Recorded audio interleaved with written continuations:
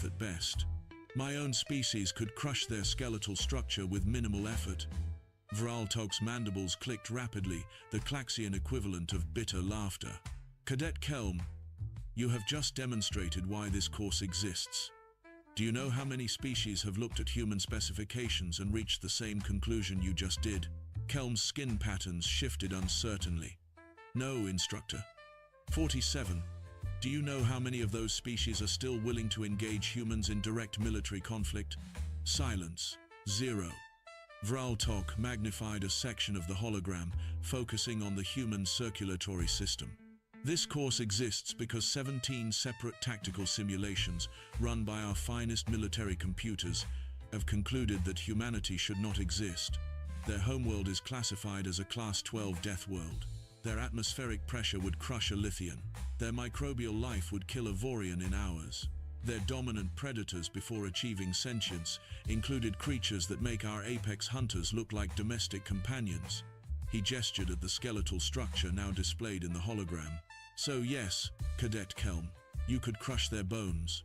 Once, then the other humans would study exactly how you did it and ensure it never happens again. Because humans do not simply fight, they iterate, they improve, they adapt at a rate that should be biologically impossible. A sound interrupted his lecture. It came from the entrance to the lecture hall, where the heavy doors had just slid open with a pneumatic hiss. Every head turned, every sensory organ focused on the figure standing in the doorway. She was human, obviously, unmistakably human. She stood perhaps average height for her species, with the characteristic bilateral symmetry and forward-facing eyes that marked humans as persistence predators. Her skin was a warm brown tone, her hair pulled back in a practical style that suggested military discipline. She wore casual civilian clothing, which somehow made her presence more unsettling rather than less. And she was smiling. Vraltok's antennae flattened against his head in surprise. "Lieutenant, you are early." The human walked down the center aisle with an easy confidence that made several cadets unconsciously lean away. She carried a container of liquid in one hand and what appeared to be a shoulder bag in the other. When she reached the floor level, she set both down on a table that had been placed in the center of the teaching space, directly beneath the still rotating hologram of human anatomy. "Sorry about that, instructor," she said, her voice carrying easily through the acoustically designed space. The quartermaster's office took longer than expected, something about needing authorization to requisition teaching materials. She glanced up at her own anatomical representation spinning slowly above her head. "Nice diagram, by the way, though you've got my liver slightly too far left." Vraltok's translator struggled with what might have been a choking sound. "Lieutenant Sarah. Chen. Everyone, this is Lieutenant Chen of the Human Expeditionary Forces. She has volunteered to assist with today's practical demonstration." The lieutenant pulled out a chair and sat down, completely at ease, despite being surrounded by dozens of alien cadets who had just spent the last several minutes learning about how fragile her species supposedly was. She took a sip from her container and then looked around the room with bright, interested eyes. "So," she said conversationally, "I'm guessing you're learning how to kill me." The room went very, very quiet. Cadet Thresher's scales actually paled slightly. A Lithian student in the back row stopped refracting light entirely, becoming nearly transparent with shock. Even Instructor Vraltok seemed momentarily at a loss for words. Lieutenant Chen's smile widened. "It's okay, really. I signed the waiver. Besides, seems fair. You're all scared of us and trying to figure out our weak points. I get it. We're the new species in the neighborhood and we've got a reputation." She took another sip from her container. "Anyone want to share their notes so far? I'm genuinely curious what you've learned." Vraltok recovered first, his antennae rising back to their normal position. "Lieutenant, we have only just begun the curriculum. Perhaps you would prefer to wait in the adjacent chamber until we reach the practical portion. And miss the lecture? No way." She settled more comfortably into her chair.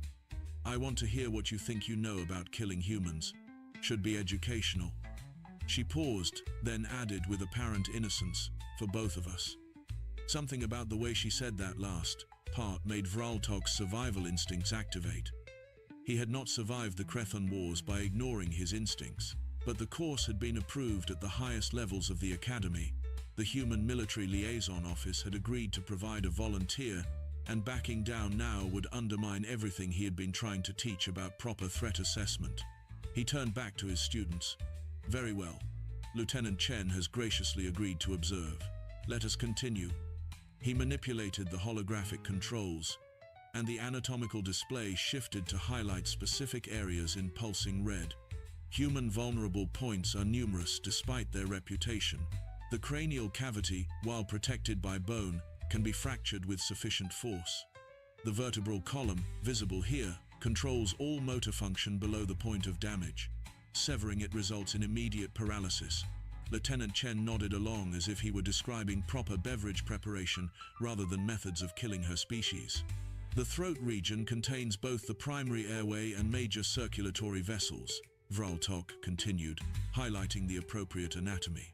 A strike here results in rapid unconsciousness and death within moments. The thoracic cavity houses vital organs with minimal protection compared to species with proper chitinous or scaled defenses. He looked directly at Cadet Kelm. "You were correct that humans lack natural armor. This makes them vulnerable to piercing, crushing, and cutting attacks across most of their body surface." Question. Lieutenant Chen raised her hand like a student. Vraltok's antennae twitched. "Yes, Lieutenant? When you say strike here," she pointed at the holographic throat, "what kind of strike are we talking about? Because that makes a huge difference." "I do not understand your question." She stood up and walked closer to the hologram, her movements fluid and controlled in a way that suddenly reminded everyone present that humans were predators. "Well, see, a strike from Cadet Thresh over there with her claws would need different force than a strike from Cadet Kelm with his tentacles, right? And if someone's wearing armor, or moving, or fighting back, that changes the math completely." Vraltok clicked his mandibles thoughtfully. "These are variables we will address in advanced scenarios. For now, we focus on optimal conditions." "Optimal for you or optimal for me?" Lieutenant Chen asked, and her smile had taken on a different quality. Not hostile exactly, but definitely not friendly. Before Vraltok could respond, Cadet Thresh spoke up, her translator carrying the tremor in her voice. "Lieutenant, are you not concerned? We are learning your physiological weaknesses." Lieutenant Chen turned to look at the young Sauron directly. "Cadet, I'm a soldier. I've known my physiological weaknesses since basic training. So has every human who's ever joined the military. Knowing where you're vulnerable is literally day one stuff." She walked back to her chair but did not sit. "What I'm curious about is whether what you're learning here is actually useful. Are you suggesting the Academy's curriculum is inadequate?" Vraltok's tone had an edge to it now. "I'm suggesting that knowing where to hit someone and actually being able to hit them are two very different skill sets." Lieutenant Chen gestured at the hologram. "That's a perfect model under perfect conditions. Standing still, not fighting back, probably not even scared. How much of your course covers what happens when the human knows you're trying to kill her?" The pronoun choice was not lost on anyone in the room. This was not theoretical anymore. Vraltok manipulated the controls again. The holographic human was replaced by combat footage. It showed human soldiers in various scenarios. Urban warfare, shipboarding actions, defensive positions. The quality was obviously from official coalition military records, declassified for training purposes. "We analyze human tactical doctrine extensively," Vraltok said. "As you can observe, human military formations follow predictable patterns. Standard squad composition, clear command hierarchy, reliance on ranged weapons to compensate for physical limitations." He froze a particular frame showing a human unit advancing in formation. "Their coordination is admirable, but it makes them predictable. If one knows the doctrine, one can anticipate the response." Lieutenant Chen watched the footage with an expression that was hard to read. Then she laughed. It was not a cruel laugh, but it was not exactly kind either. "Instructor Vraltok, when was this footage recorded?" He checked his notes. "Approximately 18 months ago, during the joint coalition exercises at the Velar Range." "Right. Training exercises." She nodded slowly. "Public, recorded, observed by representatives from every coalition species." She looked at him directly. "You're studying our training footage and thinking it represents how we actually fight. The room temperature seemed to drop several degrees despite no change in the environmental controls. You are suggesting humans employ different tactics in actual combat? Vraltok's antennae were very still now, a sign of intense focus. I'm suggesting that if I were teaching a course called How to Kill a Klaxion, I probably wouldn't use footage you voluntarily gave me during peacetime exercises. Lieutenant Chen's smile was let back, but there was something predatory about it now. But hey, I'm just the volunteer. You're the expert with 40 cycles of experience. Please, continue the lecture. For a long moment, nobody moved. Then Vraltok made a decision that he would later reflect upon as either the bravest or most foolish of his career. Cadet Thresh, please approach the demonstration area. The young Sauron stood slowly, her scales rippling with uncertainty. She descended the tiered seating and approached where Lieutenant Chen stood. Cadet, I want you to demonstrate the throat strike we discussed, Vraltok instructed. Lieutenant Chen has agreed to participate in training scenarios. Stop your strike short of actual contact, obviously. Thresh positioned herself in front of the human, who was still smiling in that unnerving way. The Sauron's height advantage was considerable, her claws sharp and visible. She raised one hand, positioned it carefully according to her training, and made a controlled strike toward the human's throat. She stopped, as trained, just short of contact. Lieutenant Chen had not moved, had not flinched, had not even blinked.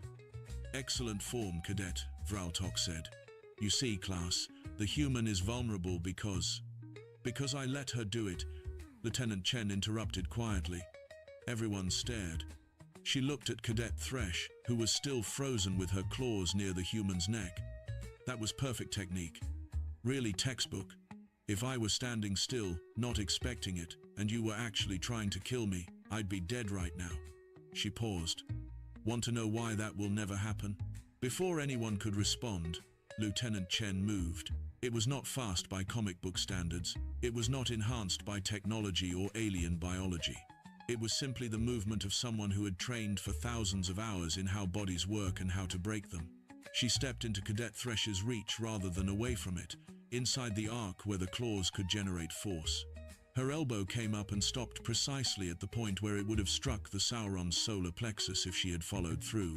Simultaneously, her leg hooked behind Thresh's ankle, while her body weight shifted. Cadet Thresh found herself falling.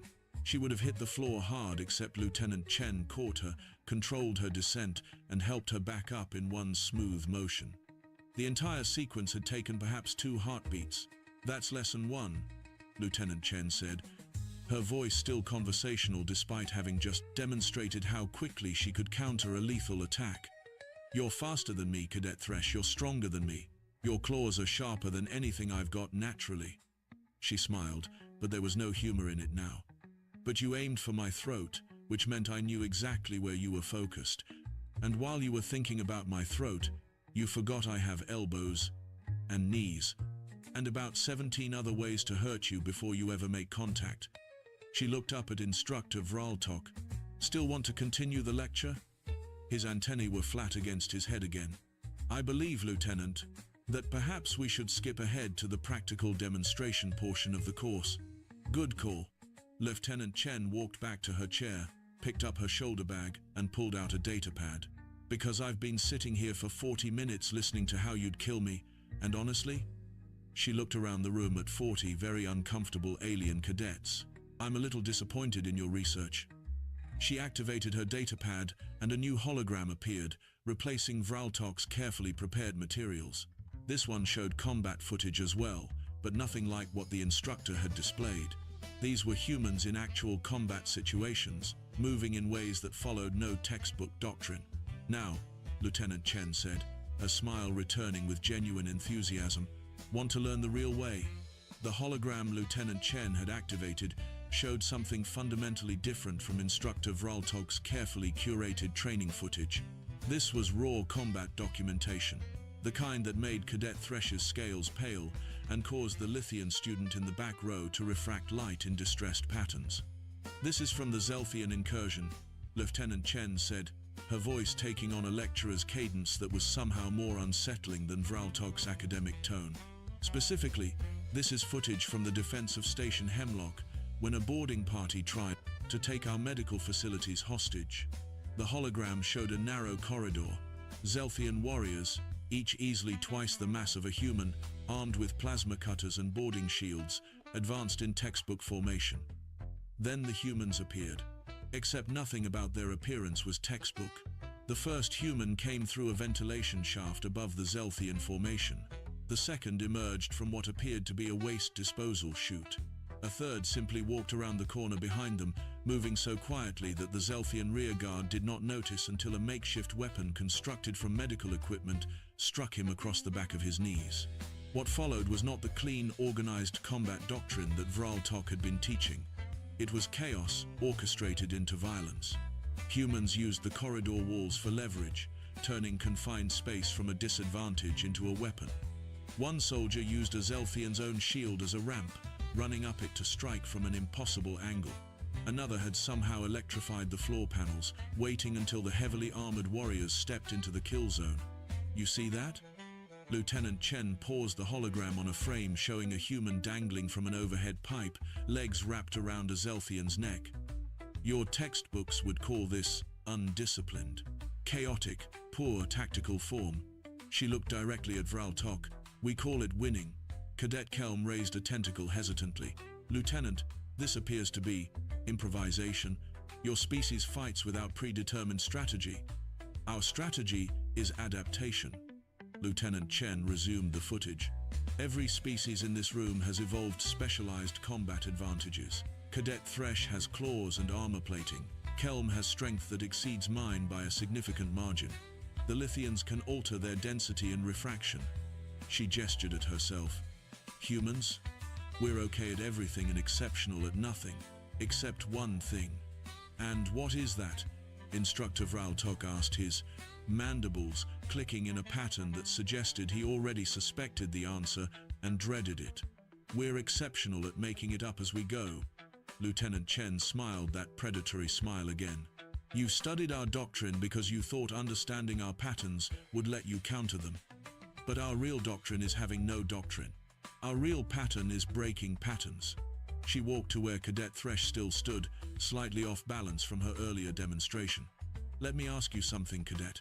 When you practiced that throat strike, how many times did you rehearse it? Thresh's translator carried her nervous tone. Hundreds of repetitions, Lieutenant, until muscle memory was established. Exactly.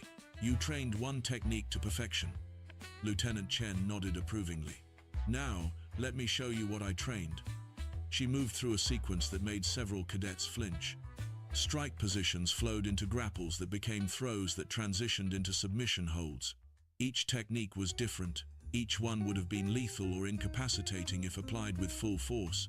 She moved through perhaps 20 distinct combat applications in the span of a few heartbeats, then stopped, not even breathing hard. I know 17 ways to attack a throat, she said conversationally. And that's just throat techniques. I know 30+ methods for every major vulnerable point on every species in the Coalition database. She looked around the room. Not because I'm special, because that's standard training for human combat personnel. We don't perfect one technique. We collect them all and use whichever one you don't expect. Vral Tok's antennae were vibrating now, a sign of deep agitation in Klaxian psychology. You are saying humans train in excessive redundancy. We train in options. Lieutenant Chen corrected him gently. Because we learned a long time ago that the fight you train for is never the fight you get. So we train for everything. She activated another section of her hologram. This showed human soldiers working alongside Coalition species in joint operations. But the footage had a different quality now that the cadets understood what to look for. The humans were not following the formation. The humans were filling the gaps, adapting to how their alien teammates moved, compensating for weaknesses and amplifying strengths in real time. This is why your simulations say humanity should not exist, Lieutenant Chen said quietly. Because you're trying to model us like you'd model any other species. Predictable behaviors, consistent responses, evolutionary advantages that can be countered with the right tactics. She shook her head. But humans survived our death world not by being the strongest or fastest or most specialized. We survive by being the most stubborn and creative problem solvers evolution ever produced. She looked at instructor Vraltok directly. So when you teach these cadets how to kill a human, you better teach them that the human will be learning how to kill them back, faster, with better focus, and with absolutely no respect for the rules of engagement you think apply. The silence in the lecture hall was profound. Finally, Cadet Thresh spoke, her voice barely above a whisper. "Lieutenant, is there any way to reliably defeat a human in combat?" Lieutenant Chen considered the question seriously. "Yes," she said eventually. "Overwhelming force applied before the human knows you're a threat. Immediate lethality with no warning." She paused. "Of course, that assumes you're only fighting one human, that human has no backup, and you manage to approach without being detected by someone who evolved to track prey across endless plains for days until it collapsed from exhaustion." Her smile returned, sharp and knowing. "Still feeling confident about your throat strike, Cadet?" Instructor Vraltok had regained some of his composure, though his antennae remained in a position that suggested deep unease. He manipulated his teaching controls, bringing up a new set of data that floated in holographic columns beside Lieutenant Chen's combat footage. "Lieutenant, you have demonstrated individual tactical superiority," he said, his translator carrying a forced academic calm. "However, warfare is not decided by individual encounters. It is mathematics. Resource allocation. Sustained engagement over extended periods." He highlighted casualty projections, supply chain analyses, and attrition models.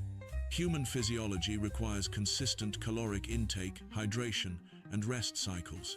In prolonged conflict, these limitations become tactical weaknesses that no amount of creativity can overcome.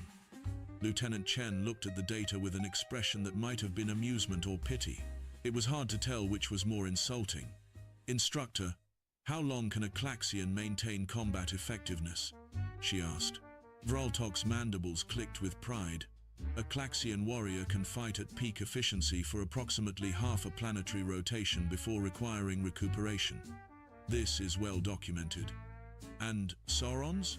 Lieutenant Chen looked at Cadet Thresh. The young cadet's scales shifted color slightly. "Perhaps twice that duration, Lieutenant. Our species has exceptional stamina for our mass."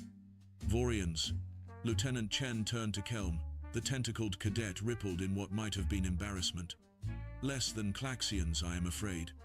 Our strength comes in bursts. Sustained effort exhausts us rapidly."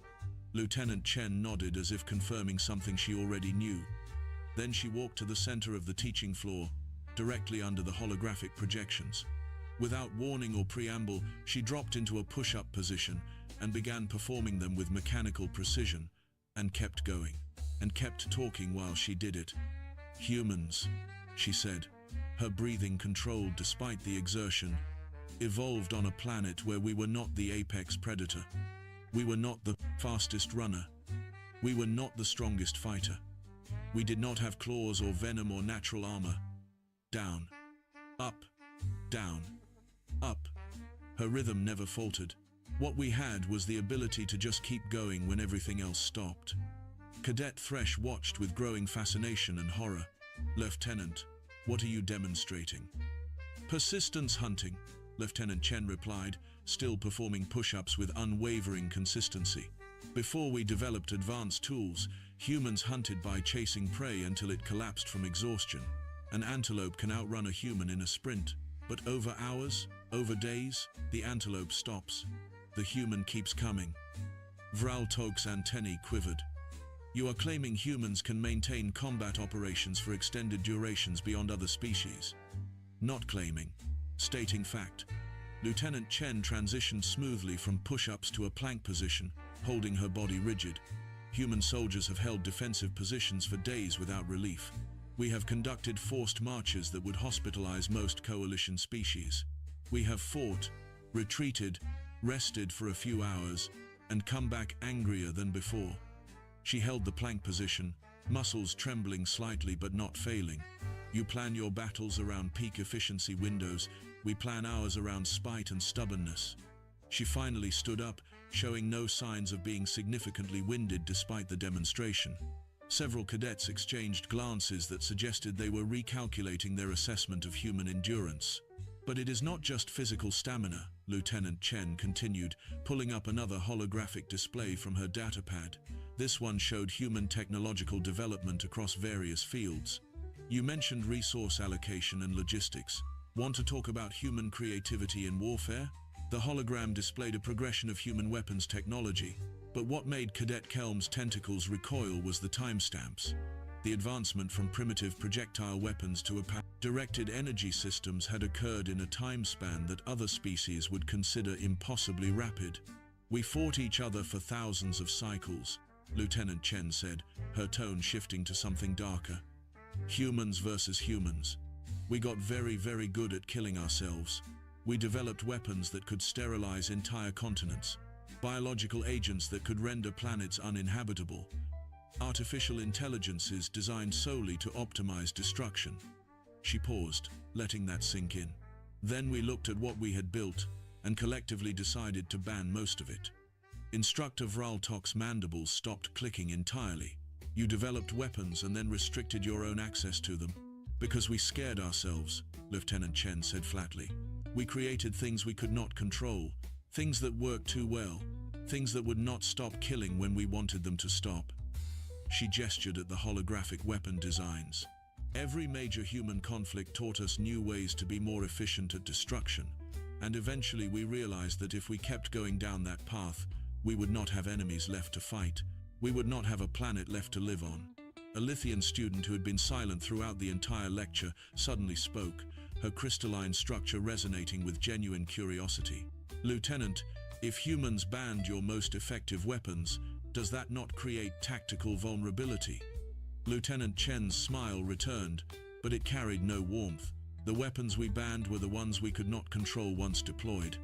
Self-replicating nanites, aggressive AI warfare systems, gene-targeted bioweapons. She looked directly at the Lithian. The weapons we kept, those are the ones we could aim precisely. And human soldiers are very, very good at aiming. She pulled up footage of human precision strikes, surgical military operations, targeted elimination of threats with minimal collateral damage. The skill on display was undeniable. But what unsettled the cadets more was the implication. You teach your students that humans are vulnerable because we lack natural weapons, Lieutenant Chen said, addressing Vraltok directly now. But we do not need natural weapons. We build better ones. And we build them faster than you can develop countermeasures. And when you finally counter what we built, we have already moved on to something new. She deactivated her hologram, leaving only Vraltok's original anatomical display of human vulnerability still rotating slowly in the air. So yes, instructor, you can teach these cadets where to strike to kill a human, Lieutenant Chen said quietly. Just make sure you also teach them that humans have spent millennia teaching each other the exact same lessons. And we have had a lot more practice. The lecture hall had transformed from a place of academic confidence into something more akin to a tactical reassessment chamber. Cadet Thresh sat with her claws retracted, her scales displaying the muted colors of deep contemplation. Kelm's tentacles had ceased their nervous rippling and now hung still, processing information that contradicted everything his initial training had taught him. Even the Lithian student had stopped her anxious light refraction, her crystalline structure dim with focused attention. Instructor Vraltok stood at his podium, mandibles moving in subtle patterns that his students had learned to recognize as internal conflict. His antennae swept the room, taking in the visible change in his cadet's demeanor. The cocky certainty that had filled the space at the beginning of the session had evaporated, replaced by something he had actually been trying to cultivate all along, but had approached from entirely the wrong direction, respect born from genuine understanding rather than theoretical fear. Lieutenant Chen remained standing in the center of the teaching floor, her posture relaxed but alert in the way that soldiers never quite lose, even in safe environments. She had not moved to reclaim her chair or her water container. Instead, she waited with the patience of someone who had made her point and was now curious to see how it would be received. The silence stretched until Vraltok finally clicked his mandibles in a pattern that signified acknowledgement of error, a gesture rarely seen from instructors but recognized by every student present. Lieutenant, he said, his translator carrying unusual weight to his words. I believe I owe you and your species an apology. Chen tilted her head slightly, inviting him to continue.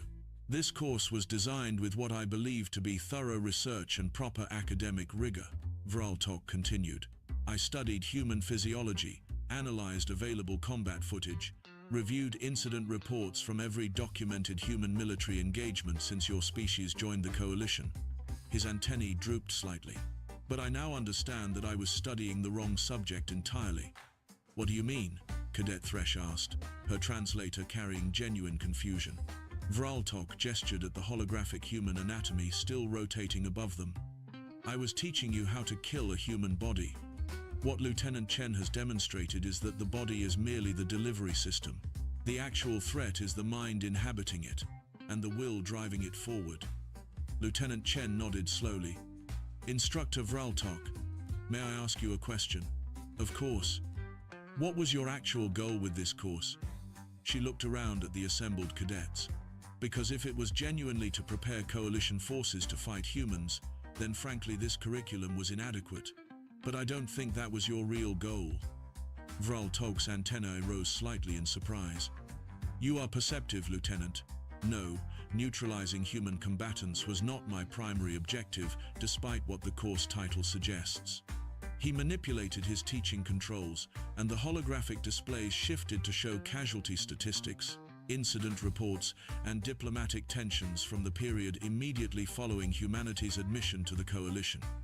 My actual goal was to reduce fear through understanding. Other species look at humans and see unpredictable aggression from a Death World species with no respect for established norms. This fear was creating barriers to integration and cooperation. So you thought if you demystified humans, broke us down into anatomical vulnerabilities and predictable tactical patterns, other species would feel less threatened, Lieutenant Chen said, understanding dawning in her expression. Precisely. Vraltok's mandibles clicked in what might have been embarrassment. I wanted to show that humans, despite your reputation, were ultimately just another species with weaknesses that could be understood and countered. That you were not invincible monsters but fellow beings with limitations. But instead you created a course that would get every graduate killed if they actually tried to use it, Lieutenant Chen said, bluntly. Yes. The admission came with a heaviness that seemed to press down on Vraltok's entire frame. I have been teaching this material for half a cycle now. Hundreds of cadets have passed through this program, and if any of them had encountered actual human combat personnel using the tactics I taught, the casualties would have been catastrophic. Cadet Kelm raised a tentacle hesitantly. Instructor, Lieutenant, I am confused about something. If the goal was to reduce fear of humans, has Lieutenant Chen's demonstration not increased it instead? Lieutenant Chen turned to look at the Vorian cadet directly. Are you more afraid of me now than you were at the start of this session? Kelm's skin patterns shifted through several colors before settling on one that indicated uncertainty. I do not know. I am different afraid. Before, I feared humans as unknown dangerous creatures. Now, I fear you as known dangerous creatures, which somehow feels worse, but also more manageable. That's actually a healthy response, Lieutenant Chen said, surprising several cadets with her answer. Fear of the unknown makes you either paralyzed or reckless. Fear based on accurate assessment makes you cautious and prepared. One gets you killed, the other keeps you alive. A voice spoke up from the back of the lecture hall. It was the Lithian student, her crystalline structure now refracting light in patterns that suggested careful thought. Lieutenant Chen, you have shown us that we cannot defeat humans in individual combat. You have demonstrated that humans can outlast us in prolonged engagements. You have explained that human technological development outpaces our ability to counter it. What, then, is the purpose of this education? Are you simply establishing dominance? Lieutenant Chen walked toward the tiered seating, climbing a few steps so she was closer to eye level with more of the students. That's actually the most important question anyone's asked today. And the answer is this. You're not supposed to fight humans. We're allies now. We're on the same side. The reason I agreed to come here and dismantle Instructor Vraltok's curriculum was not to scare you. It was to make absolutely certain you understand that if you treat humans as enemies, you will lose. But if you treat us as partners, you gain everything I just demonstrated. She gestured back toward Vraltok. The instructor had the right instinct but the wrong approach. You don't reduce fear of humans by pretending we're less dangerous than we are. You reduce it by showing that the dangerous capabilities serve a purpose you want on your side. Vraltok's antennae perked up with interest. Lieutenant, are you suggesting a complete curriculum revision? I'm suggesting you burn this course to the ground and start over with a different title, Lieutenant Chen said firmly.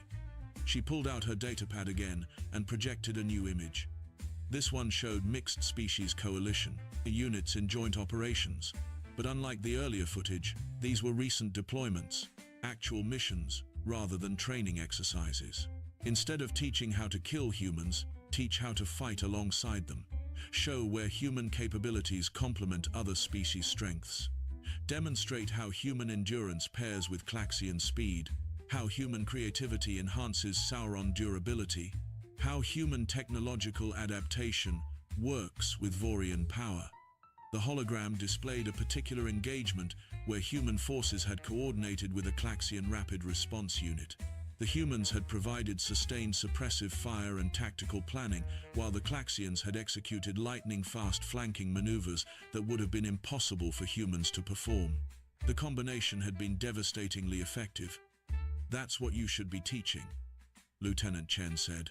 Not human vulnerabilities in isolation, but how to integrate human capabilities into coalition force structures. Because the truth is, humans are terrifying opponents, but we're even better allies. Cadet Thresh stood up from her seat, her scales displaying colors that indicated a decision had been made. Lieutenant Chen, Instructor Vraltok, I have a request. Both turned to look at the young Sauron. I would like to formally request that this course be redesigned as Lieutenant Chen suggests, Thresh said, her translator carrying conviction that had been absent earlier. And I would like to volunteer to be part of the pilot program. I want to learn how to fight with humans, not against them. Kelm rose as well, his tentacles forming a gesture of agreement in Vorian culture. I also volunteer, the lieutenant is correct. Our fear came from incomplete understanding. I wish to complete that understanding properly. One by one, other cadets stood. The Lithian student, a crystalline Drazen who had been silent throughout the entire lecture, a methane-breathing Threll who required a specialized environmental suit but had still attended because the course was mandatory. Within moments, the entire class was standing, each cadet volunteering to be part of something new rather than continue with the dangerously inadequate curriculum that had brought them here. Instructor Vraltok looked at his students, then at Lieutenant Chen, then back at his students. His antennae moved through a complex series of positions that his translator struggled to convey, finally settling on simple words. I am honored by your commitment, and humbled by your wisdom in recognizing what I failed to see myself. He turned to Lieutenant Chen. If I were to propose a complete curriculum redesign, would you be willing to serve as a consultant? Your expertise would be invaluable, and clearly my own understanding is insufficient. Lieutenant Chen considered the request carefully. On certain conditions. First, this can't be a human-only program. You need representatives from every major coalition species involved in the redesign. Human perspective is important, but so is understanding how other species perceive us and what they need from the partnership. Agreed, Vraltok said immediately. Second, the new course cannot be mandatory. Make it voluntary. The cadets who want to learn how to integrate with human forces will get far more out of it than those who are forced to attend. Vraltok's mandibles clicked thoughtfully. That will reduce enrollment numbers significantly. The Academy administration will not appreciate that. The Academy administration can deal with it, Lieutenant Chen said with a slight smile. You're not trying to process every cadet through a fear reduction program anymore. You're creating specialists in coalition joint operations. That should be a choice, not a requirement. What is your final condition? Vraltok asked. Lieutenant Chen walked back down to the teaching floor and retrieved her water container, taking a long drink before answering. The new course needs field training, components, real exercises with mixed species units, not simulations, not theory, Actual humans working alongside Klaxians, Saurons, Vorians, everyone. Because you can lecture about cooperation all you want, but people don't really learn to trust each other until something goes wrong, and they watch their alien teammate have their back anyway. Cadet Thresh descended from her seat to stand beside Lieutenant Chen. Lieutenant, may I ask a personal question? Go ahead, why did you volunteer for this? Surely being analyzed as a potential kill target by an entire class of alien cadets was not pleasant. Lieutenant Chen looked at the young Sauron with an expression that mixed amusement and something deeper. Cadet, I spent the entire lecture listening to Instructor Vraltok describe my vulnerabilities while you all took notes on how to exploit them. And yes, it was deeply uncomfortable. But you know what would be worse? Thresh waited. Having you all believe the incomplete picture he was painting. Having you think that the tactical analysis he presented was accurate. Because if that inadequate understanding had remained unchallenged, eventually some of you would end up in the field facing actual human combatants. And you would approach that encounter with false confidence based on bad data. Lieutenant Chen's voice carried the weight of someone who had seen the results of such mistakes. And you would die, quickly, while still being surprised by what went wrong. She looked around the lecture hall at all the assembled cadets. I volunteered because I would rather spend a few uncomfortable hours being studied like a laboratory specimen than receive news later that coalition casualties occurred because someone thought they understood humans based on a simplified anatomy diagram and sanitized training footage. Kelm spoke up, his tentacles forming a gesture of deep respect. Lieutenant, you endured discomfort to protect us, even though we are not your species, even though we were literally studying how to kill you. That's what allies do, Lieutenant Chen said simply. They accept short-term discomfort to ensure long-term survival of the partnership. Besides, it gave me a chance to correct some dangerously wrong assumptions before they got anyone killed. Instructor Vraltok manipulated his teaching controls one final time, saving all the holographic data Lieutenant Chen had provided alongside his original materials. I will submit a formal proposal to the Academy administration tonight. Complete curriculum redesign, human consultation, field training components, voluntary enrollment. Lieutenant, would you be available to meet with the Curriculum Development Committee? Send me the schedule and I'll make it work, Lieutenant Chen confirmed. Though I want to be clear about something. I'm not doing this to make humans look superior or to establish some kind of dominance hierarchy. I'm doing this because the galaxy has actual threats out there. And the coalition is stronger when we work together properly. As if summoned by her words, Vraltok's communication device emitted an urgent alert tone that made every cadet in the room tense.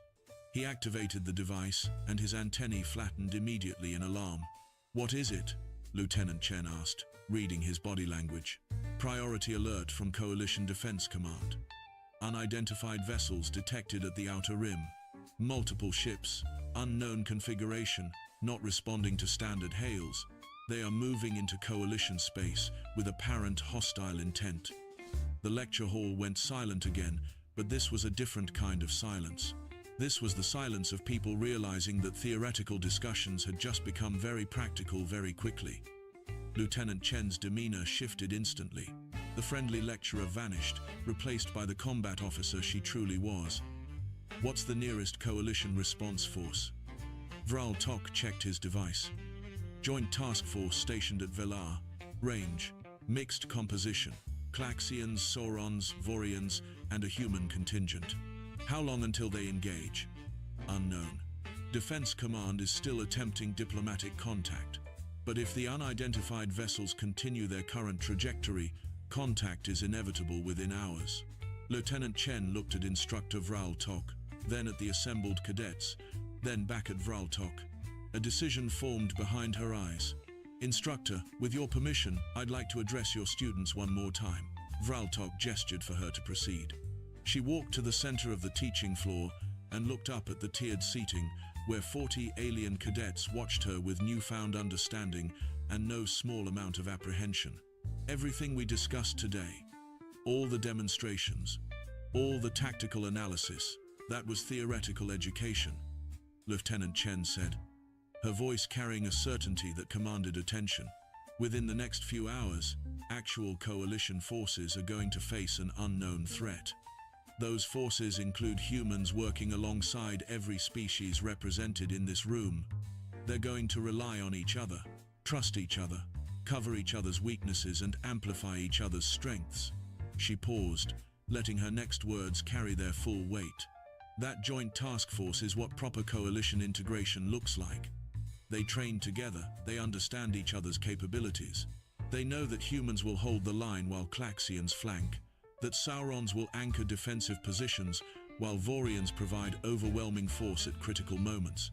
Her smile returned, sharp and confident, and when this unknown threat realizes it's facing a properly coordinated coalition response, it's going to learn the same lesson you all learned today.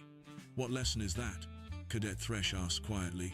That understanding your enemy's capabilities is important, but understanding your allies' capabilities is what actually wins wars. The communication device alerted. Again. Vraltok checked it, and his translator conveyed surprise. Coalition Defense Command is requesting all available tactical consultants to report for briefing on the unidentified vessels. Lieutenant Chen, you are specifically named in the request. Lieutenant Chen nodded, as if she had expected this. She gathered her belongings quickly, the casual demeanor completely replaced by military efficiency. As she headed toward the exit, she paused and turned back one final time. Instructor Vraltok, I meant what I said about redesigning your curriculum. Send me the proposal details and I'll make sure it gets proper support from Human Command. She looked at the cadets. And all of you, remember something. The course you enrolled in today was called Neutralizing Human Combatants. By tomorrow, I hope it has a new name. Something like Coalition Joint Operations or Integrated Force Tactics. Why tomorrow specifically? Kelm asked. Lieutenant Chen's smile turned fierce. Because by tomorrow, after that joint task force handles whatever's coming at the Outer Rim, every species in the Coalition is going to understand that humans are not the threat. We're the solution, and you all are going to want to learn how to be part of that. She left the lecture hall with the purposeful stride of someone heading into uncertainty with confidence born from training and experience. Instructor Vraltok watched her go, then turned to his students. His antennae were upright now, no longer drooping with uncertainty. Class dismissed. But before you leave, I want each of you to think about what you witnessed today. You came here to learn how to defeat humans. Instead, you learned why you should never have to. This is a better lesson. Cadet Thresh approached the podium as other students filed out. Instructor, do you think the joint task force will succeed against the unknown threat? Vraltok's mandibles moved in what might have been his species' equivalent of a confident smile. Cadet, I have spent decades studying military operations across hundreds of species and thousands of engagements, and I have learned one absolute truth. What is that, sir? Never bet against humans when they have something to prove. And right now, Lieutenant Chen and every other human in that joint task force have something very important to prove. What's that? That the scariest thing about humans is not how well they fight against you. It's how well they fight for you. Thresh's scales displayed colors of understanding and, perhaps for the first time since humans had joined the coalition, genuine comfort rather than fear. In the hours that followed, as Defense Command coordinated responses and the Joint Task Force moved to intercept the unknown vessels, Instructor Vraltok began drafting his curriculum proposal. The document's title sat at the top of his screen, already approved by Lieutenant Chen via Emergency Communication Protocols, Coalition Integration Tactics, Advanced Training in Multi-Species Combat Operations. Subtitle, Understanding Strength Through Partnership. The old course about killing humans was officially dead. What replaced it was something far more valuable. A program dedicated to showing that the most dangerous thing in the galaxy was not humanity acting alone, but humanity fighting alongside allies who understood their true capabilities. And when word came through several hours later that the Joint Task Force had successfully intercepted the unknown vessels, suffering minimal casualties while demonstrating overwhelming coordinated force that sent the hostile fleet retreating from Coalition space, nobody was surprised. Except perhaps the hostile fleet, who had made the fatal mistake of assuming that Coalition forces would fight like separate species rather than a unified entity. They had learned, in the most decisive way possible, the lesson that Cadet Thresh and her classmates had learned in a lecture hall. that analyzing individual weaknesses was irrelevant when facing combined strengths. Instructor Vraltok filed his curriculum proposal and attached the after-action report from the Outer Rim engagement as supporting evidence. The proposal was approved before morning. This was just one story. Subscribe now so you don't miss what's coming next. Blake Carter hated being wrong, and right now his navigation system was telling him he was very, very wrong. The transport shuttle had dropped him off at Cronner Station 15 minutes ago, and he'd been wandering through identical gray corridors ever since. The place was massive, easily the size of a small moon, and every hallway looked exactly the same. Whoever built this station clearly didn't believe in signs or helpful directions. "This is what I get for taking cheap contracts," Blake muttered, checking his datapad for the third time. The screen showed a simple message: report to Hangar 47 Alpha. Inspect salvage. Get paid. Easy work for easy money, or so he'd thought. Blake was a salvage expert, which was a fancy way of saying he dug through humanity's garbage in space. After the war ended 5 years ago, thousands of ships and stations had been abandoned across the galaxy. Someone had to catalog them, strip out the useful parts, and make sure nothing dangerous got left behind. It wasn't glamorous work, but it paid the bills and kept him moving. Blake preferred to keep moving. He turned another corner and found himself in front of a massive door marked with alien symbols he couldn't read. A speaker crackled to life above his head, making him jump. "Welcome, Commander Carter." The voice that came through wasn't quite male or female. It sounded like wind chimes mixed with distant thunder, beautiful and slightly unsettling. "I am the timekeeper, the custodian of this station. Please proceed to Hangar 93 Omega." Blake frowned and tapped his datapad. "Yeah, hi. Look, I think there's been a mix-up. My contract says Hangar 47 Alpha. Can you point me in that direction?" There was a pause, long enough that Blake wondered if the AI had glitched out. Then the voice returned, sounding almost amused. "Your destination was always this one, Commander. Time insists." "Time insists," Blake repeated. "What does that even mean?" "All will become clear. Please follow the guidance markers." Blake considered arguing, but he'd dealt with enough malfunctioning alien tech to know it was usually pointless. The station was ancient, built by some civilization that had disappeared long before humans left Earth. Maybe its AI had a few screws loose after all these centuries. Besides, he was getting paid by the day. If the timekeeper wanted him to check out a different hangar first, fine. He'd humor it, take a look around, then find the right location later.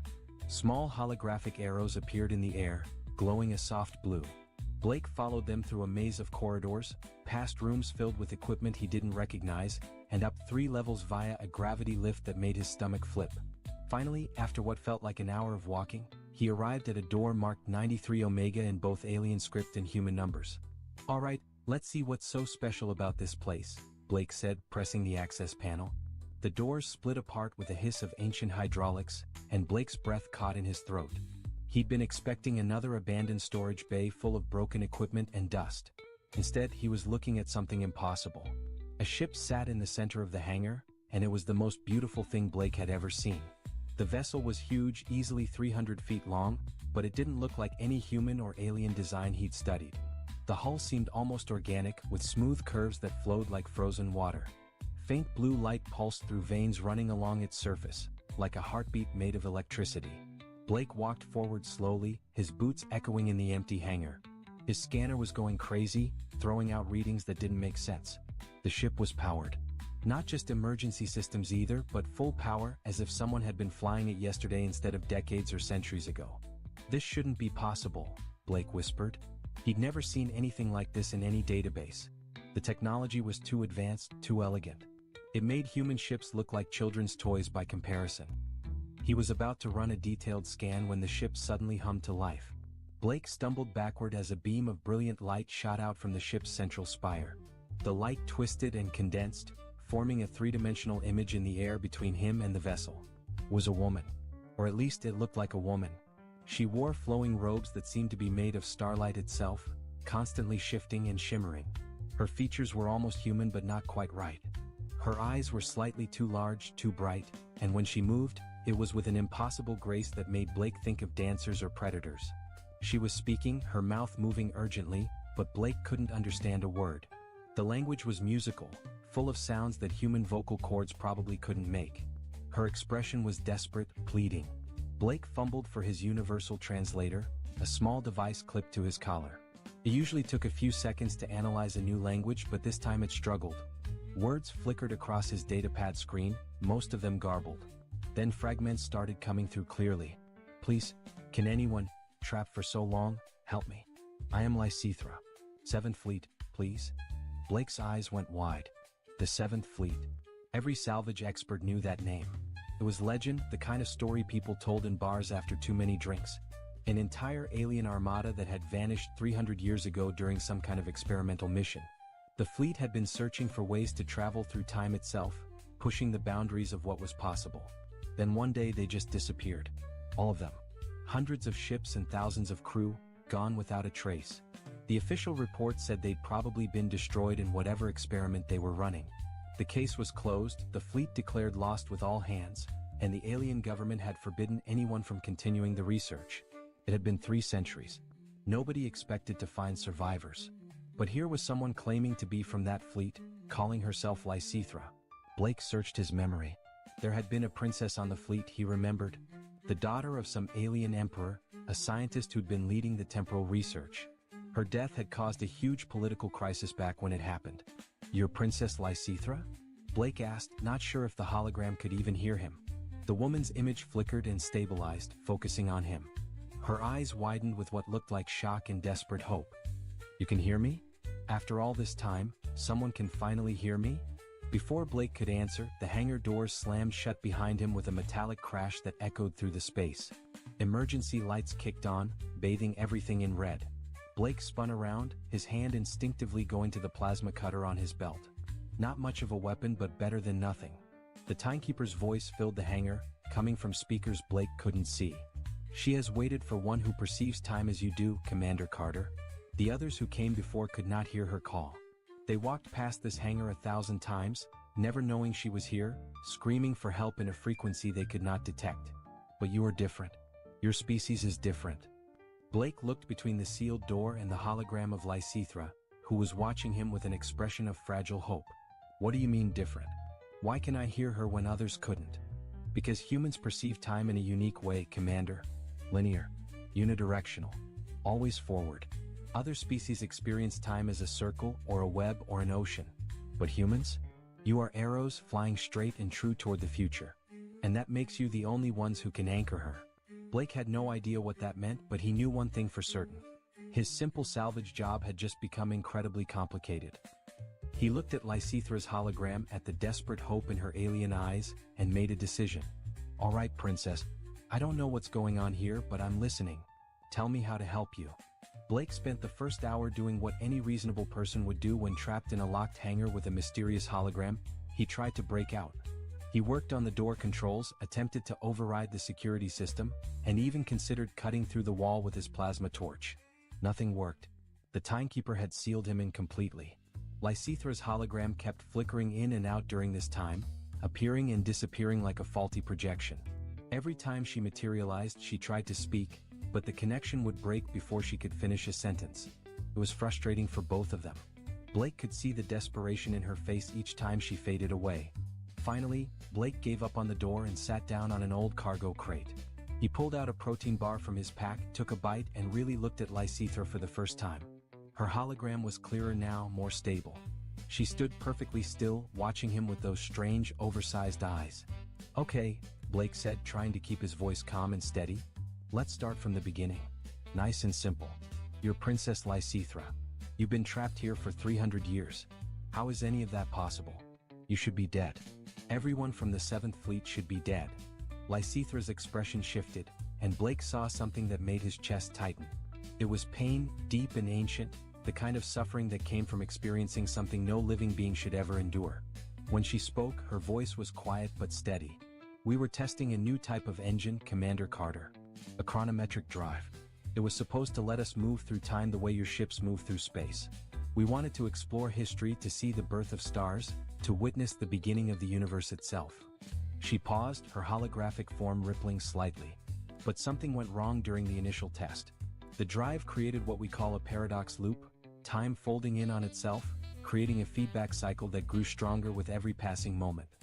Blake tried to wrap his head around the concept. So what happened? Why didn't the drive just explode or shut down? It would have, Lysithra said. And that explosion would have released enough temporal energy to destroy 3 star systems. Billions of lives would have been erased from existence, not just killed but removed from the timeline entirely. They would never have been born at all. Her voice cracked slightly. I couldn't let that happen. So I sealed myself inside the ship's core with the drive. My life force became a buffer, containing the paradox.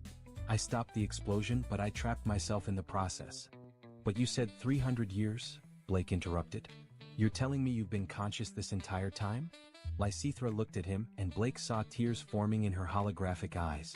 I exist between moments, Commander. For the rest of the universe, 300 years have passed in normal time. For me, I have experienced every single second of those 300 years. Alone. Awake. Unable to sleep, unable to die, unable to do anything except exist in the tiny gaps between heartbeats of normal time. Blake felt like someone had punched him in the stomach. He tried to imagine it, 300 years of solitary confinement, stretched out across moments so small that normal people couldn't even perceive them. No sleep, no rest, just endless consciousness and crushing loneliness. It was torture beyond anything he could comprehend. That's impossible, Blake said, though he knew it wasn't. Nobody could survive that. You'd go insane. I nearly did, Lysithra admitted. The Great Hall of the Galactic Council stretched wider than any cathedral built by human hands. Its walls glowed with soft blue light, and holographic displays floated in the air showing thousands of worlds connected by trade routes and treaties. Representatives from 200 species sat in curved rows, their forms as varied as the stars themselves. Some breathed methane through tubes, others floated in gravity fields. A few existed only as patterns of light. Ambassador Marcus Chen stood at the speaker's platform, his simple gray suit looking plain compared to the jeweled armor and flowing robes around him. He was a short man with graying hair and tired eyes. He had been Earth's representative for 12 years now, and every day felt longer than the last. The Vrex Dominion has now occupied 17 systems in the past 6 months, Chen said, his voice steady but firm. They have ignored every treaty. They have dismissed every warning.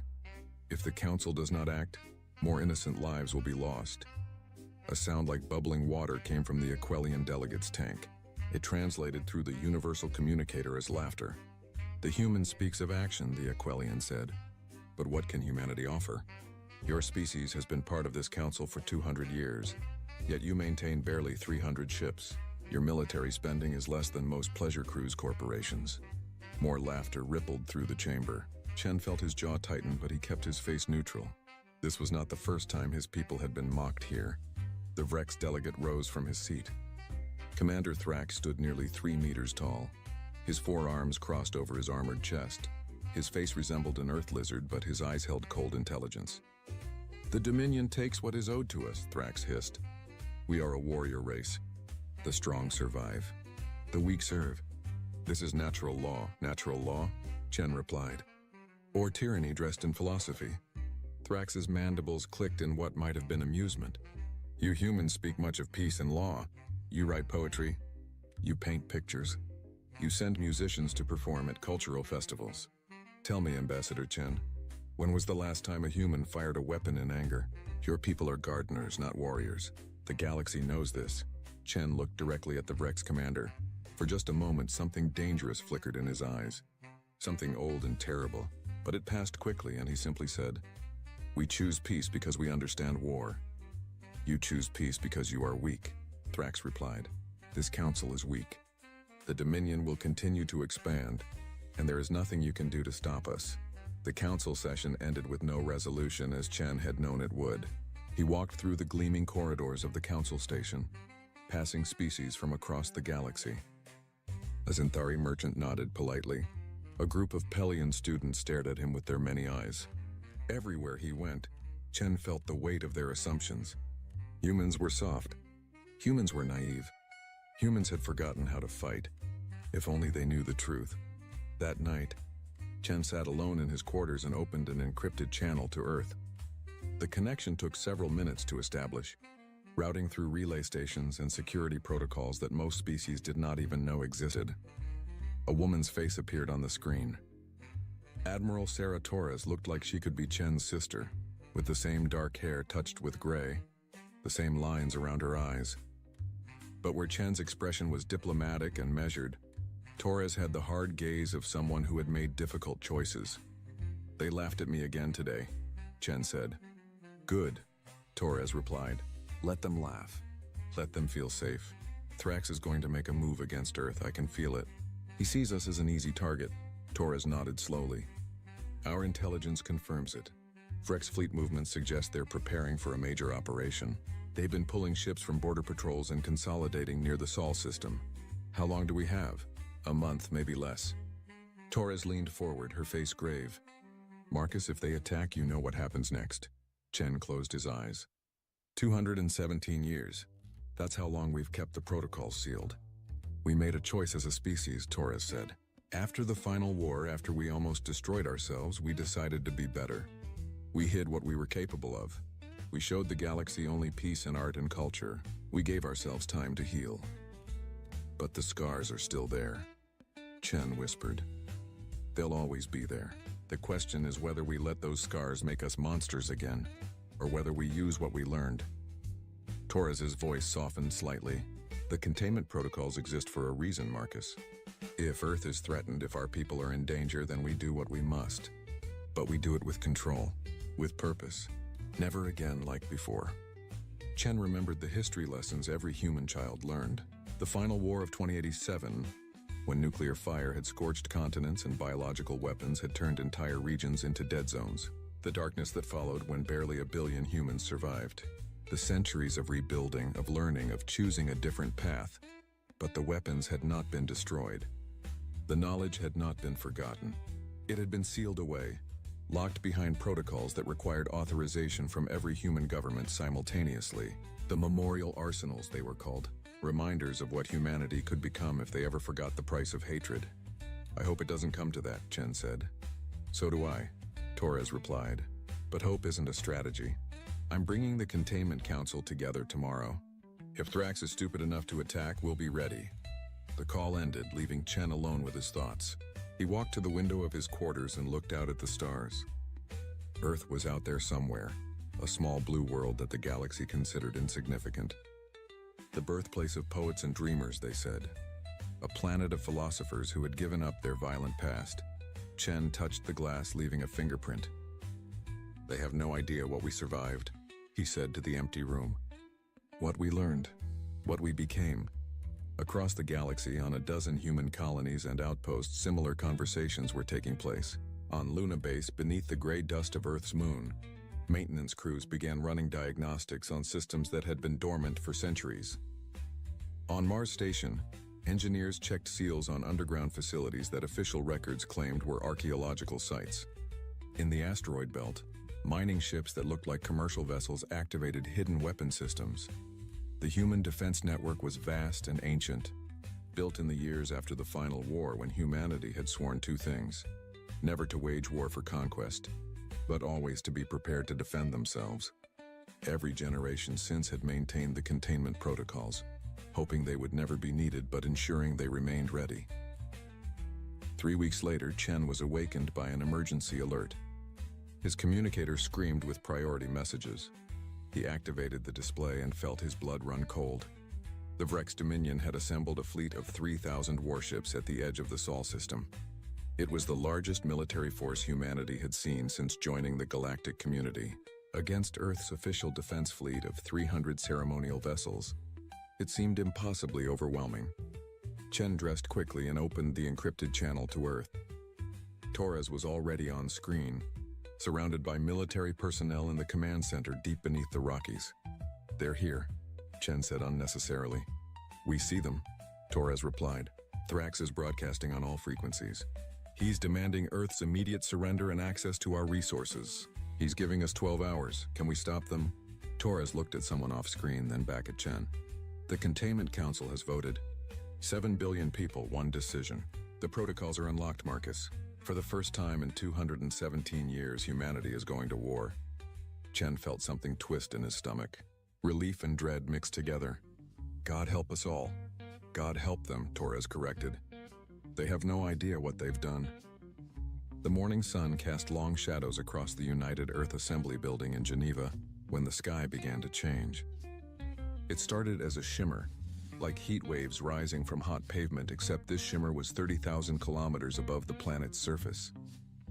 Then the shimmer tore open, and something massive pushed through. The Concordat diplomatic vessel was unlike anything humanity had built. It stretched 15 kilometers from bow to stern, its surface gleaming with metals that seemed to shift colors in the sunlight. Elegant curves and sweeping arcs made it look more like a work of art than a spaceship. Within minutes, every news channel on Earth was broadcasting images of the alien vessel. People stopped on sidewalks, staring up at screens. Children pointed at the sky, though the ship was far too distant to see with the naked eye. President Sarah Chen received the first communication 17 minutes after the vessel's arrival. She was in her office, having just finished her morning briefing with the Security Council, when her assistant rushed in with a tablet. The message was in perfect English, though it carried an odd formality that suggested machine translation. Greetings to the people of Earth. We are the Galactic Concordat, representatives of 7 species who maintain peace and order in this region of space. We come with an offer of friendship and protection. We request an audience with your leaders at your earliest convenience. Sarah read the message 3 times. She had been president for 6 years, long enough to develop good instincts about people and their intentions. Something about the tone bothered her, though she could not immediately identify what. She called for an emergency cabinet meeting. The aliens requested to meet within 48 hours. Sarah agreed, but she also made several calls to people whose opinions she trusted. One of those calls went to General Marcus Steele, the commander of Earth's Unified Defense Command. Another went to Dr. Yuki Tanaka, head of the Intelligence Analysis Division. Marcus was a broad-shouldered man in his 50s, with gray hair cut military short and eyes that missed nothing. He had fought in the resource wars of the 2090s and had spent the last 2 decades preparing Earth's defenses for the day when humanity encountered other intelligent life. That day had apparently arrived. "What do you think?" Sarah asked him over a secure video link. Marcus leaned back in his chair, his expression thoughtful. "I think anyone who leads with protection is usually selling something you don't need. But we'll play nice and see what they want." Dr. Tanaka was more direct. The message structure suggests a hierarchical culture with rigid social protocols. The word protection appears 3 times in a 4-sentence message. That's not accidental. They're framing the conversation before it begins. Sarah nodded slowly. "Keep analyzing everything they send us. And Marcus, I want our orbital assets on standby." "Quiet, standby." "Let's not spook our guests, but let's not be caught sleeping either." The day of the meeting arrived with unseasonably clear skies. The Concordat sent down a shuttle, smaller than their main vessel but still impressive, covered in the same color-shifting metal. It landed on the designated pad outside Geneva, and 7 figures emerged. They were humanoid, which surprised everyone watching. 2 legs, 2 arms, a head with sensory organs arranged in familiar patterns. But there the similarities ended. Ambassador Velthor, who led the delegation, stood over 2 meters tall. His skin was a deep blue purple and his eyes were large and golden, with no visible pupils. He wore robes that seemed to be made of liquid light, constantly flowing and changing. The other 6 delegates represented different species. One looked almost human except for the crystalline formations growing from her shoulders. Another was covered in fine scales that created rainbow patterns when he moved. A third had 4 arms and moved with an unsettling grace. They were beautiful and alien and deliberately impressive. Sarah met them in the main assembly hall, flanked by her cabinet and 100 representatives from every nation on Earth. The room had been built to accommodate 5,000 people, and every seat was filled. Cameras broadcast the meeting to billions of viewers worldwide. Velthor bowed, a gesture that somehow conveyed both respect and condescension. When he spoke, his voice was deep and melodious, translated in real time by devices the aliens had provided. "People of Earth, we welcome you to the community of spacefaring civilizations. Your recent achievements in faster-than-light travel have brought you to our attention. We come today with an offer that we have extended to many species throughout the galaxy." He paused for effect, his golden eyes sweeping across the assembled humans. "The galaxy is a dangerous place. There are hostile species, natural phenomena that can destroy entire worlds, and countless other threats. The Galactic Concordat was formed 3,000 years ago to protect developing civilizations from these dangers. We offer you the same protection we provide to 47 other species. Velthor activated a holographic display that floated above the assembly floor. It showed a map of the galaxy with dozens of star systems highlighted in green. These are the worlds under Concordat protection. They thrive in safety, free from the terrors that plague unprotected systems. Their citizens live in peace, knowing that our fleets guard their skies. Their governments focus on art, science, and philosophy rather than weapons and war. The ambassador walked slowly around the holographic display, his robes trailing behind him. We offer Earth this same security. In exchange, we ask only for cooperation. You would grant us the right to maintain defensive installations in your system. You would share your resources to support the Concordat fleet. You would submit to our guidance in matters of interstellar relations and military development. In return, you would gain access to our technology, our markets, and most importantly, our protection. Sarah watched the display, her face carefully neutral. Around her, she could feel the tension in the room. Some representatives leaned forward eagerly, others frowned, clearly skeptical. What level of autonomy would Earth retain? She asked. Velthor smiled, showing teeth that were slightly too sharp. You would govern your internal affairs as you see fit. However, all external matters, trade, defense, exploration, would be coordinated through the Concordat to ensure your safety and the safety of others. And if we decline this offer? The smile faded slightly. That would be unfortunate. Species who refuse Concordat protection often face difficult challenges. The galaxy can be harsh to those who stand alone. We would, of course, respect your decision, but we would also be unable to intervene if you encountered troubles beyond your capability to handle. It was smoothly delivered, but Sarah heard the threat underneath. Accept our protection or face the consequences alone. We appreciate your generous offer, Ambassador Velthor, she said, keeping her voice warm and diplomatic. Such an important decision requires careful consideration. We request 48 hours to discuss this with our people and provide you with our answer. Velthor's expression suggested he had expected immediate acceptance. His golden eyes narrowed slightly. Of course. Take the time you need. We will await your response aboard our vessel. The aliens departed with the same ceremony with which they had arrived. As soon as they were gone, Sarah called an emergency session with her inner circle. They met in a secure room 3 stories below the assembly building, where no signals could enter or leave. Thoughts? Sarah asked, looking around the table. Marcus spoke first. That was a protection racket dressed up in diplomatic language. Nice planet you've got here, shame if something happened to it. Agreed, said Dr. Tanaka, pulling up data on her tablet. I've been analyzing the 47 systems they showed us, cross-referencing with our astronomical databases and historical records. Every single one was contacted shortly after achieving faster-than-light capability, just like us. Every single one accepted Concordat protection within days. What happened to species who refused? Asked Defense Minister Chen Wei. Yuki's expression darkened. That's the interesting part. I found references to 6 species who initially declined. 3 eventually accepted after experiencing mysterious attacks from unknown raiders. 2 went silent.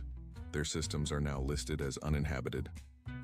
1 was declared a rogue civilization and subjected to pacification. The records on that are vague, but the implication is clear. Sarah felt a chill run down her spine. So this is conquest with extra steps. Sophisticated conquest, Marcus corrected. They let their victims govern themselves, which reduces resistance. They take resources and autonomy instead of land, and they maintain the fiction that it's all voluntary. Can we fight them? Sarah asked bluntly. Marcus smiled, and there was no humor in it. Madam President, they have no idea who they're dealing with. Over the next 48 hours, Earth's leadership worked around the clock. They analyzed every second of the alien transmission, every word Velthor had spoken, every detail visible in their holographic displays. The intelligence division hacked into the Concordat ship's communication systems, a feat made easier by alien overconfidence in their security. What they learned was illuminating. The Concordat had never fought a peer military power. Their standard procedure was simple. Appear impressive, make the offer, and apply pressure if needed.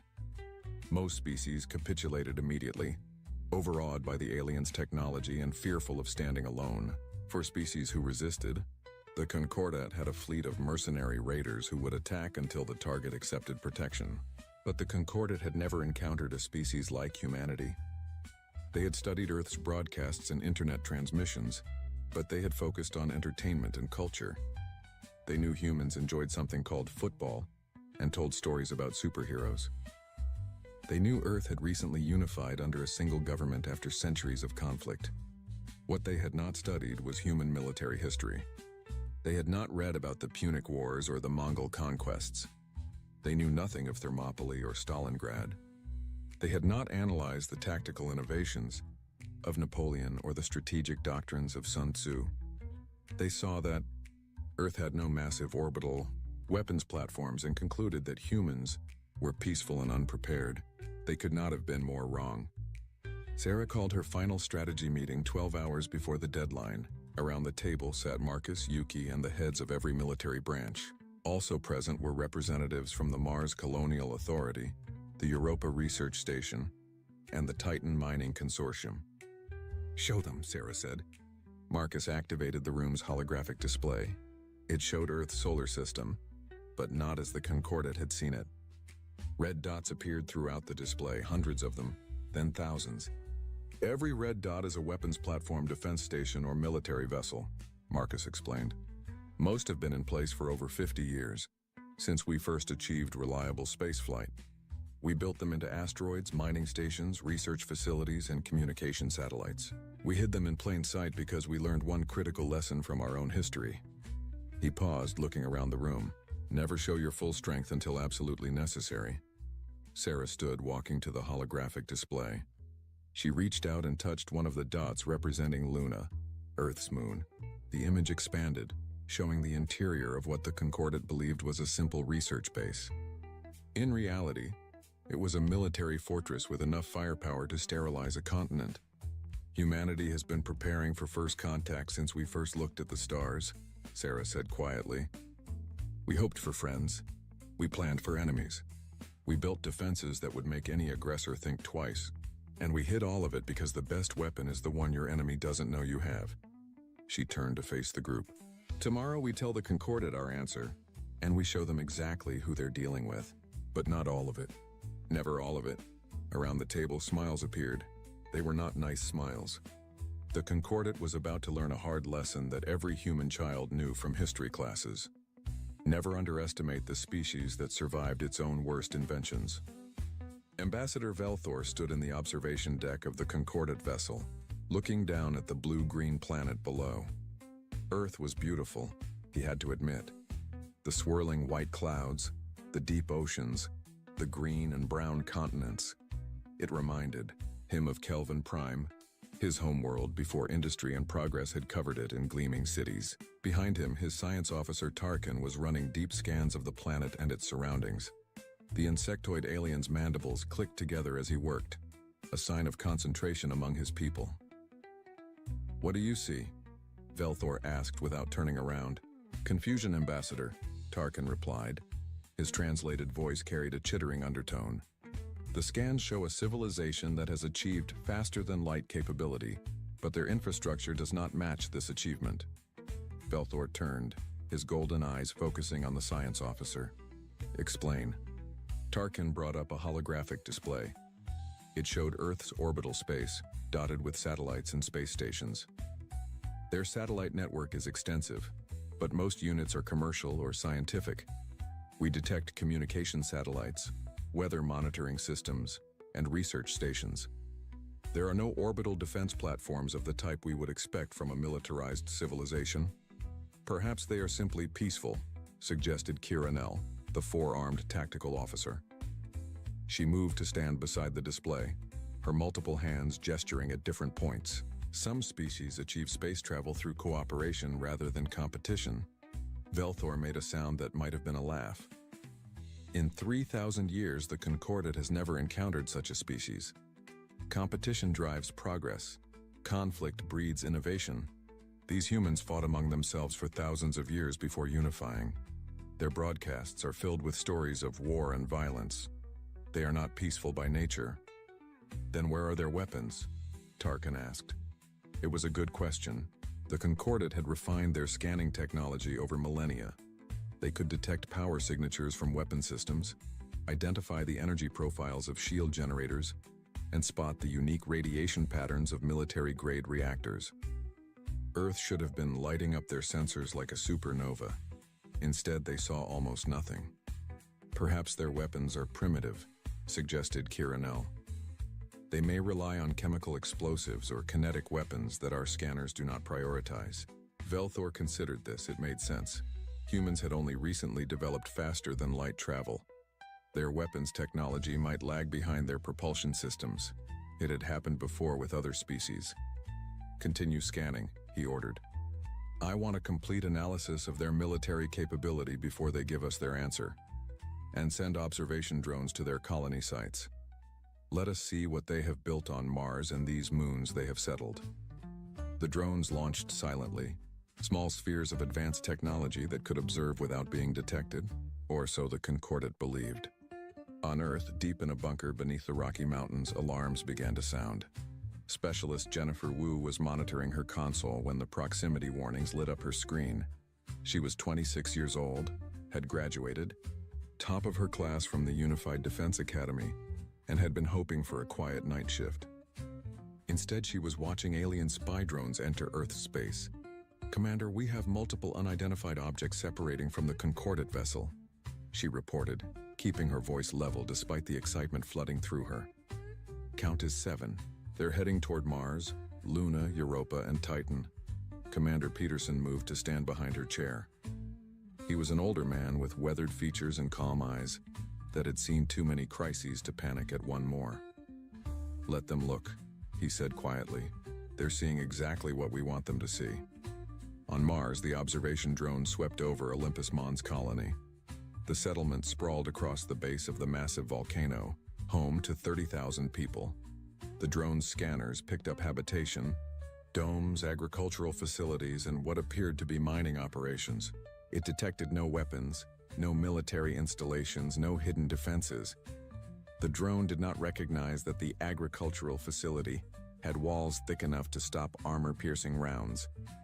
It did not realize that the mining equipment could be repurposed as mass drivers capable of launching projectiles at orbital targets.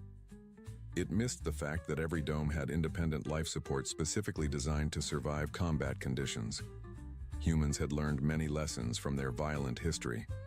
One of the most important was this: civilian and military infrastructure should be indistinguishable until the moment you need to fight. The drone moved to Luna, Earth's moon. It scanned the research base built into the crater Copernicus. The base appeared to be studying astronomy and geology, with large telescope arrays and seismic monitoring stations. The drone's sensors showed no military presence. Those sensors failed to penetrate the lunar regolith that humans had specifically processed to block advanced scanning technology. They did not detect the railguns hidden beneath false rock formations. They missed the missile silos disguised as ventilation shafts. They had no idea that the telescope arrays could track and target spacecraft with lethal precision. At Europa, the drone found a small scientific outpost on the ice-covered moon of Jupiter. Fewer than 1,000 researchers lived there, studying the ocean beneath the ice. The structures were minimal, clearly focused on research rather than military application. The drone did not realize that those research vessels exploring the sub-ice ocean used the same propulsion and stealth technology as Earth's submarine fleet. It did not understand that the ice mining equipment could core through a starship hull in seconds. It saw scientists and missed the soldiers trained to look like scientists. Titan presented a similar picture: mining operations, atmospheric research, hydrocarbon processing, all perfectly legitimate civilian activities, all completely harmless, all completely deceptive. The drones returned to the Concordat vessel, their databanks full of information that told Velthor exactly what he expected to see: a species unprepared for the dangers of the galaxy, vulnerable to pressure, ripe for exploitation. They have no significant military infrastructure, Tarkin reported, reviewing the drone data. Their colonies are civilian operations with minimal defensive capability. Their orbital space is largely undefended, They have achieved faster-than-light travel, but they have not militarized it. Velthor felt satisfaction settle through him. This would be one of the easier integrations. The humans would see reason once they understood their vulnerability. Most species did. Prepare annexation protocols, he ordered. Standard package. When they decline our offer, and their leader's tone suggests they will, we will need to demonstrate the risks of refusing concordate protection. Kiranel's 4 hands moved across her console. I will contact the Raider fleet. They can be here within 3 standard cycles. Make it so, Velthor said. A few attacks from unknown hostiles will help the humans understand the value of our protection. It was a script the Concordate had followed dozens of times. It never failed. While the aliens planned Earth's subjugation, Dr. Yuki Tanaka was having the most exciting day of her career. The intelligence division had successfully infiltrated the Concordate communication network, and the data flowing in was remarkable. They think we're defenseless, she told General Marcus Steele over a secure channel. She was in her office at intelligence headquarters in Tokyo, surrounded by screens displaying alien transmissions. They scanned everything and saw nothing that worried them. Marcus allowed himself a small smile. He was at Unified Defense Command headquarters, watching similar data streams. Good. That means the stealth systems work even better than we hoped. What about their fleet composition? Yuki pulled up a detailed analysis. Their main vessel is impressive but vulnerable. Large, slow, designed to intimidate rather than fight. It has weapons, but the placement suggests they've never needed to use them in actual combat. The shield generators are external. Beautiful engineering, but tactically stupid. Take out the generators, and the shields collapse. What about their combat doctrine?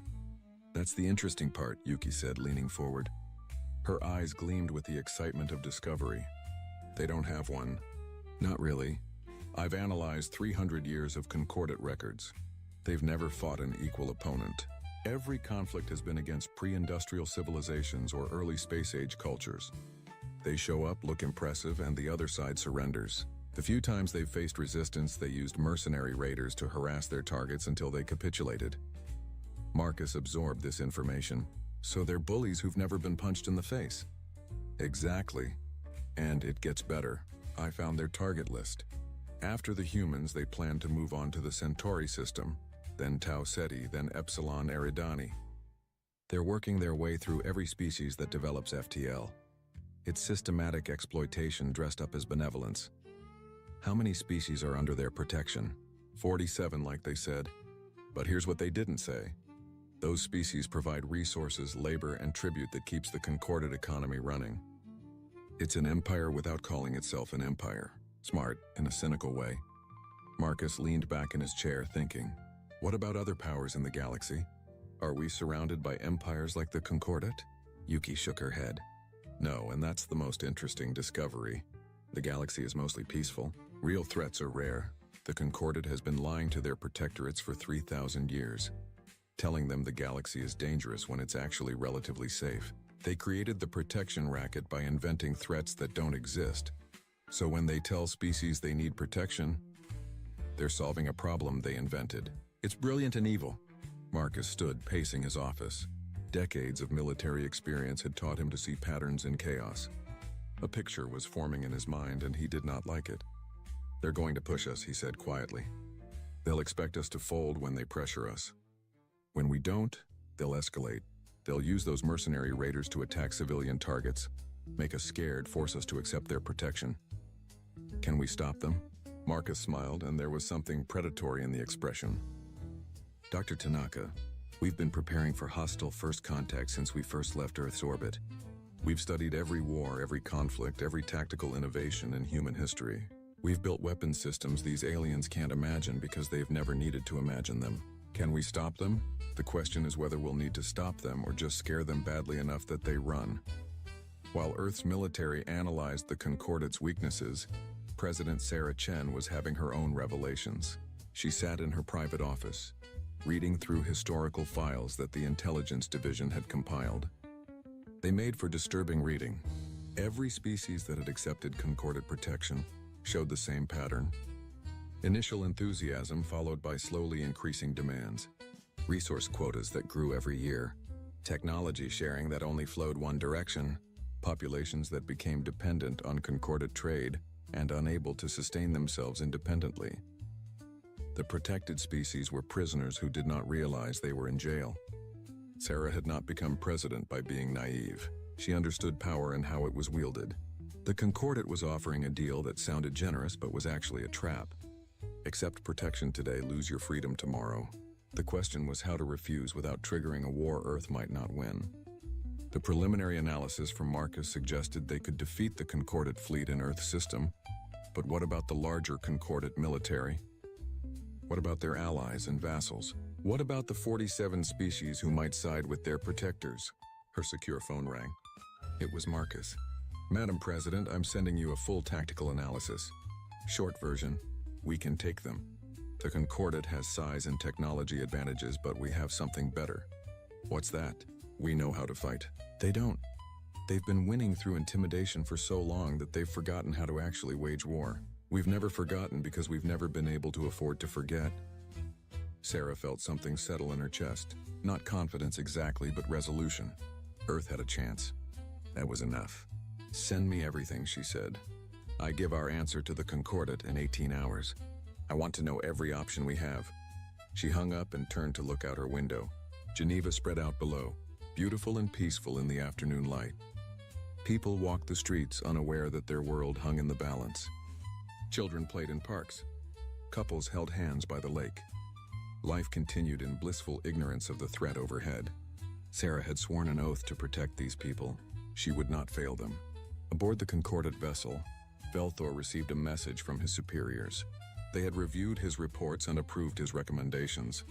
When the humans declined protection as expected, the Raider fleet would be deployed. A few months of harassment would bring Earth into compliance. It always worked. Velthor prepared for the next day's meeting with something approaching boredom. He had done this 47 times before. The script never changed. Humans would be number 48. He had no idea that humanity was about to teach the Concordat a lesson 3,000 years in the making. The Predator was about to discover it had cornered something far more dangerous than itself. The United Earth Assembly Hall was packed with even more people than 2 days before. Representatives from every nation sat in their designated seats, but now they were joined by military officers, scientists, and historians. The air hummed with tension. Everyone knew this meeting would change everything. President Sarah Chen stood at the central podium, wearing a simple dark suit. She had considered wearing something more formal, but decided against it. This was not a day for ceremony. This was a day for truth. Ambassador Velthor and his delegation entered exactly on time. The aliens moved with the same graceful confidence they had shown before, clearly expecting this to be a formality before Earth's inevitable acceptance. Velthor's golden eyes swept across the assembled humans, and Sarah could almost see him counting his victory. Madam President, Velthor said, his voice carrying that same melodious quality. Have you reached a decision regarding the Concordat's generous offer? Sarah smiled. It was a polite smile, diplomatic and proper. It was also completely genuine, which would have worried Velthor if he had understood human expressions better. We have, Ambassador. Thank you for your patience while we considered your proposal. She paused, letting the moment stretch. Earth respectfully declines the Concordat's offer of protection. The silence that followed was absolute. Velthor stood frozen, his expression suggesting he had misheard. Around him, the other delegates shifted uncomfortably. I apologize, Velthor said carefully. Perhaps the translation was unclear. You decline our protection? That's correct, Sarah confirmed. We appreciate the offer, but Earth is quite capable of managing our own affairs. We prefer to maintain our independence. Velthor's golden eyes narrowed. The diplomatic mask began to slip. Madam President, I do not think you understand the situation. The galaxy is dangerous. Without Concordat protection, you will be vulnerable to countless threats. Your species has only just achieved faster than light travel. You are children taking your first steps into a universe you do not understand. We understand more than you think. Sarah replied calmly. Do you? Velthor's voice hardened. Let me be clear, since subtlety seems wasted, species who refuse concordate protection find themselves facing difficult circumstances. Raiders attack their vessels. Pirates raid their colonies. Mysterious accidents occur. It would be tragic if Earth suffered similar misfortunes. Around the assembly hall, Sarah could feel the mood shifting. The threat was no longer veiled. It hung in the air like smoke. Ambassador, Sarah said quietly, are you threatening us? Velthor drew himself up to his full height, towering over the human president. I am explaining reality. The Concordate maintains order in this region of space. Those who cooperate with us prosper, those who do not. He let the sentence hang. Sarah nodded slowly, as if considering his words. I see. So when you offered us protection, what you actually meant was, pay us tribute or we'll hurt you. Is that a fair translation? Velthor's face darkened. You are being deliberately obtuse. This is your final opportunity to make the intelligent choice. Accept our protection, or accept the consequences of refusing it. Sarah looked at him for a long moment. Then she did something that shocked every alien in the room. She laughed. It was not a nervous laugh or a mocking laugh. It was genuine amusement, the kind of laughter that comes from hearing something absurd. Around the assembly hall, other humans began to laugh too. Quiet chuckles at first, then louder. Within seconds, the entire room was filled with the sound of human laughter. Velthor stared, completely confused. This was not in the script. Species were supposed to be frightened when threatened. They were supposed to see reason and accept protection. They were not supposed to laugh. I fail to see what is amusing, he said coldly. Sarah's laughter faded, but her smile remained. Ambassador, you came to our world, scanned our defenses, and concluded we were helpless. You offered us protection we don't need from threats that don't exist. And now you're threatening us, expecting us to be scared. The amusing part is that you have no idea who you're threatening. We know exactly who you are, Velthor snapped. A primitive species with delusions of competence. Your scans show minimal defenses. Your colonies are unprotected. Your orbital space is vulnerable. You achieved faster than light travel, but you never learned to defend yourselves. Is that what your scans showed? Sarah asked. She touched a control on the podium, and the lights in the assembly hall dimmed. Above them, holographic displays activated showing Earth's solar system. Let me show you what your scans missed. The display changed. Red dots began appearing throughout the solar system. First dozens, then hundreds, then thousands. They surrounded Earth like a cloud of angry insects. They clustered around Luna and Mars. They hid among the asteroid belt. They orbited Jupiter's moons and Saturn's rings. Velthor stared at the display, his golden eyes wide. What is this? These are Earth's actual defenses, Sarah explained calmly. Every red dot represents a weapons platform, military installation or combat-ready vessel. We built them over the last century, ever since we developed reliable spaceflight. We hid them inside civilian structures, disguised them as research stations, camouflaged them in asteroids. We learned something important from our history, Ambassador.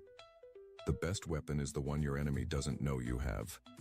General Marcus Steele stood from his seat in the assembly. He was in full dress uniform, medals gleaming on his chest, each one representing a conflict or achievement. He moved to stand beside Sarah. Ambassador Velthor, Marcus said, his voice carrying the weight of authority. You made a critical mistake. You looked at Earth and saw no weapons platforms because you don't recognize our weapons platforms. You saw peaceful colonies because we built them to look peaceful. You concluded we were unprepared because we wanted you to think that. On the holographic display, one of the red dots near Luna expanded. It showed the interior of what the Concordate had identified as an astronomical research station. Cameras revealed rows of railguns, missile batteries, and power cores that could light up a small city. This is Copernicus Station, Marcus continued. Your drones scanned it and found telescopes. They missed the fact that those telescopes can track spacecraft with lethal precision. They didn't realize the entire station is a fortress built into the lunar surface.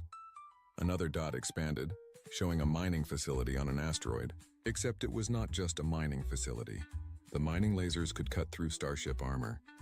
The ore processors could manufacture ammunition. The cargo vessels were actually troop transports. This is Ceres Mining Complex, Marcus said. Perfectly legitimate resource extraction. Also perfectly capable of defending itself against attack. Velthor found his voice. You hid your military infrastructure inside civilian facilities. That violates the Concordat protocols for civilized warfare. Marcus smiled, and it was not a friendly smile. Ambassador, we never agreed to your protocols. And here's something you should understand about humans. We've been fighting wars since before we invented writing. We've studied warfare as an art form for thousands of years. We've perfected tactics and strategies that you've never needed to develop because you've never faced real opposition. Sarah touched another control. The holographic display changed again, showing the space around the Concordat vessel. More red dots appeared, these ones surrounding the alien ship like a noose tightening around a neck. Your ship is currently surrounded by 17 stealth vessels, Sarah said quietly. They've been shadowing you since you arrived.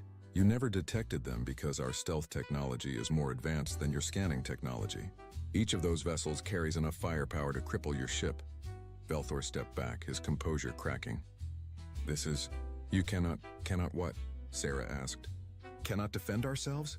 Cannot refuse your extortion? Cannot object to being threatened in our own system? She stepped down from the podium and walked toward the alien ambassador. Despite being half his height, she somehow seemed larger, more commanding. Let me make something very clear, Ambassador. Earth does not need your protection. We do not want your protection, and we will not accept your threats. You came here expecting us to be frightened children. Instead, you found something you've never encountered before. A species that prepared for the worst while hoping for the best. You are making a terrible mistake, Velthor said, but his voice lacked its earlier confidence. The Concordat has resources you cannot imagine. Fleets that could darken your skies. Allies who would support our enforcement of order. Really? Dr. Yuki Tanaka stood, moving to join Sarah and Marcus. She held a data pad. Because according to our intelligence analysis, the Concordat has never fought a peer military engagement. Every one of your conflicts has been against pre-industrial civilizations or early space-age cultures. You win through intimidation, not combat. You use mercenary raiders to harass targets until they accept your protection. It's a sophisticated protection racket, Ambassador, but it's still just a racket. Velthor's face went through several shades of purple. Your accusations are baseless, are they? Yuki activated her data pad and the holographic display changed again. It showed communications intercepts, financial records, deployment orders for raider fleets. We've been inside your communication network for 2 days. We know about the raiders you plan to send to attack our colonies. We know about the artificial threats you've used to scare other species into compliance. We know the truth about the Concordat, Ambassador. You're not protectors, you're predators. Velthor looked around the assembly hall, seeing the hostile expressions on hundreds of human faces. His delegation clustered behind him, clearly frightened. This had gone completely off script. You will regret this, he said, trying to recover some dignity. The Concordat does not tolerate rogue civilizations. We will return with force sufficient to ensure your compliance. Will you? Marcus asked. He pulled up another display, this one showing a detailed analysis of the Concordat vessel's weaknesses. Your shield generators are external. Your power distribution system has 17 critical points of failure. Your weapon systems have a 20-second delay between target acquisition and firing. Your ship is designed to look impressive, not to fight. We could disable it in under 3 minutes if we wanted to. But we don't want to, Sarah interjected. Because despite what you think of us, we actually prefer peace. So here's our counteroffer, Ambassador. Leave our system. Never return. Tell your Concordat that Earth is not interested in their protection racket. Tell them that if they send raiders to attack us, we will destroy those raiders. Tell them that if they send fleets to threaten us, we will destroy those fleets. And tell them that we know the truth about their empire and we're not keeping that knowledge secret. She paused, letting her words sink in. Or if you prefer, we can resolve this matter right now. You can test whether our defenses are as capable as we claim. You can find out whether human military doctrine is superior to Concordat intimidation. You can discover what happens when a predator corners something more dangerous than itself. The assembly hall was silent. Every human watched the aliens, waiting to see how they would respond. The tension was thick enough to cut. Velthor looked at Sarah, at Marcus, at the holographic displays showing Earth's hidden arsenal. He looked at the faces of humanity's leaders and saw something that terrified him more than weapons or threats. He saw certainty. These beings were not bluffing. They were ready to fight, and they believed they could win. "This is not over," Velthor said, his voice barely controlled. "The Concordat will hear of this insult." "Please do tell them," Sarah said pleasantly. "And when you do, make sure you mention one more thing." "What?" "We choose peace. We prefer peace. We will pursue peace whenever possible. But we are very, very good at the alternative. We've had 10,000 years to practice." Velthor turned and strode toward the exit, his delegation hurrying to keep up. At the doorway, he paused and looked back. "You ask if we know who we are threatening," he said. "Do you know what you are defying?" Sarah smiled. "The difference is, Ambassador, we actually do." The aliens left. Their shuttle departed within the hour.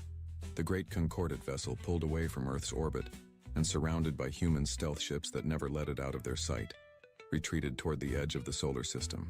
Throughout Earth, billions of people watched the alien ship leave. Some cheered. Others worried about what would come next. But all of them felt something new: pride that humanity had stood its ground, and confidence that they had made the right choice. In the assembly hall, Sarah turned to Marcus and Yuki. "Well," she said quietly, "that could have gone worse." Marcus laughed. "Madam President, I've been in combat for 30 years. That was the most satisfying confrontation of my life." "Do you think they'll come back?" Yuki asked. "Oh, they'll come back," Marcus said. "The question is whether they come back to talk or to fight. Either way, we'll be ready." Sarah nodded.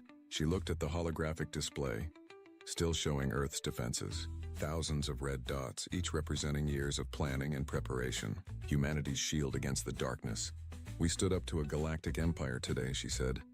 "Let's make sure we're ready to back up that stand." The Concordat vessel limped toward the edge of Earth's solar system, surrounded by human stealth ships that followed its every move. Aboard the bridge, Ambassador Velthor sat in his command chair, his golden eyes fixed on the view screen showing the blue planet growing smaller behind them. "Status report," he ordered, his voice tight with barely controlled anger. Tarkin, the science officer, worked at his console with nervous clicks of his mandibles. "We are being tracked by at least 30 human vessels. Possibly more. Their stealth technology is far more advanced than our intelligence suggested. I cannot get accurate readings. Can we outrun them?" "No, Ambassador. They match our every course correction. If we attempt to engage our faster-than-light drive while still in the system, they will interpret it as an aggressive move." Velthor's hands clenched on the armrests of his chair. He had been outmaneuvered completely.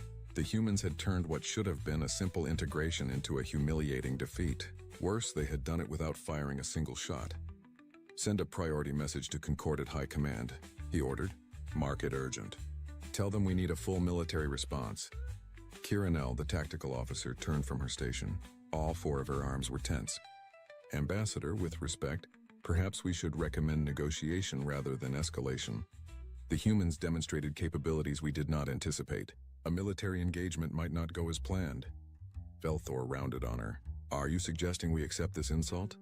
That we allow a primitive species to defy 3,000 years of Concordat authority?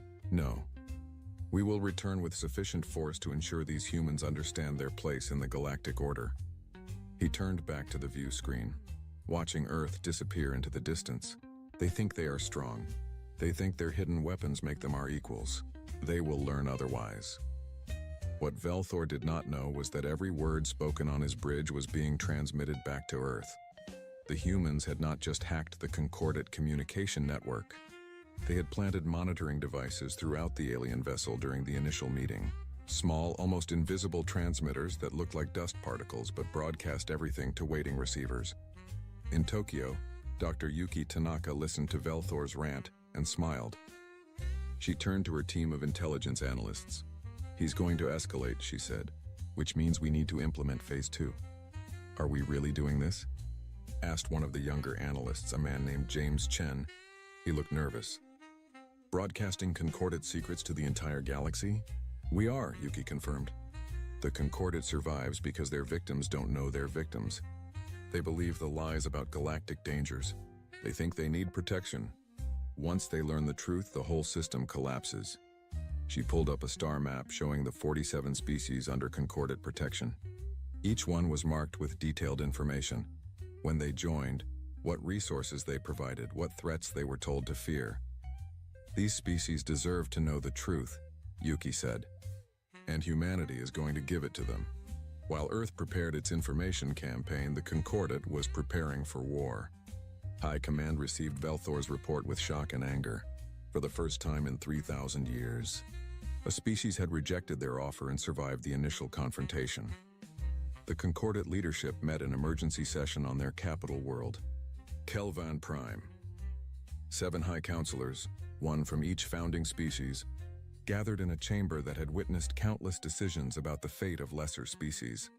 High Counselor Sharkin, eldest of the group, spoke first.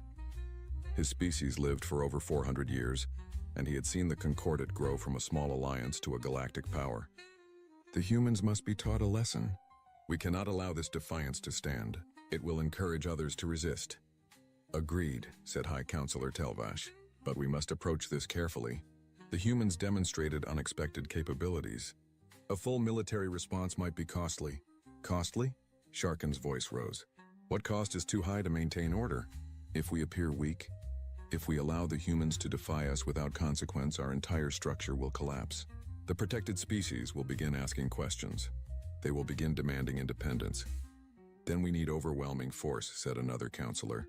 Send a fleet large enough that resistance is impossible. Make an example of Earth. The other species will see and remember. The vote was unanimous. The Concordat would assemble a battle fleet, the largest in recent history, and return to Earth. The humans would surrender or be destroyed. It took 5 days to gather the fleet. 12 massive warships, each larger than the diplomatic vessel that had visited Earth. Escort ships, support vessels, and troop transports. In total, over 100 spacecraft preparing to enforce Concordat will on a defiant species. Velthor was given command of the fleet. It was both an honor and a test. If he succeeded, he would be celebrated. If he failed, he would be disgraced. He accepted the command with determination. The humans had embarrassed him. He would not allow it to happen again. The fleet departed for Earth's system, confident in their superiority.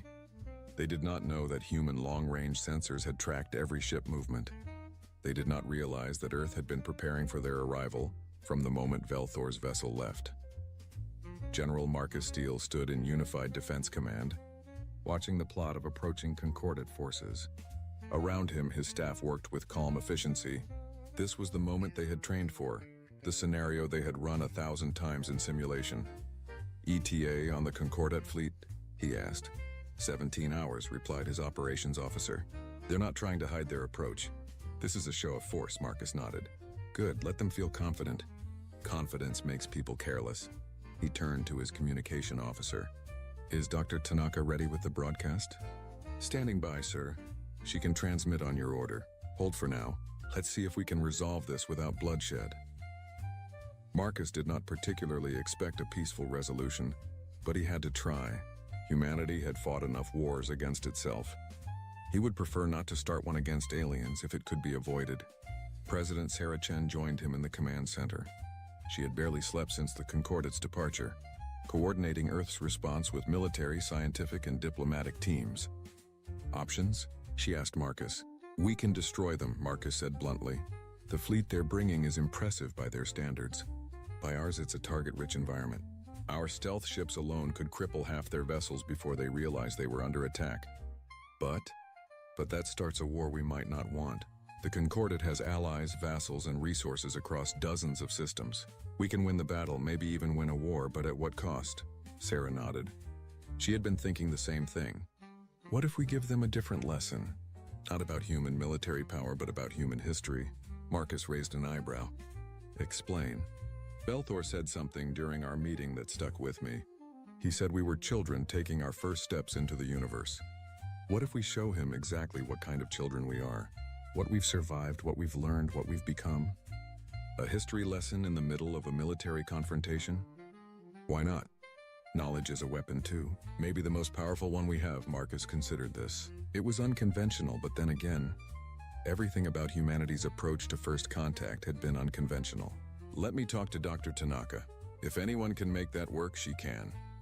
4 hours later, the Concordat fleet arrived at the edge of Earth's solar system. They formed up in standard battle formation, ships arranged in a pattern designed to maximize firepower while maintaining defensive positions. It was intimidating, overwhelming, exactly what they intended. Belthor stood on the bridge of his flagship, watching Earth's blue sphere appear on the view screen. Open a channel to the human leadership. It is time to end this foolishness. The channel opened and President Chen's face appeared on the screen. She looked calm, almost relaxed, which bothered Belthor more than he wanted to admit. "Ambassador," she said pleasantly, "welcome back. I see you brought friends." "This is your final opportunity," Belthor said, dispensing with diplomatic niceties. "Surrender. Accept Concordat protection. Your resistance is pointless. As you can see, we have assembled sufficient force to ensure compliance." "I see a lot of ships," Sarah agreed. "But before we discuss surrender, I'd like to share something with you. A gift, if you will. Information that might change your perspective." "We are not interested in human attempts at delay. This will only take a few minutes," Sarah interrupted. "And trust me, Ambassador, you want to see this." Before Belthor could object, data began flooding the Concordat communication network. Not just to his ship, but to every vessel in the fleet. And not just to the fleet, but to every Concordat-controlled system in the galaxy. Dr. Yuki Tanaka had created a comprehensive data package. It contained human history, from the earliest civilizations to the present day. But this was not a simple chronology. This was a military history, a tactical analysis, a strategic documentation of 10,000 years of human warfare. The aliens watched, first with confusion, then with growing horror. They saw images of ancient battles, thousands of warriors clashing with bronze weapons. They saw the tactics of Alexander the Great, conquering most of the known world with a relatively small army. They saw the strategic genius of Sun Tzu, written 2,000 years before humans left their planet. They saw the Roman legions, the Mongol hordes, the medieval sieges. They saw gunpowder weapons, trench warfare, mechanized combat. They saw atomic weapons capable of destroying entire cities in seconds. They saw the Cold War, where two human factions held each other hostage with enough nuclear weapons to render Earth uninhabitable, and somehow avoided using them. But more than the weapons and battles, they saw the theories, the strategies, the philosophies of warfare that humans had developed over millennia. They saw writings on the nature of conflict, on tactical innovation, on strategic planning. They saw how humans approached war not as a necessity, but as a problem to be solved, a challenge to be overcome through intelligence and creativity. The data package included analysis comparing human warfare to Concordat operations. It was not a flattering comparison. Where the Concordat relied on intimidation and overwhelming force against weaker opponents, humans had learned to fight equals and superiors. Where the Concordat had standard tactics, humans had developed thousands of tactical variations. Where the Concordat saw war as a tool for control, humans saw it as an art form that required constant study and improvement. Aboard the Concordat flagship, Belthor watched the data with growing unease. Beside him, Tarkin's mandibles were clicking rapidly, a sign of severe stress. "This cannot be accurate," Belthor said. "No species fights among themselves for this long. It is irrational. It is wasteful. It is their history," Tarkin replied quietly, "and it explains everything. They built their defenses the way they did because they have been fighting defensive wars for thousands of years. They hid their weapons because they have been ambushing enemies for thousands of years. They prepared for worst-case scenarios because they have experienced worst-case scenarios for thousands of years." "They are barbaric," Belthor insisted, but his voice lacked conviction. The data package continued. It showed humanity's unification, achieved not through conquest but through recognition that their own weapons had become too dangerous. It showed the mutual defense doctrine, where Earth's nations agreed that an attack on one would be treated as an attack on all. It showed the Unified Defense Command, created specifically to prepare for extraterrestrial threats. And then it showed Earth's current military capability. Not everything. Humans knew better than to reveal all their secrets, but enough. Ship designs that prioritized survivability over appearance. weapon systems that could engage targets from beyond the Concordate's sensor range, stealth technology that made detection nearly impossible, defensive networks that could coordinate thousands of independent units into a single overwhelming response. The message was clear. Earth had prepared for this confrontation for over a century. The Concordate had stumbled into a fight they could not win. Velthor sat in his command chair, his mind racing. This changed everything. The humans were not primitives. They were something far more dangerous. Experienced warriors with advanced technology and a strategic doctrine built from thousands of years of harsh lessons. "Sir," Kiranel said quietly, "I recommend we withdraw and request reinforcements." "Reinforcements?" Velthor laughed bitterly. "Against what? A species that has been practicing war since before our civilization existed? This is not a military problem. This is..." He struggled to find words. "This is a fundamental miscalculation." A new transmission came through. Sarah Chen's face reappeared on the view screen. "Ambassador," she said, "I hope you've had time to review our historical records. I wanted you to understand who you're threatening. We are not defenseless children.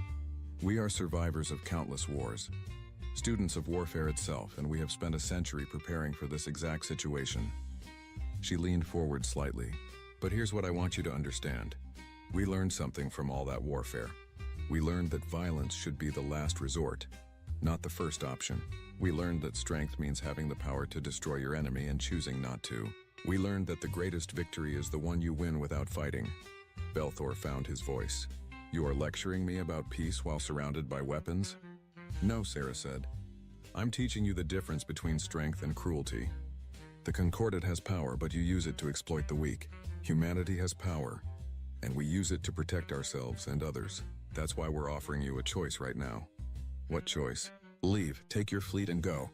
Return to your Concordate and tell them that Earth is not interested in their protection. Tell them that if they send raiders to attack us, those raiders will not return. Tell them that if they send fleets to threaten us, those fleets will be destroyed. And tell them that we know the truth about their empire, and we are sharing that truth with every species you claim to protect." She paused, her expression hardening. "Or you can try to fight us. You can test whether your fleet can overcome our defenses. You can find out what happens when a species that has studied warfare for 10,000 years has to demonstrate what they've learned. But I'm giving you fair warning, Ambassador. We will win, and unlike you, we've actually had to fight for our survival. We know how to do this." Velthor looked at his tactical displays. He saw his fleet powerful and impressive. He also saw the red dots that had appeared around them, human vessels that had been waiting, hidden, ready to strike. He was surrounded, outmaneuvered, and facing an enemy he did not understand. "You would really destroy us?" he asked quietly. "If you force us to," Sarah replied. "But we would much prefer that you simply leave. Go home, Ambassador. Tell your Concordate that they made a mistake. Tell them that humanity is not afraid of them. And tell them that if they want peace with us, they need to approach as equals, not as masters." The channel closed. Velthor sat in silence, aware that every member of his crew was watching him, waiting for his decision. He had two choices: fight and likely die, taking thousands of Concordate personnel with him, or retreat and face disgrace but live to see tomorrow. It was not really a choice at all. "Set course for home," he ordered quietly. "Full retreat." The Concordate fleet turned and fled, harried by human ships that followed them to the edge of the system before breaking off. No shots were fired. No weapons were discharged. But the battle was over, and everyone knew who had won. The news of the Concordate's retreat spread through the galaxy faster than anyone expected. Dr. Yuki Tanaka's data package had been sent not just to the Concordate fleet, but to every species under their so-called protection. Within days, the truth about the Concordate's empire was common knowledge across 47 star systems. The reactions were dramatic and immediate. On Telos 4, a species that had been providing rare minerals to the Concordate for 300 years. The Planetary Council held an emergency meeting. They had believed they were paying for protection from hostile aliens. Now they learned those hostile aliens did not exist. The Concordate had been lying to them for centuries. "We have been fools," said Council Leader Renval, an elderly being whose blue skin had faded with age. "We sent our children to work in the mines, extracting minerals we needed for ourselves, and gave them to the Concordate for protection from imaginary threats.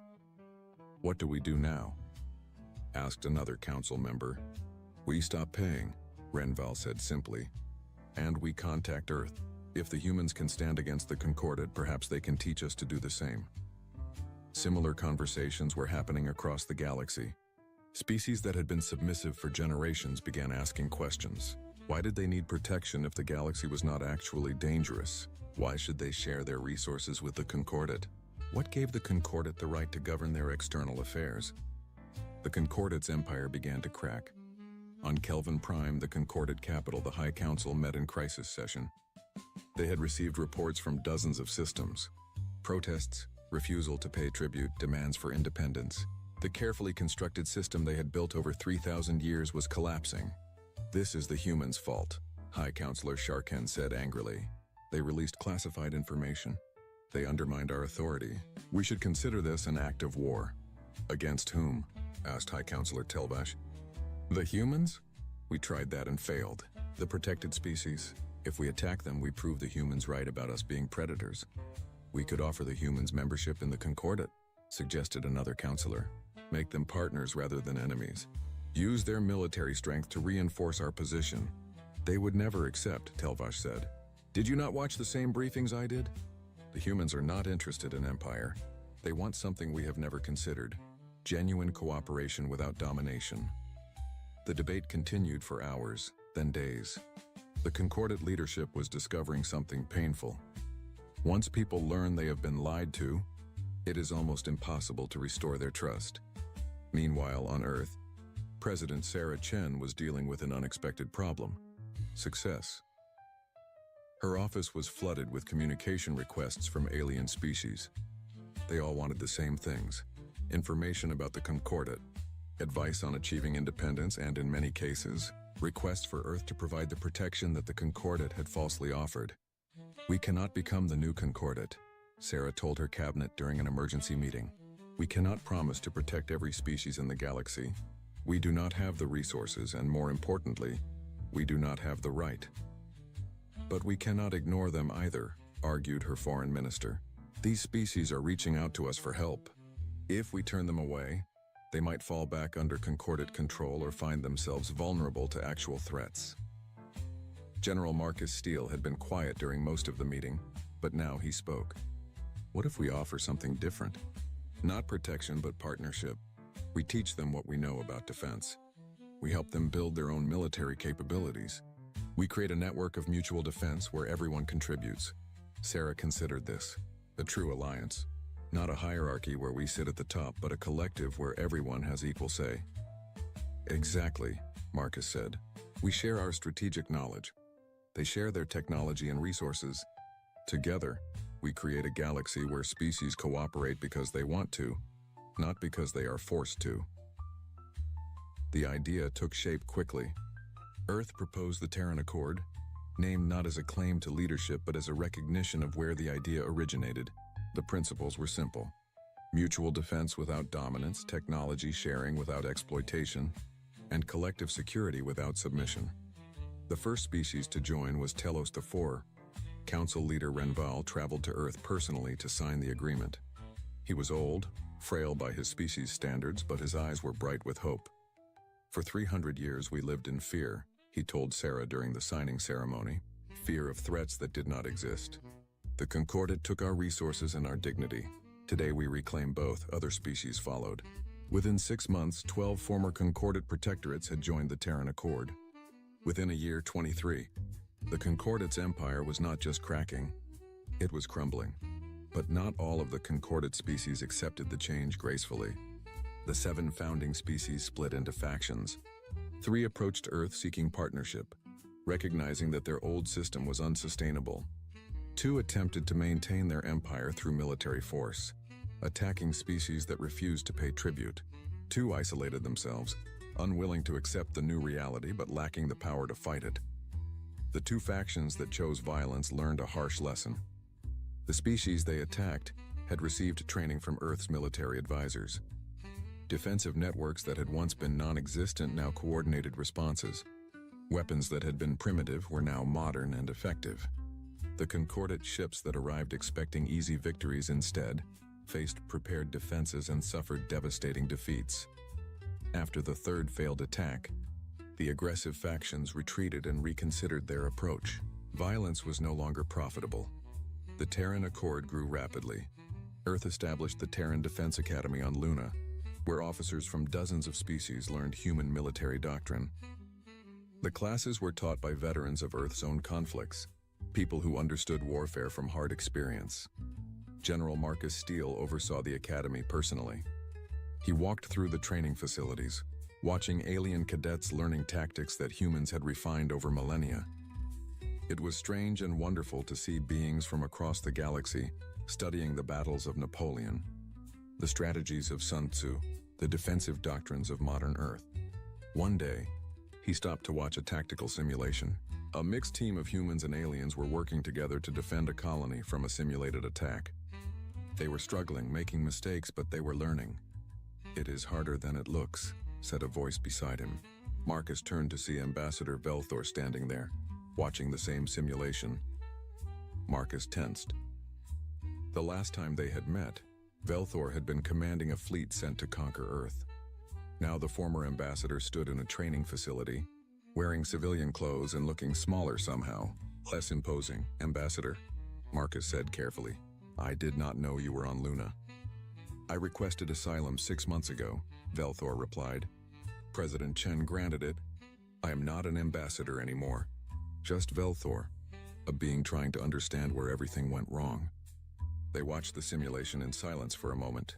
The cadet team was starting to coordinate better, using the defensive positions Marcus had taught them about.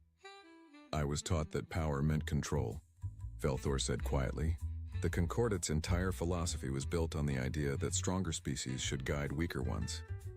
It seemed logical, natural.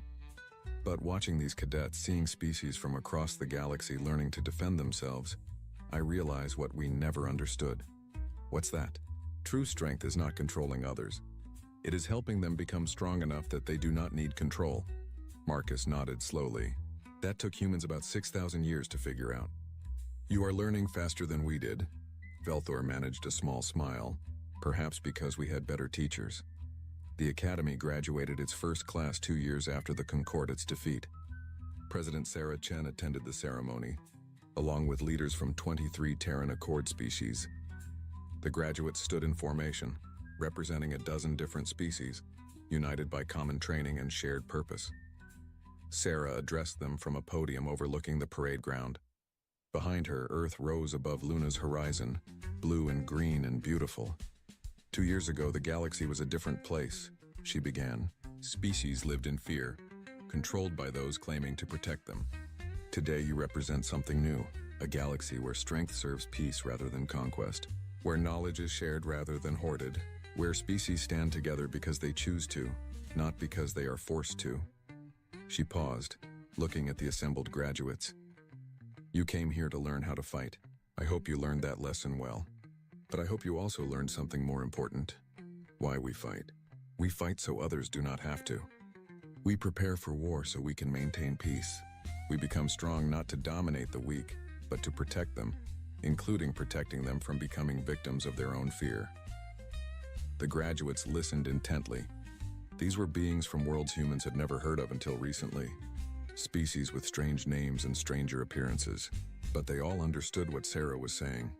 They had all been taught by instructors who had lived through wars and learned their lessons the hard way. "The greatest victory," Sarah continued, "is not defeating an enemy. It is never having to fight because your enemy respects both your capability and your restraint. You carry that lesson with you as you return to your homeworlds. Teach it to others. Build defenses that make invasion unthinkable, but never forget that weapons are tools, not solutions. The goal is not to win wars. The goal is to prevent them." The ceremony concluded with a flyover by ships from 12 different species, flying in formation above the lunar surface. It was a sight that would have been impossible 2 years earlier. Now it was the new normal. After the ceremony, Sarah met privately with Velthor. The former ambassador had been attending classes at the Academy, studying human history and military theory. He had become an advocate for concordate reform, writing essays and giving speeches about the mistakes his people had made. "Your speech was powerful," he told Sarah. "Do you believe what you said? That the goal is to prevent wars rather than win them. I do, Sarah said. But I also believe in preparing to win if prevention fails. Humanity learned that balance through painful experience. The Concordat never learned it at all, Velthor said. We became comfortable. We forgot that power without wisdom is just tyranny, and tyranny never lasts forever. What will you do now? Sarah asked. Continue teaching, Velthor said. I have been invited to speak on Kelvin Prime, to the new government that formed after the old High Council collapsed. They want to rebuild the Concordat as something better, something more like the Terran Accord. I will help them if I can, Sarah smiled. That is good. The galaxy needs more voices advocating for cooperation. 5 years after the Concordat's defeat, the galaxy had transformed. The Terran Accord included 41 species, nearly all of the former Concordat protectorates plus several species who had been truly independent. Trade flourished. Technology was shared freely. Species that had never met now worked together on scientific projects, cultural exchanges, and mutual defense. The Concordat itself had reformed. The 3 species who had approached Earth for partnership led the effort to create something new, a true federation where members had equal votes and no single species dominated. They called it the Reformed Concordat, and they applied to join the Terran Accord as a full member. President Chen, now in her 2nd term, presided over the ceremony where the Reformed Concordat joined the Accord. It was held on a neutral world, a beautiful planet called Haven that had volunteered to host the event. Representatives from 64 species attended. They filled an enormous amphitheater carved into a mountainside, with translation devices ensuring everyone could understand everyone else. It was chaotic and beautiful and completely unprecedented. 5 years ago, Sarah told the assembled representatives, Earth faced a choice. Accept domination or fight for independence. We chose independence, but we also chose to share what we learned. Today we see the results of that choice. A galaxy united not by force, but by mutual respect. She looked around at the incredible diversity of beings present. We have built something remarkable, a community where strength serves peace, where knowledge flows freely, where species cooperate because they recognize that together, we are stronger than we could ever be alone. The Terran Accord is not an empire. It is not a hierarchy. It is a promise that we will defend each other, learn from each other, and grow together. The amphitheater erupted in applause, though the sound varied wildly depending on which species was clapping. Some whistled, some clicked, some made sounds that had no human equivalent. But the meaning was universal: agreement, celebration, hope. Dr. Yuki Tanaka, now Earth's ambassador to the Terran Accord, stood beside Sarah after the ceremony. They watched the representatives from different species mingling, forming friendships, planning collaborations. Do you remember when we first detected the Concordat vessel? Yuki asked. I was terrified. I thought we were about to meet our doom. Instead, we met our future, Sarah said. A future where humanity is not alone, where we have friends and partners across the stars. Do you think it will last? Yuki asked. Peace is fragile. It is, Sarah agreed. But we have built something stronger than peace. We have built mutual interest, shared purpose, and genuine respect. That is much harder to break than a simple treaty. On Earth, life continued much as it had before first contact. People went to work, raised families, pursued their dreams. But everything was different too. Children grew up knowing that humanity was part of a galactic community. Schools taught not just Earth history, but the histories of dozens of worlds. Young people looked at the stars and saw not empty void but neighbors, friends, potential. General Marcus Steele retired from active duty, but continued teaching at the Terran Defense Academy. He was old now, his hair completely gray, but his mind was as sharp as ever. He taught strategy to students who came from worlds he could barely pronounce. One of his favorite students was a young woman from Telos 4 named Kelvara. She was brilliant, innovative, and constantly challenging his assumptions. She reminded him of himself at her age.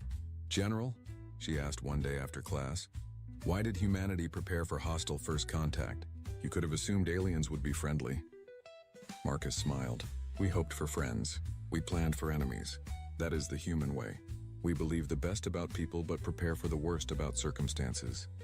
Is that wisdom or paranoia? Both, Marcus admitted. And sometimes the line between them is very thin. But I will tell you what my own teacher told me. Hope is not a strategy. You can hope for peace while preparing for war. The preparation does not prevent the peace. It ensures you will survive if peace fails. Kelvara nodded thoughtfully. I will remember that. Good, Marcus said. Because you are going to teach the next generation. That is how knowledge survives. We pass it down, student to student again. Each generation learning from the mistakes of the last. 10 years after first contact, President Sarah Chen stood in her office in Geneva, looking out at the city. She was older now, her hair showing gray, her face lined with the weight of a decade of decisions. She had decided not to run for a third term. It was time for someone younger to lead. Her successor would inherit a galaxy very different from the one she had known.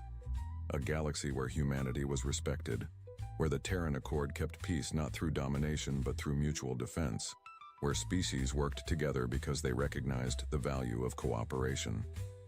Sarah thought back to that day when Ambassador Velthor had first arrived, offering protection Earth did not need from threats that did not exist.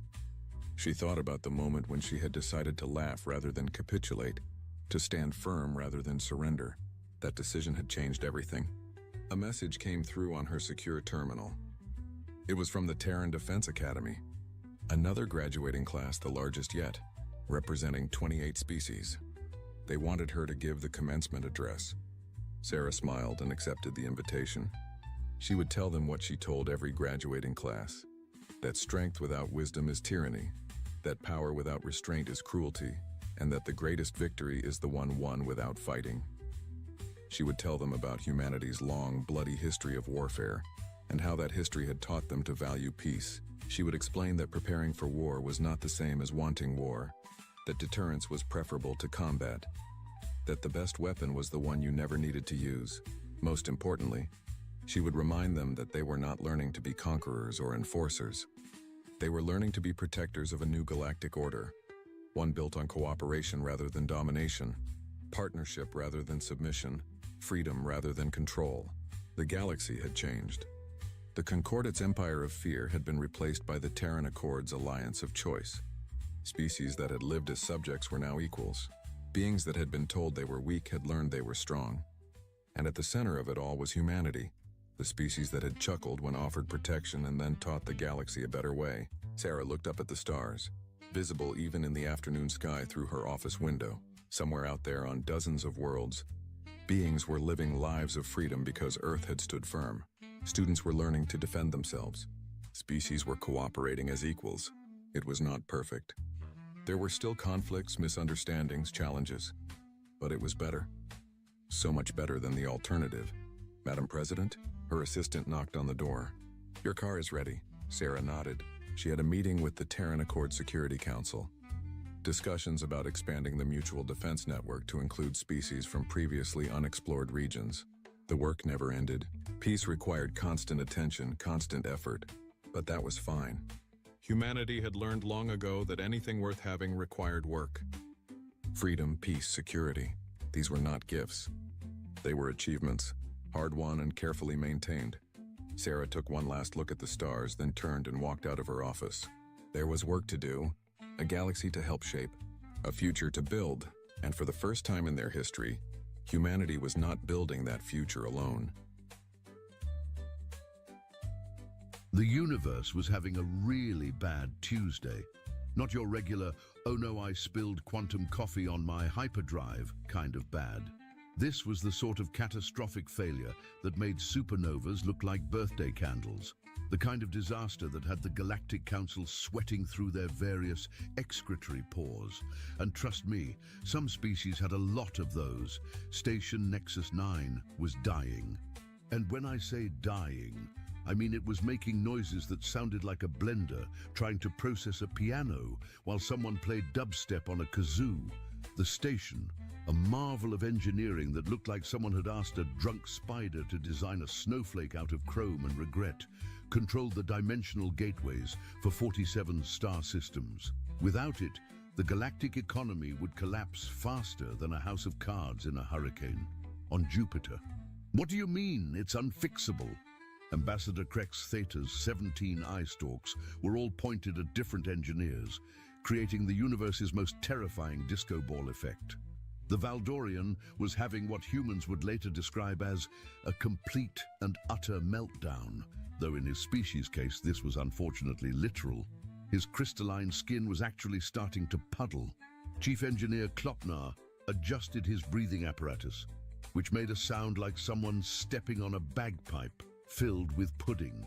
The quantum resonance matrix has achieved a state of, how do I put this delicately, complete chaos.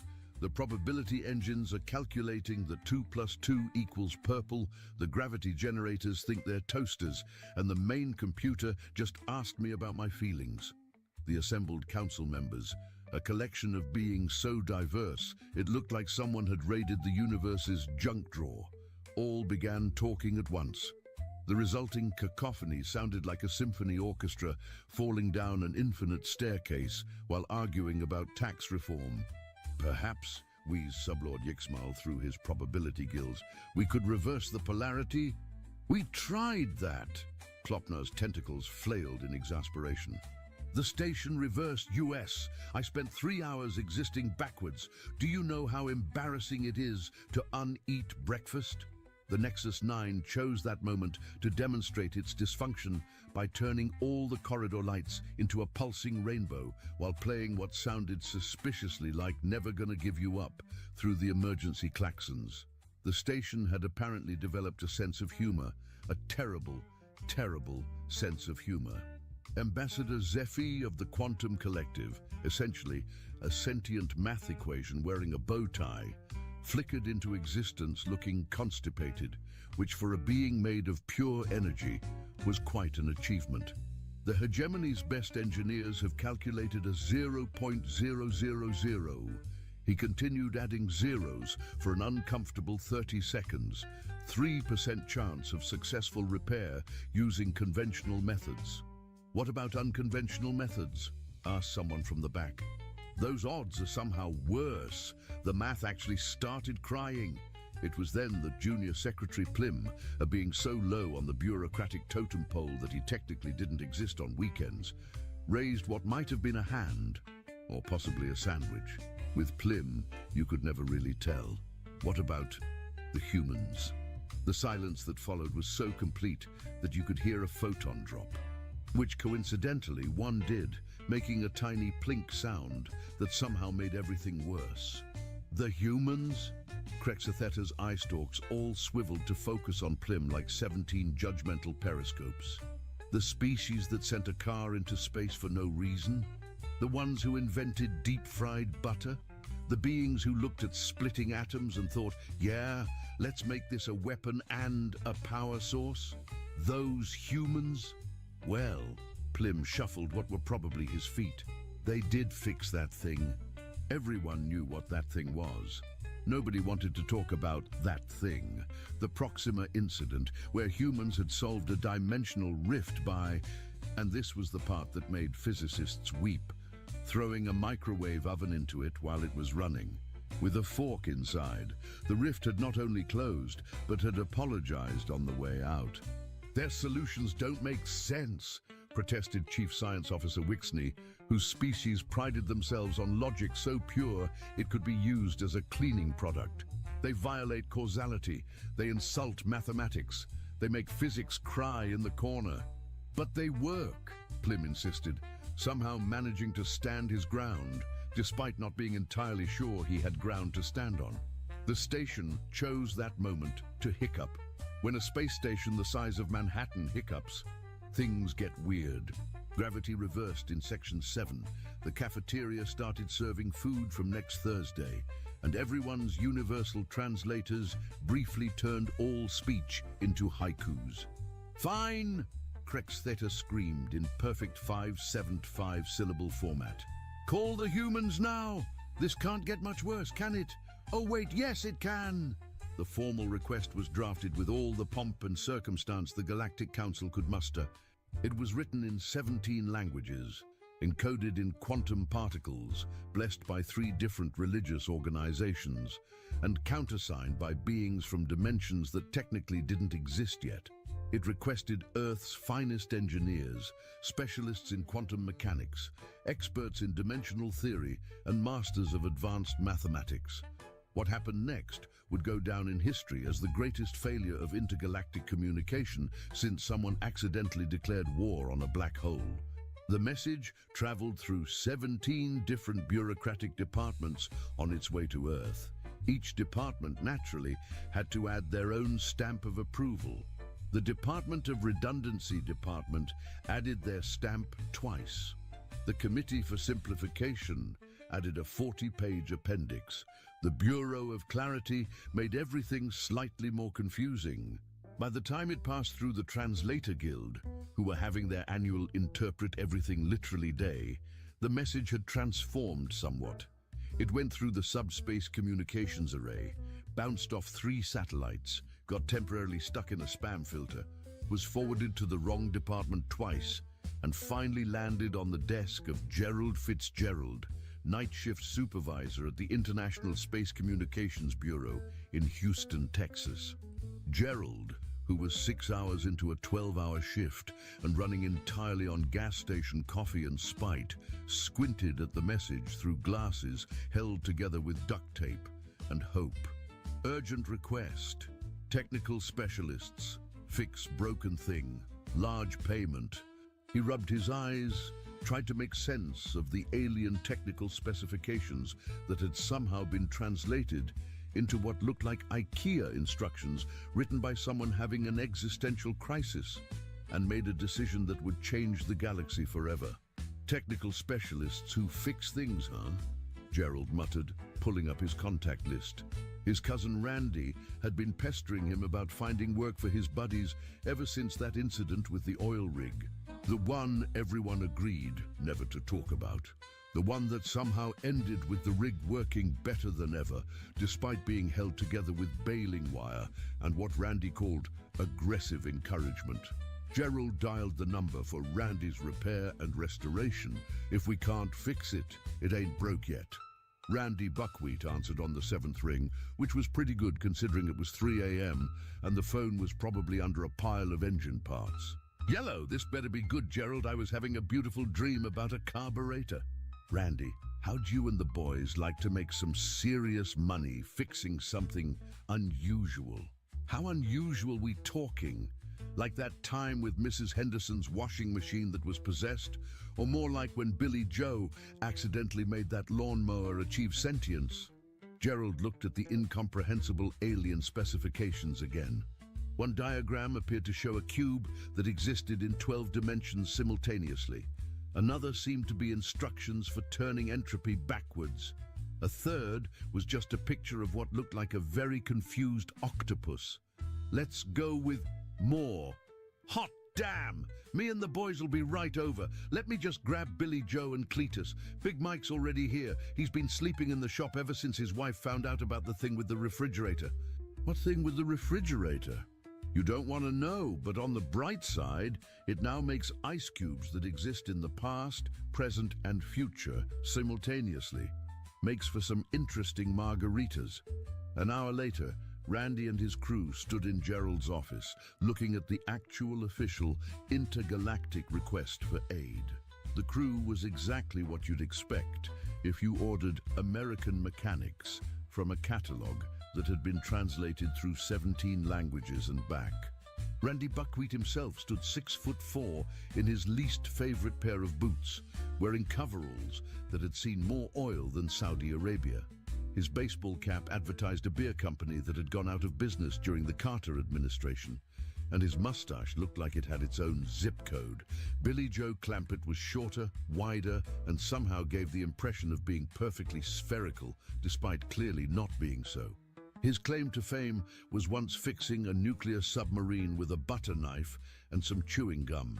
The Navy still wouldn't talk about it, but the submarine had never worked better. Cletus Washington, and yes, he knew his name sounded like a contradiction, was the kind of skinny that made you wonder if he was actually three-dimensional. He could fit into engine spaces that shouldn't exist and had an uncanny ability to diagnose problems by smell alone. That there's a burnt bearing, he'd say, or someone put sugar in the quantum stabilizer. He was always right. And then there was Big Mike Kowalski. Nobody knew his actual first name because nobody had ever been brave enough to ask. Big Mike was the kind of large that made physics nervous. He had once lifted an engine block, not because he needed to, but because it was in the way of his sandwich. His approach to mechanical problems was simple. If hitting it didn't fix it, you weren't hitting it right. So, Randy said, squinting at the alien schematics that looked like someone had asked MC Escher to design a headache, they want us to fix a space station. A space station that exists in multiple dimensions simultaneously and controls the portal network for 47 star systems, Gerald clarified. Does it use metric or standard? What? Measurements. Metric or standard? Because I ain't bringing both sets of wrenches to space. Do you know how much extra that weighs? Gerald stared at Randy for a long moment. It uses quantum measurements based on the oscillation frequency of dark matter particles. So metric. Got it. Before Gerald could explain that wasn't even remotely what he meant, Cletus had pulled out a flashlight and was examining one of the holographic displays showing the station's structure. Well, there's your problem right there, Cletus announced, pointing at something that looked like a Klein bottle having an argument with a Mobius strip. Someone cross-threaded the dimensional stabilizers. You can tell by the way the space-time around it looks all constipated. Constipated space-time? Gerald asked weakly. Sure. See how it's all bunched up there? That's textbook constipation. Probably needs a good flush of the primary systems, maybe some percussive maintenance on the auxiliary couplings. Big Mike cracked his knuckles, which sounded like someone breaking concrete blocks with a sledgehammer. Percussive maintenance, my specialty. Now hold on, Gerald said, suddenly realizing what he might have unleashed upon the galaxy. This is advanced alien technology we're talking about. You can't just hit it with a wrench. Randy pulled out a wrench that looked like it had been forged in the heart of a dying star and then used to beat other wrenches to death. It had Problem Solver engraved on the handle, though the S had worn off, so it now read Problem Olver. This ain't just any wrench, cousin. This here's Big Bertha. She's fixed everything from combine harvesters to nuclear reactors. One time, Billy Joe used her to fix a smartphone. How do you fix a smartphone with a wrench that size? Carefully, Billy Joe said with a grin that suggested it hadn't been careful at all. The next morning, the crew stood in front of the ship that would take them to Nexus 9. The Galactic Council had sent their finest diplomatic vessel, a sleek, chrome masterpiece that looked like what would happen if a swan made love to a mathematics equation, and their baby was raised by fiber optic cables. The alien pilot, a being named Vexlaw, who looked like a praying mantis, had dressed up as a lamp for Halloween, watched in horror as the humans began loading their equipment. What? What is that? Vexlaw pointed a trembling appendage at the rust-covered truck Big Mike was pushing up the ramp. That's Bessie, Randy said proudly. Finest 1987 Ford F-150 ever to roll off the assembly line. She's got over 500,000 miles on her original engine and only caught fire twice this year. You're bringing a combustion vehicle onto my ship? Well, how else are we supposed to haul our equipment around? Your fancy station got a Home Depot. Didn't think so. The truck was followed by several tons of Earth equipment that looked like it had been salvaged from a museum dedicated to the concept of rust. There were toolboxes held together with duct tape, welding equipment that predated several wars, and enough WD-40 to drown a small planet. Is that a chainsaw? Vexla's voice had reached a pitch that only dogs and certain types of quantum particles could hear. 3 of them, Billy Joe said cheerfully. Never know when you might need to cut through something, or intimidate it. Chainsaws are very versatile. The journey to Nexus 9 took 12 hours through hyperspace, which Randy described as like riding a roller coaster designed by someone who hates you, through a tunnel made of disco lights and regret. The humans spent most of it playing poker using nuts and bolts as chips, while their alien escort tried very hard not to think about what they'd gotten themselves into. When they finally arrived at Nexus 9, the situation had gotten worse. The station now looked like a chrome snowflake having a seizure in a blender. Parts of it were phasing in and out of reality. The docking bay kept changing locations, and the welcome message was playing backwards in a language that didn't exist. Finally! Ambassador Crexus Theta rushed forward as the humans disembarked, his 17 eye stalks making him look like an overly enthusiastic bouquet. "Are you the engineering team from Earth?" Randy looked at his crew, shrugged, and said, "Sure, let's go with that. Randy Buckwheat, fixing things since 1987. This here's my crew. Where's the patient?" "Patient? The broke thing what needs fixing."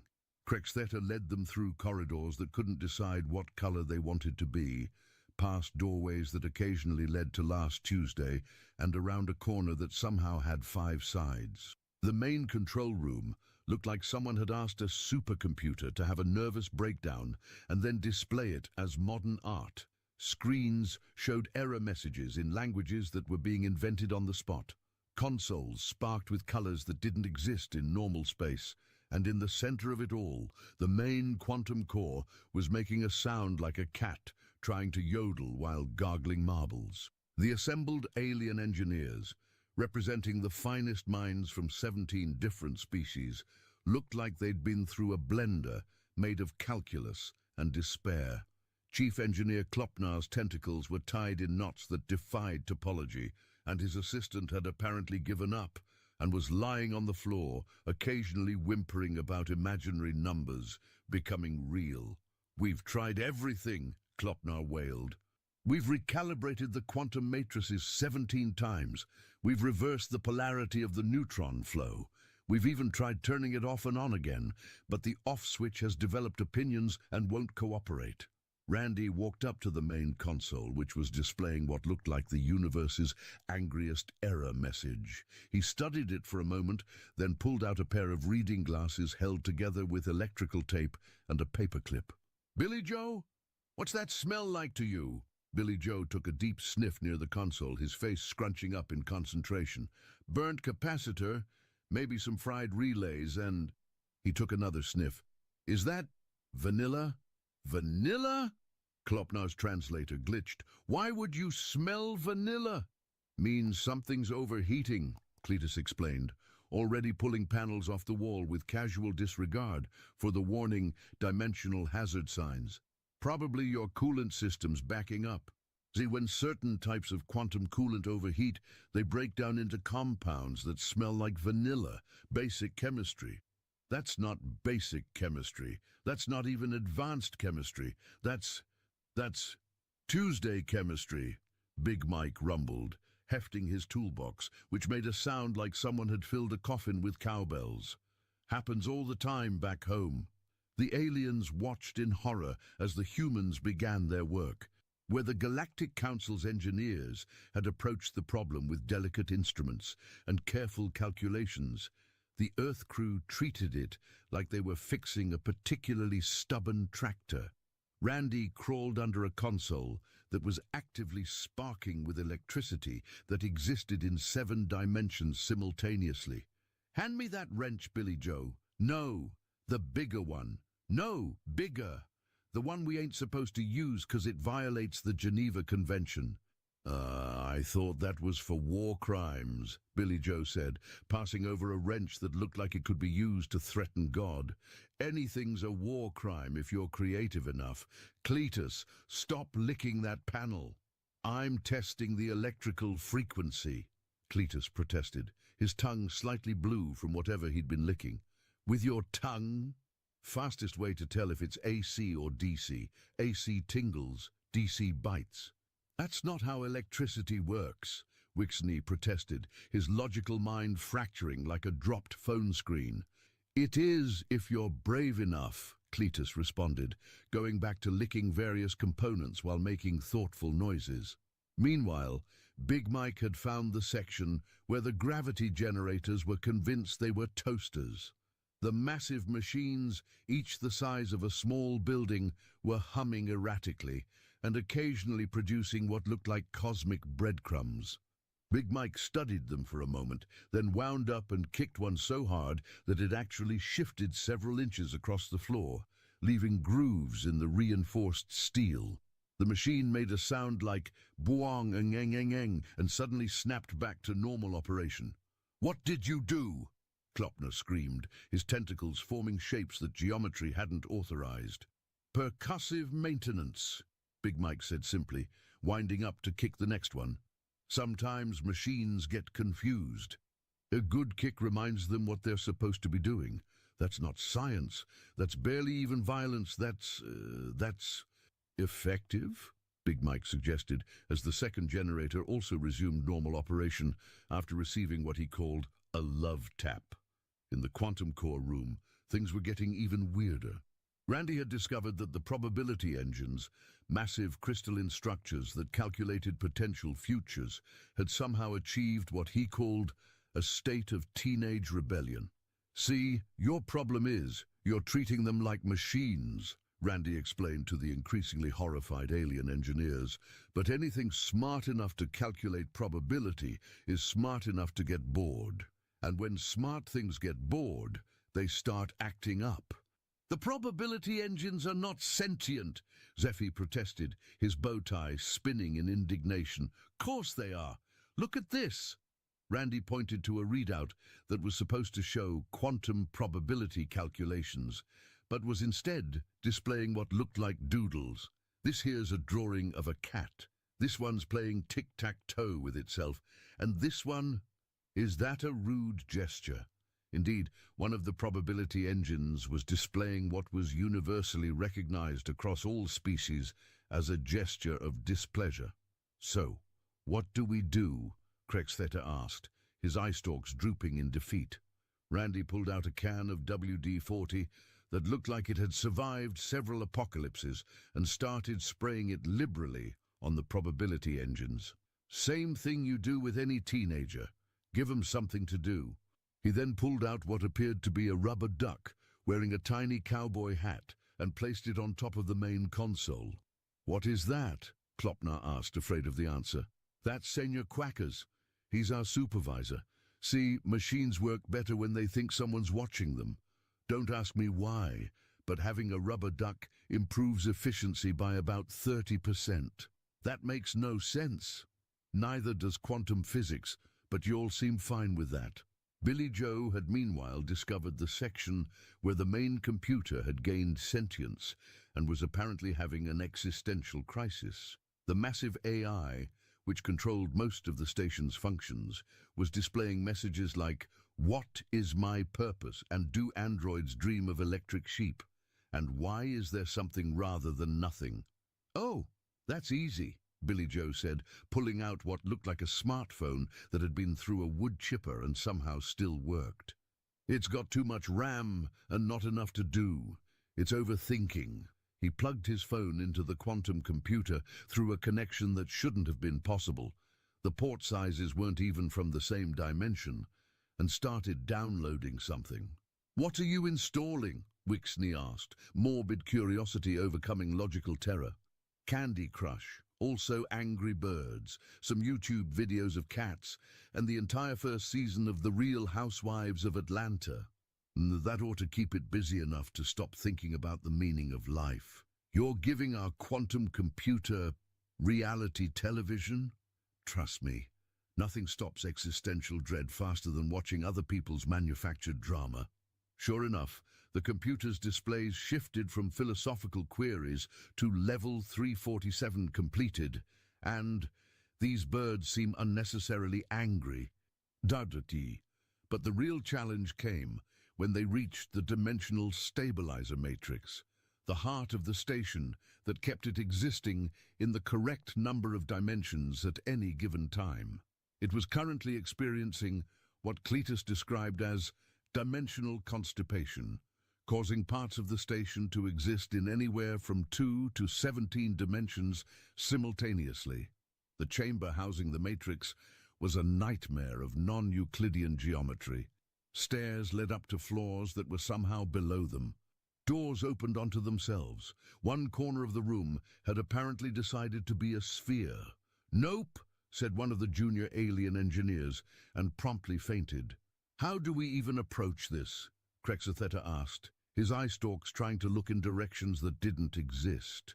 Randy studied the situation, rubbing his mustache thoughtfully. Then he reached into his toolbox and pulled out something that made every scientist in the room simultaneously gasp and whimper. It was a roll of duct tape. But not just any duct tape. This was the most ancient, powerful roll of duct tape any of them had ever seen. It seemed to absorb light. It radiated an aura of pure, concentrated, fixing energy. This was duct tape that had seen things, fixed things, possibly held together things that should never have been held together. Billy Joe, Cletus, you know what to do. Indeed, the three humans began moving through the impossible space with the confidence of people who had once fixed a barn that had been turned inside out by a tornado. They ignored the laws of physics with such casual disdain that the laws of physics began to feel self-conscious. Cletus started by climbing a wall that was technically the ceiling from another angle, placing strips of duct tape on seemingly random spots. See, the problem with dimensional rifts is they're like tears in fabric. You just gotta patch them up. You can't patch dimensions with tape, Klopner screamed. Can't never could do nothing, Cletus replied, continuing to apply duct tape to surfaces that existed in different time zones. Billy Joe had found what he described as the source of the smell, a section where dimensions were overlapping so badly that you could see last week, next month, and an alternate Tuesday where everyone was slightly more purple. "Big Mike," he called. "Need you to hold this dimension steady while I tape it." Big Mike reached into what looked like empty air, grabbed something that made everyone's eyes water to look at, and held it steady through sheer force of will and bicep. "How are you holding a dimension?" Wixney had progressed from horror to a kind of fascinated madness.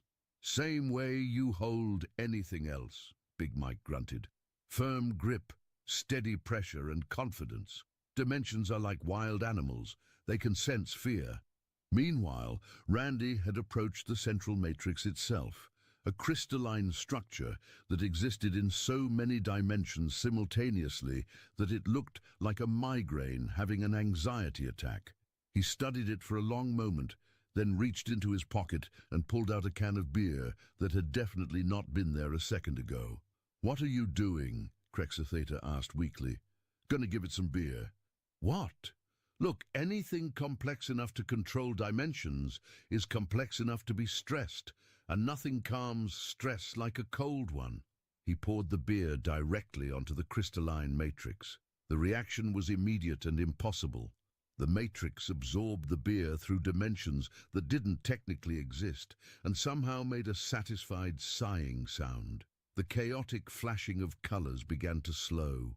The impossible angles started looking merely improbable. The sphere that had been a corner decided to be a corner again, though it kept the sphere as a souvenir in a pocket dimension. It's working!" Klopnar's tentacles untied themselves in shock. "But how?" "Easy," Randy said, applying some WD-40 to joints that existed in theoretical space. "Your problem is you're thinking about this like it's complicated. But at the end of the day, whether it's a tractor or a dimensional matrix, machines all want the same thing, a little attention, some lubrication, and occasionally a swift kick to remind them who's boss." To demonstrate, he kicked a panel that was flickering between existing and not existing. It decided existing was easier and stabilized. "Also," Cletus added, having successfully duct-taped several dimensions back together, "y'all were overthinking it. You had your quantum resonance at 47. 3 terahertz, when any fool could see it wanted to be at 47.5. How could you possibly know that? It was vibrating funny, you can tell by the sound. Here, listen." He thumped a panel, producing a sound that should not have been audible to human ears. "Hear that? That's a 1/4 hertz flat. Basic stuff." The aliens watched in stunned silence as the humans continued their work. Every solution was wrong. Every method was impossible. Every fix violated at least 3 laws of physics, and probably several laws of actual governments. And yet, it was working. The probability engines, distracted by mobile games and reality TV, had stopped their rebellious calculations and were working normally. if you considered occasionally pausing to watch cat videos normal. The gravity generators, thoroughly intimidated by Big Mike's aggressive negotiation tactics, were no longer identifying as kitchen appliances. The main computer had stopped having existential crises and was instead fully invested in getting 3 stars on every Candy Crush level. And the dimensional matrix, held together with duct tape, WD-40, and what Randy insisted was good vibes, was humming along smoothly. But the real test came when they reached the station's power core, a contained black hole that provided energy for the entire station. It had somehow developed what could only be described as hiccups. Each hiccup sent waves of gravity randomly through the station, making everyone briefly weigh either nothing or approximately as much as a small moon. "Oh, that's just gas," Billy Joe diagnosed after watching it for a minute. "Black holes don't get gas," Zeffie protested, his bow tie now spinning fast enough to achieve liftoff. "Sure they do. See how it's pulsing irregularly? Classic indigestion. Probably been feeding it the wrong kind of matter. What you been putting in there? Precisely calculated amounts of compressed hydrogen, and there's your problem. Too rich. Black holes are like old dogs. You gotta give 'em simple food or they get gassy." Billy Joe pulled out what looked like a bag of concrete mix from the truck. "This here's limestone. Nice, simple calcium carbonate. It'll settle its stomach right down." Before anyone could stop him, he started pouring limestone into the black hole feed system. The black hole burped once, a sound that somehow managed to be both impossibly deep and embarrassingly human, then settled into a smooth, contented purr. That's impossible. Wixney had given up on logic and was now apparently trying to divide by 0 out of spite. "Black holes don't have stomachs. They don't get indigestion. They don't burp." "This one just did," Cletus pointed out helpfully. "Maybe your science ain't as complete as you thought." It was at this moment that the station did something unprecedented in the history of galactic engineering. It started working better than it had before breaking. The dimensional gateways, now held together with duct tape and goodwill, were operating at a 140% efficiency. Ships were arriving at their destinations before they'd technically left. The Galactic Council received a complaint from next Thursday about noise from a party that hadn't happened yet. The power output from the no longer gassy black hole had increased by 30%. The gravity generators were not only working, but had somehow developed a sense of humor, occasionally making people's left shoes slightly heavier than their right ones. The probability engines, when not playing mobile games, were calculating futures with an accuracy that was frankly disturbing. They'd predicted 17 different ambassadors' lunch orders, 6 divorces, and 1 unexpected romance between a Valdorian crystal being and a sentient gas cloud named Kevin. "This doesn't make sense," Klopner said for approximately the 400th time. "Nothing about this makes sense. You violated every law of physics we know." "Well, there's your problem right there," Randy said, wiping his hands on a rag that was more oil than fabric. "You're following laws. We're more like guidelines kind of people." "Guidelines?" "Sure. Physics is like a speed limit sign. It's a suggestion, really. You can follow it if you want, but sometimes you gotta go a little faster to pass a truck, you know? That's not how reality works." "Says who?" "Physics." "Well, physics ain't here right now, is it? Just us and a space station that's working better than ever." It was then that the station's AI, now fully invested in its mobile games, made an announcement. "Attention all personnel. I have reached level 2008-47 in Candy Crush. Also, the station is operating at peak efficiency. These 2 facts may be related. That is all. Psi, does anyone have lives to send me?" Ambassador Krexatheta's 17 eye stalks all pointed in different directions, a clear sign of a Valdorian nervous breakdown. But we called for Earth's finest engineers, their best and brightest, their most educated experts." Gerald, who had been brought along to observe and was currently trying very hard not to laugh, cleared his throat. "Actually, there might have been a slight miscommunication in the requisition process." Miscommunication. Well, you asked for technical specialists who could fix things. Randy and his crew are technically specialists, and they do fix things. These are not engineers. These are rednecks, Randy supplied helpfully. Best damn rednecks in 3 counties. 4, if you count that incident in Jefferson County, but the statute of limitations ain't run out on that yet. The silence that followed was the kind usually reserved for black holes or particularly awkward family dinners. Finally, Sublord Yixmal spoke up, his probability gills fluttering with something that might have been amusement. You're telling me that 4 humans with no formal education in quantum mechanics just fixed a station that the greatest minds in the galaxy couldn't repair? Hey now, Billy Joe protested. I'll have you know I got my GED eventually, on the 3rd try. The test was on a Monday, and Mondays ain't my strong suit. And, Cletus added, I took a correspondence course in small engine repair. Got a certificate and everything. It's hanging in my bathroom. Why your bathroom? Asked Wixney, who had given up on sanity and was now just along for the ride. Best lighting for reading. You'd be surprised how much learning you can do in there. Big Mike just shrugged, making his coveralls ripple like a tectonic event. I learned by doing, mostly doing things wrong until they worked right. The Galactic Council looked at each other, then at the humans, then at their beautifully functioning station that was now somehow operating on principles that didn't exist in any textbook. How much do we owe you? Krexatheta asked weakly. Randy did some calculations on his hand with a pencil he pulled from behind his ear. Well, let's see. Standard rate is $60 an hour, but this is a rush job, and it's definitely outside our usual service area. Plus there's the space travel surcharge, exotic materials handling fee, and Big Mike had to miss his bowling league. He scribbled some more numbers, carried the 2, forgot what he was carrying, started over, then finally announced, $47,000, and a case of beer, good beer, none of that light stuff. $47,000? Krexatheta's translator hiccuped.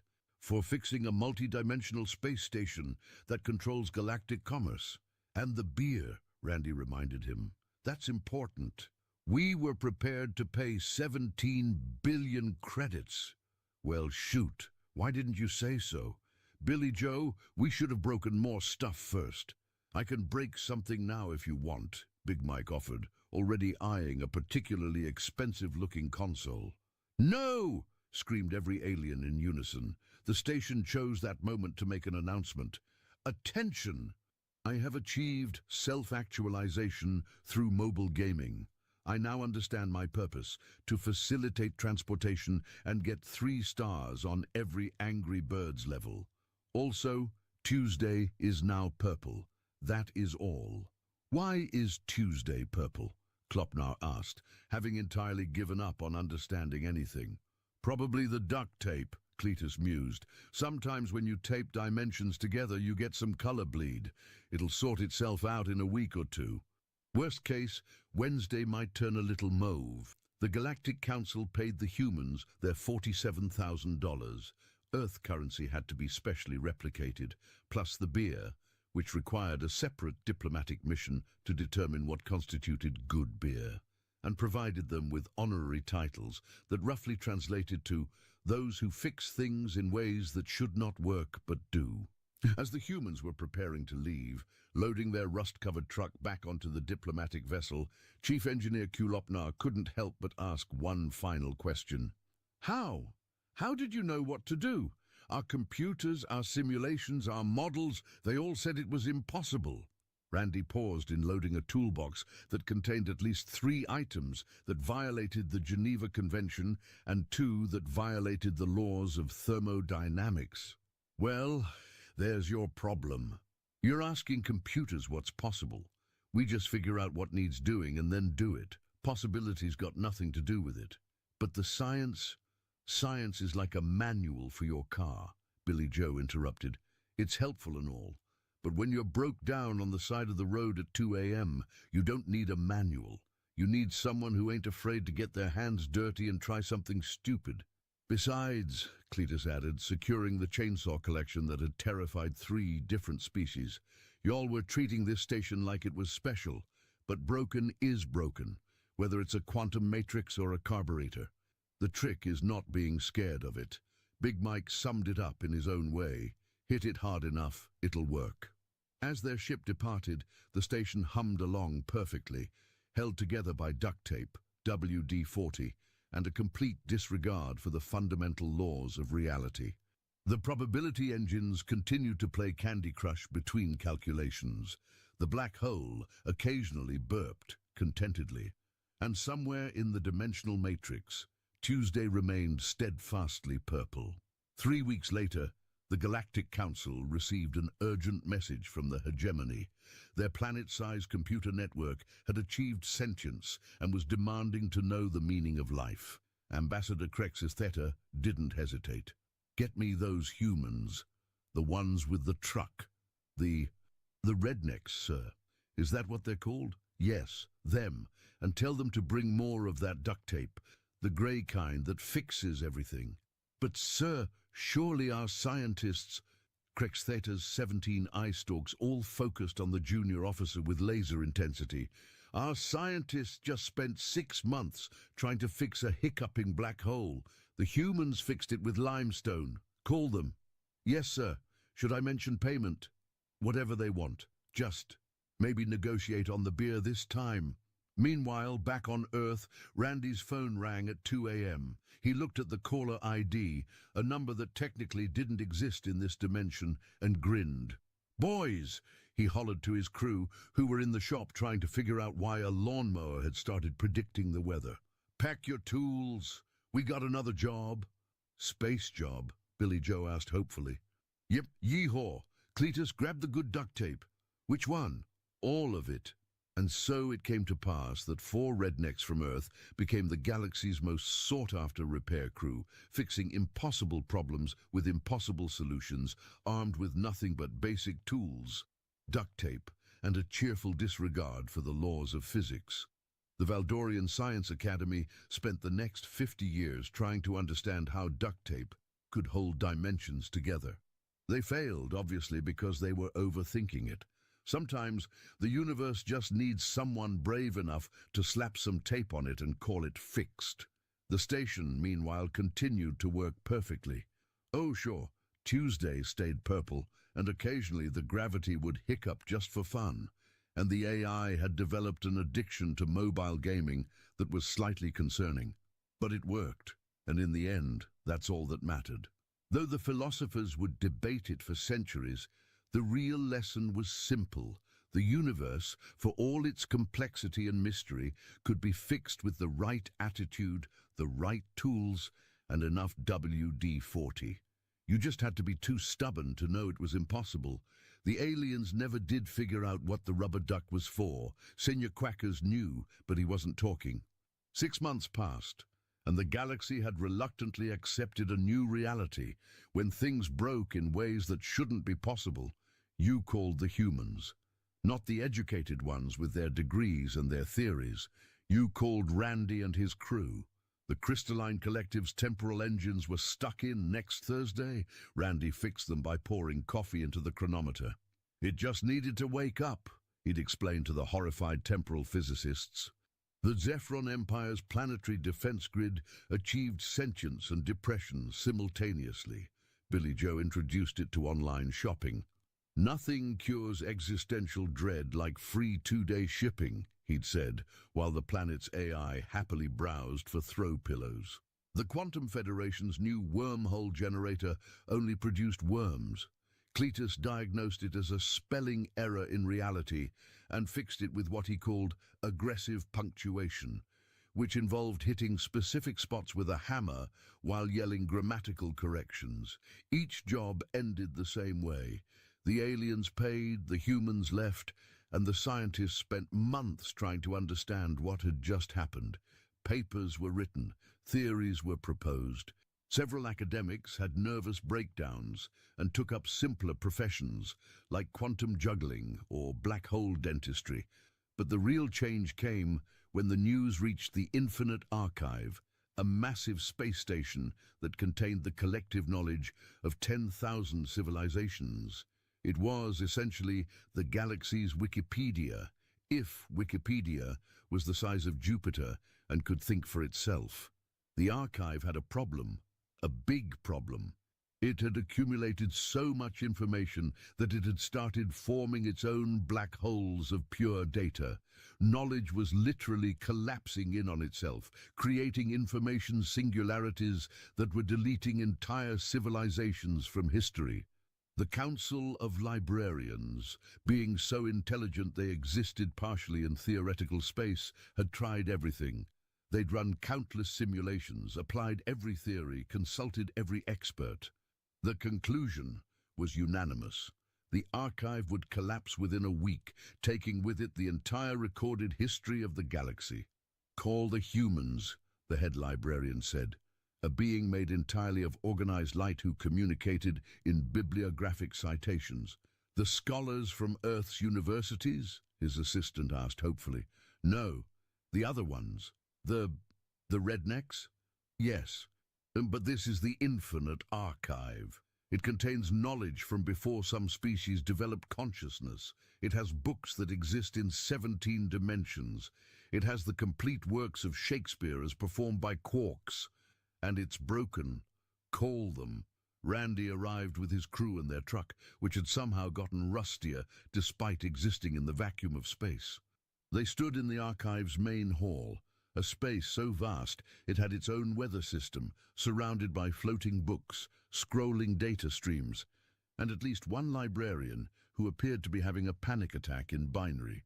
"So," Randy said, looking at the swirling vortexes of collapsing information that were slowly devouring centuries of knowledge, "you got yourself a clog." "A clog?" The head librarian's light flickered in indignation. "This is an information cascade leading to epistemological collapse." "Nah, it's a clog. See, you got too much information trying to go through too small a pipe, like when Billy Joe tried to flush that whole turkey down his toilet." "It was an experiment," Billy Joe protested. "It was Thanksgiving and you were drunk." "Those ain't mutually exclusive." Cletus was already examining one of the data streams with technology that consisted of a magnifying glass and intuition. "Your problem is you're treating information like it's special. But information's just stuff, and stuff follows rules. You got too much stuff in one place, it's gonna back up. But this is knowledge, the accumulated wisdom of—" "Stuff," Big Mike interrupted, poking at a floating equation that was apparently the mathematical proof for love. It squeaked. Randy pulled out what looked like a plunger that had been modified with parts from at least 3 different centuries. "Billy Joe, you remember what we did with Mrs. Patterson's septic tank? The thing with the dynamite? No, the other thing. Oh, the reverse flow trick. That's the one. Cletus, we're gonna need the big pump. The one we're not supposed to have. That's the one." What followed was perhaps the most horrifying display of problem-solving the galaxy had ever witnessed. The humans treated the sum total of galactic knowledge like a backed-up sewage system. They installed what they called knowledge baffles, which were essentially cookie sheets duct-taped to dimensional walls. They rerouted data streams through something called a hillbilly filter, a coffee maker filled with steel wool. They even used actual dynamite, though Randy assured everyone it was therapeutic dynamite for the archive's mental health. "Udi!" The librarians watched in horror as Big Mike simply grabbed a collapsing information singularity, a thing that shouldn't be grabbable, and held it while Randy sprayed it with WD-40. "How are you holding pure information?" "Same way you hold anything," Big Mike replied. "Just gotta want it bad enough." The real breakthrough came when Billy Joe discovered that the archive's organizational system was, in his words, constipated with its own smartness. "Bussy, you're organizing everything perfectly. Alphabetical, chronological, dimensional, by species, by subject. You got so many organization systems they're fighting each other. It's like having 17 people trying to drive the same car." "So what do you suggest?" the head librarian asked weakly. "Chaos." "Chaos?" Controlled chaos. See, if everything's perfectly organized, there's no wiggle room, no flexibility. You need what we call strategic messiness. And like my workshop, looks like a tornado hit it, but I can find any tool in 3 seconds flat. They proceeded to introduce what they called the Dewey Decimal Chaotic System. Instead of organizing books perfectly, they organized them good enough. Instead of precise categorization, they used what Cletus called intuitive placement, putting things where they felt right rather than where they logically should go. "This is madness," one librarian protested, watching Billy Joe shelve a cookbook on quantum physics next to a romance novel about sentient gases. "No," Randy corrected, "madness would be letting your whole archive collapse because you're too proud to get a little messy. This is problem solving." They installed what they called a knowledge overflow valve, essentially a hole they cut in reality with a chainsaw, leading to what Randy described as somewhere that don't mind extra information. Where does it go? Best not to ask. Plausible deniability and all that. When Big Mike suggested they reboot the archive, everyone assumed it was a metaphor. It wasn't. He found the archive's main power coupling, a stream of pure energy that had been running since before some galaxies were born, and simply unplugged it. The silence was deafening. Every light went out. Every data stream stopped. 10,000 civilizations worth of knowledge simply stopped. The librarians didn't scream, only because they were too horrified to remember how. Big Mike counted to 30. Gotta give it time to forget what it was doing wrong, and plugged it back in. The archive rebooted with a sound like the universe clearing its throat. Lights flickered back on. Data streams resumed flowing. But now they flowed differently, not in perfect organized channels, but in a sort of controlled chaos that somehow made more sense. The information singularities were gone. The data black holes had evaporated. Knowledge flowed freely, organized just enough to be findable, but not so much that it strangled itself. "It's working?" The head librarian's voice was barely a whisper. "Course it is," Randy said, wiping his hands on his coveralls. "You just had to stop thinking of it as special. Archive, computer, septic tank, they're all just systems. And every system needs a little chaos to keep it honest." The archive's AI, which had been silent throughout the ordeal, suddenly spoke. "System reboot complete. Operational efficiency at calculating. Who cares? It works. New files detected. Humanity, subcategory, redneck engineering. Warning, contents violate several laws of physics. Filing under things that shouldn't work, but do." As they were leaving, the head librarian couldn't help but ask, "Why does chaos work better than order?" Cletus thought about it for a moment. "You ever try to hold water?" "Water? Yeah. You squeeze it tight, try to control it, and it shoots out between your fingers, but cup your hands loose, give it room to move, and it stays right where you want it. That's actually profound." "Nah, that's just something my grandma used to say. Course, she was usually talking about catching chickens, but the principle's the same. The payment this time was substantial, enough to buy a small planet. Randy negotiated it down to a reasonable amount, plus a lifetime supply of beef jerky and fishing licenses for a dimension where the fish existed in probability space. "You could have been rich beyond measure," the head librarian said. "What would we do with a planet? Can't fix a carburetor on a planet. Well, not easily anyway." As their ship departed, the archive hummed with its new chaotic organization. Books filed themselves wherever felt right. Data streams meandered like lazy rivers instead of rushing like highways. The AI had discovered knock-knock jokes and wouldn't stop telling them. It was imperfect. It was messy. It was slightly insane. It was also working better than it ever had. Back on Earth, Randy got a call from his cousin Gerald. "Randy, what the hell did you boys do? I've got 17 different alien civilizations asking for your contact information. The Quantum Pope wants to hire you to fix a holy relic. The Void Collective needs help with their existential crisis, and something called the Entropy Guild wants to know if you can make chaos More chaotic. Tell them we're booked through Thursday. After that, Randy looked at his crew.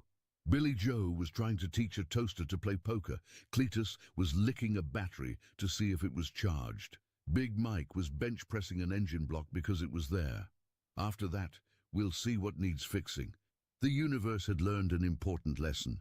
Sometimes the best solution to a complex problem isn't more complexity.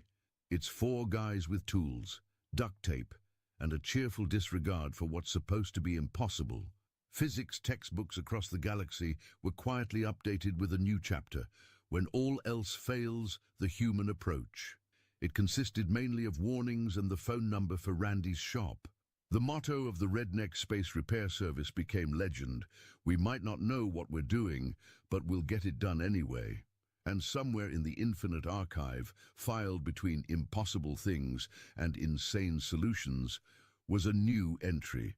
Redneck Engineering, the galaxy's most terrifying miracle. The final note in the file was written by the archive's AI. They fixed me with a plunger and enthusiasm. I should be offended. Instead, I feel strangely proud. Also, Tuesday is still purple. Nobody knows why. Nobody wants to ask. Unconventional wisdom. The call came at 3 a.m. on a Wednesday, which Randy knew meant it was serious. Aliens had terrible timing, but they usually at least waited until business hours. This was different. Mr. Randy? The voice on the other end sounded like someone gargling harmonicas while crying. This is Supreme Chancellor Vox Heed of the Galactic Council. We have a code black situation. What's that mean in American? It means we're all going to die unless you help us. Randy sat up, accidentally knocking over a beer can that had been balanced on his nightstand since 1987. Well, why didn't you just say so? What's broken? Reality. Come again. Reality itself. It's breaking. The fundamental constants of the universe are becoming variables. Gravity can't decide which way is down. Time is flowing backwards in some places and sideways in others. We have reports of math not working correctly. 2 + 2 just equaled fish in the Andromeda sector. Randy rubbed his eyes. And you want us to fix reality? You fixed our station with duct tape. You cured our archive's information collapse with a plunger. If anyone can fix reality, it's you and your team. It's gonna cost extra. We'll pay anything. I want season tickets to the Cowboys games. Good seats, not that nosebleed stuff. We can arrange that. Anything else? And Cletus wants one of them fancy alien food processors. His wife's birthday is coming up. Just get here, Randy called the boys. They assembled in the shop within minutes, looking various degrees of awake and sober. Boys, Randy announced, we got ourselves a situation. Reality's broken. Again? Billy Joe asked. Didn't we fix that last month? No, that was just local reality around Mrs. Henderson's microwave. This is all reality. Oh, Cletus thought about it. We're gonna need more duct tape. They loaded up the truck with everything they could think of. Duct tape, 17 different types. WD-40, enough to lubricate a small moon. Various wrenches, including one that existed in 4 dimensions and was technically illegal in 12 galaxies. Baling wire, zip ties, super glue, a welding torch that Big Mike had improved until it could cut through time itself, and a cooler full of beer and sandwiches. Don't forget Senor Quackers, Billy Joe reminded them, placing the rubber duck carefully on the dashboard. The alien ship that picked them up was different this time, bigger, sleeker, and piloted by someone who looked like anxiety had gained sentience and learned to sweat. Thank the void you're here, the pilot exclaimed. It's getting worse. The periodic table just became the occasional table. Chemistry only works sometimes now. Sounds like a case of existential constipation, Cletus diagnosed, already pulling out tools that shouldn't exist. Reality's all backed up. Probably needs a good flush. They arrived at what was supposed to be the Galactic Council's headquarters, but was now something that hurt to look at. The building existed and didn't exist simultaneously. It was every color and no color. It was exactly where it should be, and 17 miles to the left of itself. "Much eyes," Billy Joe complained. "It's like looking at a migraine having an argument with itself." "That's just dimensional flux," Randy said calmly, putting on sunglasses held together with duct tape and hope. "You get used to it." Inside, the situation was worse. The council chamber was experiencing what could only be described as a reality hiccup. Gravity pointed in 17 different directions. The past and future were having a fistfight in the corner. Mathematics had given up entirely and was crying in the bathroom. Chancellor Voxheed rushed forward, his tentacles tied in knots that defied three-dimensional space. "Thank goodness! The universe is unraveling. Our best scientists say we have maybe 6 hours before everything that exists doesn't." Randy surveyed the chaos with the calm of a man who'd once fixed a tornado with a socket wrench. "Well, there's your problem. You're trying to hold reality together. But reality's like a cat. The harder you try to control it, the more it fights back. So what do we do?" "First things first," Randy turned to his crew. "Billy Joe, I need you to find where reality first started breaking. Cletus, check the fundamental constants. See which ones are being stubborn. Big Mike." "Yeah? Go punch something important looking. Sometimes that helps." Big Mike cracked his knuckles and wandered off to find something that needed percussive maintenance. Billy Joe pulled out what looked like a metal detector held together with coat hangers and hope. He waved it around, following beeps only he could hear. The break started. "Here!" He pointed at what appeared to be empty space, but was actually a coffee maker. "The coffee maker?" Chancellor Voxheed's voice reached pitches that shouldn't exist. "Reality is ending because of a coffee maker. Not just any coffee maker," Cletus said, examining it with technology that consisted mainly of squinting. "This here's a quantum coffee maker. Makes coffee that exists in all possible states until observed.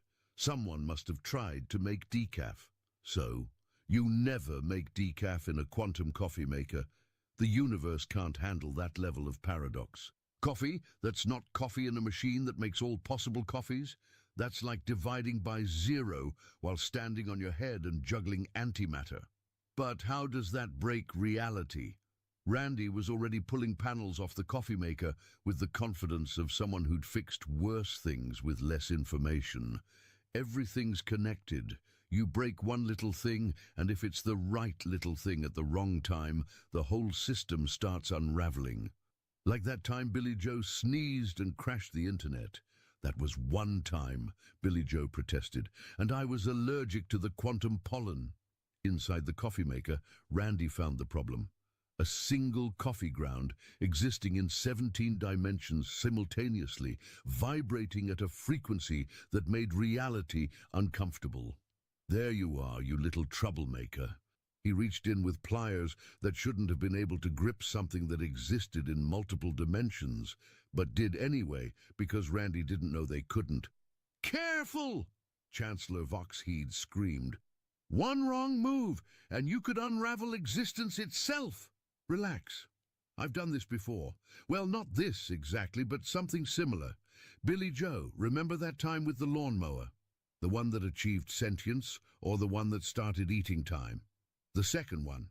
"Oh yeah, we fixed that with rubber bands and positive thinking." Randy carefully extracted the offending coffee ground. Reality hiccuped, shuddered, and then started acting embarrassed about its behavior. But the damage was already done. Cracks in reality were spreading throughout the building, throughout the galaxy, throughout existence itself. "It's too late," wailed the Chancellor. "Reality's still unraveling." "Not on my watch," Randy said, pulling out the most powerful tool in his arsenal, a roll of duct tape so old and powerful that light bent around it. "Boys, we're gonna tape reality back together."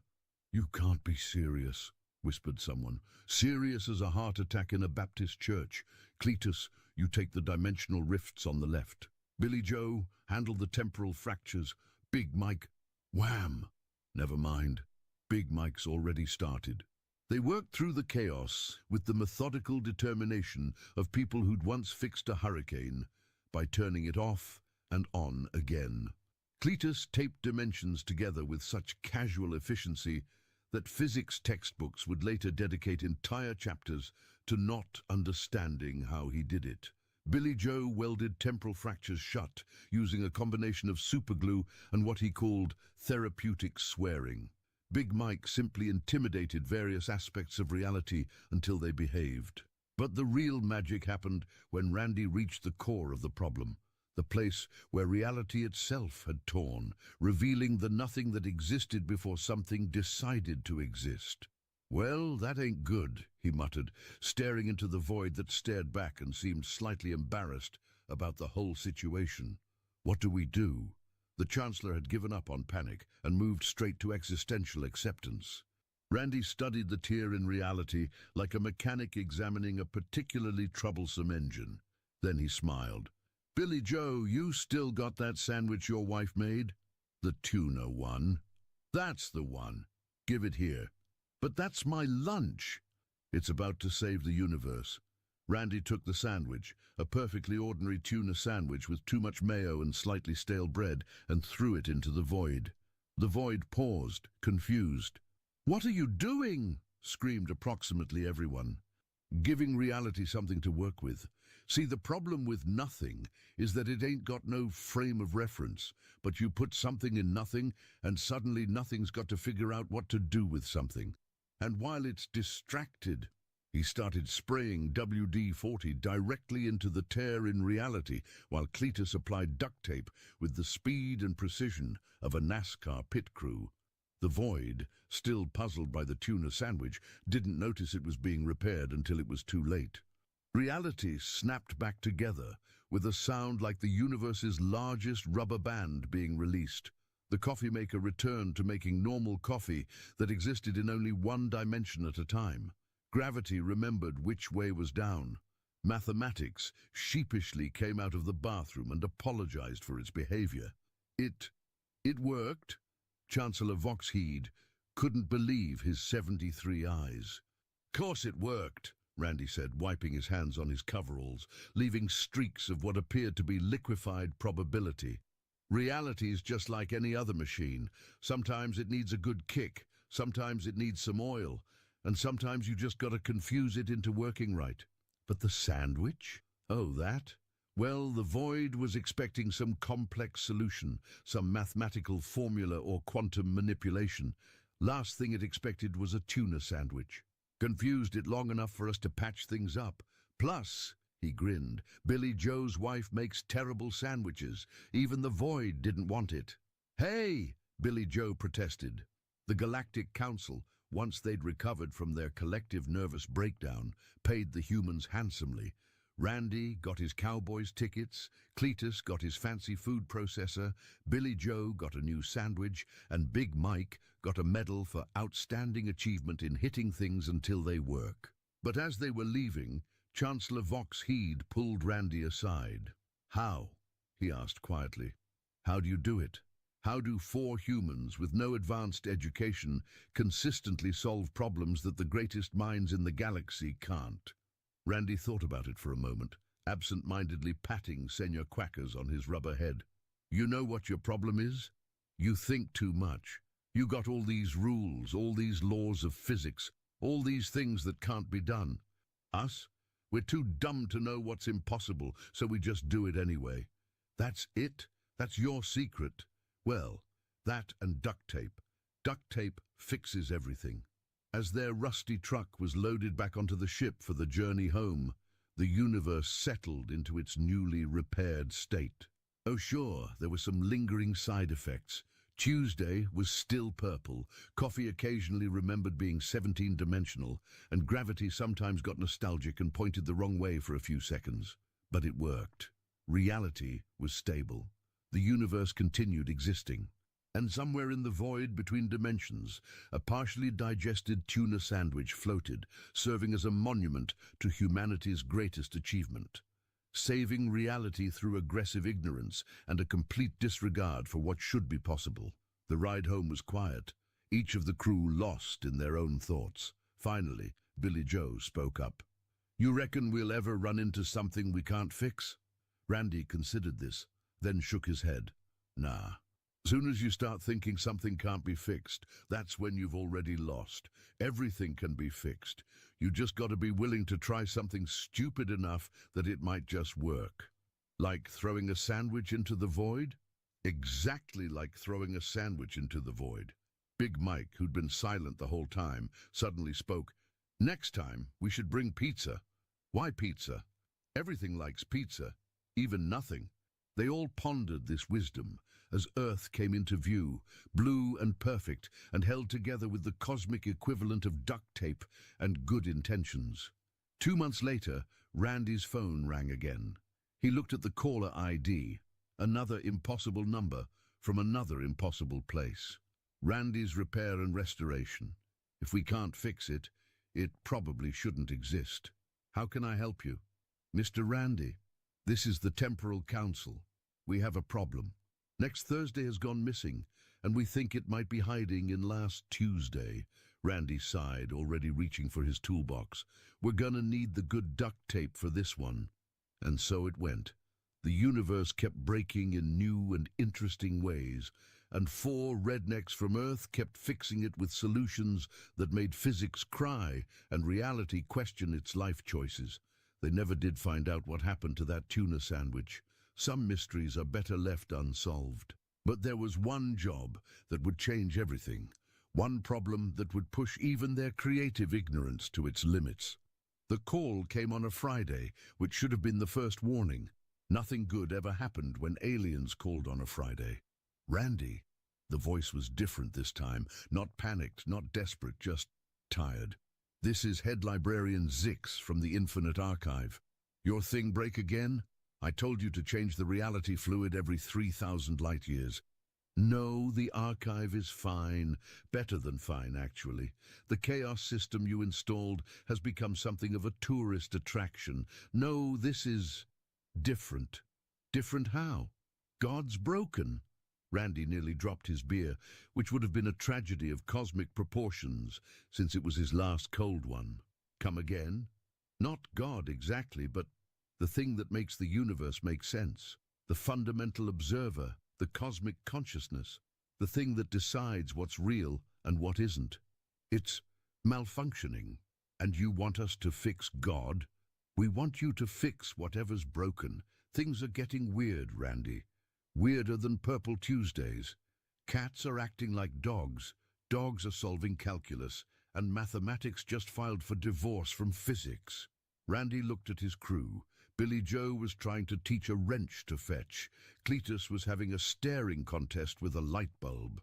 Big Mike was bench pressing the truck because it was Friday. We'll take the job. This time, the journey wasn't to a place, but to a concept. The ship flew beyond space, past time, through dimensions that didn't have names because naming them would make them too real. They finally arrived at something that wasn't quite a place, but wasn't quite not a place either. It looked like an office building designed by someone who'd only had reality described to them by a drunken philosopher. "This is it?"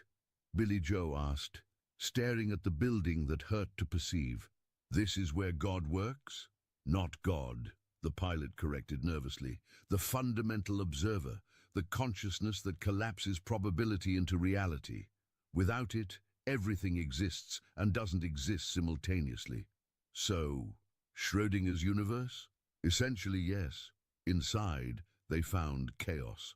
Not the fun kind of chaos, like when Big Mike decided to juggle chainsaws, but the existential kind. Office workers who existed in multiple states simultaneously were trying to file reports that were both complete and incomplete.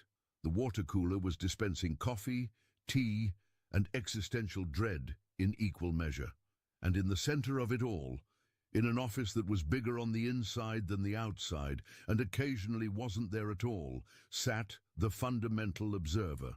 It looked exactly like you'd expect, and nothing like you'd expect, simultaneously.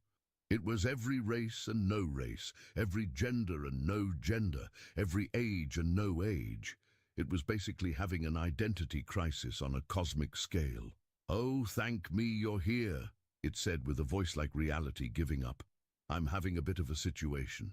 What kind of situation? Randy asked, pulling out his tools with the confidence of someone who'd once fixed a black hole's self-esteem issues. I've realized something terrible. I don't know what I'm doing. The observer clutched its head's probability cloud. For eons, I've been collapsing quantum states into reality based on observation, but I just realized I've been guessing every choice, every collapsed probability, every moment of existence. I've just been winging it. So? Cletus shrugged. We wing it all the time. Fixed a nuclear reactor last month by hitting it with a flip-flop. But you're humans. You're supposed to not know what you're doing. I'm the fundamental observer. I'm the thing that makes reality real. And I've been using the cosmic equivalent of eeny, meeny, miny, mo to decide which timeline becomes true. The observer started showing them examples on screens that existed in more dimensions than was strictly necessary. Look, the dinosaurs. That asteroid? I couldn't decide if it should hit or miss, so I flipped a coin. The creation of life? I sneezed on some primordial soup and went, yeah, that looks about right. Don't even get me started on platypuses. I was very tired that day. Randy studied the situation like he'd study a broken carburetor, with confidence that made no sense given the circumstances. So you're having performance anxiety? I'm having existential terror. What if I've been doing it wrong this whole time? What if there's a right way to observe reality and I've just been improvising? Billy Joe, Randy said, remember that time you fixed Mrs. Henderson's TV by dancing at it? Still don't know why that worked. Exactly. Sometimes not knowing why something works is what makes it work. Big Mike, show the cosmic being your philosophy. Big Mike stood up, cracked his knuckles in a way that made space-time nervous and spoke, hit thing work or thing break. If thing break, hit different, simple. But that's barbaric, the observer protested. It's honest, Randy countered. Look, your problem ain't that you don't know what you're doing. Your problem is you just figured out you don't know what you're doing. There's a difference. What difference? Randy pulled out a beer from nowhere, a talent that quantum physicists would later spend decades failing to understand, and handed it to the observer. The difference between unconscious incompetence and conscious incompetence. You've gone from stupid and happy to stupid and aware. It's uncomfortable, but it's progress. That's supposed to make me feel better? No, but this might.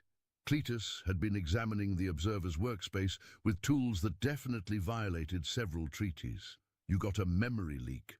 A what? Memory leak. You're remembering every possibility you didn't choose. Every timeline you collapsed. You're still partially aware of the ones you didn't. That's enough to drive anyone crazy. You're basically experiencing infinite FOMO. Fear of missing out on entire realities? Exactly. No wonder you're having a crisis. You need what we in the business call selective amnesia. Forget what didn't happen. Focus on what did. But how? Billy Joe pulled out what looked like a toilet plunger that had been modified with parts from a particle accelerator. Same way we fix everything else, aggressively and with questionable methods. They got to work on the fundamental observer's consciousness with the same enthusiasm they'd applied to a clogged drain. Big Mike held down paradoxes while Randy applied metaphysical duct tape. Cletus rewired synapses that existed in theoretical space. Billy Joe used the plunger on memories that were backing up the observer's ability to make decisions. This is insane, the observer protested while they worked.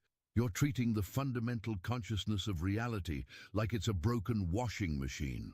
If it spins and needs fixing, it's basically a washing machine, Randy explained, applying WD-40 to thoughts that had gotten stuck. The universe, a washing machine, the concept of observation itself, they're all just systems that sometimes need a good whack. But what if you break something important? Then we'll fix that too. Billy Joe, hand me the thing. Which thing? The thing we don't talk about. Oh, the thing. Billy Joe handed over something that looked like a wrench had mated with a philosophy textbook, and their offspring had been raised by electrical tape. Randy used it to adjust something in the observer's consciousness that made everyone's teeth itch. What are you doing? Installing a confidence subroutine. See, your problem is you're thinking too much about thinking. You need to get back to just doing. Like riding a bike.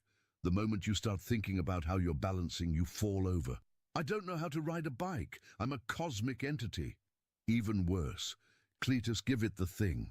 Cletus pulled out Senior Quackers and placed the rubber duck on what might have been the observer's desk, or possibly just a probability of furniture. What's this? Rubber duck debugging. When you're unsure about a decision, explain it to the duck. If it sounds stupid when you say it out loud to a rubber duck, it's probably stupid. But it's a duck. Best supervisor we ever had, Big Mike rumbled. Don't question the duck. The observer stared at Senior Quackers. Senior Quackers stared back with the confidence of an inanimate object that had somehow become middle management. This is absurd. I'm the consciousness that decides reality, and you're telling me to consult a rubber duck. Has it ever been wrong? Randy asked. It's never been anything. It's a duck. Exactly. Perfect record. They continued working through what the observer called its existential infrastructure. They found decades of backed-up decisions, centuries of second-guessing, and eons of imposter syndrome accumulated in what Cletus described as the worst case of cosmic constipation I've ever seen. Ooh, when's the last time you made a decision you were happy with? Billy Joe asked, using something that looked like a stethoscope to listen to thoughts. The creation of hydrogen, simple, elegant. One proton, one electron. After that, everything got complicated. So go back to basics, Randy suggested. Stop trying to make perfect decisions. Just make decisions. Perfect is the enemy of good enough. But what if I choose wrong? What if I collapse the wrong probability? Then the universe gets interesting. You ever notice how the best stories come from mistakes? That asteroid that killed the dinosaurs? Led to mammals and eventually to us? Was it the right decision? Who knows? But it sure made things interesting. The observer considered this, its form flickering through various states of uncertainty. But the responsibility is imaginary, Big Mike said flatly. You're not responsible for making the right choice. You're responsible for making a choice. Big difference. They worked for what felt like hours, but was actually happening outside of time. So it was simultaneously instant and eternal. They cleared the backed-up decisions, installed what Randy called executive function lubricant, and even gave the observer's doubt a proper outlet, a small notebook labeled "Things That Might Have Been But Weren't," and that's okay. Finally, they stood back to admire their work. The observer looked different, not more certain, but more comfortable with uncertainty. I still don't know what I'm doing, it admitted. Good, Randy said. Now you're just like the rest of us. The only difference is you're doing it on a cosmic scale, but the principle's the same. Fake it till you make it. That's terrifying. That's life, or existence, or whatever you want to call it. And the observer stood up, or achieved a state that was standing adjacent, and looked around its office. Reality had stabilized. The cats were being cats again. Dogs had forgotten how to do calculus, and mathematics and physics had agreed to couples counseling. You fixed me by making me accept that I'm broken. You ain't broken, Cletus corrected. You're just improvising. The whole universe is improvising. Atoms are improvising. Gravity's improvising. Hell, time's just making it up as it goes along. You're in good company. Besides, Billy Joe added, you've been doing this for billions of years, and reality hasn't completely collapsed yet. That's a pretty good track record for someone who doesn't know what they're doing. The observer paid them in something that wasn't quite money, but could be exchanged for goods and services if you didn't think about it too hard. Randy negotiated for season tickets to games that hadn't been played yet. Cletus got a food processor that existed in 7 dimensions. Billy Joe got a sandwich that was always fresh. And Big Mike got a medal for services to reality despite not understanding it. As they were leaving, the observer called out, "What if I mess up again? What if I have another crisis?" Randy turned back, grinning. Then you call us? We'll fix you up again. Might use different duct tape next time, though. Keep things interesting. You really think reality can be held together with duct tape and confidence? Been working so far, hasn't it? They left the observer there, sitting at its desk that existed and didn't exist, making decisions with the help of a rubber duck, and somehow that felt exactly right. On the trip home, Billy Joe asked the question they were all thinking. Did we just fix God with percussive maintenance and a rubber duck? Nah, Randy said. We just reminded it that nobody knows what they're doing. Even God's just making it up as they go along. That's either really comforting or really terrifying. Both, Big Mike said. Both is good. When they got back to Earth, they found things had changed slightly. Reality, now being observed by an entity that had embraced its own uncertainty, was a little more flexible. Machines occasionally fixed themselves out of embarrassment. Probability sometimes took suggestions. Tuesdays were still purple, but now they were purple with confidence. Randy's repair shop got a new sign. Randy's Repair and Restoration. We fixed reality, and all we got was this lousy sign. Business was good. The universe kept breaking in new and creative ways, and 4 rednecks from Earth kept fixing it with solutions that made sense to nobody, including themselves. But the biggest change came when other civilizations started learning from their methods. The Galactic Engineering Academy introduced a course called Applied Ignorance. The Quantum Institute started teaching aggressive problem solving. There was even a best-selling book, The Duct Tape Method, How to Fix Anything by Not Knowing It's Impossible. Randy read parts of it once. They're overthinking it, he concluded, and went back to fixing a lawnmower that had accidentally achieved enlightenment. The truth was simple. The universe wasn't held together by laws and constants and fundamental forces. It was held together by duct tape, WD-40, and the stubborn refusal of one species to accept that anything was truly unfixable. And somewhere in the space between spaces, the fundamental observer sat at its desk, consulting with Senor Quackers about whether to collapse a probability into reality. What do you think, Duck? Should this particle spin up or down? Senor Quackers, being a rubber duck, said nothing. You're right, the observer decided. Let's make it both and see what happens.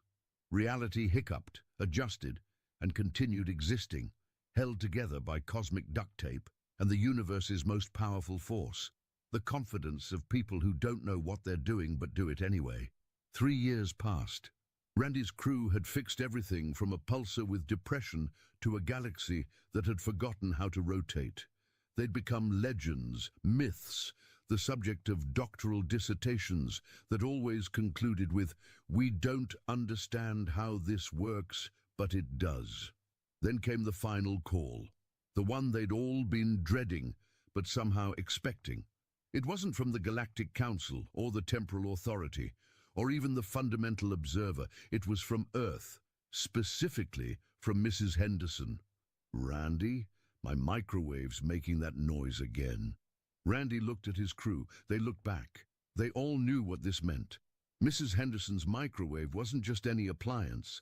It was the microwave that had started it all.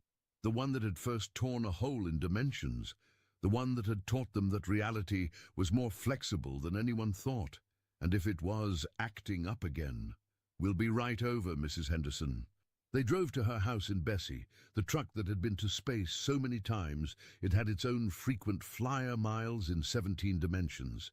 Mrs. Henderson, 93 years old and tougher than quantum steel, was waiting on her porch. "It's in there," she said, pointing to her kitchen, making the strangest noise, like the universe is clearing its throat. They entered the kitchen and found the microwave doing something that microwaves definitely shouldn't do, existing in a state of pure possibility.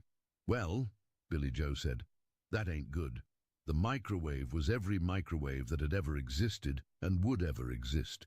It was heating everything and nothing. It was simultaneously new, broken, and hadn't been invented yet. "It's beautiful," Cletus whispered. "It's impossible," Randy corrected, "which means we can fix it." They approached the microwave with the reverence of people approaching something that could either make popcorn or unmake existence.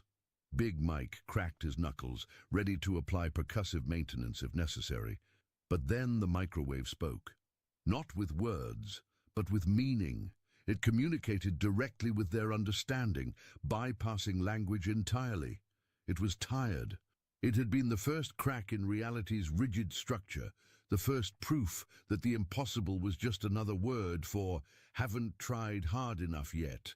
And now, after years of holding that crack open, of being the gateway between what is and what could be, it was ready to rest. But if it stopped, if it finally became just a normal microwave, the crack would close. The universe would go back to being rigid, inflexible, bound by laws that couldn't be broken with duct tape and determination. "So what do we do?" Billy Joe asked. Randy thought about it, really thought about it, which was unusual and slightly concerning. Then he smiled. "We don't fix it." "What?" everyone said simultaneously, including Mrs. Henderson. "We don't fix it," Randy repeated. "We promote it." He pulled out Senor Quackers and placed the rubber duck inside the microwave. Then he took out his roll of ancient duct tape, the one. Section D attachment. Count 1 actions of defendant Chad Gray. First fault. Plaintiff incorporates all factual statements stated below. 1.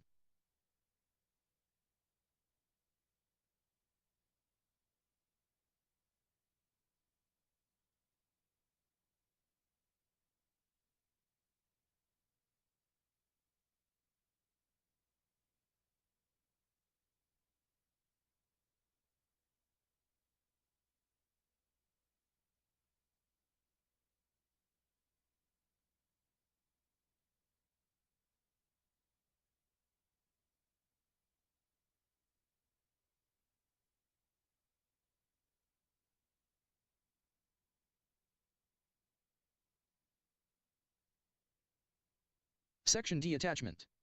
Count 1 actions of defendant Chad Gray. First fault. Plaintiff incorporates all factual statements stated below. 1. Beginning in or about 2020. And continuing thereafter. Defendant Chad Gray initiated interference with plaintiff's landlords in an effort to remove plaintiff from housing.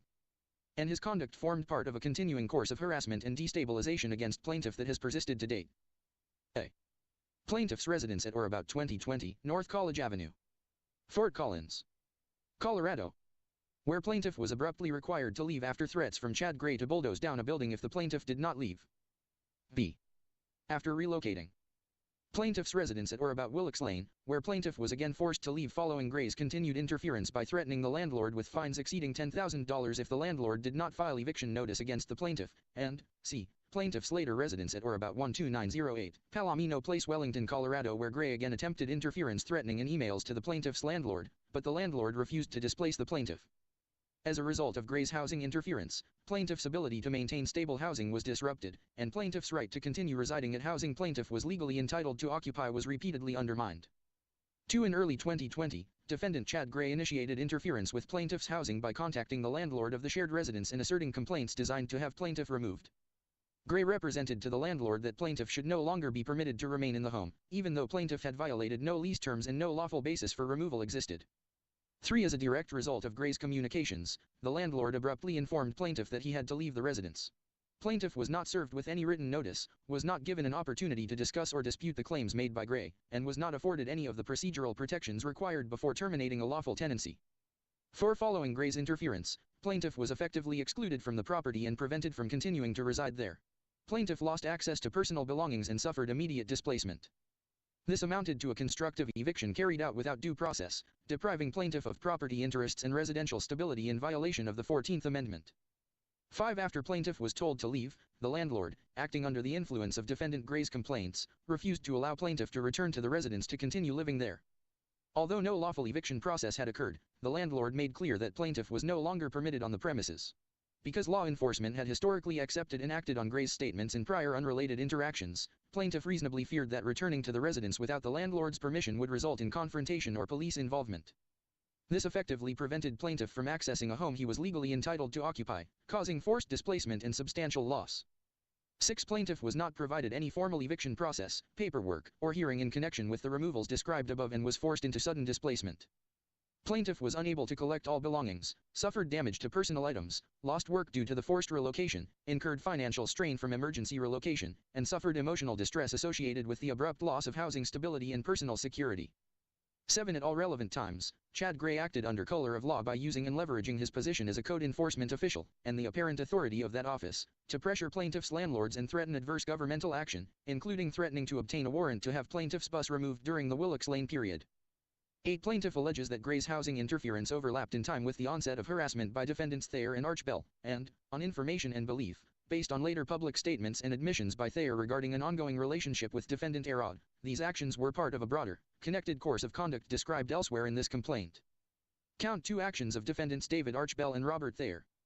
Plaintiff incorporates all factual statements, stated above and below. 9. After plaintiff sought legal relief regarding the unlawful removal from his residence, defendants David Archbell and Robert Thayer initiated a sustained pattern of confrontation, intimidation, and targeted harassment directed at plaintiff. As documented in Affidavit 2, both men confronted plaintiff in a shopping center parking lot while visibly armed. They approached plaintiff in a hostile manner, engaged him verbally, recorded the encounter, and later published the video online accompanied by false and misleading statements portraying plaintiff as dangerous or unstable. 10. The videos posted by defendants over the last 3-year time span drew negative public attention and resulted in hostile reactions from viewers who accepted defendants' false statements as true. Plaintiff experienced fear for his safety due to indirect threats and comments arising from the video's circulation. Plaintiff promptly reported the incident to law enforcement and provided officers with the video as direct evidence of the confrontation. Despite the presence of armed individuals, online publication of defamatory content, and plaintiff's detailed report, authorities did not perform a meaningful investigation or provide any protective response. 11. Shortly after the first incident, defendant Archbell again confronted plaintiff while visibly armed, this time inside a King Soopers grocery store, as documented in Affidavit 3. Archbell followed plaintiff through the store, recorded plaintiff at close range, and attempted to provoke a reaction. He later posted the footage online with commentary designed to mischaracterize plaintiff's behavior and further harm plaintiff's reputation. These actions occurred in the presence of customers and store employees. Plaintiff formally reported this second armed encounter to law enforcement, yet law enforcement did not perform a meaningful investigation or provide any protective response.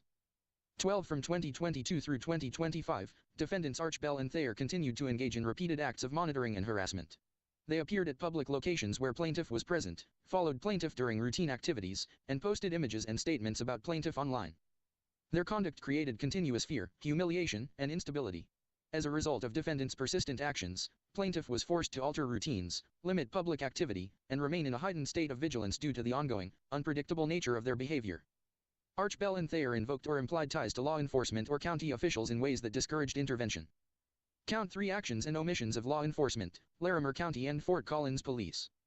Plaintiff incorporates all factual statements, stated above and below. 13. Throughout these events, plaintiff repeatedly reported incidents involving defendants Archbell and Thayer to both the Fort Collins Police Department and the Larimer County Sheriff's Office. Plaintiff provided specific dates, locations, descriptions of conduct, and, in several instances, direct video evidence documenting the confrontations, surveillance, and online postings.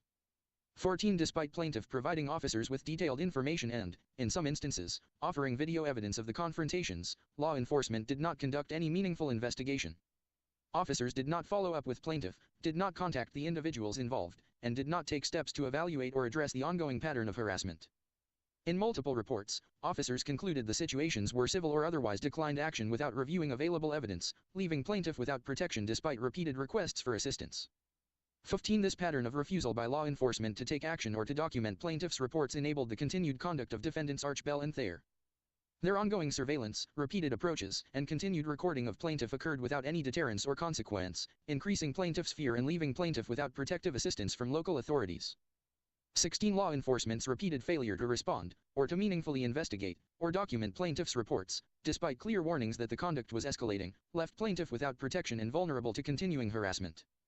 As the incidents continued and intensified, plaintiff was left with no reliable means of securing safety and was compelled to relocate multiple times in an effort to avoid further contact with defendants Archbell and Thayer. 17. The demonstrated unwillingness of police to intervene, even after incidents involving weapons, threats, and repeated confrontations, caused plaintiff to experience increasing fear, anxiety, and hypervigilance.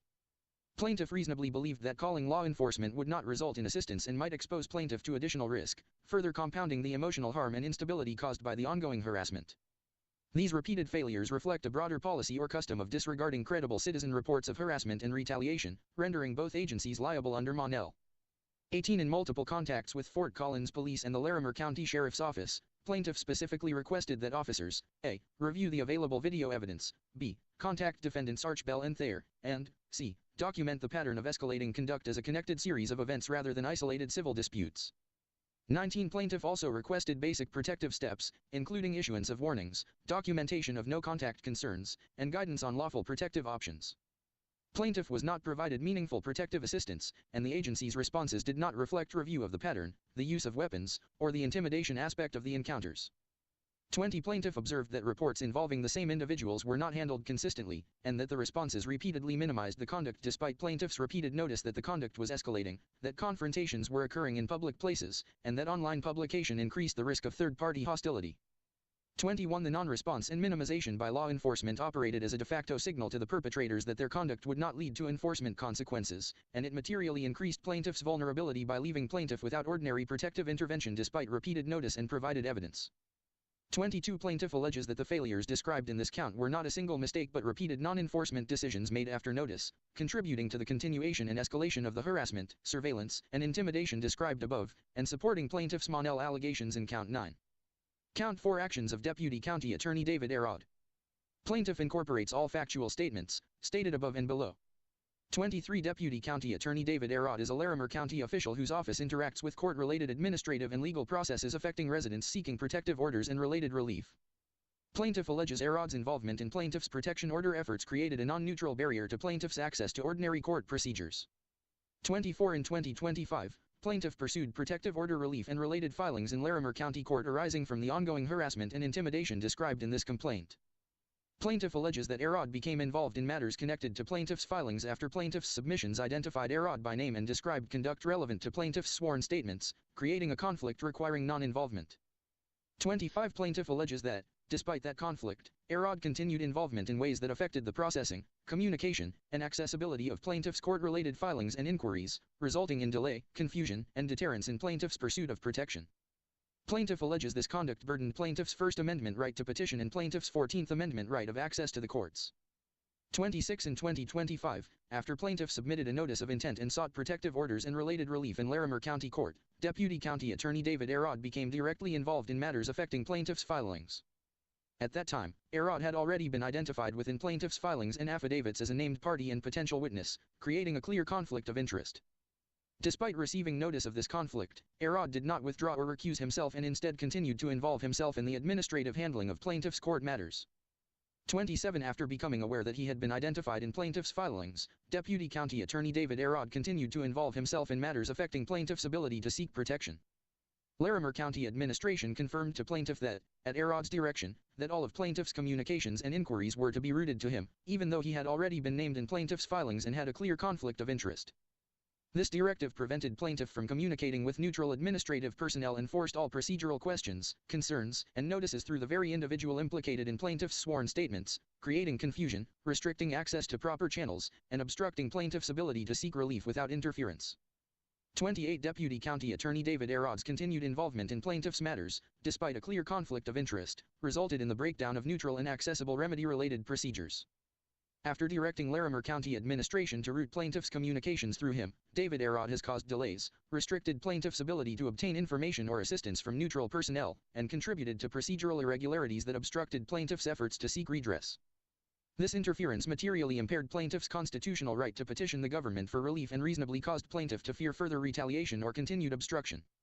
Count 5. Court access interference/procedural obstruction, Deputy County Attorney David Arod. Plaintiff incorporates all factual statements, stated above and below. 29. As set forth in Count 4, Deputy County Attorney David Arod's continued involvement despite a conflict of interest affected the processing and accessibility of plaintiff's court-related filings and communications. Plaintiff sought legal protection through multiple filings in Larimer County courts between 2022 and 2025, including requests for protection orders, motions, and related pleadings intended to stop ongoing harassment and secure judicial intervention. 30. In 2025, after plaintiff filed for protective orders and other relief in Larimer County Court, Deputy County Attorney David Arod became involved in those matters even after discovering that he had been named in plaintiff's filings and affidavits. Despite this conflict of interest, Arad did not withdraw or recuse himself, and he continued participating in matters that directly affected plaintiff's ability to obtain court protection. Plaintiff's allegations regarding routing directives, clerk non-responsiveness, and inconsistent explanations are supported by contemporaneous written communications in plaintiff's possession. 31 After becoming aware that he was identified in plaintiff's filings, Arad continued interacting with court clerks regarding plaintiff's paperwork. Following these interactions, clerks began refusing to answer plaintiff's routine questions, declined to provide standard procedural guidance, and demonstrated confusion about whether certain filings could be accepted. These changes in clerk conduct are reflected in plaintiff's affidavits documenting statements such as, "We can't discuss that," and "We were told not to."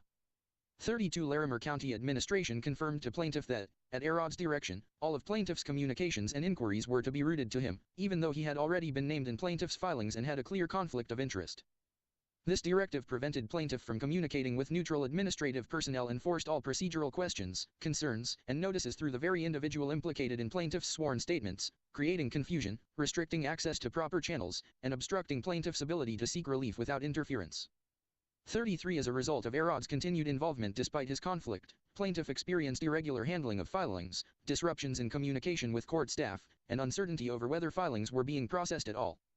Plaintiff experienced procedural irregularities and interference, including delayed communication from clerks, inconsistent acceptance of filings, and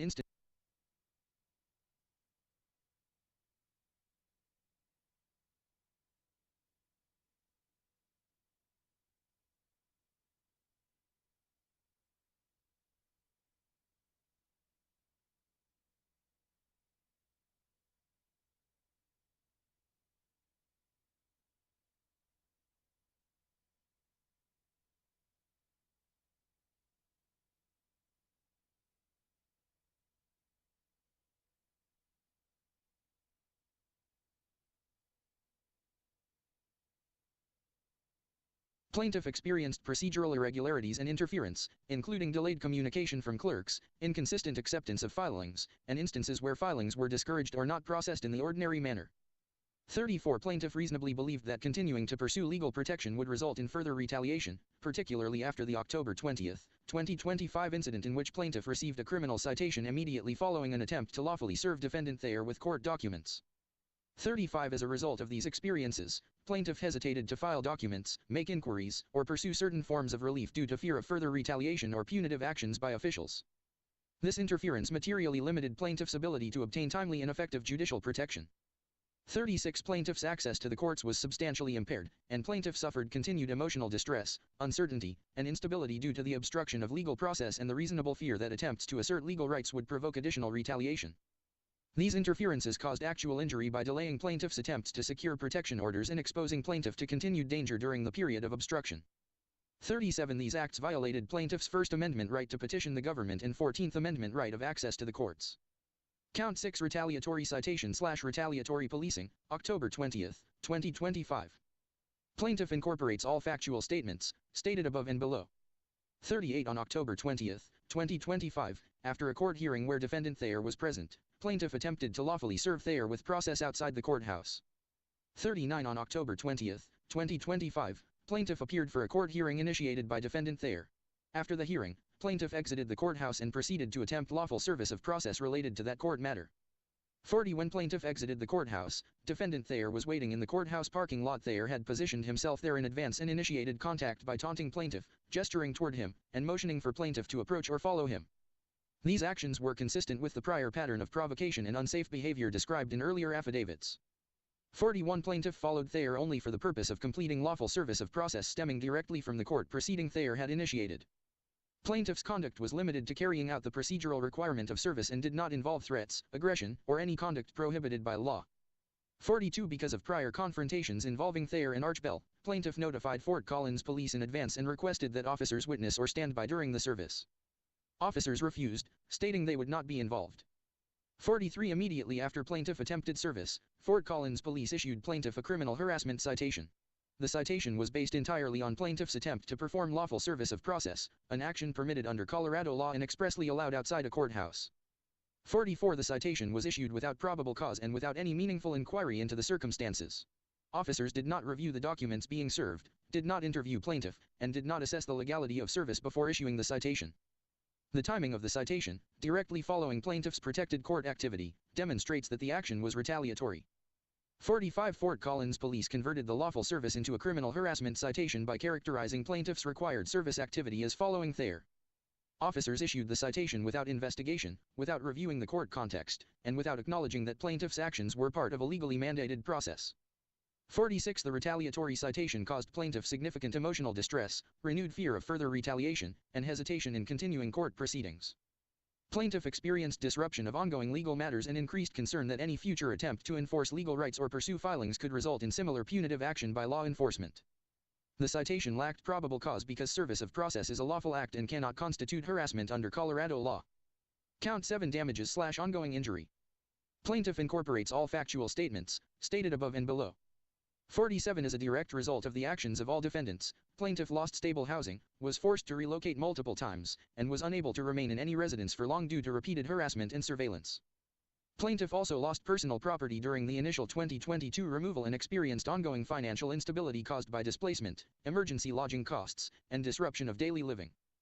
48 Plaintiff experienced severe emotional distress, including fear, humiliation, anxiety, hypervigilance, and chronic sleep disruption, directly resulting from the persistent harassment, surveillance, repeated confrontations, and the refusal of law enforcement agencies to provide protection or investigate plaintiff's reports. 49 The prolonged stress, fear, and instability caused by defendants' actions contributed to significant physical deterioration documented in plaintiff's medical records. Plaintiff experienced chronic sleep disruption, sustained anxiety, and hypervigilance, and worsening overall health during the period of repeated displacement and ongoing harassment, which materially impaired plaintiff's ability to rest, maintain stability, and comply consistently with medical recommendations. 50 In 2024, plaintiff underwent coronary bypass surgery. Treating physicians confirmed that prolonged psychological distress, ongoing instability in plaintiff's living conditions, and plaintiff's smoking history were contributing factors to the cardiac condition. 51 Plaintiff's recovery was impeded by continued harassment, lack of safe housing, and ongoing uncertainty about personal safety. Plaintiff's medical recovery was negatively affected by continued harassment, interruptions in safe housing, and ongoing fear for personal safety. Plaintiff's ability to rest, adhere to medical recommendations, and maintain continuity of follow-up care was disrupted by the instability caused by defendants' actions. 52 Plaintiff experienced substantial financial losses as a direct result of defendants' conduct, including repeated forced relocations, costs associated with replacing property lost during the 2022 displacement, and the inability to maintain consistent employment while being subjected to surveillance, unwanted contact, and recurring harassment. 53 Plaintiff's ability to access the courts was materially interfered with by intimidation arising from repeated confrontations by Archbell and Thayer, the retaliatory citation issued by Fort Collins Police on October 20, 2025, and the actions of Deputy County Attorney Arad, whose continued involvement created uncertainty and obstruction in plaintiff's attempts to file protective orders. These combined actions caused plaintiff to reasonably fear additional retaliation and resulted in delays in filing documents or pursuing court relief. 54 These financial, emotional, and physical harms were reasonably foreseeable consequences of defendants' conduct. The repeated reports plaintiff made to law enforcement and county officials placed them on clear notice that the harassment, surveillance, confrontations, and disruptions to plaintiff's stability were escalating and causing measurable harm. Despite this notice, officials failed to intervene, prevent further incidents, or provide any form of protection, making the resulting injuries a predictable and avoidable outcome of their inaction. 55 These harms are ongoing. Plaintiff continues to experience fear for personal safety due to recurring harassment and lack of protection, as well as financial instability caused by repeated relocations and loss of property. Plaintiff's medical care and recovery have been disrupted by unstable living conditions, and plaintiff continues to encounter obstacles when seeking legal protection or attempting to engage with court processes. Count 8 Civil RICO, 18 U.S.C. 1962, c. Plaintiff incorporates all factual statements stated in counts 1 to 7 as if fully set forth herein. 56 Plaintiff alleges that defendants Chad Gray, Robert Thayer, David Archbell, and David Arad, together with other persons known and unknown, formed and/or associated with an enterprise within the meaning of 18 U.S.C. 1961, 4, including an association in fact enterprise, for the common purpose of harassing, intimidating, discrediting, obstructing legal relief, and destabilizing plaintiff's housing, safety, and ability to pursue lawful remedies. The enterprise was distinct from each defendant as a RICO person and functioned as an association in fact with a shared purpose, relationships among those associated with it, and sufficient longevity to pursue the enterprise's objectives. 57. The enterprise had relationships among the participants in a continuing structure and longevity sufficient to pursue its purpose, as shown by the repeated and coordinated course of conduct alleged across multiple years, including housing interference, repeated armed confrontations, online targeting and doxing activity, coordinated obstruction/interference in court access, and retaliatory policing following court-related activity in lawful service of process. 58. On information and belief, defendants conducted or participated, directly or indirectly, in the conduct of the enterprise's affairs within the meaning of 18 U.S.C. 1962, c, including by directing, coordinating, and carrying out acts that furthered the enterprise's purpose, and by using asserted or apparent governmental authority, court process interference, and online publication to amplify the impact of those acts, as described in counts 1 to 6. 59. Plaintiff further alleges that the enterprise engaged in, and its activities affected, interstate commerce through, among other things, the use of electronic communications and online publication and dissemination of content and claims directed at plaintiff and the public.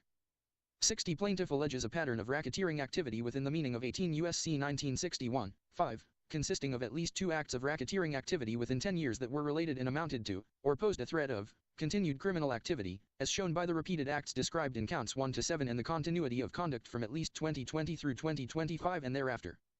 These acts share common participants, purposes, methods, and victim, and demonstrate both closed-ended continuity, multi-year conduct, and a threat of continued activity.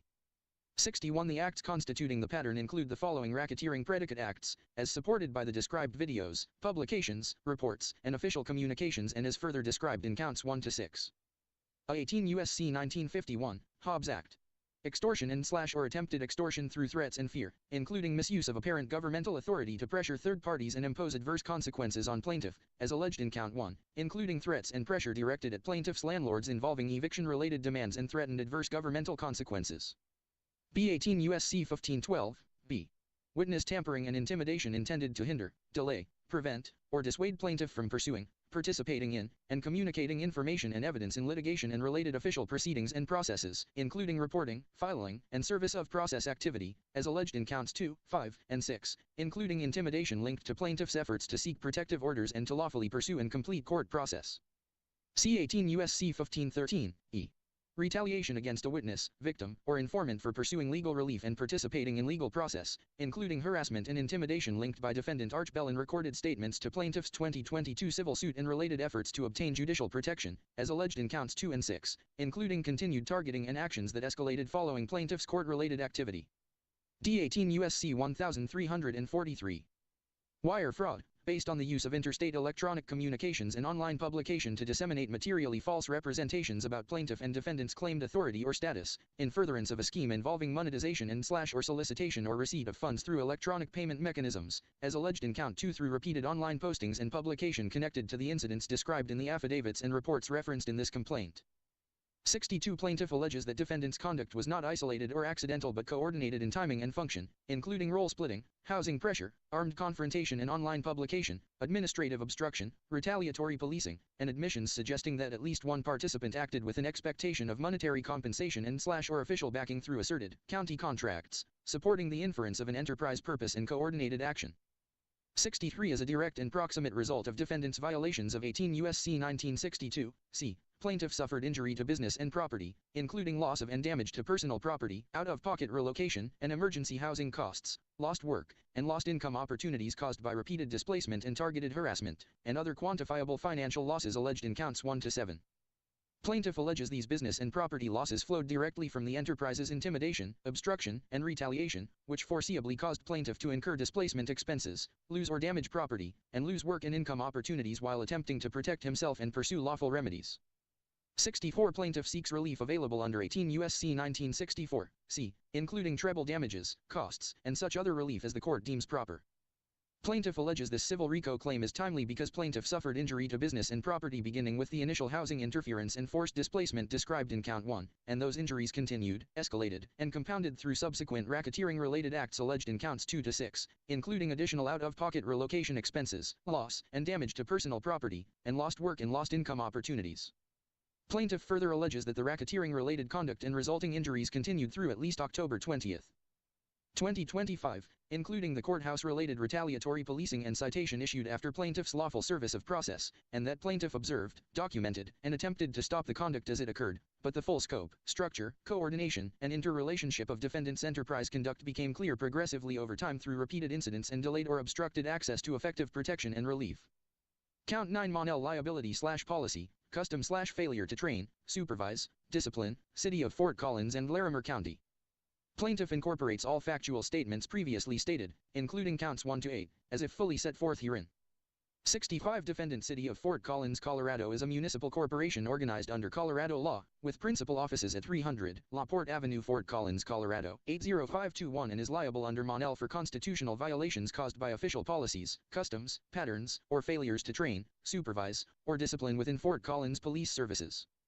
66 Defendant Larimer County, Colorado is a political subdivision of the state of Colorado, with principal offices at 200 West Oak Street, Fort Collins, Colorado, 80521 and is liable under Mon-El for constitutional violations caused by official policies, customs, patterns, or failures to train, supervise, or discipline within county departments, including the Larimer County Sheriff's Office.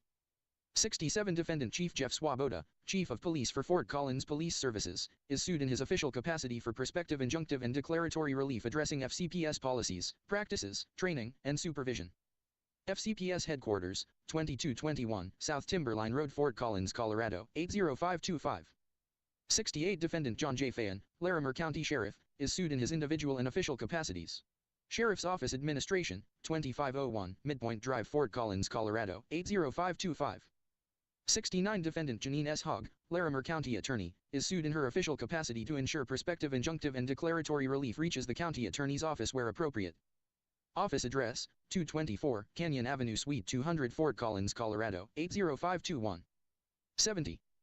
Plaintiff alleges that the constitutional injuries described in counts 1 to 7 were caused, enabled, prolonged, and/or ratified by the policies, customs, and practices of the City of Fort Collins and Larimer County, including a pattern and practice of a. Declining to investigate or meaningfully respond to repeated reports of harassment, intimidation, and retaliation, b. Misclassifying escalating conduct as civil without meaningful review of available evidence, c. Failing to accept, review, preserve, or act upon offered video evidence and witness information, and d. Permitting repeat non-enforcement responses that communicated to perpetrators that continued targeting would occur without consequence. Plaintiff alleges these responses occurred across multiple contacts and interactions and were not an isolated or one-time error. 71 Plaintiff further alleges that the City of Fort Collins and Larimer County maintained inadequate training, supervision, and discipline of officers and personnel regarding a. Recognition and handling of repeated harassment and intimidation reports, b. Review and evaluation of offered video evidence, c. Documenting patterns of conduct across reports and incidents, and d. Preventing retaliatory enforcement actions following protected court-related activity. Plaintiff alleges that, after repeated notice and escalation warnings described in counts 2 to 3 and 6, the continued failure to take basic investigative and documentation steps reflected deliberate indifference to an obvious risk of constitutional injury. 72 As described in counts 2 to 3 and elsewhere, plaintiff repeatedly reported incidents involving defendants Arch Bell and Thayer to Fort Collins Police and the Larimer County Sheriff's Office, including providing dates, locations, descriptions of conduct, and, in multiple instances, direct video evidence documenting confrontations, surveillance, and online postings. Plaintiff alleges that officials repeatedly declined to conduct meaningful investigations, to review or preserve offered evidence, or to take basic protective or documentation steps, despite the ongoing nature of the reports and the escalating risk. 73 Plaintiff alleges that these municipal policies, customs, practices, and failures were the moving force behind the continued and escalating deprivation of plaintiff's rights, including the continuation of the harassment described in counts 2 to 3, the chilling and obstruction effects described in counts 5 to 6, the damages described in count 7, and the disparate enforcement effects described in count 10. Plaintiff alleges that the repeated non-response and failure to document or address the pattern foreseeably enabled continued targeting and culminated in retaliatory enforcement tied to plaintiff's protected court-related activity. 74. Plaintiff alleges that Chief Jeff Swoboda, in his official capacity, and Sheriff John J. Fayan, in his official capacity, and, where applicable, in his individual capacity, were responsible for the implementation, training, supervision, and oversight that resulted in the policies, customs, practices, and failures described above, and that prospective declaratory and injunctive relief is necessary to prevent continuation of unconstitutional practices within FCPS and the Larimer County Sheriff's Office. 75 Plaintiff further alleges that Janine S. Hogg, in her official capacity as Larimer County Attorney, is a proper official capacity defendant to ensure that prospective declaratory and injunctive relief reaches the County Attorney's office where appropriate, including where County Attorney involvement, oversight, or directives contributed to or perpetuated the patterns of non-response, obstruction, or retaliation described in this complaint. 76 As a direct and proximate result of the City of Fort Collins and Larimer County's policies, customs, practices, and deliberate indifference described above, plaintiff suffered the injuries described in Count 7, including loss of housing stability, out-of-pocket losses, loss/damage to property, emotional distress, fear, and continuing impairment of plaintiff's ability to obtain meaningful protection through ordinary channels. Count 10 Equal protection, selective enforcement/disparate treatment, 42 U.S.C. 1983. Plaintiff incorporates the factual allegations in Counts 3 and 6 as if fully set forth herein. 77 Plaintiff alleges that Fort Collins police treated plaintiff disparately in enforcement decisions arising from the same continuing course of events described in this complaint. Over multiple reports spanning approximately 3 years, plaintiff provided dates, locations, and in some instances video evidence of armed confrontations, surveillance, and intimidation by defendants Archbell and Thayer, yet officials repeatedly declined meaningful investigation or protective action. 78. By contrast, on October 20, 2025, immediately after plaintiff participated in court proceedings and attempted lawful service of process, Fort Collins police issued plaintiff a criminal harassment citation without meaningful inquiry, without reviewing the court-related context, and without assessing the legality of service. 79. Plaintiff alleges there was no rational, non-retaliatory basis for this disparity, declining enforcement and protection when plaintiff reported threats and intimidation, while quickly initiating enforcement against plaintiff for lawful service of process conduct, and that the timing and circumstances support an inference that the disparity was arbitrary and retaliatory in effect. 80. As a result of this disparate treatment, plaintiff suffered injury including issuance of a criminal citation, disruption of legal proceedings, and a chilling effect on plaintiff's continued efforts to seek court protection and pursue lawful remedies.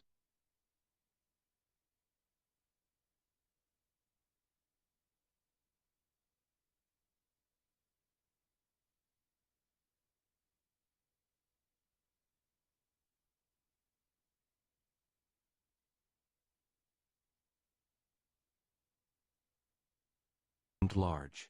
Every crew member felt the tension, the uncertainty, and the thrill of the unknown. Outside, the drones hovered, calculating, waiting, their lights pulsing like a heartbeat in the dark. And in that silence, every human aboard knew that survival would demand more than just bravery.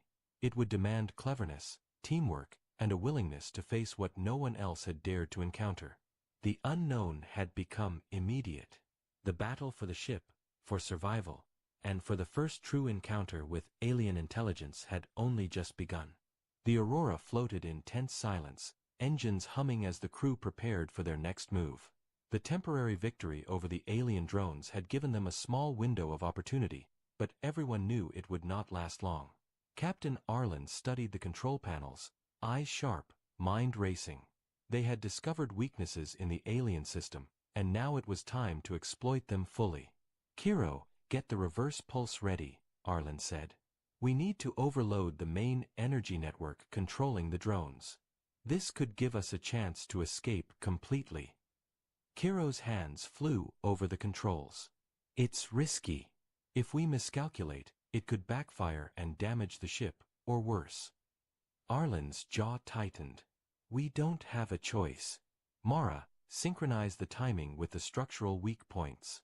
Everyone else, brace for feedback. This is our shot. The crew moved quickly, their nervous energy focused into precision. Outside, the alien drones hovered, sensing their intent. The spires of the structures shifted subtly, almost like they were aware of what was coming. The energy field flared in anticipation, sending ripples through the Aurora's hull. Now! Arlen shouted. Kiro triggered the reverse pulse, and a wave of energy shot from the ship. The alien field reacted instantly. Drones collided, sparks flying as their lights flashed erratically. The spires trembled, shifting violently. For a moment, it seemed the humans had won. The energy field weakened, and the path to open space appeared. But the victory was short-lived. The pulse backfired.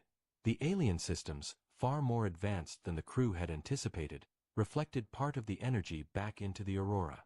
Lights exploded across the bridge in showers of sparks, panels flickered violently, and alarms screamed through the ship. Kiro shouted, "Captain!" The pulse, it's unstable. Systems are overloading. The ship shook violently, throwing crew members against consoles. Mara struggled to maintain control. We need to stabilize the core, or we'll lose power completely. Arlen gritted his teeth, shouting over the chaos.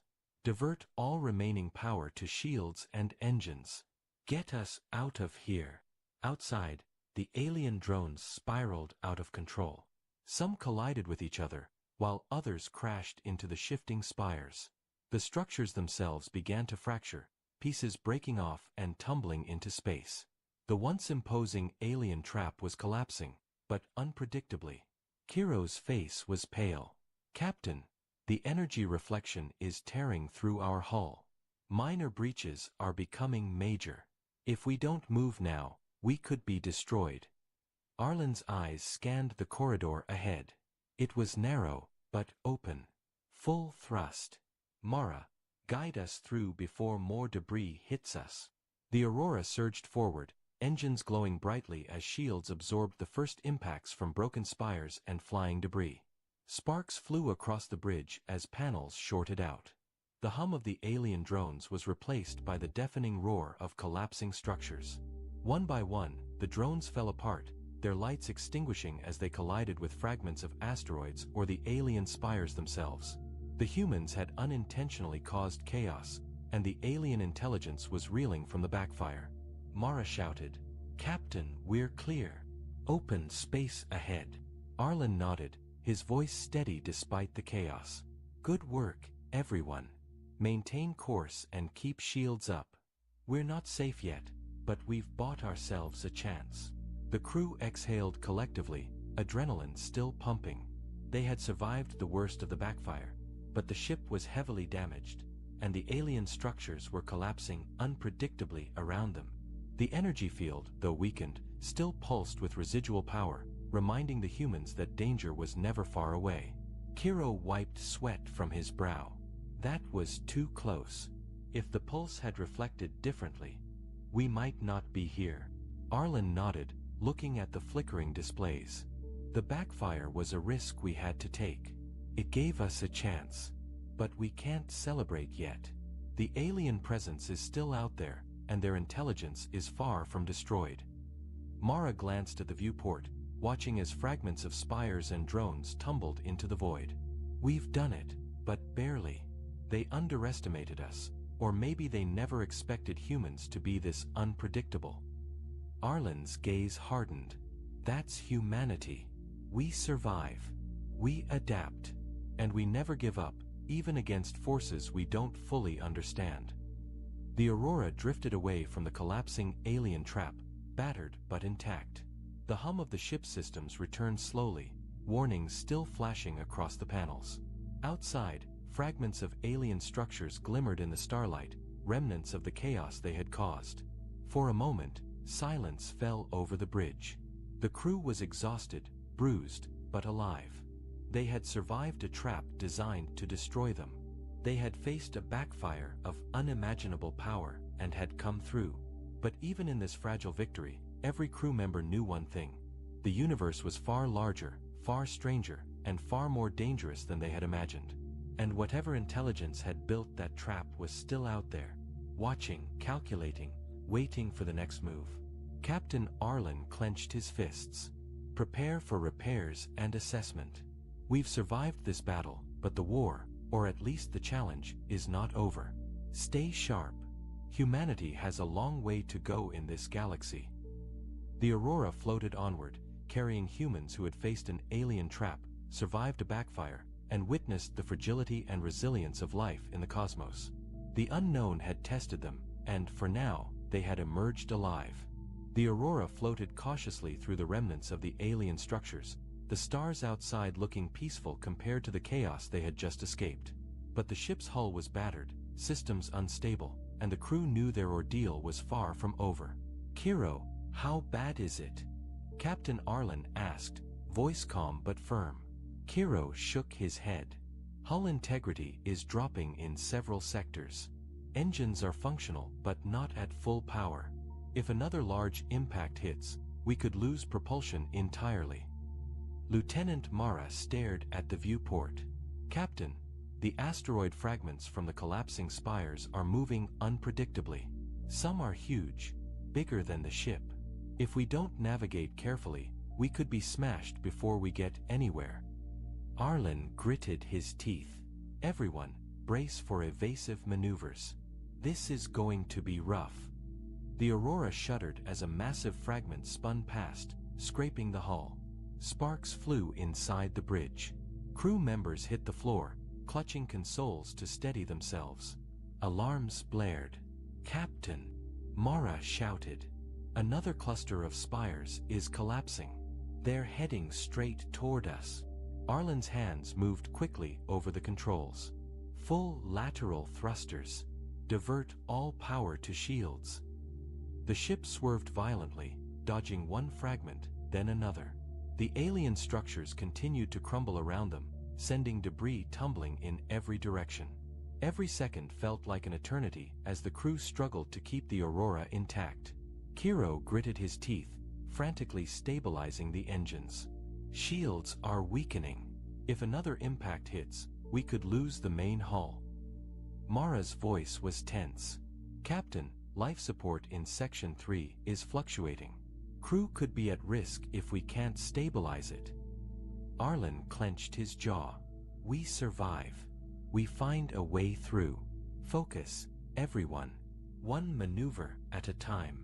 The ship twisted and turned, narrowly avoiding collisions, each movement precise, each second a battle against destruction.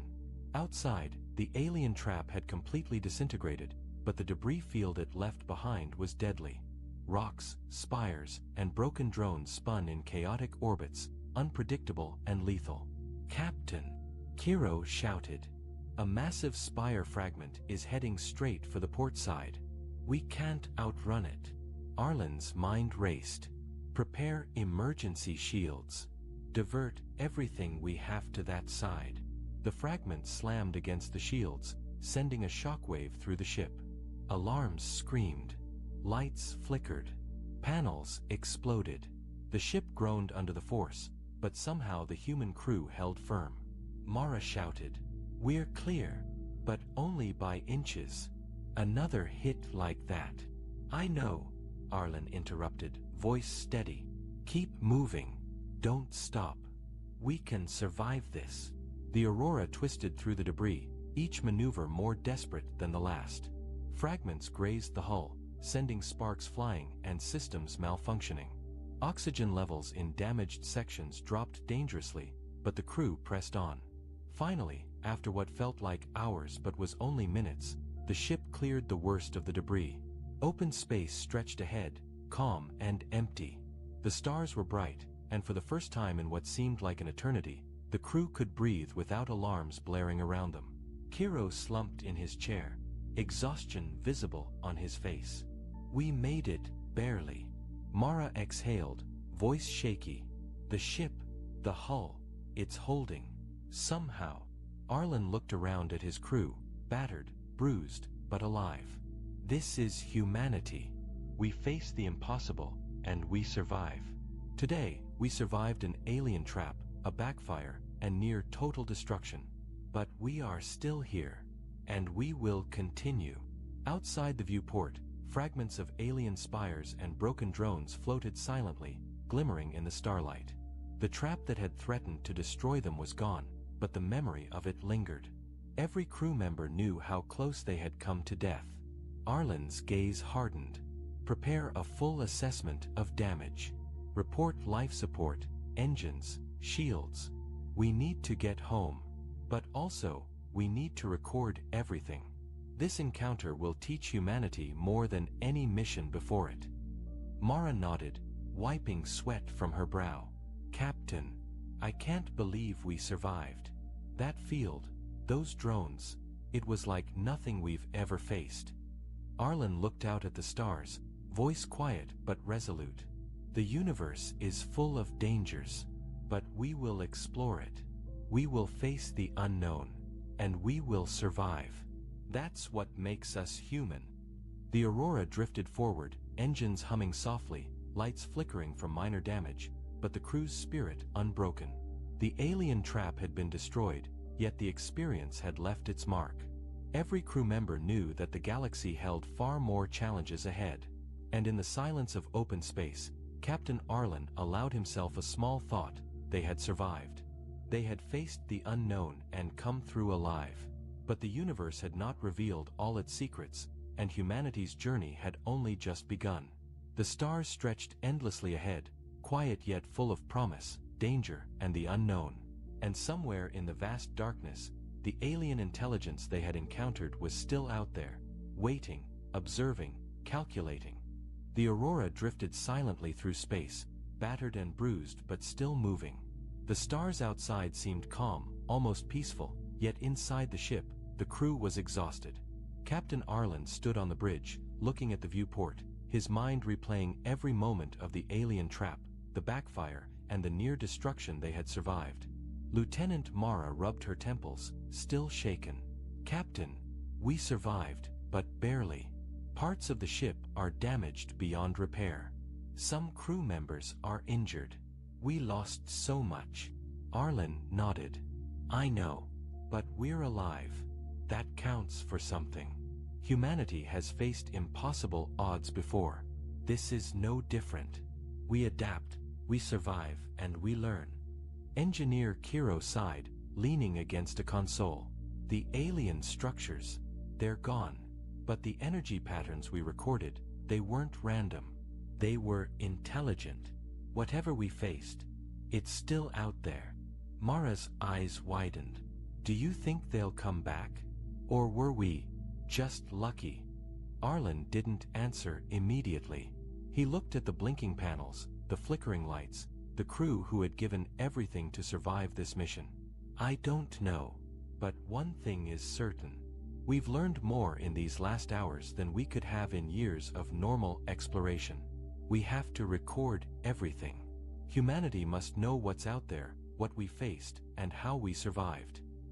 Outside, space stretched endlessly, the shattered remains of alien structures slowly drifting into nothingness. The silence was almost deafening after the chaos they had endured. The crew worked quietly, tending to injuries, repairing minor systems, and stabilizing the ship as best they could. Mara glanced at the sensor display. "Captain, I'm picking up a faint energy signal. Very small, almost hidden, but it's repeating. It's not like before. It's subtle. I don't know what it means." Arlen's eyes narrowed. "Show me." On the main screen, a tiny pulse blinked at regular intervals from a distant point in space, far beyond the debris field. The pattern was faint but unmistakable, a signal, intentional, intelligent. The humans had survived one encounter, but it seemed that the aliens, or something related to them, were still out there, watching. Kiro frowned. Could it be another trap? Arlen shook his head slightly. Maybe. Or maybe it's a message. Either way, it's a reminder. The universe doesn't reveal all its secrets at once. Humanity has survived this challenge, but there are more waiting. And we will face them, because that's what we do. The crew fell silent, understanding the weight of their captain's words. They had survived impossible odds, faced an alien trap that could have destroyed them completely, and come through alive. Yet the universe remained vast, mysterious, and dangerous. The knowledge of what lay beyond, and what intelligence watched them from the darkness, would stay with them forever. Arlen finally turned from the viewport and looked at his crew. Prepare the ship for repairs and return course to the nearest human outpost. Document everything. But remember, this is just the beginning. Humanity's journey into the stars is far from over. Mara gave a small nod.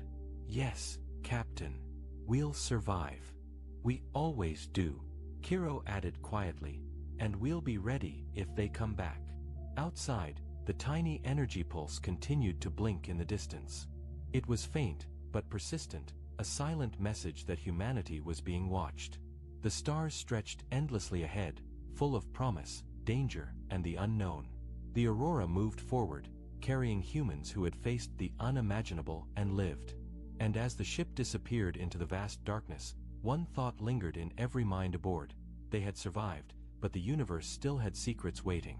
And whatever was out there, it was not finished with them. The hum of the ship's engines echoed softly, a reminder of life, resilience, and the endless journey into the unknown. Humanity had faced the impossible and survived, but the adventure was only beginning. Elena Vasquez stared out the viewport of the diplomatic shuttle as it approached the Concordat. The space station hung in the void like a small moon, its surface covered in lights from 1,000 different architectural styles. Spires reached out into space alongside massive docking arms that cradled ships of every conceivable design. Some were elegant and smooth like teardrops.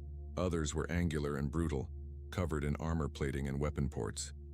The station had been here for over 3,000 years, the heart of galactic civilization. She had dreamed of this moment since she was a child reading about the stars. First contact, humanity's introduction to the wider universe. But now that it was happening, Elena felt a knot of worry in her stomach that wouldn't go away. Impressive, isn't it? Colonel Marcus Webb stood beside her, his military uniform crisp and formal. He was her security chief, though she suspected he was also meant to keep an eye on her for the generals back home. Makes our space stations look like treehouses, Elena nodded. That's probably the point. Show us how small we are before negotiations even begin. The shuttle docked with a gentle thump. Elena smoothed down her dark blue suit, checking her appearance one last time in the polished metal wall. She looked tired. The 3-week journey from Earth had been spent reviewing briefings, learning what little humanity knew about galactic politics, and preparing for every possible scenario. Except she suspected they hadn't prepared for the right ones. The airlock opened with a hiss. The air that flowed in smelled strange, like ozone mixed with something floral. Elena stepped through, followed by her team of 12 diplomats, scientists, and security personnel.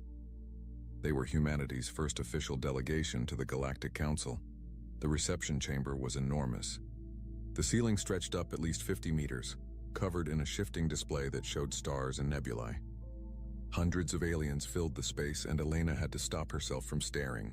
She had seen the videos, studied the files, but nothing prepared her for seeing them in person. There were beings that looked like walking plants, their leaves rustling as they moved. Creatures made of what appeared to be living crystal that chimed softly with each step. Things with too many limbs or no limbs at all, floating through the air. Some were humanoid enough to seem almost familiar, while others were so alien that Elena's brain struggled to make sense of their forms. A delegation approached, led by a being that stood nearly 3 meters tall. Its skin was covered in dark green scales, and its eyes were yellow with vertical pupils. It wore robes of deep purple that seemed to shimmer in the light. This was High Arbiter Zexthor, leader of the Galactic Council. Elena had memorized his file during the journey. Ambassador Vasquez of Earth.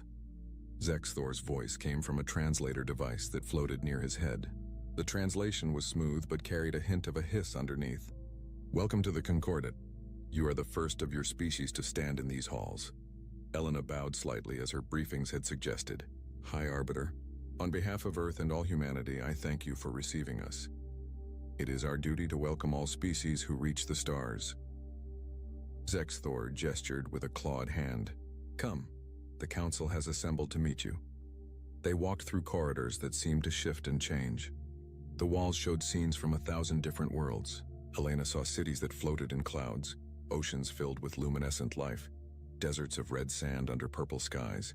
Each image was a reminder of how vast the galaxy was, and how new humanity was to all of this. The council chamber was even more impressive than the reception hall. It was circular and vast, with thousands of seats arranged in rising tiers. Each seat was occupied by a representative from a member species. At the center was a raised platform where Zexthor took his place. A smaller platform rose from the floor for Elena and her team. The noise was overwhelming. Thousands of voices in hundreds of languages, all filtered through translators that created a constant buzz of sound. But as Elena stepped onto the platform, silence fell. Thousands of eyes in every color and shape imaginable turned to look at humanity's representatives. Members of the council. Zexthor's voice boomed through the chamber. Today we welcome the humans of planet Earth, the latest species to achieve faster-than-light travel and discover our community of worlds. As is tradition, we gather to offer them the protection and benefits of council membership. There was a polite sound of approval from the assembled aliens. Elena noticed it wasn't enthusiastic. It was the sound of a routine being followed, nothing more.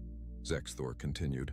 Humans, you have entered a galaxy that has known peace and prosperity for millennia.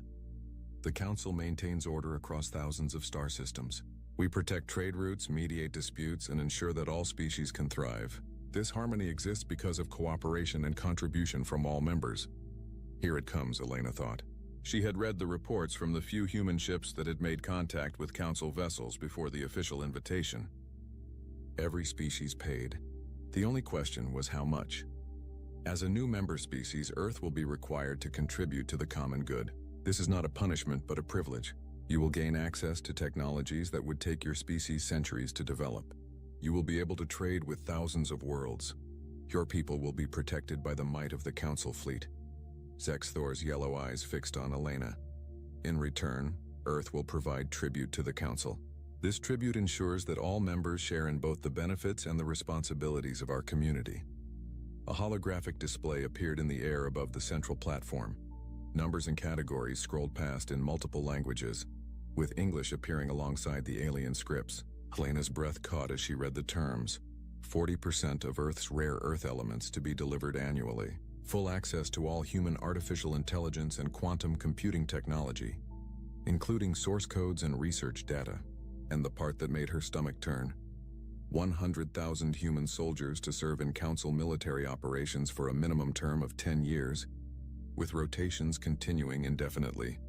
Colonel Webb made a small sound beside her. She glanced at him and saw his jaw clenched tight. The rest of her team looked equally shocked. These terms are standard for species at your level of development, Zexthor said, as if he were discussing the weather. Other species have contributed more. You should consider yourselves fortunate. Elena forced herself to speak calmly. High Arbiter, these terms represent a significant portion of Earth's resources and population. May I ask what happens if we need time to consider them? A ripple of sound moved through the chamber. It might have been laughter. Zexthor spread his hands in what might have been a gesture of generosity. Of course, we are not unreasonable. You may have 48 of your Earth hours to consult with your government. But understand, Ambassador Vasquez, these terms are not subject to negotiation. They have been calculated based on your world's capacity and the standard requirements for new members. And if we refuse? The question came from Colonel Webb before Elena could stop him. The chamber went completely silent. Zexthor's eyes narrowed. Refusal is not a concept we encounter often, Colonel. Species who choose not to join the Council find themselves isolated. No access to galactic trade, no access to jump gate networks, no protection from pirates or hostile forces. Some have chosen this path. Most have changed their minds within a generation when they see what they're missing. He leaned forward slightly, and some have required corrective action when they became a danger to themselves or others. I trust Earth will be wiser than that. The threat was clear, even wrapped in diplomatic language. Submit or face the consequences. Elena bowed again, her mind racing. We appreciate the Council's generosity in giving us time to respond. With your permission, we will return to our ship and begin consultations with Earth immediately. Granted. Zexthor waved a hand in dismissal. Return here in 48 hours with your answer. I look forward to welcoming Earth as a full member of the galactic community. The platform lowered and Elena led her team back through the corridors. No one spoke until they were safely back in the shuttle and the airlock had sealed behind them. 40% of our rare Earths? One of the economic advisors, Dr. Sarah Chen, looked pale. That would cripple our technology sector. We need those elements for everything from phones to fusion reactors. And 100,000 soldiers. Webb's voice was tight with anger. To fight in their wars. For 10 years minimum. That's not membership, that's subjugation. Elena sat heavily in her seat as the shuttle detached from the Concordate and began the journey back to their ship, the UNSS Endeavour, which waited at the edge of the system. That's exactly what it is. I saw their faces in there. They weren't negotiating. They were dictating terms to primitives who should be grateful for the attention. So what do we do? Dr. Chen asked. We can't agree to this. But if we refuse, then we need to find out exactly what corrective action means, Elena said. She looked at Webb. Colonel, I need you to pull every piece of intelligence we have on Council military capabilities. I want to know what we're really facing if this goes bad. Webb nodded. Already planned to. From what I've seen, their technology is definitely more advanced than ours. But there's something that's been bothering me. What? The way they carry themselves. Did you notice? They move like people who've never been in a real fight. Their security forces had weapons, but they wore them like decorations. I've seen parade soldiers with more tactical awareness. Elena thought about it. He was right. For all their power and technology, the aliens in the Concordat had seemed almost casual about security. How long has it been since the Council fought a real war? According to the briefing files, over 800 years, said Lieutenant Yuki Tanaka, their intelligence officer. There have been minor incidents, pirate actions, and a few enforcement operations against non-compliant species, but nothing that could be called a peer-level conflict. 800 years of peace, Elena murmured. That's remarkable. Or it means they're complacent, Webb said. An army that hasn't fought in 8 centuries might look impressive, but would it hold up against an opponent who actually fights back? Dr. Chen looked between them, her eyes widening. You're not actually suggesting we refuse, are you? They have thousands of species, millions of ships. We have one world. Elena stared out at the stars as they began to accelerate away from the station. Earth was 3 weeks away at faster-than-light speeds. 3 weeks to decide the future of humanity, submit and become subjects of the Council, or refuse and face the consequences. But there was a third option, one that was forming in her mind as she thought about Zexuthor's casual arrogance, the complacent security, the 800-year peace. What if the Council had forgotten what it meant to face an enemy that refused to surrender? Humanity had never known true peace. Every generation had fought wars, from sticks and stones to nuclear weapons and beyond. Humans were very, very good at fighting. It was practically all they had ever done. We're going to present both options to Earth leadership, Elena said finally. Complete submission or complete refusal. But we're also going to present a full analysis of what refusal would actually mean. Not just economic isolation, but the real possibility of military action.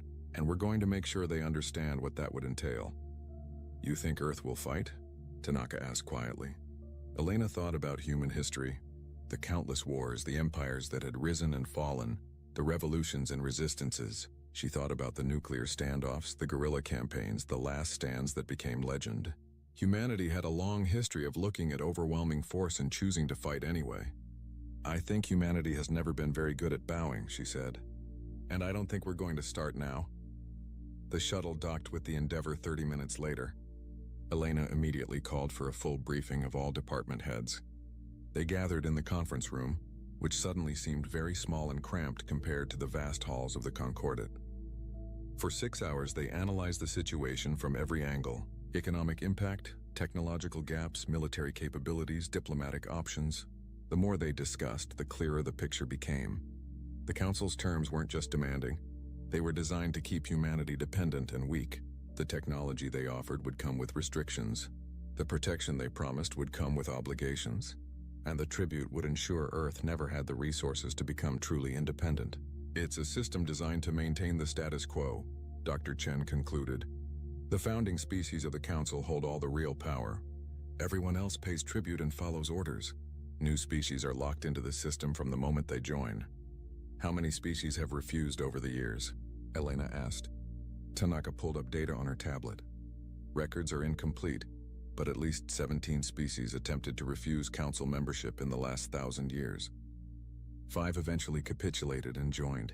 7 were classified as isolated and haven't been heard from since.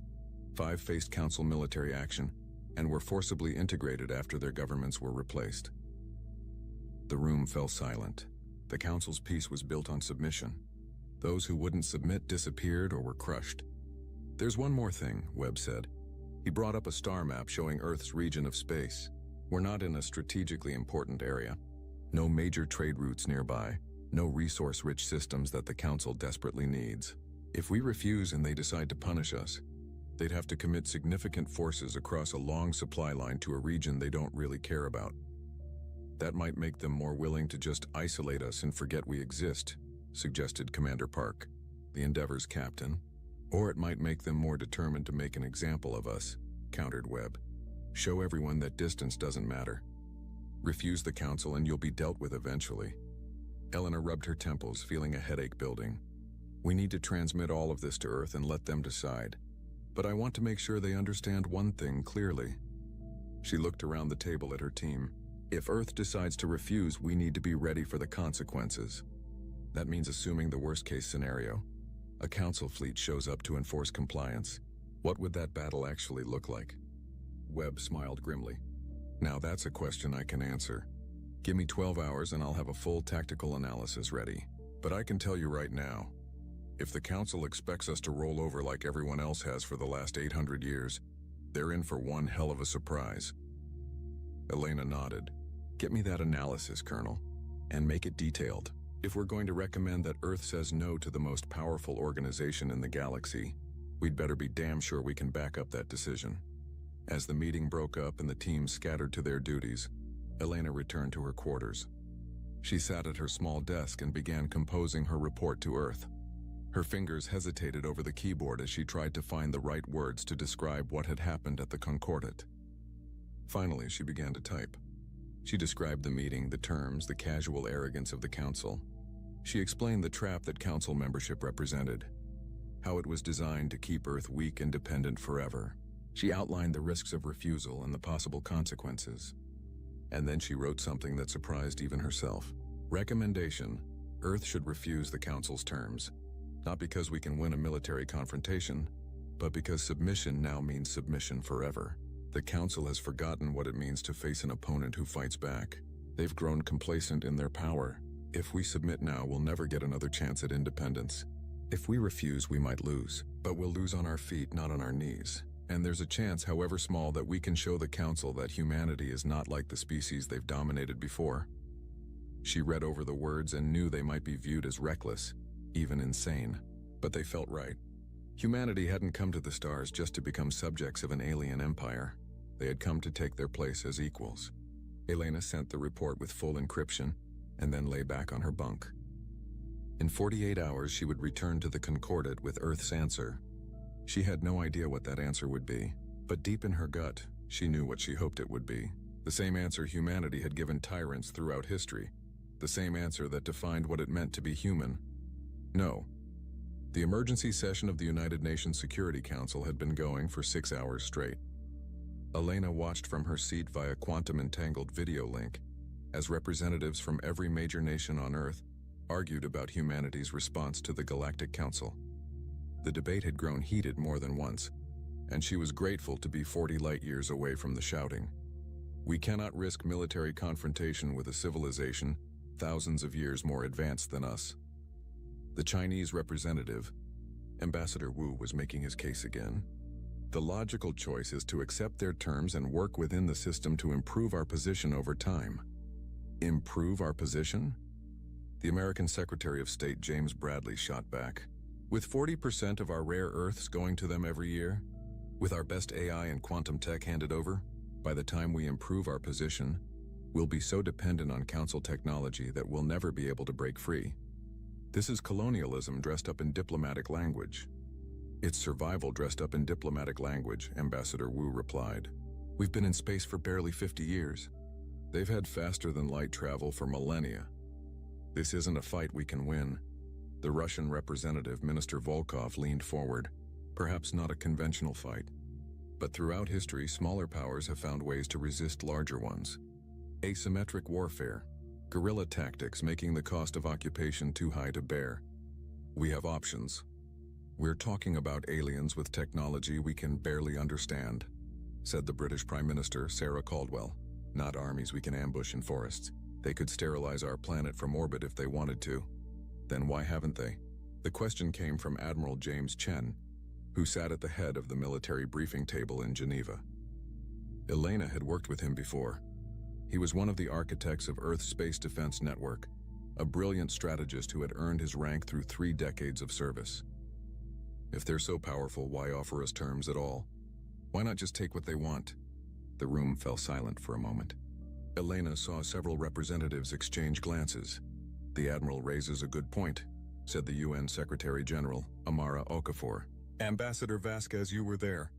What's your assessment? Elena had been waiting for this question. High Arbiter Zexthor made it clear that refusal isn't common. Most species either join willingly or capitulate after seeing the Council's power, but there was something in the way he presented the terms. It wasn't negotiation. It was a script he'd followed 100 times before. I don't think they expect us to refuse, and I'm not sure they're prepared for what happens if we do. Not prepared. Ambassador Wu shook his head. They control thousands of worlds. They've maintained peace for 800 years. How could they not be prepared? Admiral Chen pulled up a holographic display. Because peace makes armies soft, Ambassador. We've analyzed every piece of intelligence we have on Council military operations over the last century. They haven't fought a peer-level conflict in living memory. Their last real war was 800 years ago. What they call military operations are policing actions against pirates or enforcement missions against isolated colonies that can't fight back.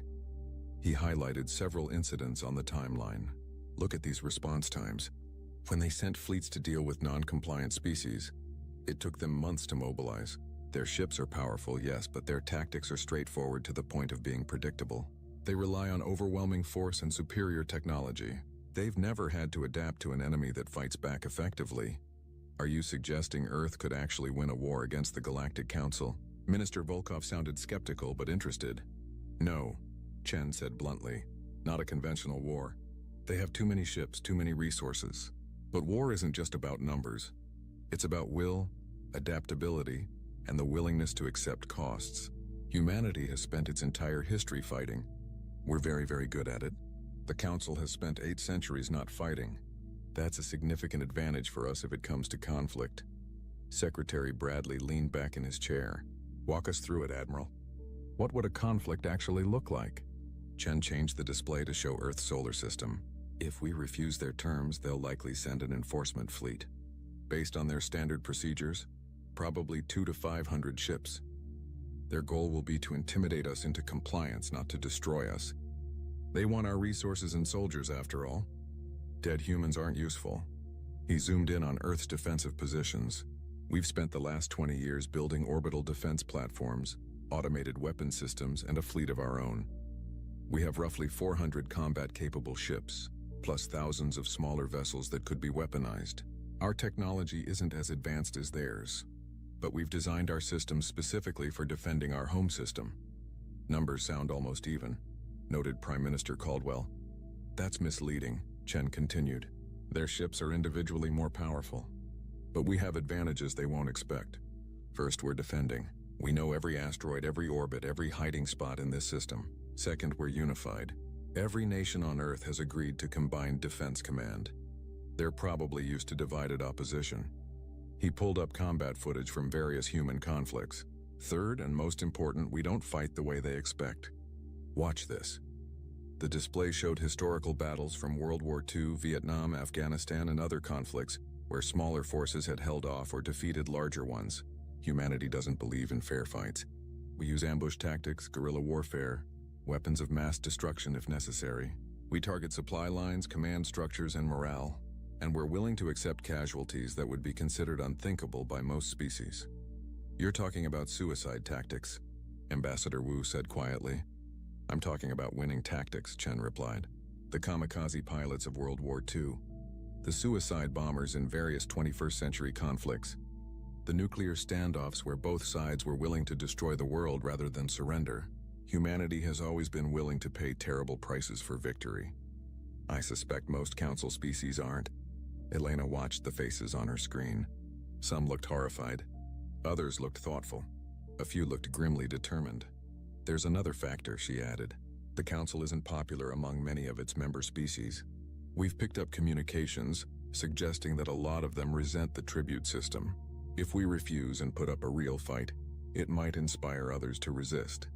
The Council's whole power structure is based on everyone accepting that resistance is futile. If we prove that wrong, even if we lose, it could start something. Secretary General Okafor raised her hand for silence. Let me make sure I understand. You're recommending that humanity refuse the Council's terms, knowing it will likely lead to military conflict, a conflict we probably can't win in conventional terms, but hoping that we can make resistance costly enough that the Council backs down, or that we inspire other species to rebel. Yes, Elena said simply. That's insane, Ambassador Wu said. That's human, Admiral Chen replied.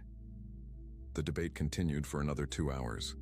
Arguments flew back and forth about duty, survival, legacy, and what humanity's first action on the galactic stage should be. Should they be pragmatic and submit, or defiant and resist? Finally, Secretary General Okafor called for a vote. Not a binding one, but a sense of where the international community stood.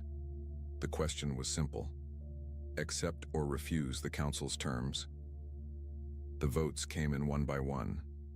It was closer than Elena expected. Some nations voted to accept, citing the risks of confrontation. But slowly, the count tipped the other way. The United States voted to refuse. Russia voted to refuse. The European Union voted to refuse. India, Brazil, Japan, and dozens of other nations followed. When the count was finished, the result was clear. By a margin of almost 2-1, Earth's governments voted to refuse the Galactic Council's tribute demands. The room was silent for a long moment. They had just committed humanity to a path that might lead to war with the most powerful organization in the galaxy. Secretary General Okafor looked directly at the camera, her expression grave. "Ambassador Vasquez, you will deliver Earth's response to the Galactic Council. Admiral Chen, begin immediate preparations for system defense. All member nations are to contribute forces to the Unified Defense Command. We may have just declared war on the galaxy, so let's make sure we're ready for it." The session ended, and Elena sat alone in her quarters on the Endeavor. In 12 hours, she would return to the Concordat with Earth's answer. An answer that would shock the Council and possibly change everything. Colonel Webb knocked on her door. "Permission to enter?" "Come in, Marcus." He sat down across from her, holding a datapad. "I've finished the tactical analysis you requested. If it comes to a fight, we have a decent chance of winning the first battle. After that, it gets much harder." "Show me." Webb pulled up detailed projections. "The Council will send what they think is an overwhelming force, probably around 300 ships. They'll expect us to take one look and surrender. Instead, we'll have pre-positioned nuclear mines along their most likely approach vectors. We hit them hard right at the start, take out maybe 50 ships before they can react." He zoomed in on Earth's orbital space. "Then we pull back to our defensive platforms, force them to come to us into range of our ground-based weapons. They'll have better shields and weapons, but we'll have numbers and position. Most importantly, we'll have surprise. They won't be expecting us to fight this hard." "Casualties?" Elena asked. Webb's expression darkened. "High. We'll lose a lot of ships and probably some platforms. If they decide to bombard population centers, we could lose millions. But if we can make them bleed, if we can make them doubt whether this is worth the cost, they might withdraw and rethink their approach.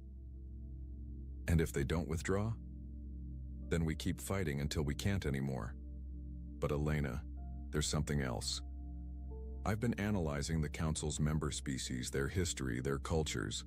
A lot of them have been part of the Council for so long that they've forgotten what it means to be independent. They've never known anything but the tribute system." "What are you saying?" "I'm saying that if we stand up to the Council and survive, even if we don't win, it might inspire others to question the system. The Council's power is based on the belief that resistance is impossible. If we prove that belief wrong, the whole thing might start to crack." Elena thought about that. Humanity's defiance might be about more than just Earth's freedom. It might be about showing the entire galaxy that the Council system wasn't inevitable, that species didn't have to accept subjugation. "There's no going back from this," she said quietly. "No," Webb agreed. "But going forward is what humans do. We've never been good at accepting our place. We always want to see what's over the next hill, what's beyond the next horizon. Even if it gets us killed." Elena smiled slightly. "Especially if it gets us killed." They sat in silence for a while, watching Earth slowly rotate on the view screen. From this distance, it looked peaceful, beautiful. No signs of the frantic preparations happening across every continent as military forces mobilized and defense systems came online. "Do you think we can win?" Webb asked. "I think we can make them regret picking this fight," Elena replied. "Whether that counts as winning, I guess we'll find out." The next 12 hours passed in a blur of preparation. Elena reviewed her speech dozens of times. The message had to be clear, unambiguous, and strong. No room for the Council to think humanity was bluffing or could be persuaded to change their minds. Admiral Chen sent updated tactical data showing Earth's defense network going fully active. Every ship, every platform, every missile battery was ready. If the Council sent their fleet, humanity would be waiting. Finally, it was time. Elena and her team returned to the shuttle and made the journey back to the Concordat. As they approached the massive station, Elena felt a strange calm settle over her. The decision was made. Now came the execution. They docked and made their way back to the Council chamber. It was even more crowded than before. Word had spread about Earth's summons, and apparently many species wanted to see how the newcomers would respond. High Arbiter Zexthor waited on his platform, his yellow eyes tracking Elena as she walked to the central position. He looked confident, even amused, obviously expecting humanity to have accepted reality and prepared to join the Council on its terms. Ambassador Vasquez, his translated voice boomed. Welcome back. I trust Earth has had sufficient time to consider the Council's generous offer. What answer do you bring us? Elena pulled out a small data chip. It was theatrical, old-fashioned, but she wanted there to be no mistake about what came next. She held it up for the entire chamber to see. High Arbiter, members of the Council, I bring Earth's official response to your tribute demands. She inserted the chip into the central podium. Every screen in the chamber lit up, displaying the same message in thousands of languages. The file was small, incredibly small. Just a few bytes of data, because Earth's answer was only one word. The chamber erupted in noise as delegates tried to understand what they were seeing. Some laughed, thinking it was a translation error. Others looked confused, unsure if they were reading it correctly.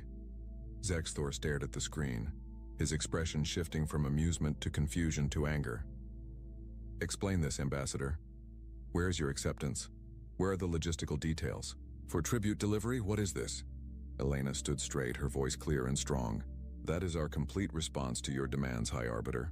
No tribute, no submission, no negotiation. Earth appreciates the introduction to galactic society, but we will not bow to threats or accept subjugation disguised as protection. The words still glowed on every screen in the chamber. Simple, direct, unmistakable no. The Council chamber descended into chaos. Thousands of voices spoke at once, creating a wall of sound that even the translation system struggled to process. Elena stood calmly on her platform, watching as the aliens reacted to something they clearly hadn't expected. Some were gesturing wildly at the screen, still displaying that single word. Others had turned to their neighbors, apparently trying to confirm what they were seeing was real. High Arbiter Zexthor raised his clawed hands, and the chamber's sound-dampening system activated. Silence fell immediately, his yellow eyes fixed on Elena with an intensity that might have been frightening if she hadn't already committed herself to this course. Ambassador Vasquez, he said, his translator struggling to convey what sounded like barely controlled anger. Perhaps there has been a translation error. Surely Earth understands the gravity of refusing the Council's protection. Let me be perfectly clear about what you are saying no to. He gestured, and a new holographic display filled the space above them. It showed maps of the galaxy, trade routes connecting thousands of systems, fleets of ships moving peacefully between worlds. You are refusing access to the accumulated knowledge of 5,000 years of civilization. You are refusing technologies that would eliminate disease, extend your lifespans, and solve your energy problems. You are refusing the protection of the most powerful military force in galactic history. Zexthor's voice grew harder. And in exchange for what? The privilege of remaining isolated? Of facing pirates, hostile species, and cosmic threats alone? Of watching other species advance while you stagnate? Is this really what Earth wants? Elena had prepared for this. She kept her voice level and professional. High Arbiter, with respect, you're not offering us those things freely. You're demanding we pay for them with our independence. 40% of our resources, our most advanced technology, our citizens to serve as soldiers in your conflicts. That's not protection, that's subjugation. It is the price of civilization. Zexthor's composure cracked slightly. Every species pays this price. Every member of the council contributes according to their ability. This is how we have maintained peace for 800 years. This is how we ensure prosperity for all. Peace for whom? Elena asked quietly. Prosperity for whom? We've analyzed your system, High Arbiter. The founding species of the council pay much smaller tributes as a percentage of their wealth. They control the most valuable trade routes. They occupy the seats of real power. Meanwhile, newer species pay heavily for the privilege of serving your interests. That's not a community of equals. That's an empire. A new voice cut through the chamber. She speaks truth, though it is uncomfortable to hear. Elena turned to see one of the council members approaching the central area. She was a Velocian, a species Elena had read about during the voyage. They were humanoid with blue-tinted skin and large black eyes. This particular Velocian wore the robes of a senior council member. According to her identification marker, she was Ambassador Kriath. Zexthor's eyes narrowed. Ambassador Kriath, you overstep. This is a matter between Earth and the council leadership. It is a matter that affects us all, Kriath replied, not backing down. She turned to address the chamber. How many of us remember when our species first joined the council? How many of us remember being presented with these same terms, these same demands disguised as offers? And how many of us remember feeling exactly what these humans must feel now? Murmurs spread through the chamber. Elena saw several delegates nodding slightly, though others looked uncomfortable. The difference, Kriath continued, is that none of us said no. We accepted because we believed we had no choice, because we were told that resistance was futile, that submission was the only logical option. But these humans, they dare to do what we did not. They dare to refuse. She pulled up her own holographic display and Elena's breath caught. It showed human history, wars, battles, revolutions. The images were brutal and violent, showing the worst of what humanity had done to itself over thousands of years. I have studied Earth, Kriath said, her voice carrying clearly through the chamber. My intelligence division has analyzed their history, their culture, their psychology. And what we have found should concern us all. The display shifted to show nuclear explosions, bombed cities, and casualty statistics that made several council members visibly recoil. This species has spent its entire existence in conflict. They have never known true peace. They have never had a generation without war. They have developed weapons capable of destroying their own world. And they have come within moments of using them. Not once, but many times. Then they are dangerous and should be controlled, Zexthor said. No, Kriath replied. They are dangerous and should not be threatened. There is a difference. Look at their tactics, their strategies, their willingness to accept casualties that we would consider genocidal. These humans have refined warfare to an art form. They practice it constantly, even against themselves. She highlighted specific conflicts. In what they call World War II, they killed over 70 million of their own species. In their nuclear standoffs, they were willing to destroy their entire planet, rather than submit to each other. In countless guerrilla wars, small forces held off armies that outnumbered them hundreds to one through sheer determination and clever tactics. The chamber had gone very quiet. Elena realized that Kriath was doing something unexpected. She was warning the council about what a war with humanity would really mean. Most species in this chamber, Kriath continued, have been at peace for centuries before joining the council. They had evolved past major warfare. Conflict for them was small-scale, limited, civilized. But not humans. Humans have been killing each other in innovative ways for their entire history. And now you want to threaten them with military action? The council's fleets are more than capable of handling one primitive world, Zexthor said, though he sounded less certain now. We have millions of ships, advanced weapons, shields that can withstand anything they could throw at us. Do we? Kriath pulled up tactical data. When was the last time our fleets faced an enemy that fought back with full force? 800 years ago. 800 years of peace. Of policing actions against pirates with outdated weapons. Of enforcement missions against isolated colonies that surrendered after seeing our ships. When did we last face an enemy willing to die rather than submit? Elena decided to press the advantage. If I may, High Arbiter, the ambassador raises an important point. Your fleet may be powerful, but are they ready for an enemy that uses nuclear weapons as point defense? That will sacrifice entire ships to destroy one of yours? That considers mutual destruction an acceptable outcome? You would doom your own people? Zexthor asked, seeming genuinely confused. We would fight for our freedom, Elena replied. There's a difference. Throughout our history, humans have chosen death over slavery again and again. We've fought impossible odds. We've held positions that couldn't be held, won battles that couldn't be won, survived situations that should have killed us, not because we're stronger or smarter, but because we refused to accept defeat. She gestured to the screen, still showing that single word. That's what no means to humanity. It means we're willing to pay whatever price necessary to remain free. You can take our resources by force, but you'll bleed for every shipment. You can occupy our planet, but you'll face resistance that never ends. You can try to break us, but we've been breaking each other for thousands of years and we're still here. This is insanity, said another council member, a being that looked like a floating jellyfish. You would throw away peace, prosperity, and advancement for what? Pride? For the right to choose our own path, Elena said. For the right to make our own mistakes and claim our own victories. For the right to stand as equals rather than subjects. If you can't understand that, then you've been part of the system too long. Zexthor slammed his hand on his podium, creating a booming sound. Enough. The council has been patient with this display of primitive defiance, but I will not allow one backward species to question millennia of peaceful order. You want to refuse our protection? Very well. You will get exactly what you're asking for. He turned to address the full chamber. I call for an immediate vote on initiating enforcement proceedings against Earth. They have refused council membership and demonstrated hostile intent. According to our bylaws, we can authorize military action to secure compliance. All in favor? Lights began appearing across the chamber as delegates voted. Most were green, indicating approval. But Elena noticed something important. A significant minority were red, voting against, and many delegates weren't voting at all, their screens remaining dark. The vote passed, but not by the overwhelming margin Zexthor had clearly expected. Out of thousands of delegates, nearly a third had either voted no or abstained. That was remarkable for a council that was supposed to be unified. The measure passes, Zexthor announced. Fleet Admiral Thunderek will assemble an enforcement fleet and proceed to the Earth system. They will be given one final chance to comply. If they refuse, they will be subdued by force and their government replaced with one more amenable to reason. He looked down at Elena with something that might have been pity.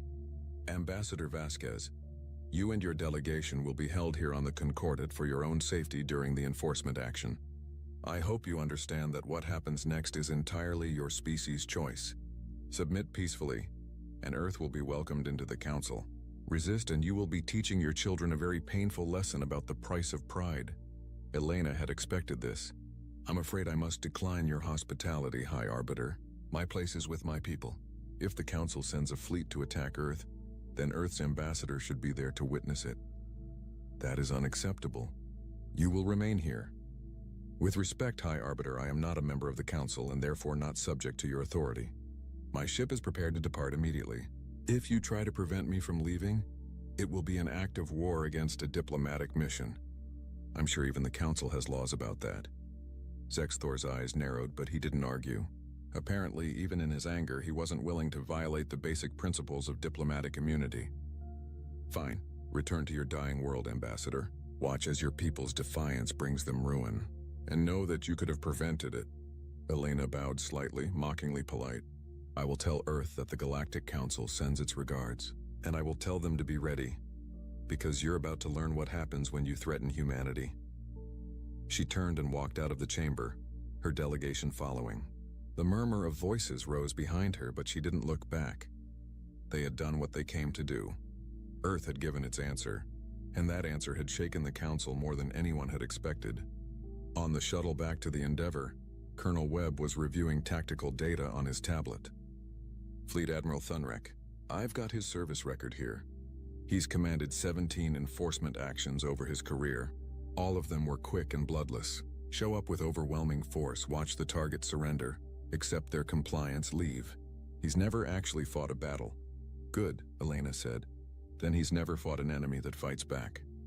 The fleet will take about 3 weeks to reach Earth, Webb continued. That gives us time to get back and help with final preparations. But Elena, we need to be realistic. Even if we bloody their nose in the first engagement, they can send more fleets. Earth can't win a war of attrition against the entire Council. We don't need to win a war of attrition, Elena replied. She was thinking about Ambassador Kriath's speech. about the way some delegates had voted against enforcement, about the uncertainty she had seen in the chamber. We just need to win the first battle and make it clear that every future battle will cost them. The council isn't popular with everyone. If we can crack their image of invincibility, other species might start questioning the system. You're trying to start a rebellion, Webb said quietly. I'm trying to show the galaxy that rebellion is possible, Elena corrected. The council's whole power structure depends on everyone believing they can't be resisted. If we prove that wrong, even if we ultimately lose, it might inspire others to stand up. And if enough species stand up? She didn't finish the sentence, but Webb nodded understanding. The council couldn't maintain control if too many species refused to comply. Their whole system was built on submission. Defiance was contagious. The Endeavor broke away from the Concordat and engaged its faster-than-light drive. As the station shrank behind them, Elena thought about what she had just done. She had committed humanity to a war it probably couldn't win. She had rejected peace and prosperity in favor of a fight for independence. History would either remember her as a hero or as the fool who doomed Earth. But as she thought about that word still glowing in the council chamber, that simple, defiant, very human word, she knew she had made the right choice. Some things were worth fighting for. Some things were worth dying for. Freedom was one of them. The journey back to Earth took 20 days. The crew used every minute preparing. Combat drills, tactical simulations, weapons checks. They analyzed what little they knew about Council fleet tactics and developed counters. They planned ambushes, fallback positions, and desperate last stands, and they watched the news feeds from Earth. The planet was mobilizing like never before. Every nation had committed its military forces to the Unified Defense Command. Factories were running triple shifts producing missiles, drones, and ammunition. Civilian ships were being retrofitted with weapons. The entire solar system was becoming a fortress. Public opinion on Earth was divided. Some people were terrified, certain they were about to be destroyed for the sake of pride. Others were defiant, echoing the sentiment that humanity would never bow. Protests and rallies filled cities across the globe. Some demanded the government reconsider. Others demanded they stand firm. But everyone was preparing, because whatever they thought about the decision, humanity was about to face its first test on the galactic stage. Win or lose, the galaxy would remember what happened when someone told humanity no, and humanity said no right back. As the Endeavor approached Earth, Elena stood at the viewport and looked at her home. It had never looked more beautiful or more fragile. Soon, one of the most powerful forces in the galaxy would be coming here to punish Earth for its defiance. She just hoped that Admiral Chen and Colonel Webb were right. That humanity's violent history, its refusal to accept defeat, its willingness to fight dirty and die hard, would be enough to make the Council regret this decision. One word had shattered the Council's expectations and challenged millennia of unquestioned authority. Now they would see if one species could back up that word with action. Fleet Admiral Thunrek stood on the bridge of his flagship, the Eternal Harmony, and watched as 300 Council warships emerged from faster-than-light travel at the edge of Earth's solar system. The display before him showed a small, yellow star with a collection of planets, one of which was inhabited by the stubborn primitives who had dared to refuse the Council's generous offer. He had done this 17 times before. Show up with an overwhelming force, broadcast demands, watch the local government scramble to comply. Usually it took less than an hour. Occasionally, some particularly foolish species would fire a few token shots, then surrender after their primitive weapons accomplished nothing against Council shields. Either way, the result was always the same. Thunrek was a Corvin, a species that had been part of the Council for over 2,000 years. He stood nearly 4 meters tall, with 4 arms and thick armor plating that was as much ceremonial as functional. He had never personally fired a weapon in anger. He had never needed to. The mere presence of a Council fleet was usually enough. "Commander," he said to his second-in-command, "scan the system. Show me their defenses." The tactical officer, a crystalline being named Shira, manipulated the controls. "Sir, I'm reading multiple orbital platforms around the third planet.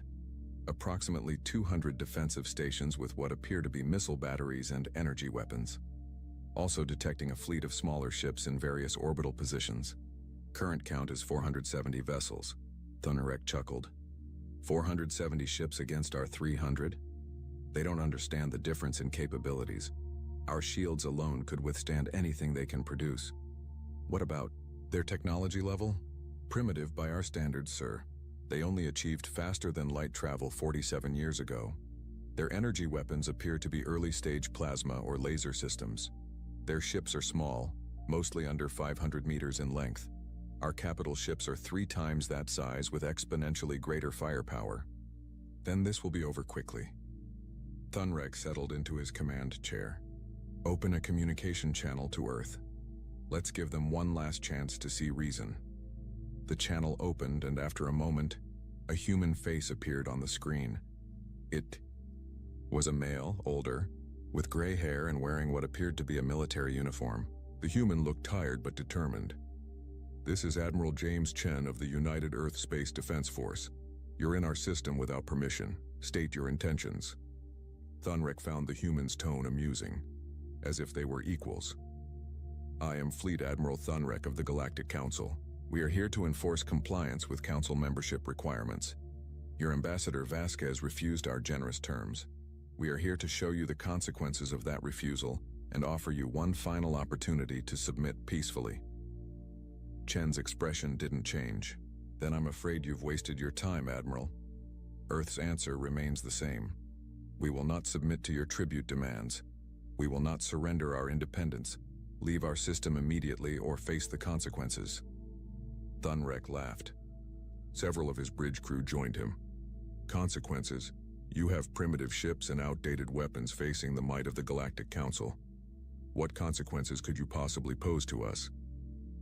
The human admiral smiled, and something about that smile made Thunrek's amusement fade slightly.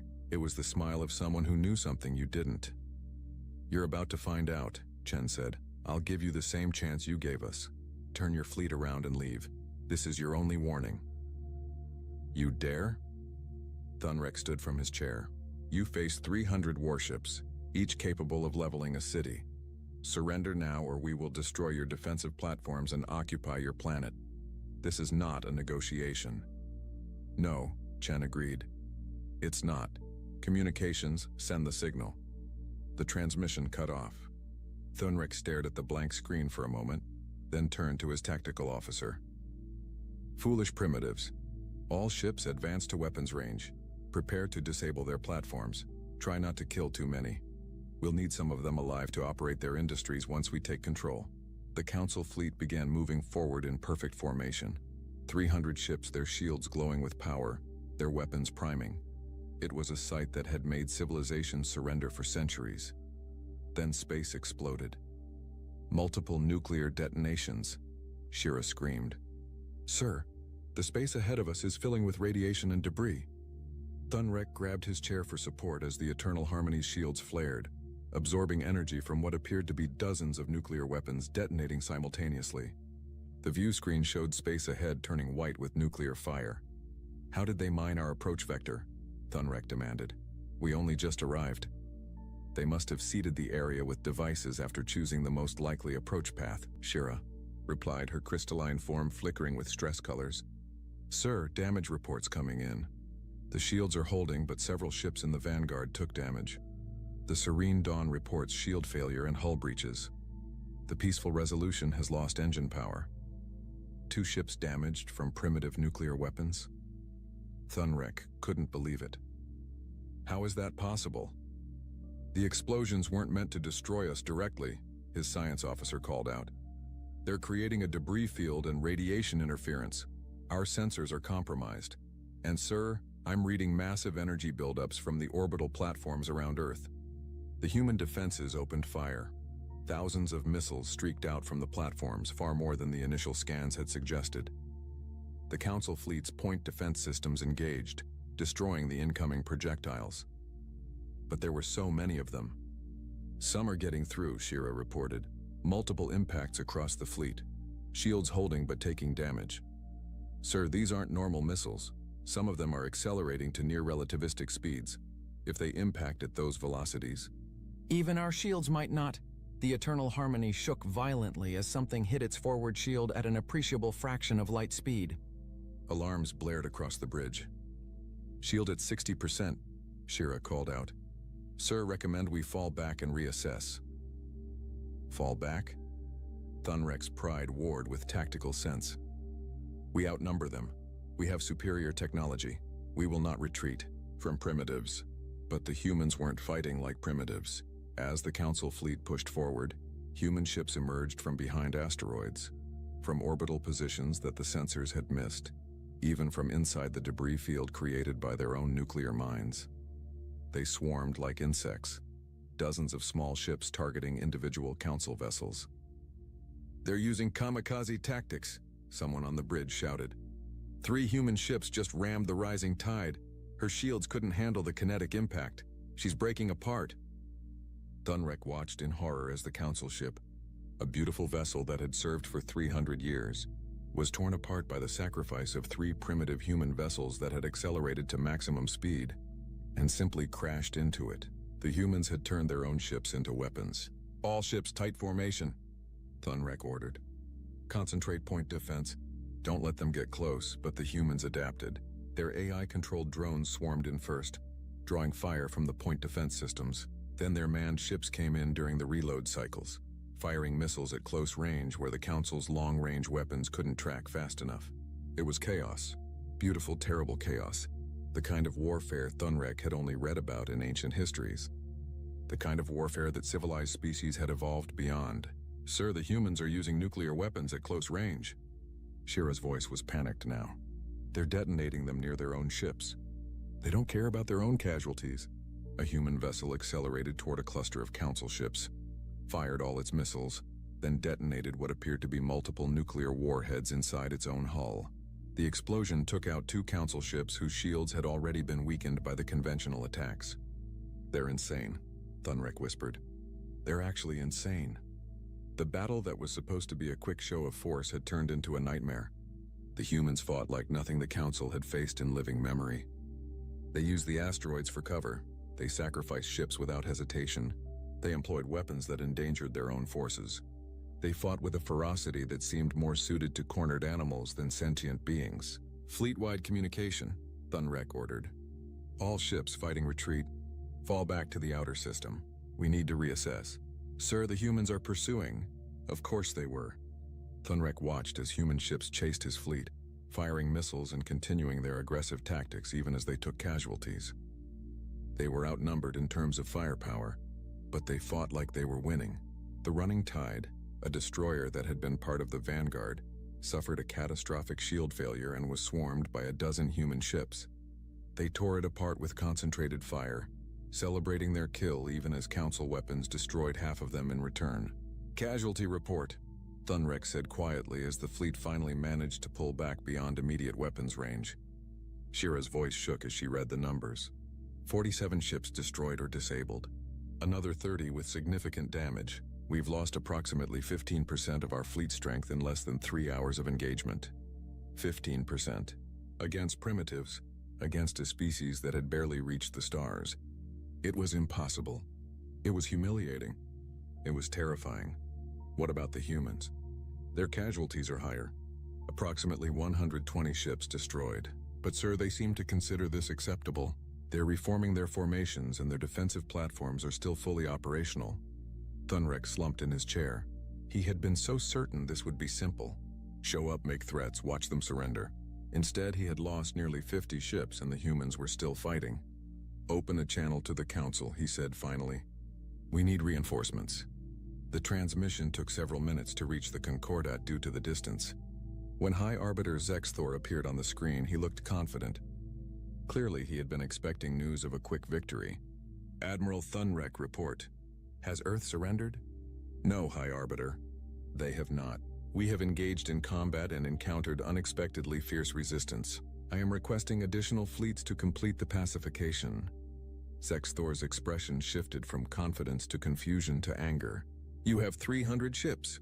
How can a single primitive world resist the might of the Council fleet?" "They fight like nothing we have faced before," Thunrek tried to explain. "They use suicide tactics. They mine space with nuclear weapons. They sacrifice their own forces without hesitation to destroy ours. They don't fight to win, High Arbiter. They fight to kill as many of us as possible regardless of cost to themselves." There was a long silence. Finally, Zexthor spoke. "How many ships have you lost?" 47 destroyed, 30 damaged. Another silence. Thunrek could see the High Arbiter processing this information, trying to reconcile it with his expectations. Fall back, Zexthor said finally. Maintain position at the edge of their system, but do not engage further. I need to consult with the Council leadership. This situation has become more complicated than anticipated. The transmission ended. Thunrek looked around his bridge at his shaken crew. They were the pride of the Council, trained in the finest academies, equipped with technology that made them superior to nearly every species in the galaxy. And they had just been bloodied by humans using primitive ships and pure aggression. Sir, Shira said quietly, the humans are broadcasting a message, audio only. Play it. Admiral Chen's voice filled the bridge. Fleet Admiral Thunrek, this is your second warning. Leave our system now. You came here to show us the consequences of defiance. Instead, we've shown you the cost of threatening humanity. We didn't want this fight, but since you brought it to us, we're going to finish it. Come closer and we'll destroy more of your ships. Try to bombard our planet and we'll turn this entire system into your graveyard. This is what happens when you pick a fight with humans. We don't surrender. We don't negotiate. We fight until you leave or until one of us is dead. Your choice. The message ended. Thunrek sat in the command chair and tried to think of what to do next. He had been trained in tactics, strategy, and command. But he had never been trained for this. No one in the Council had been trained for this. Because no one in the Council had fought a real war in 800 years. They had forgotten what it meant to face an enemy that refused to quit. An enemy that measured victory not by territories gained or objectives achieved, but by how much damage they could inflict before they fell. An enemy that had spent their entire history perfecting the art of killing. The humans had grown up in a galaxy of one world, where the only enemies were other humans. So they had learned to fight humans, and humans, Thunrek was beginning to realize, were very, very good at war. Looking at the casualty reports, at the images of destroyed Council ships, at the human defensive platform still standing and ready for another round, Thunrek understood something that the Council leadership needed to learn quickly. Earth had said no, and Earth was willing to make that no stick no matter what it cost. On the bridge of the UNSS Endeavour, now in high orbit above Earth, Elena Vasquez watched the tactical display showing the Council fleet pulling back. Beside her, Admiral Chen allowed himself a small smile. They weren't expecting that, he said. No, Elena agreed. They were expecting us to fold. They've never faced a species that fights back with everything it has, but now they know. This isn't over, Chen warned. They'll regroup, call for reinforcements, come back with a larger fleet. I know, Elena said. But we've bought time. And more importantly, we've shown them that humans don't break easily. The word will spread across the Council. The species that said no. The species that made the Council bleed. That message is going to reach a lot of ears. You think it will make a difference? Elena thought about Ambassador Kriath, about the delegates who had voted against enforcement, about all the species paying tribute to maintain a system that enriched the Council's founders. I think we've planted a seed, she said. Whether it grows into something that changes the galaxy, we'll have to wait and see. But at least now, other species know that resistance is possible. The Council isn't invincible. They can be hurt. They can be stopped. She looked down at Earth, at the planet that had just fought off the most powerful force in the known galaxy, the planet that had refused to bow. We said no, Elena whispered, and we meant it. The emergency session of the Galactic Council had been running for 6 hours, and High Arbiter Zexthor could feel his authority crumbling with every passing minute. The Council chamber, usually a place of orderly debate and predictable outcomes, had descended into something he had never witnessed in his 200 years of service. Open rebellion, 47 ships, Ambassador Kriath's voice rang out across the chamber. 47 Council vessels destroyed by a single primitive world that has been in space for less than 50 years. And you want to send more ships? How many more must die to maintain this charade? A chorus of voices rose in support. Not all of them, but enough to be significant. Species that had never questioned the Council's decisions were now standing up and demanding answers. The humans attacked our peacekeeping fleet, Zexthor argued, though his voice carried less certainty than before. They are the aggressors. They refused our generous terms and then murdered Council personnel. They must be brought to justice. Justice? A delegate from the Therian Collective stood up, his insectoid body clicking with agitation. We call it justice when we demand 40% of a species' resources? When we take their citizens as soldiers? When we threaten them with destruction if they refuse? What word would we use if someone did this to us? It is the system that has maintained peace for 800 years, Zexthor said, falling back on the familiar argument. But it sounded hollow now even to his own ears. Peace for whom? Another voice, this time from the Azurian delegation. My species has paid tribute for 300 years. In that time, our homeworld has grown poorer while council founders grow richer. We are told this is the price of protection, but protection from what? The only threat we face is from the council itself if we refuse to pay.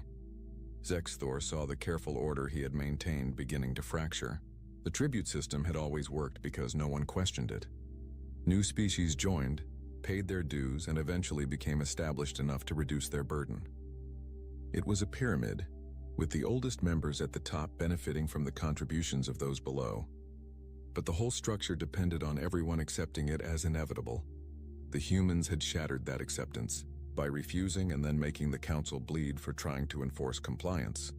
They had shown that the system could be resisted. Now species that had paid for centuries were asking why they had never tried to say no. We must maintain unity, Zexthor pleaded. If we allow one species to refuse, others will follow. The entire structure of galactic civilization will collapse. Then perhaps it should, Kriath said quietly. Perhaps a structure built on forced compliance and tribute deserves to fall. The humans have shown us something we had forgotten, that there are things worth fighting for, that freedom has value beyond convenience. That saying no is always an option, even when facing overwhelming force. The chamber erupted in argument. Some delegates supported Zexthor, warning of chaos and disorder if the tribute system was dismantled. Others supported Kriath, calling for reform or complete restructuring. And many remained silent, calculating which side would ultimately win and where their interests lay. In the middle of this chaos, a new transmission arrived. It was from the Velosian Confederation, Ambassador Kriath's government. The message was brief and shocking. The Velosian Confederation was formally withdrawing from the Galactic Council, effective immediately. They would no longer pay tribute, no longer provide ships for council operations, and no longer recognize council authority over their territory. They invited other species who desired independence to join them in forming a new alliance based on mutual cooperation rather than forced compliance. The chamber went silent. In 3,000 years of council history, no major species had ever voluntarily left. There had been expulsions, species removed for violating council law, but a voluntary departure, especially by a species as influential as the Velosians, was unprecedented. Kriath stood calmly as her delegation prepared to leave. My government has decided that the human example is one worth following. We will not fight the council, but we will no longer serve it. Other species are free to make their own choices, but the Velosian people choose freedom. She walked out, her delegation following. For a moment, no one moved. Then another delegate stood up. The representative from the Kyrian Assembly announced they were also withdrawing. Then the Nethian Alliance. Then 3 smaller species together. By the end of the day, 12 species had formally withdrawn from the council. Dozens more had demanded emergency referendums to allow their populations to vote on continued membership. The galactic news networks were exploding with coverage.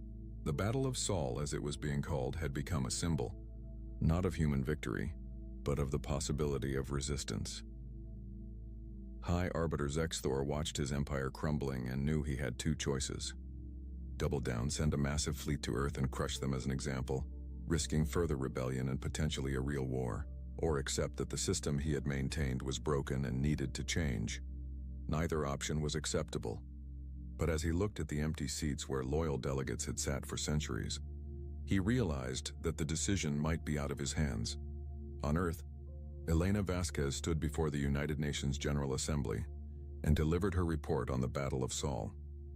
The casualties had been significant. 123 ships destroyed, over 15,000 people dead. Multiple orbital platforms damaged. Cities on high alert for potential bombardment that, thankfully, never came. But Earth had survived. More than survived. They had sent the Council fleet running. The Council has not returned, Elena told the assembled representatives. Our intelligence suggests they are dealing with internal problems. Multiple species have withdrawn from the Council in protest of the tribute system. Others are demanding reforms. What started as Earth saying no has become a galactic movement questioning the entire structure of Council authority. Secretary General Okafor addressed the Assembly. "We did not seek this fight. We simply refused to surrender our independence. But in doing so, we have apparently inspired others to question their own subjugation. The galaxy is changing, and Earth is at the center of that change." The Assembly debated long into the night about what to do next. Some argued for fortifying defenses, expecting the Council to return with a larger fleet. Others suggested reaching out to the species that had withdrawn, forming alliances, building a coalition of free worlds to counter Council power. In the end, they decided to do both. Earth would continue strengthening its defenses while simultaneously engaging in diplomacy with other species. If the Council wanted war, Earth would be ready. But if the Council wanted peace, it would be peace between equals, not between master and subject. Admiral Chen led the military preparations. New ships were built, incorporating lessons learned from the first battle. Defensive platforms were expanded and upgraded. The asteroid belt was seeded with more weapons, more sensors, more surprises for any fleet that dared approach Earth again. But it was Elena's diplomatic efforts that proved most significant. She reached out to the Velosian Confederation first. Ambassador Kriath responded warmly, suggesting a meeting on neutral ground to discuss cooperation. Other species followed. The Kyrians, the Nethians, and even some species still technically part of the Council, but exploring their options. 3 months after the Battle of Sol, Elena stood on a space station in neutral territory, hosting the first meeting of what they were calling the Free Worlds Alliance. Representatives from 15 species gathered to discuss an alternative to the Council's tribute system. "We're not trying to replace the Council," Elena explained. "We're trying to create an alternative, a framework for cooperation based on mutual benefit, rather than forced compliance. Free trade, defensive alliances, shared technology, but no tribute, no forced military service, no surrender of independence." Ambassador Kriath nodded in agreement. The Council model worked when the galaxy was younger and more dangerous. But we have outgrown the need for a central authority that demands submission in exchange for protection. It is time for something new. The representatives debated for days. Some species were cautious, worried about Council retaliation. Others were enthusiastic, seeing an opportunity to escape centuries of tribute. Slowly, carefully, they began drafting the foundation of what would become a new galactic order. Meanwhile, the Galactic Council was tearing itself apart. More species withdrew every week. High Arbiter Zexthor tried to maintain control, but his authority was evaporating. The founding species, the ones who had benefited most from the tribute system, demanded action. "Send the full might of the Council fleet to Earth," they argued. "Destroy this rebellion before it spreads further." But others counseled caution. The military commanders who had reviewed the Battle of Sol reports were less confident than before. The humans had fought with a ferocity that suggested they would turn their entire system into a death trap before surrendering. And with multiple species now in open rebellion, committing the full fleet to Earth meant leaving other territories vulnerable. The Council was paralyzed by indecision and internal conflict. For the first time in centuries, they faced a problem that couldn't be solved by simply showing up with all.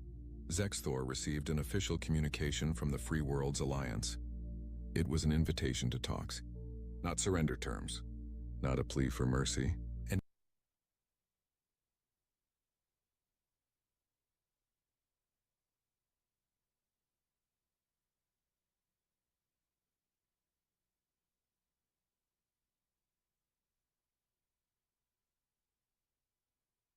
invitation to negotiate as equals. He stared at the message for a long time. Everything in his training, his experience, his understanding of how the galaxy worked, told him to refuse. The Council did not negotiate with rebels. The Council crushed opposition and maintained order. But as he looked at the status reports showing 40, the only question was whether something better would replace it, or whether the galaxy would descend into chaos. Reluctantly, bitterly, Zexthor accepted the invitation. The peace talks were held on the same neutral station where the Free Worlds Alliance had formed. It was deeply symbolic. The Council, which had dictated terms to countless species, now came to negotiate. Elena led the human delegation. Kriath represented the Velosian Confederation and the broader alliance, and Zexthor came with a small group of council representatives looking older and more worn than when Elena had first met him. "You have brought chaos to the galaxy," Zexthor said as the talks began. "Centuries of peace and order disrupted because one species was too proud to accept their place." "We disrupted a system that was unjust," Elena replied calmly. "Peace built on subjugation isn't true peace. It's just delayed conflict. You forced species to pay tribute, to surrender their sovereignty, to serve your interests. Did you really think that would last forever? It lasted 800 years. And it could have lasted 800 more if you had been willing to evolve. But you weren't. You held on to your power, your privileges, your tribute, even as the galaxy changed. We didn't destroy the Council, Arbiter. The Council destroyed itself by refusing to adapt. The negotiations were difficult. The Council representatives wanted to maintain as much of the old system as possible. The Alliance representatives demanded fundamental reforms. Elena found herself in the role of mediator, trying to find common ground between those who wanted revolution and those who feared it. Weeks passed. The talks almost collapsed several times, but slowly, painfully, a new framework began to emerge. The tribute system would be abolished for all species. No more forced payments, no more mandatory military service. The Council would transition from a hierarchical empire to a true confederation of equals. Species could choose their level of involvement, from full membership with voting rights to simple trading partnerships with no political obligations. The most difficult issue was enforcement. How would the new system maintain order without the threat of overwhelming force? Through cooperation and mutual interest, Kriath proposed. Instead of forcing compliance, we offer benefits that make cooperation attractive. Free access to trade networks, shared technology development, collective defense against genuine threats. Species join because they want to, not because they're afraid not to. And if species choose conflict? Zexthor asked. If they attack others, if they threaten peace, how do we respond without central authority? We defend ourselves and our allies, Elena said. But we don't conquer. We don't occupy. We don't impose our system on others. We show them that cooperation works better than domination. And if they still choose violence, then they face the combined response of free species working together, not subjects following orders. It was a radical shift from everything the Council had been. But as the talks continued, even some of the Council representatives began to see the wisdom in it. The old system was broken. Something new had to replace it. 3 months after the talks began, they reached an agreement. The Galactic Council would be dissolved. In its place would be the Galactic Confederation, an alliance of free and equal species. The founding members included the old Council core species, the Free Worlds Alliance, and dozens of species who had been waiting to see which way the wind blew. High Arbiter Zexthor resigned his position. He had been the face of the old order, and the new one needed new leadership. The first election for Confederation president was held, and to many people's surprise, Ambassador Kriath won in a landslide. She had stood up to the Council, spoken truth to power, and helped craft the new system. She represented the future. At her inauguration, Kriath gave a speech that was broadcast across the galaxy. Today marks the end of 800 years of enforced peace and the beginning of something better. True peace built on cooperation rather than fear. The humans taught us a lesson we needed to learn. That freedom matters. That dignity matters. That some things are worth fighting for. She looked directly at the cameras, at the billions of beings watching across thousands of worlds. One species said no. One word changed everything. Let us build a galaxy where every species has the right to say no and the right to say yes. Where we stand together not because we must, but because we choose to. The transition wasn't easy. Some species that had grown dependent on the tribute system struggled initially. Pirates and raiders, no longer kept in check by overwhelming council force, became bolder. There were conflicts, disputes, and growing pains, but slowly the new system stabilized. Species found that cooperation brought more benefits than tribute had. Trade flourished as barriers fell. Technology advanced as species shared knowledge freely instead of hoarding it. And when genuine threats appeared, the Confederation's voluntary defense forces proved surprisingly effective, motivated by protecting their homes rather than following orders. Earth became a symbol of the new era, the world that had said no and meant it. The species that had shown the galaxy that resistance was possible. Human ships traveled across the Confederation. welcomed now as equals rather than viewed as primitives. Elena Vasquez retired from active diplomacy, but remained an advisor to the Earth government.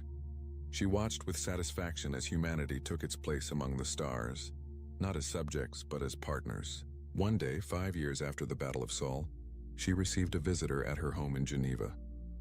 It was Zexthor.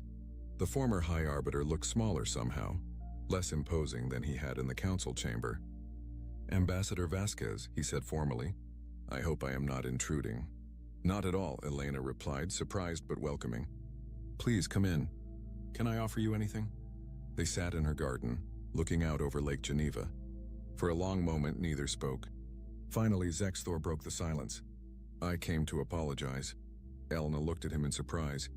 "Apologize? For threatening your world. For being too blind to see that the system I served was unjust. For valuing order over freedom. You tried to tell me and I wouldn't listen. It took the destruction of the system I had dedicated my life to for me to understand." Elena considered her words carefully. "You were a product of your time, Arbiter. The council system worked for centuries. It brought peace, stability, prosperity for many. It's not that it was entirely wrong. It's that it had outlived its usefulness and needed to change. But it took your species with your violent history and stubborn defiance to force that change. Do you know what troubles me most?" Zexthor looked at her with his yellow eyes, and she saw sadness in them. It wasn't that humans said no. Many species probably wanted to say no over the centuries. It was that you meant it. You were willing to die for it. And we, the civilized galaxy, had become so comfortable, so complacent that we couldn't understand that kind of conviction anymore. "Maybe that's the real lesson," Elena said. "Civilization shouldn't make you soft. It shouldn't make you forget what principles are worth defending. The galaxy needed someone to remind it that freedom matters, even if that someone was a species that had barely reached the stars." Zexthor nodded slowly. "Your species frightens many in the Confederation. You are so young, so aggressive, so willing to fight. But I think that's exactly what we needed. A reminder that peace without the will to defend it is just surrender in slow motion." He stood to leave, then paused. "That word you transmitted. That single word that shattered the council. Do you know how many species have adopted it as a symbol? How many worlds now display it as a reminder that they are free?" Elena smiled. "No, the word isn't about humans. It's about the idea that everyone, every species, every individual, has the right to refuse what's unjust, to stand up for what they believe in, to fight if necessary for their freedom. We just happen to be the first ones to say it out loud in a very long time." After Zexthor left, Elena sat in her garden and thought about everything that had happened. One word. One simple, defiant, very human word had changed the entire galaxy. Not because it was profound or eloquent, but because it represented a truth the galaxy had forgotten. That submission is always a choice. That resistance is always possible. That freedom is worth fighting for. Her communicator chimed. It was Admiral Chen, now retired like her. "Elena, are you watching the news?" "No, why?" "The Confederation just opened a new academy for joint military training. They're teaching tactics, strategy, asymmetric warfare. They're calling it the Sol Academy. They want humanity to teach the galaxy how to fight." Elena laughed. From threats of destruction to requests for military training. That's quite a change. They learned the lesson. A civilization that can't defend itself will eventually be conquered by external enemies or internal corruption. And humans, for better or worse, are very good at teaching people how to fight. Let's hope they also learn when not to fight, Elena said. That's the harder lesson. She ended the call and looked up at the stars. Earth had come to those stars expecting to find wonders and new friends. Instead, they had found an empire that demanded submission. And by refusing that submission, they had helped birth something better. The galaxy was far from perfect. There were still conflicts, still problems, still species that struggled with the transition from the old order to the new. But it was better. It was freer. It gave every species the chance to determine their own destiny. All because humanity had looked at the most powerful organization in the galaxy and said one word. No. Elena smiled and whispered to herself, and we meant it. Across the galaxy on thousands of worlds, the story of Earth's defiance had become legend. Children grew up hearing about the species that said no. Artists created work celebrating the Battle of Sol. Historians analyzed how one word had shattered centuries of established order. But for Elena, for Admiral Chen, for all the humans who had lived through those tense months when war seemed inevitable, it wasn't legend. It was a choice they had made, a choice that could have doomed their world but instead had freed a galaxy. The story of humanity's entry onto the galactic stage would be told for generations. How they achieved faster-than-light travel and reached the stars with hope and wonder. How they met the Galactic Council and were offered subjugation disguised as membership. How they answered with a single word that echoed across the galaxy. And how that word changed everything. In the end, it wasn't about humanity being special or superior. It was about the power of conviction. About standing for something even when it would be easier to bow. About remembering that freedom is never given, only taken, and must be defended. The humans hadn't just joined the galactic community. They had transformed it. They had reminded civilizations that had grown comfortable and complacent what their ancestors once knew. That liberty is precious, that independence is worth fighting for, that sometimes the right answer to tyranny, no matter how powerful or how ancient, is simply and completely no. Danny Cole stood at the back of the auction hall and watched the aliens laugh at him. He had just placed a bid on a ship that nobody wanted. The amount was everything he had saved in 15 years of hauling cargo across the outer rim of the galaxy. Every credit, every coin, his entire future riding on a single gamble. The Velthari broker was a tall creature with wings that shimmered like oil on water. It clicked its mandibles together in a sound that Danny had learned to recognize as amusement. The broker looked down at Danny with its many eyes and shook its head slowly. "Human," the broker said. "You waste your currency on a myth. That vessel has sat in our impound yard for 300 cycles. No species has been able to make it work. Not the Corin, not the Syndicate engineers, not even our own best technicians. It is scrap metal. Nothing more." Danny did not answer. He kept his eyes on the viewing screen that showed the ship sitting alone in a massive hangar. It was beautiful in a strange way. The hull was dark, almost black, and covered in patterns that seemed to move when he was not looking directly at them. Geometric shapes flowed into each other like water. The design was unlike anything he had ever seen in his years of traveling between the stars. "The bid is accepted," the auction system announced in a flat mechanical voice. "Lot number 774 is sold to the human bidder." More laughter filled the hall. A group of Corin traders, their reptilian scales glinting under the lights, pointed at Danny and made jokes in their harsh language. Danny heard the word "fool" repeated several times. He did not care. Something about that ship called to him. It had called to him since the moment he first saw the listing 3 weeks ago. His friend Lisa Vance was waiting outside the auction hall. She was a pilot like him, a small woman with short brown hair and tired eyes. They had worked together for almost 10 years, running cargo routes that nobody else wanted. She was the closest thing Danny had to family out here in the cold darkness between worlds. "Please tell me you did not do it," Lisa said when she saw his face. "I did it." Lisa closed her eyes and let out a long breath. "Danny, you spent everything on a ship that does not even power on. What are you going to do? Live in it? You cannot fly it. You cannot sell it. You bought a very expensive piece of junk." "Maybe," Danny said, "but I had to try. There is something about that ship, Lisa. I cannot explain it. I just know that I had to have it." They took a transport pod to the impound yard on the edge of the station. The yard was a graveyard of broken vessels, crashed shuttles, and abandoned equipment. At the very back, sitting alone in a hangar that was too big for it, was Danny's new ship.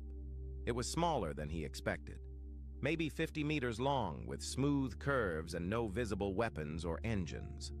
The dark hull absorbed the light around it, making it hard to see where the ship ended and the shadows began.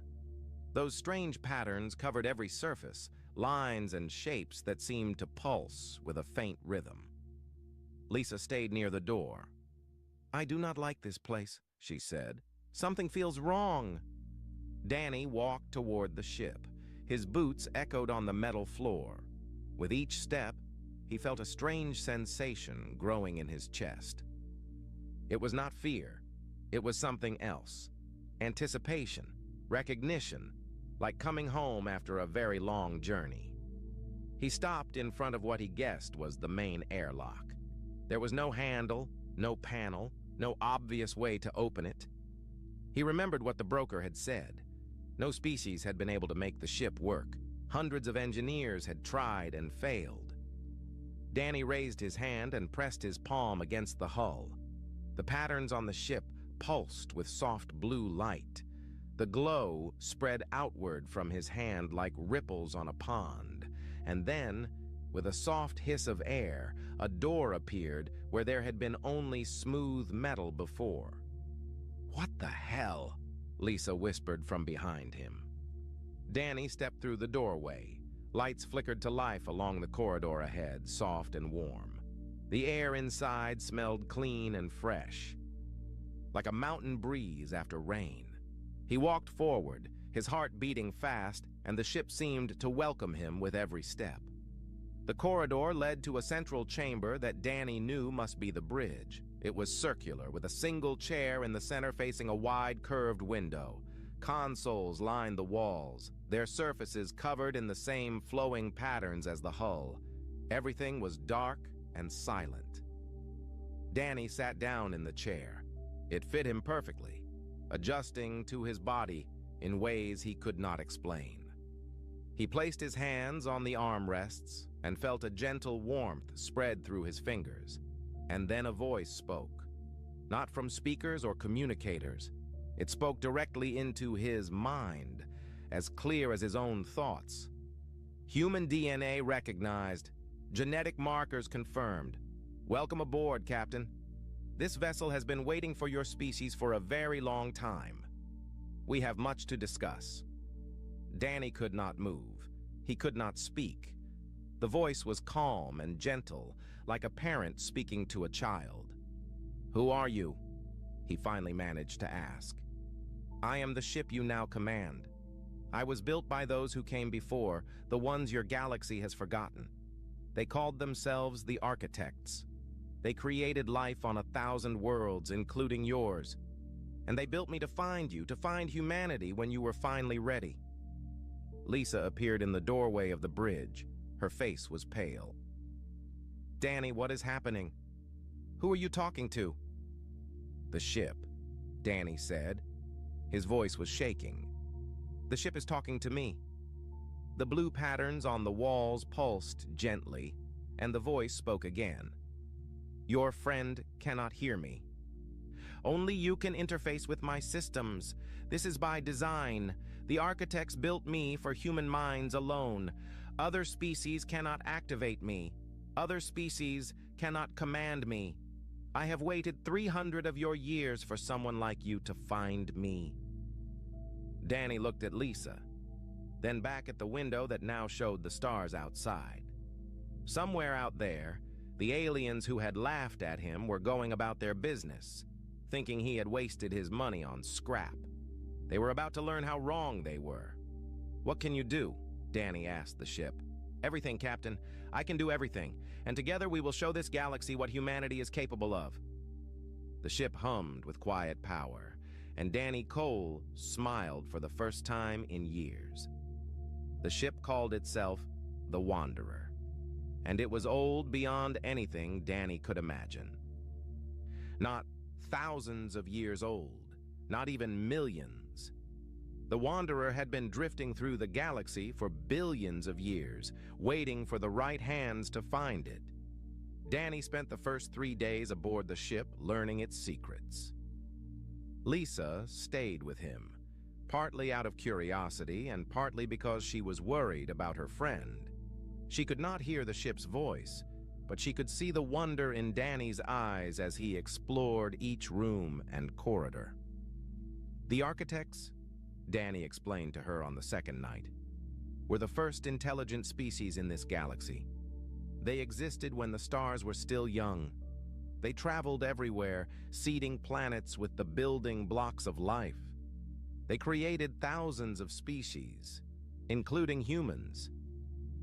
Lisa sat on a curved bench that had grown out of the floor when she needed somewhere to rest. The ship seemed to know what its passengers needed before they asked. "Why?" she said. "Why would anyone do that?" "Because they knew they were dying," Danny said. He had spent hours listening to the Wanderer's story, absorbing information that no living being had heard for eons. Their species was coming to an end. They wanted to leave something behind, a legacy, children who might one day grow up and take their place among the stars. The Wanderer had been built as a gift for those children, but not just any children.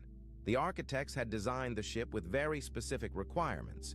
It would only respond to a species that possessed what they called adaptive resonance, a rare quality of the mind that allowed for deep connection with technology. "Your brains are special," the ship explained to Danny as they walked through a room filled with star charts. The maps showed regions of space that no modern species had ever explored. "Most intelligent species develop along predictable paths. Their minds become rigid, specialized, but humans remain flexible. You can learn anything, adapt to anything, bond with anything. The architects believe this made you their true heirs." Danny shook his head in disbelief. Humans were considered one of the weaker species in the galaxy. They had no natural weapons, no armor, no special abilities. Other species looked down on them, used them for cheap labor, kept them confined to the edges of civilization. "We are nothing special," Danny said.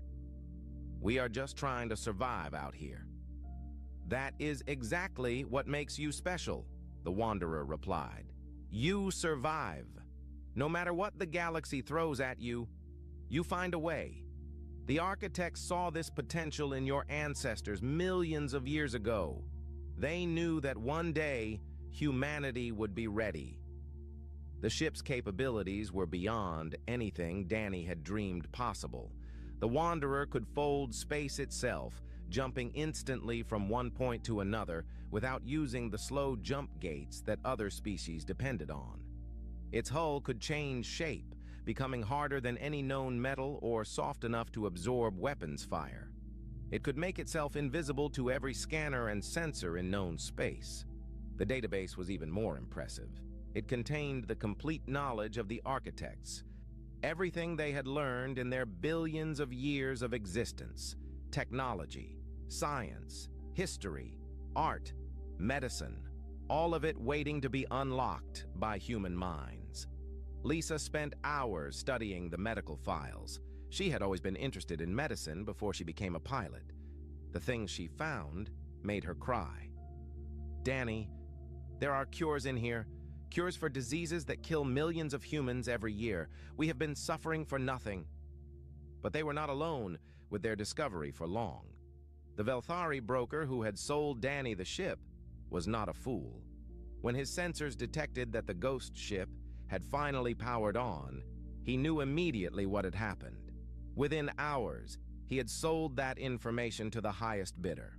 By the end of the first week, everyone in the sector knew the mythical ship, the one that had sat dead and silent for 300 years, had awakened. And a human had done what no other species could do.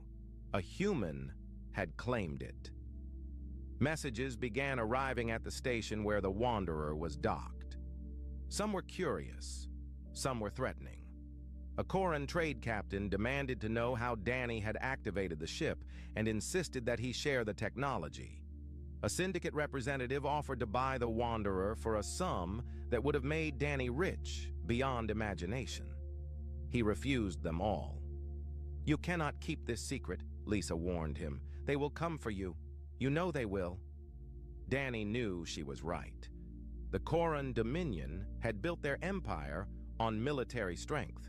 They would never allow a human to possess technology that could threaten their power. The syndicate dealt in secrets and would pay any price to own what Danny had found. Even the Velthari, with their pretense of neutrality, would want to study the Wanderer and unlock its mysteries for themselves. "Let them come," Danny said quietly. He was standing on the bridge, looking out at the stars. "The architects built this ship to protect its crew. I am starting to understand what that means." Lisa joined him at the window. "Danny, you are a cargo hauler. You have never fired a weapon in your life. You cannot fight an empire." "I know," Danny said, "but maybe I will not have to fight alone." He placed his hand on the console in front of him. The ship hummed with power, and he felt its presence in his mind like a warm light in a dark room. The Wanderer had waited billions of years for humanity. It had waited for him. And now, for the first time, Danny began to believe that maybe the architects had been right. Maybe humanity was meant for something more than hauling cargo and serving stronger species. Maybe they were meant to inherit the stars. The first Koran warship arrived 3 days later, and the real test began. The Koran dreadnought was massive.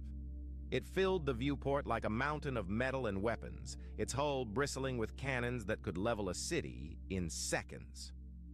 2 more dreadnoughts dropped out of hyperspace behind it, forming a triangle around the station where the Wanderer was docked.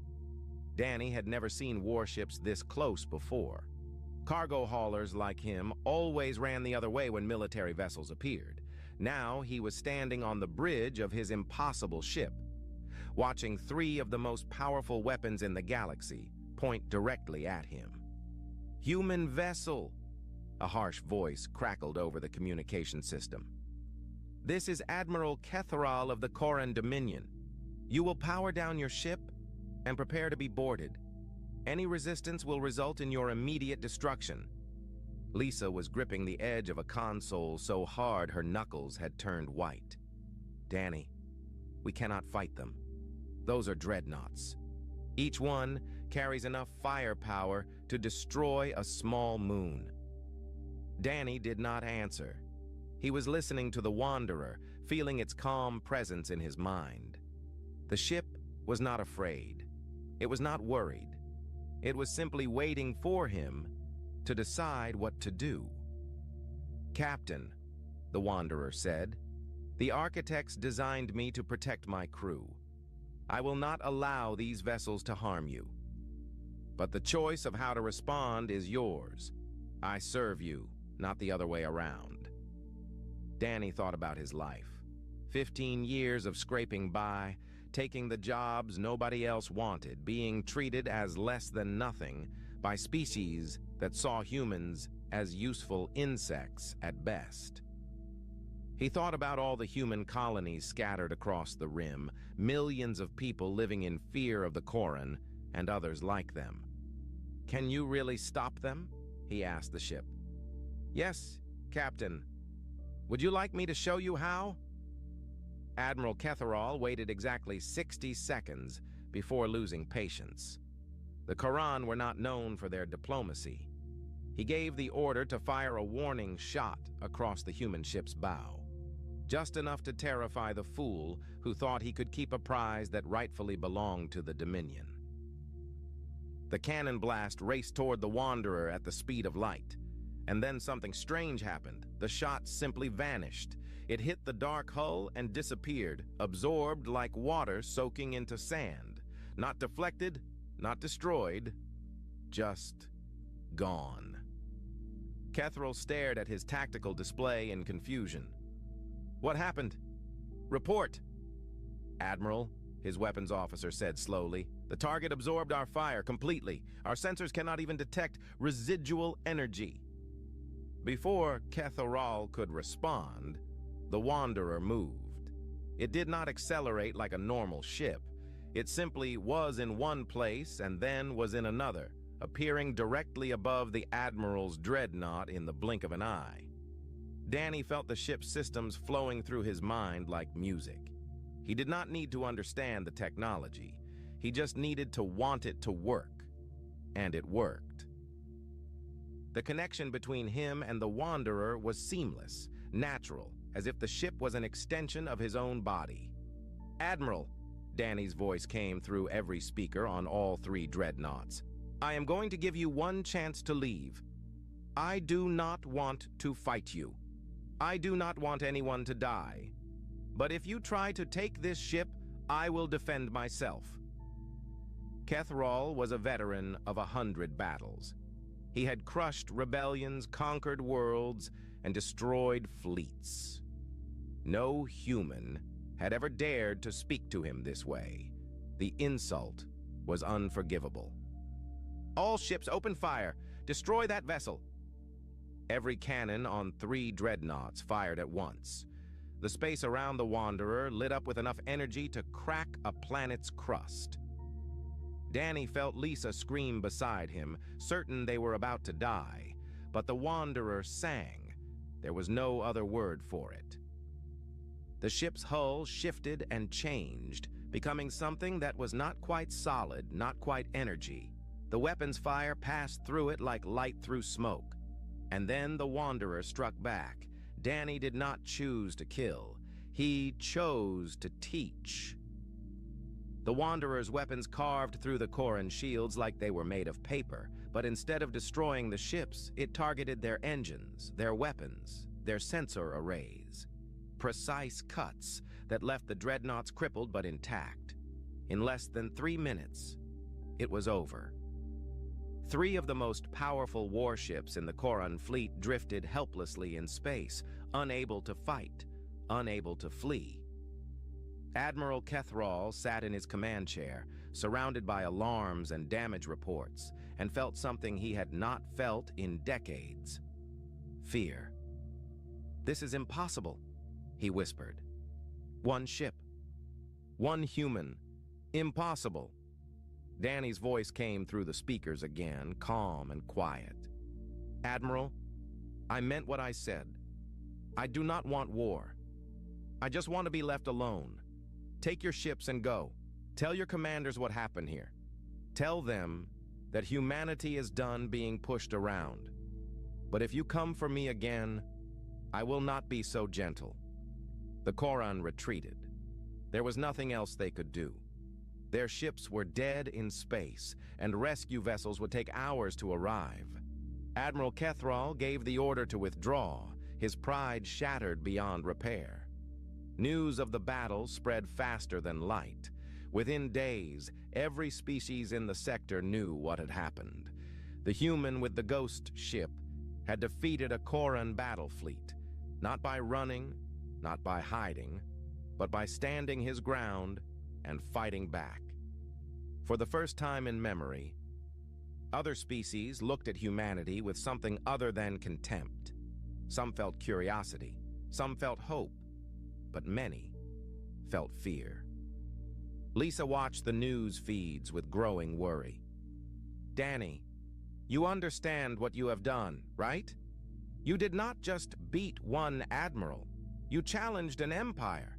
They will not let this stand. They will come back with more ships, more weapons, and they will not come alone." Danny nodded slowly. He was still getting used to the connection with the Wanderer, still learning what he was capable of. But he knew Lisa was right. This was only the beginning. "Then we need to be ready," he said. "Not just us. All of humanity.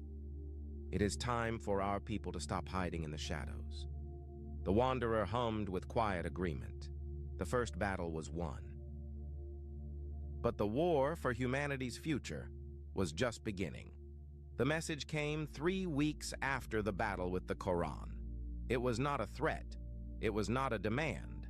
It was simply a video from a human colony called New Haven, located on a small moon at the edge of explored space.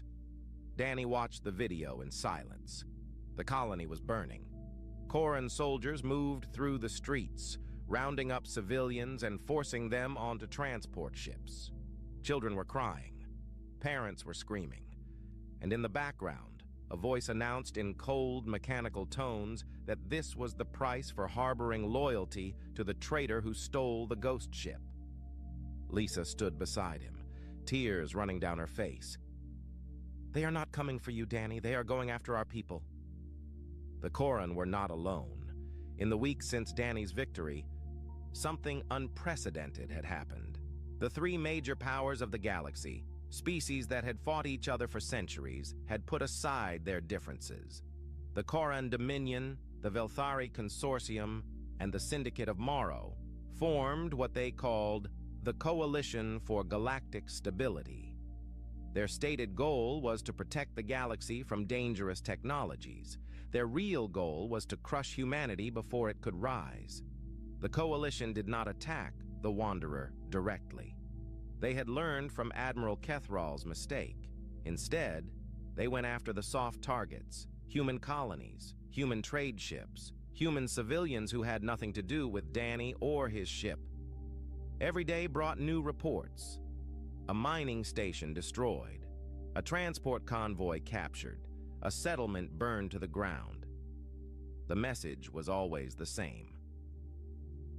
Surrender the Wanderer, or watch your species suffer. Danny stood alone on the bridge of his ship, staring out at the stars. The Wanderer was powerful, but it could not be everywhere at once. He could save one colony while 10 others burned. He could destroy one fleet while 100 more attacked his people across the galaxy. "What do I do?" he asked the ship. "How do I fight an enemy like this?" The Wanderer was silent for a long moment. Then it spoke, its voice gentle in his mind. "Captain, the Architects faced a similar problem once. They were a single species in a hostile universe. They could not defeat their enemies through strength alone. So they changed the rules of the game." "How?" "They shared their knowledge. They lifted up others. They built alliances based on mutual growth rather than mutual fear. In the end, they lost their war. But the civilizations they created survived.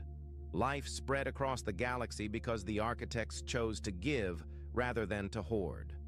Lisa found Danny 3 hours later, still standing on the bridge. But his face had changed. The despair was gone, replaced by something that looked almost like hope. "I have an idea," he said, "but I am going to need your help." The broadcast went out to every human settlement in known space. It bypassed the Coalition's communication blocks, carried by frequencies that their technology could not detect. Danny's face appeared on screens in hidden colonies, on ships running dark through enemy territory, in refugee camps where humans huddled together and waited for the end. "My name is Danny Cole," he said. "By now, you have heard stories about me. The fool who bought a mythical ship. The cargo hauler who defeated a Koran fleet. Some of you probably think I am the reason for your suffering. And in a way, you are right. The Coalition is attacking you because of me." He paused, letting the words sink in. "But here's the truth they do not want you to know. This ship was built for us, all of us. It was created billions of years ago by a species called the Architects, and they designed it specifically for human minds. They believed that we were special, not because we are strong or fast or dangerous, but because we adapt, we learn, we refuse to give up no matter how bad things get." Lisa stood behind the camera, watching her friend transform into something more than a cargo hauler. Danny spoke with a conviction she had never heard from him before. "The Coalition wants us to stay small," Danny continued. "They want us to stay afraid. They want us to remain the species that hauls their cargo and mines their ore and does the jobs they think are beneath them. But we were meant for more. The Architects saw it, and now I am going to prove it." He held up a data chip. "This contains technology from the Wanderer's database. Shield modifications that will protect your ships from Coalition weapons. Engine upgrades that will let you outrun their fastest vessels. Medical advances that will cure diseases we have suffered with for generations. I am sharing all of it. Freely. No strings attached." The response was overwhelming. Engineers on a dozen colonies began working on the modifications within hours.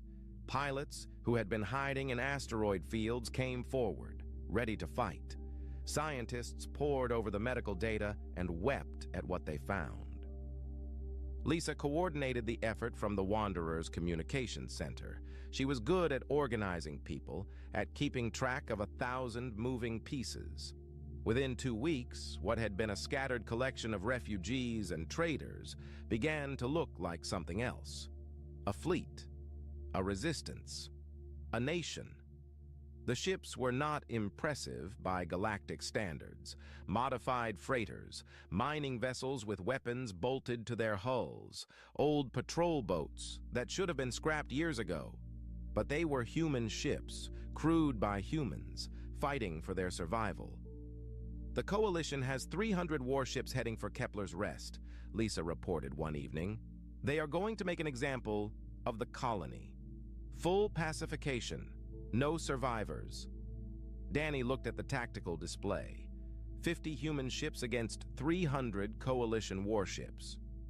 The numbers were impossible. Then that is where we make our stand, he said. We cannot hide anymore. We cannot run. If humanity is going to survive, we have to fight. All of us. Together. The fleet began to gather. Ships came from across the galaxy, jumping through dangerous space, risking everything to join the fight. And at the center of the formation, the Wanderer waited, its ancient systems humming with power that had not been unleashed in billions of years. The battle for humanity's future was about to begin. The sky above Kepler's Rest burned with the light of 300 warships. The Coalition fleet filled the darkness like a swarm of angry stars, each point of light representing enough firepower to level a city. Admiral Kethrall stood on the bridge of his new flagship, a vessel twice the size of the dreadnoughts Danny had crippled weeks before. He had been given one order by the Coalition Council: end the human threat, permanently.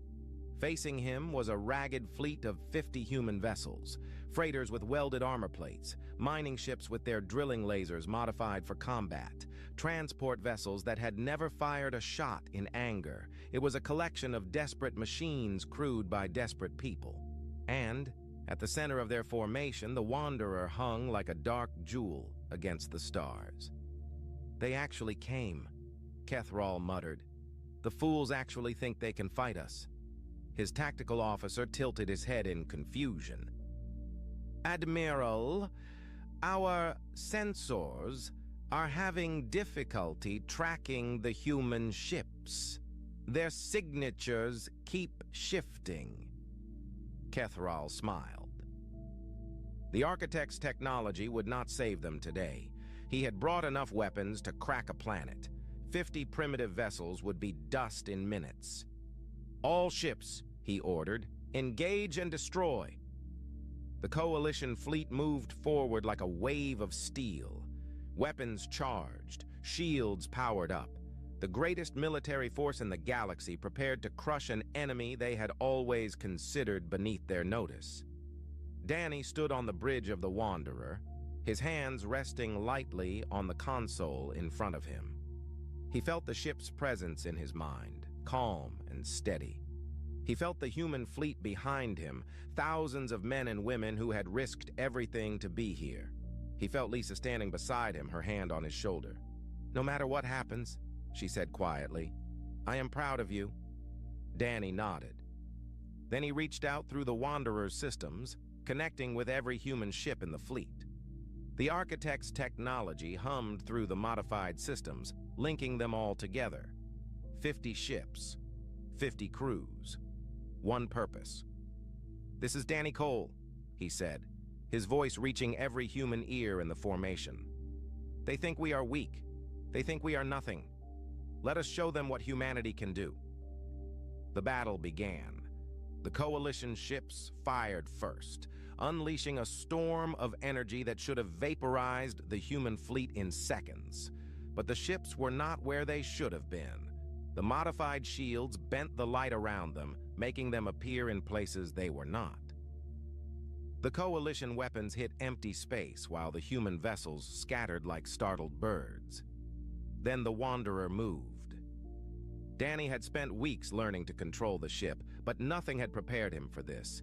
He felt the universe flow around him like water, felt the fabric of space ripple as the Wanderer danced through the enemy formation. The ship was singing in his mind, and he was singing with it. Coalition vessels tried to track the Wanderer, but it was everywhere and nowhere. It appeared beside a cruiser and cut through its shields with a single precise strike. It vanished and reappeared behind a destroyer, disabling its engines before the crew could react. It moved through the battle like a ghost, teaching without killing, crippling without destroying. But Danny was not the only one fighting. The human fleet had learned to adapt, just as the architects had predicted. They saw what the Coalition did, and they changed their tactics in seconds. Freighters grouped together to combine their firepower. Mining ships used their drilling lasers to pierce the gaps in enemy armor. Transport vessels sacrificed themselves to shield more vulnerable allies. Admiral Kethrall watched his tactical display with growing horror. His fleet was falling apart, not because the humans were stronger, not because they had better weapons, but because they learned too fast. Every tactic he tried, they countered within minutes. Every formation he created, they found a weakness and exploited it. "This is impossible," he said for the second time in his life. "They are adapting faster than our computers can analyze. How are they doing this?" The answer was simple, but Kethrall could not understand it. Humans did not think like Koran or Velthari or any other species in the galaxy.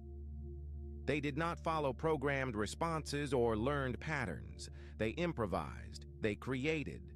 They imagined solutions that had never existed before and made them real through sheer stubbornness. The architects had seen this potential millions of years ago. They had built the Wanderer to unlock it. And now, in the fire of battle, humanity was finally becoming what it was always meant to be. The turning point came 2 hours into the fight. The Coalition flagship, the massive vessel Kethrall commanded, found itself surrounded by a dozen battered human ships. Its shields were failing. Its weapons were damaged. Its engines were barely functional. Danny brought the Wanderer directly in front of the bridge, close enough that Kethrall could see the dark hull through the viewport. For a long moment, neither side moved. Then Danny's voice came through the communication system. "Admiral, your fleet is beaten. Half your ships are disabled. The other half are running. You can surrender now, or you can watch more of your people die. The choice is yours." Kethrall stared at the ghost ship that had humiliated him twice. His pride screamed for him to fight on, to die with honor, rather than submit to a human. But he looked at his crew, at the young officers who still had lives ahead of them, and made his decision. "All Coalition forces," he said, his voice heavy with defeat, "stand down. We surrender." The battle was over, not with a dramatic explosion, but with a quiet admission of the truth. Humanity had won. In the weeks that followed, everything changed. Human colonies across the galaxy declared independence. Human scientists used the Wanderer's database to leap forward centuries in technology and medicine. Human ships traveled freely through space for the first time, no longer afraid of the powers that had once oppressed them. Danny Cole stood before the Galactic Council, the first human ever granted a seat at the table where the fate of civilizations was decided. Lisa stood beside him, as she always had. The representatives of 100 species watched in silence as the cargo hauler who had bought a mythical ship spoke to them. "The architects are gone," Danny said. "They died billions of years ago, before any of our species even existed. But they left us a gift.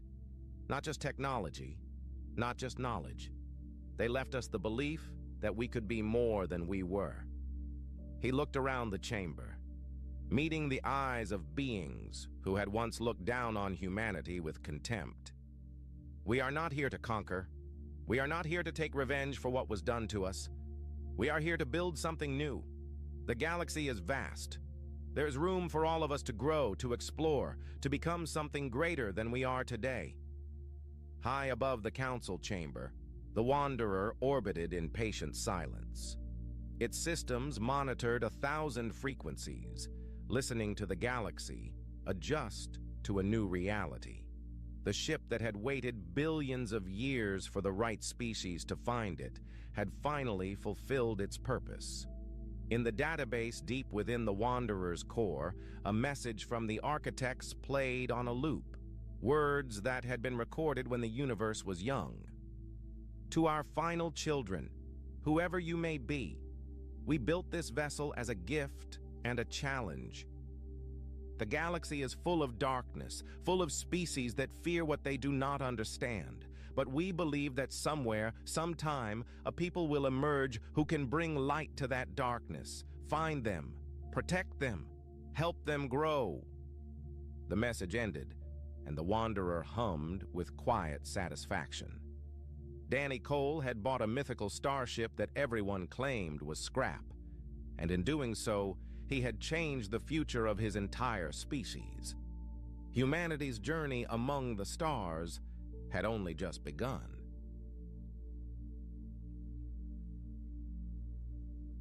Before we get started, make sure to subscribe to the channel and like this video. That way, you'll always stay connected to our stories and never miss the next adventure. The Galactic Council Archaeological Survey vessel wasn't exactly known for its hospitality toward humans. Billy had at least hoped for something better than being the ship's official human curiosity. You know, the token member of that upstart species that barely discovered faster than light travel 300 cycles ago. A cosmic blink, a sneeze in the timeline of the universe. The wandering truth hung in orbit around Ashfall 9 like a disapproving parent hovering over a child's abandoned art project. And really, that's what this planet was, wasn't it? An abandoned project. The human colony that once thrived here had been flash-fried by a solar flare event, after 800 standard cycles back. Everyone evacuated. Nobody came back. The planet had been sitting here ever since, slowly gathering dust, and the occasional scientific survey that never found anything worth mentioning in a footnote. Until today.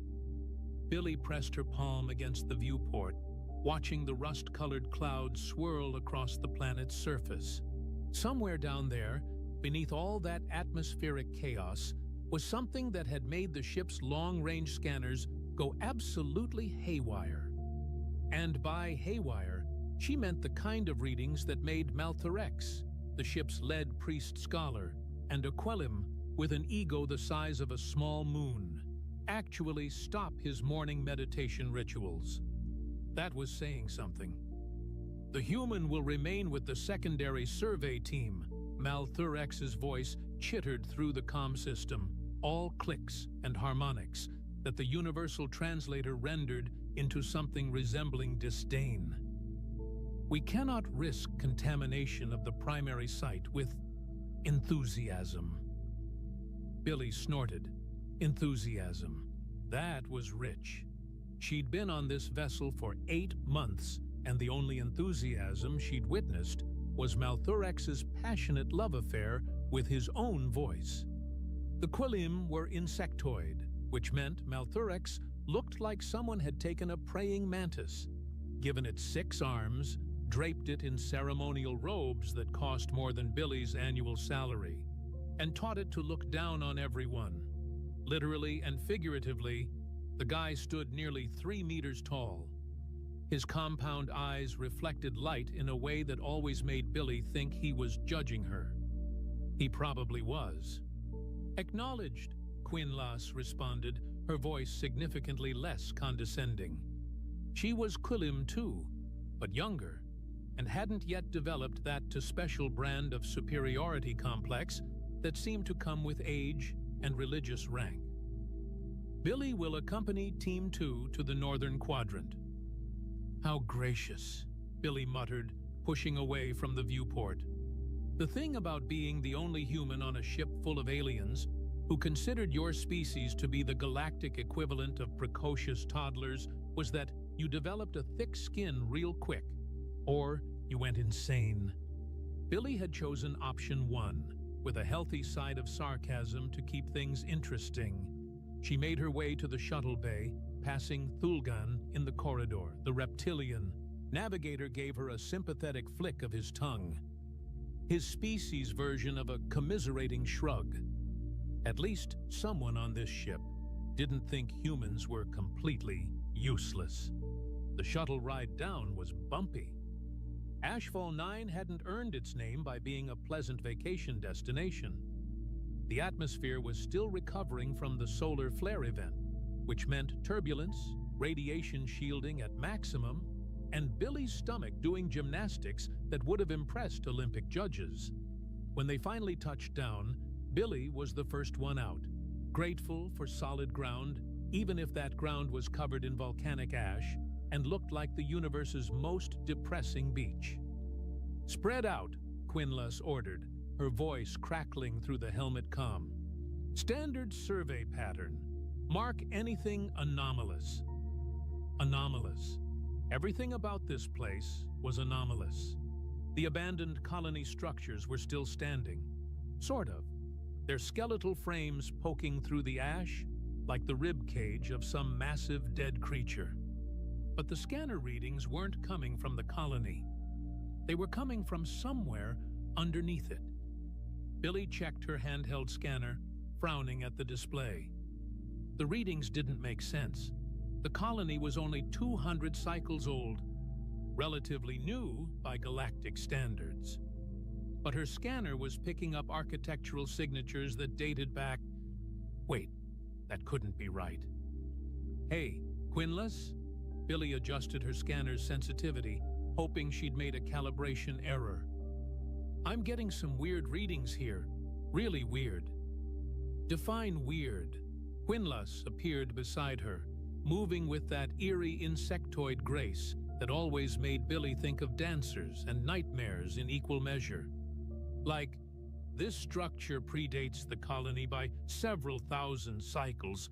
Weird." Quinlus took the scanner, her antennae twitching in a way that Billy had learned meant confusion. "That's impossible. The planetary survey before colonization showed no signs of prior habitation." "Yeah, well, tell that to whatever's down there." Billy pointed at a collapsed section of colony wall. "I think there's something underneath. Something big."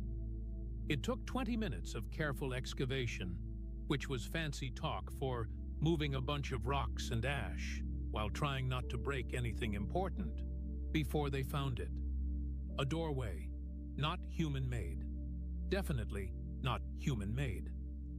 The entrance was carved from some kind of dark stone that didn't match anything in the geological database.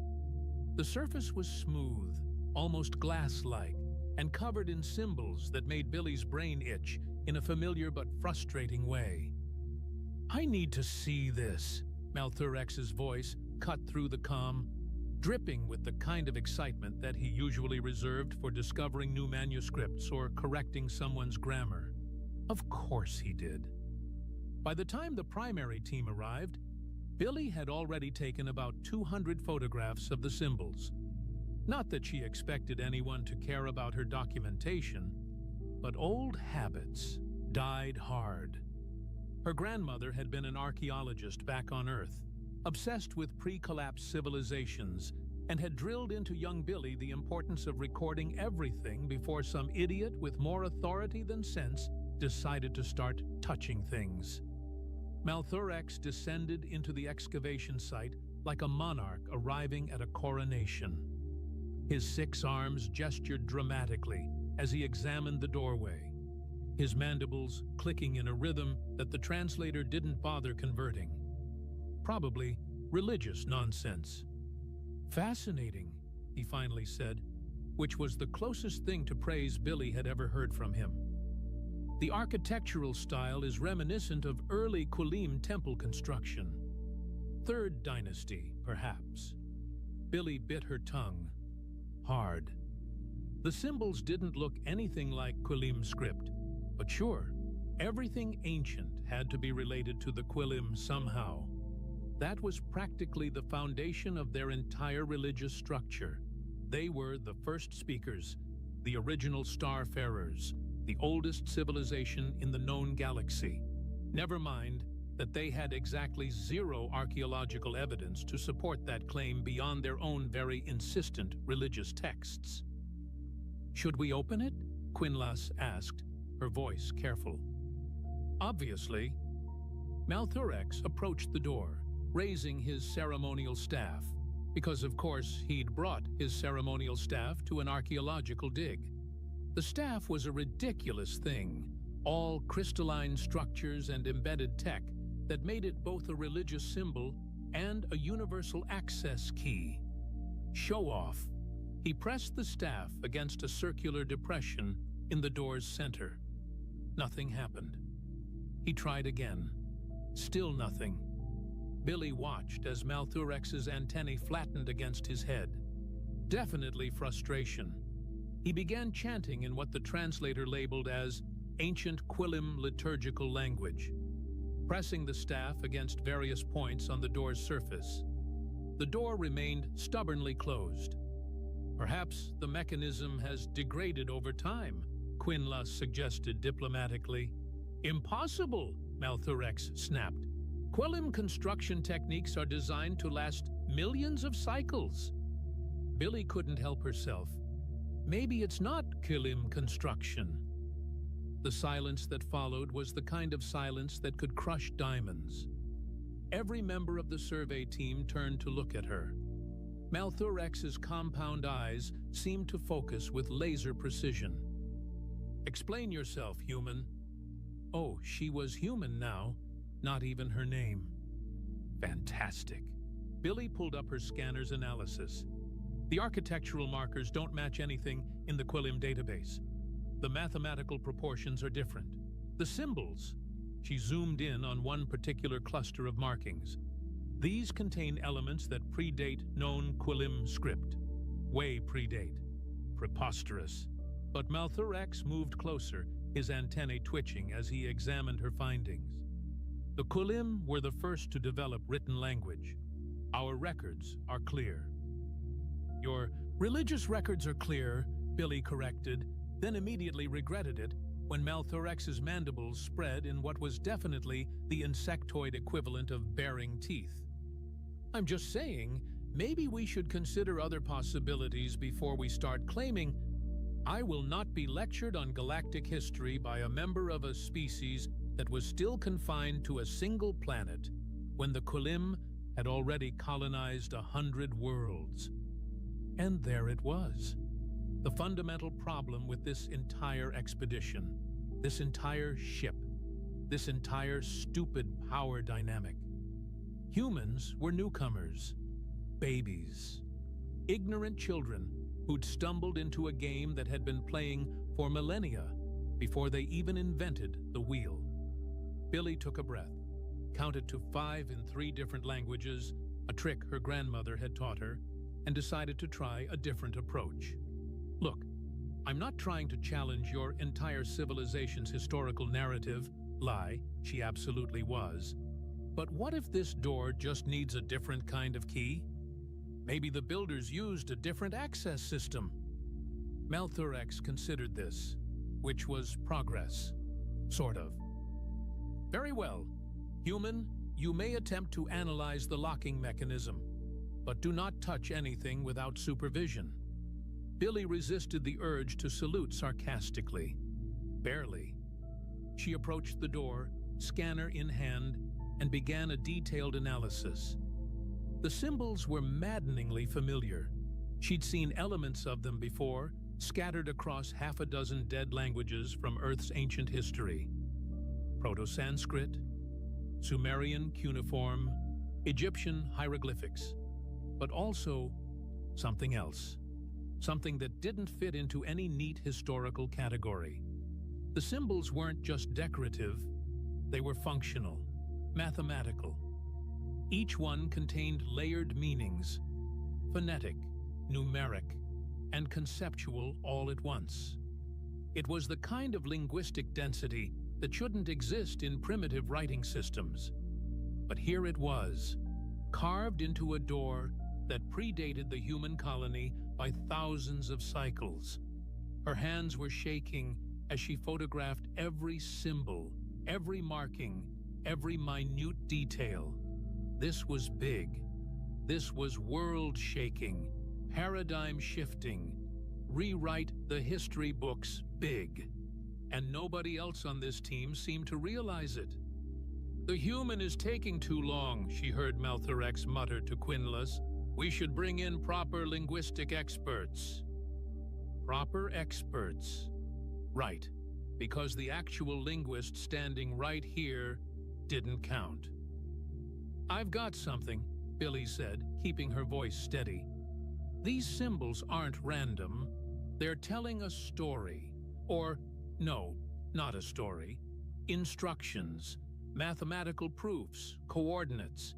It's like someone tried to pack an entire library into a single door." "What kind of mathematical proofs?" Vexenith drifted closer, their gaseous form shimmering with interest. The AI interface technician was probably the only crew member who treated Billy's observations with genuine curiosity. Billy pointed to a sequence of symbols. "This section here? It's describing quantum entanglement principles. And this one? That's a faster-than-light travel calculation that's more elegant than anything I've seen in current use." "Impossible," Malthorex repeated, but his voice had lost some of its certainty. "Such concepts didn't exist until your people discovered them, I know." Billy turned to face him. "But what if someone else discovered them first? What if the Kulim weren't actually the first?" The look on Malthorex's face, well, as much as she could read insectoid expressions, suggested she'd just proposed that gravity was optional and the stars were actually just holes poked in a cosmic blanket. "The Kulim are the first speakers," he said slowly, as if explaining to a child. "This is known. This is foundational. Your entire civilization is built on that belief. I get it." Billy gestured at the door. "But what if you're wrong?" The silence returned, heavier this time. Quinlas broke it, her voice careful. "Billy raises an interesting question. If these symbols do contain advanced mathematical concepts, and if they predate known Kulim expansion into this sector, we should at least investigate the possibility of a previously unknown civilization." Malthorex's antennae were doing complicated things that probably meant he was having some kind of religious crisis. Good. Maybe a little humility would do him some good.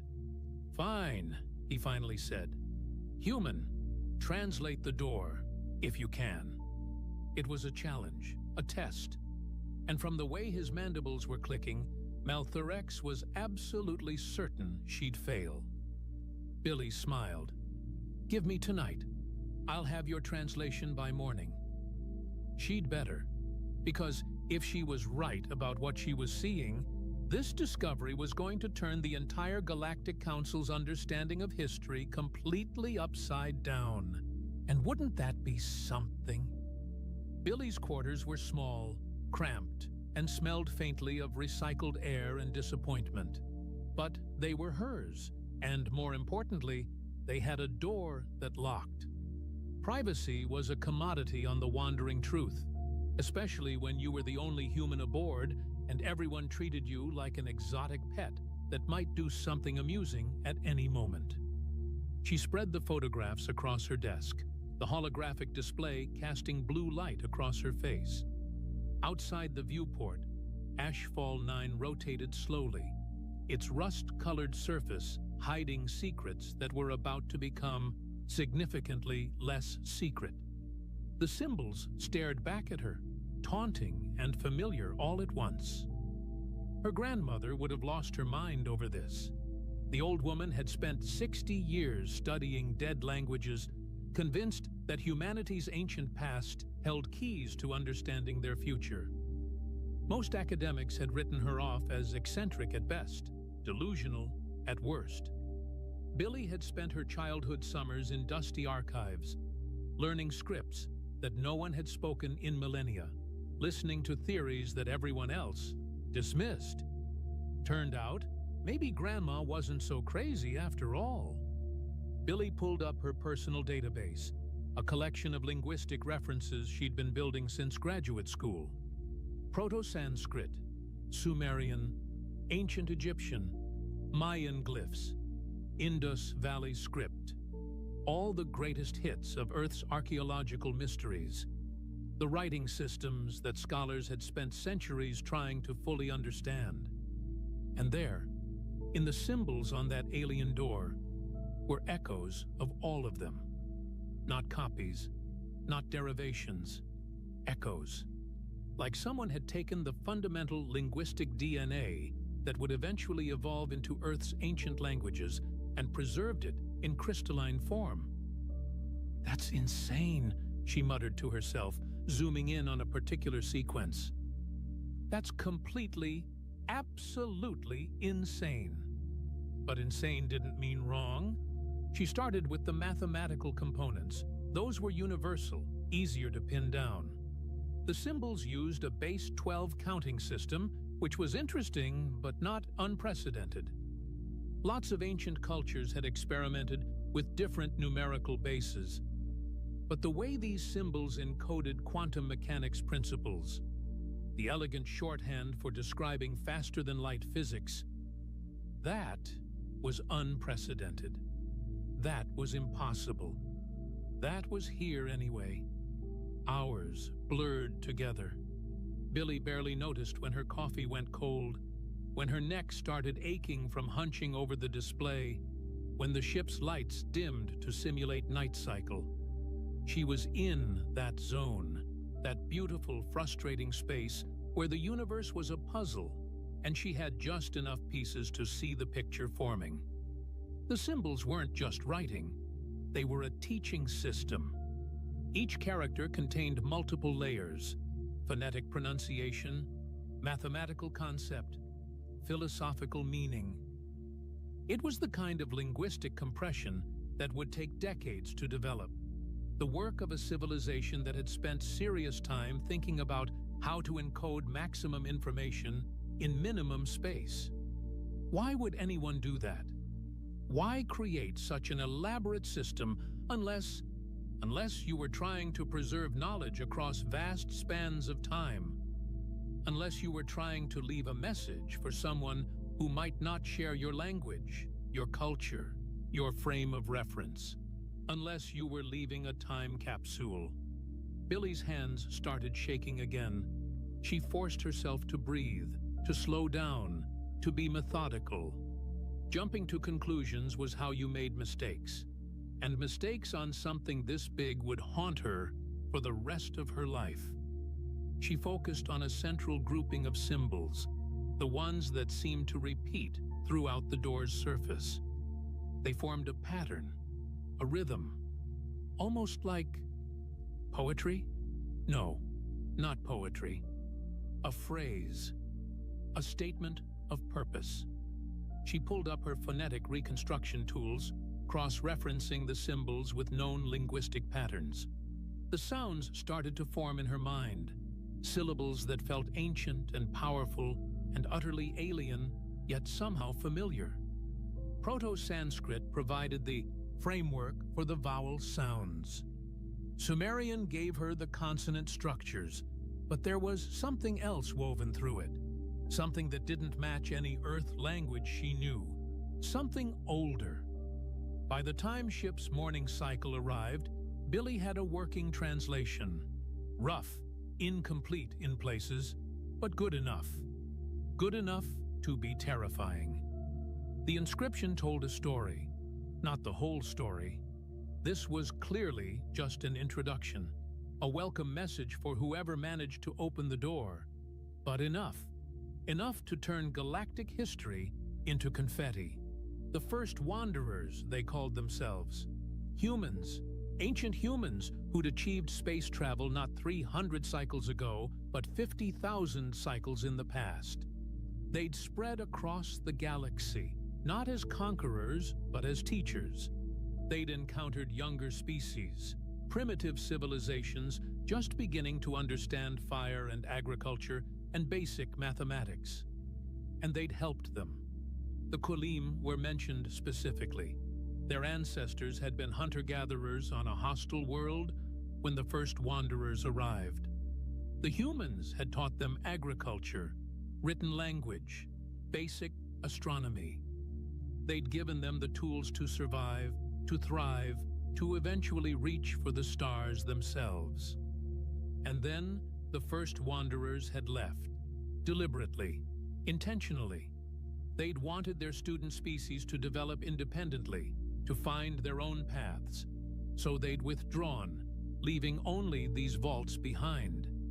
Knowledge repositories, emergency caches, messages to the future. The inscription included a warning, too. The first wanderers had destroyed themselves, not through war with other species, but through internal conflict. They'd reached too far, too fast, developed weapons that could crack planets like eggs, created artificial intelligence that made modern AI look like counting toys. And they'd turned those weapons on each other. The survivors had scattered. Some maintained their technology, hiding in the dark spaces between stars. Others had deliberately regressed, abandoning their advanced knowledge to start over on primitive worlds, to give themselves and their descendants a chance to do better the second time around. Modern humanity, the inscription suggested, were those descendants, the children of survivors who'd chosen to forget, to begin again, to hopefully learn from mistakes they couldn't even remember making. Billy sat back, her mind reeling. This wasn't just a discovery. This was a revolution. This was every Qulim religious text turned into well-intentioned fiction. This was the entire galactic power structure, built on the assumption that the Qulim were first, were oldest, were therefore most qualified to lead, revealed as a misunderstanding at best. And she had to tell Malthurex. Oh, he was going to love this. About as much as he'd love having his antennae plucked out, one by one. The door chime interrupted her thoughts. Quinless's voice came through the comm. Billy, it's morning cycle. Malthurex wants to know if you've made any progress. Progress? Right. She'd only potentially discovered evidence of a 50,000 cycle-old human civilization that had taught the Qulim everything they knew. Just minor progress. Yeah, Billy called back, her voice hoarse from disuse. Tell him I've got something. Tell him he's going to want to sit down for this. He's a Qulim. We don't sit. Then tell him to brace himself. The meeting took place in the main analysis chamber, with most of the crew gathered around. Malthurex stood at the center, because of course he did, his ceremonial robes freshly cleaned, his staff gleaming. He looked like someone about to accept a prestigious award, not someone whose entire worldview was about to get drop-kicked into a black hole. Billy connected her datapad to the main display, pulling up the photographs and her translation work. Her mouth was dry. Her hands were still shaking. This was it. Point of no return. So, she began, trying for casual and landing somewhere around mildly terrified. I've got good news and bad news. Proceed with your findings, human. Malthurex's mandibles clicked impatiently. The good news is, I can translate the door. The symbols are a hybrid language system combining elements of multiple proto-linguistic frameworks. It's actually pretty brilliant. The bad news? Malthurex interrupted. Billy took a breath. The bad news is that the people who built that vault, they were human, ancient human.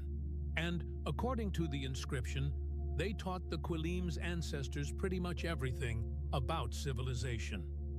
The silence that followed could have suffocated stars. Malthurex's antennae went completely rigid. That is absurd. Our historical records are stories told by the descendants of people who were taught by humans and then forgot where the knowledge came from, Billy said, pulling up the translation. The inscription calls them the first wanderers. Human spacefarers from 50,000 cycles ago. They seeded knowledge across the galaxy, helped primitive species develop, and then deliberately withdrew. Lies, but Malthurex's voice lacked conviction. It's all here. Billy highlighted sections of the text.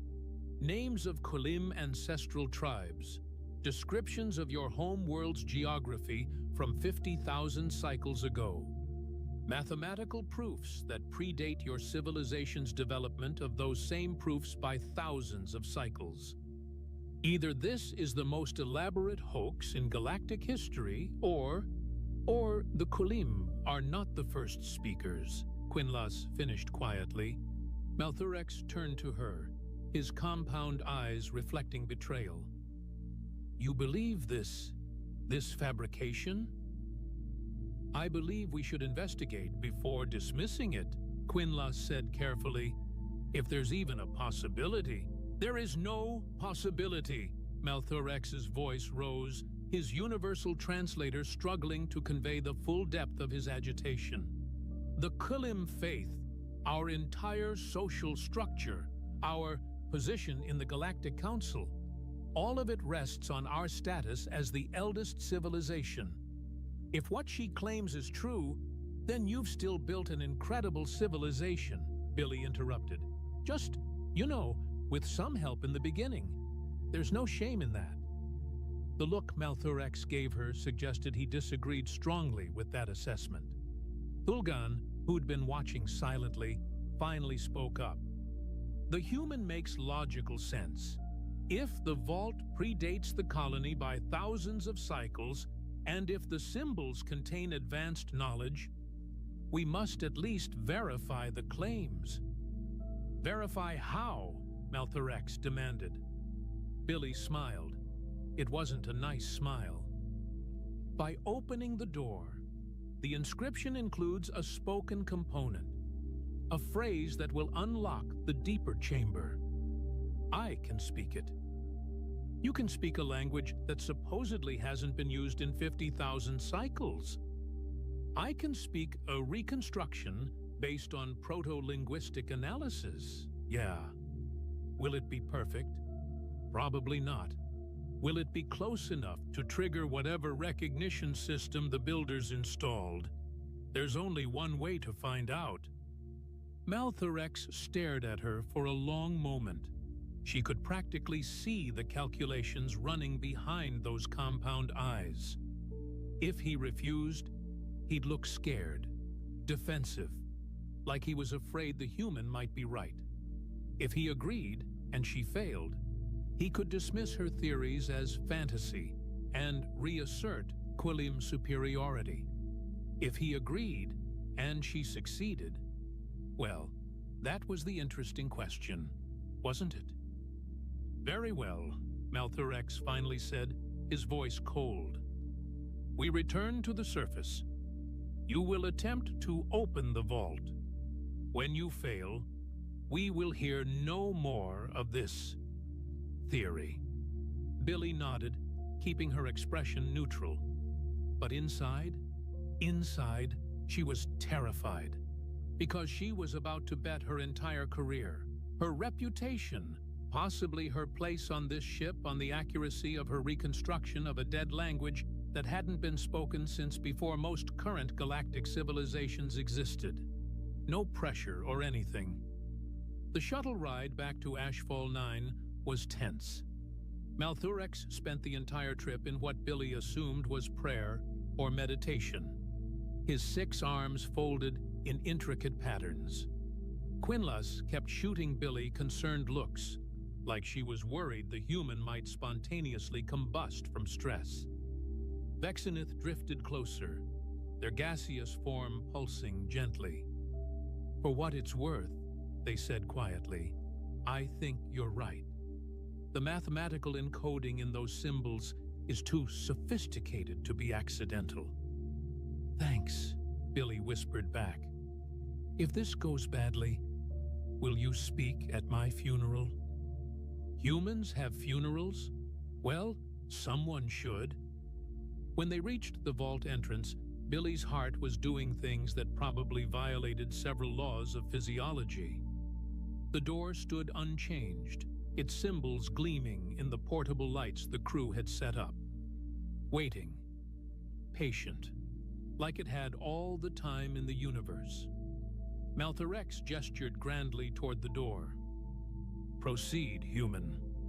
Show us this ancient wisdom you claim to have unlocked." Billy approached slowly, her datapad clutched in her hands. She'd practiced the pronunciation 100 times during the shuttle ride, but her mouth still felt clumsy around the syllables. Ancient Proto-Sanskrit vowels combined with Sumerian consonant clusters and something else, something that her modern vocal cords weren't quite designed to produce. She placed her palm against the door's surface. The stone was cool, smooth, almost glass-like. For a moment, she thought she felt a vibration, a subsonic hum just below the threshold of hearing. Or maybe that was just her imagination. "Here goes everything," she muttered. And then, in a language that hadn't been spoken in 50,000 cycles, Billy said, "We who walked first return to teach those who followed."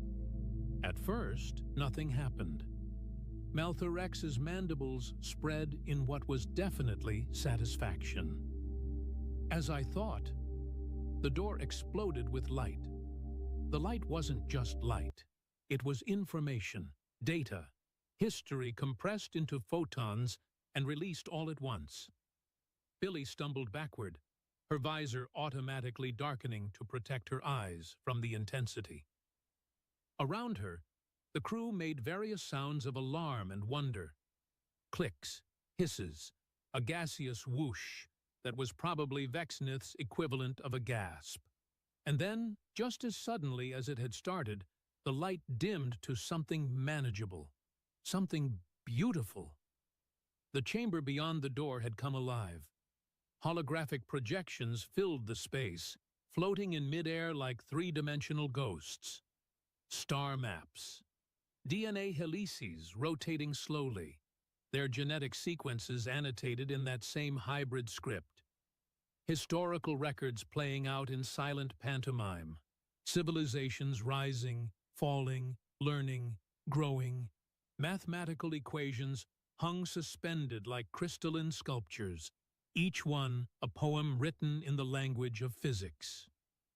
"By the first speakers," Quinlus breathed, then stopped herself.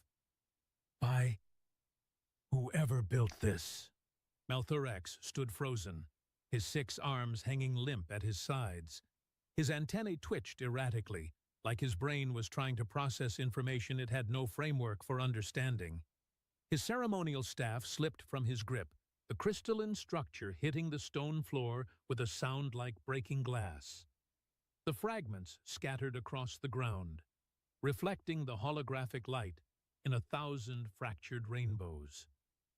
"Impossible," he whispered, first in his own language, a chittering, clicking sound that the translator left untouched, and then again in the common tongue. Impossible. But it wasn't impossible. It was here, happening right in front of them. Billy stepped into the chamber, her legs shaking. The holograms responded to her presence, shifting and reorganizing themselves. New projections appeared, focusing on human figures. Ancient humans, dressed in clothes that looked simultaneously familiar and alien. They weren't primitive. They weren't wearing animal skins and carrying stone tools. They wore fitted uniforms with technological components integrated into the fabric. They carried devices that hummed with power. They smiled and gestured and taught. One sequence showed human instructors standing among a group of primitive Kelim, the ancestral version of the species, smaller, less refined, but recognizable. The humans were teaching them agriculture, showing them how to plant seeds in organized rows, how to irrigate fields, how to store grain for winter cycles. Another sequence showed humans guiding young Quilim through mathematical concepts, drawing shapes in the dirt that would eventually become the foundation of Quilim geometry. Another showed humans pointing at the stars, teaching the names of constellations, explaining orbital mechanics with patient gestures. "No," Malthurex said, but his voice had lost all its authority. "No, we are the teachers. We brought civilization to the galaxy. Our texts say—" "Your texts are lesson plans," Billy said softly, watching a hologram of a human woman gently correcting a young Quillim's grip on a writing instrument. Left behind by the actual teachers. The holograms continued their story. The first wanderers had visited dozens of worlds, hundreds maybe.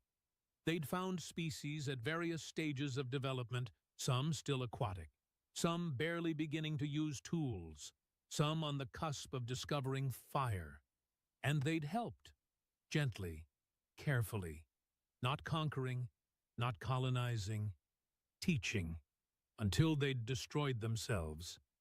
That part of the record was harder to watch. The holograms showed vast fleets engaged in combat, weapons that tore holes in space itself, planets cracking under bombardment. The first wanderers had reached so far into the universe's secrets that they'd found ways to unmake reality.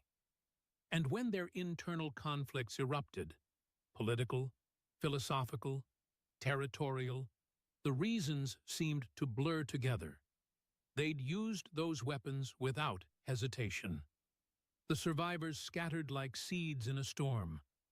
Some fled to the edges of known space, taking their technology with them. Others chose a different path. They found uninhabited worlds, or worlds with primitive ecosystems, and they started over. They deliberately forgot. They buried their knowledge, destroyed their archives, reduced themselves to the technological equivalent of infancy. They gave their descendants a clean slate, a chance to grow slowly, naturally, to maybe make different choices when the time came.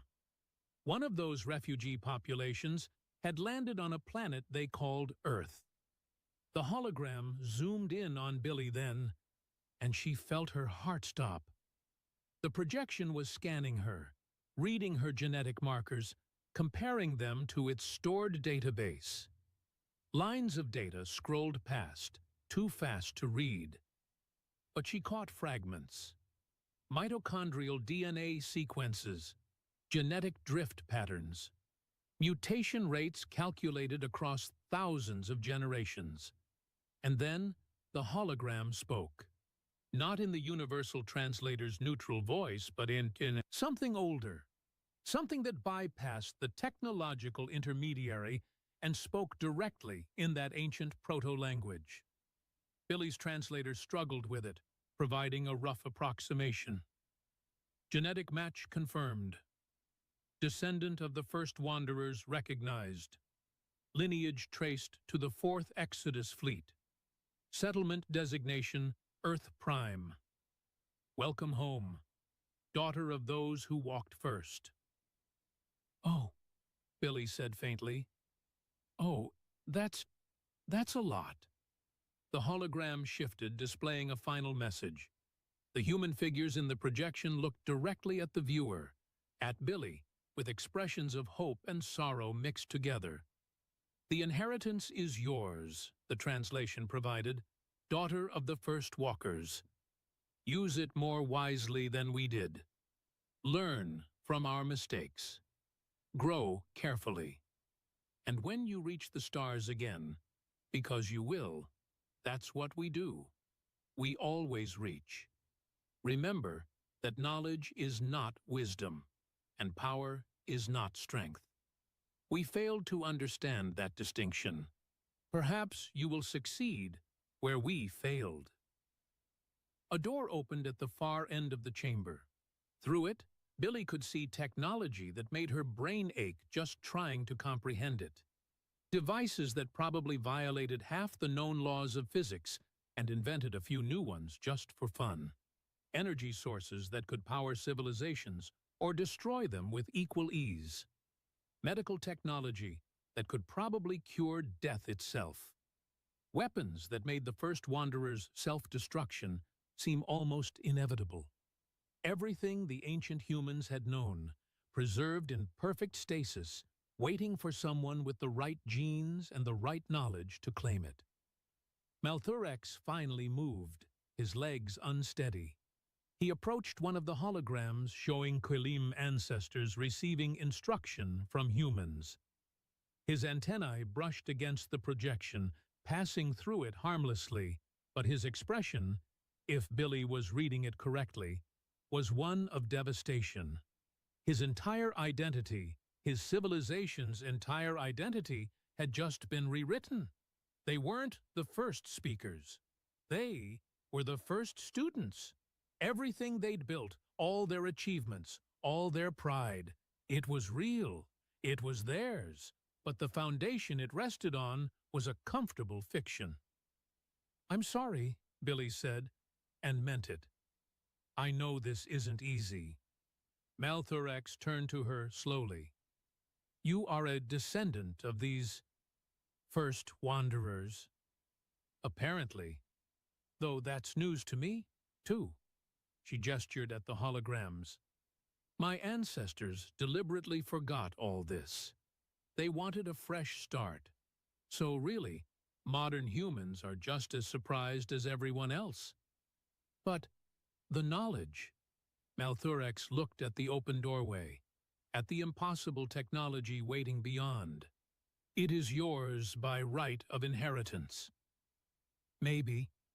Billy studied the advanced devices, feeling their gravitational pull. All that power, all that knowledge, everything humanity had lost, ready to be reclaimed. Or maybe it's a test. The first wanderers destroyed themselves because they had all this power and no wisdom to guide it. What makes anyone think we'd do better?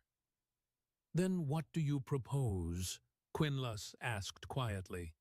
Billy looked at the hologram, at the ancient human faces pleading with their distant descendants to be smarter, kinder, more careful.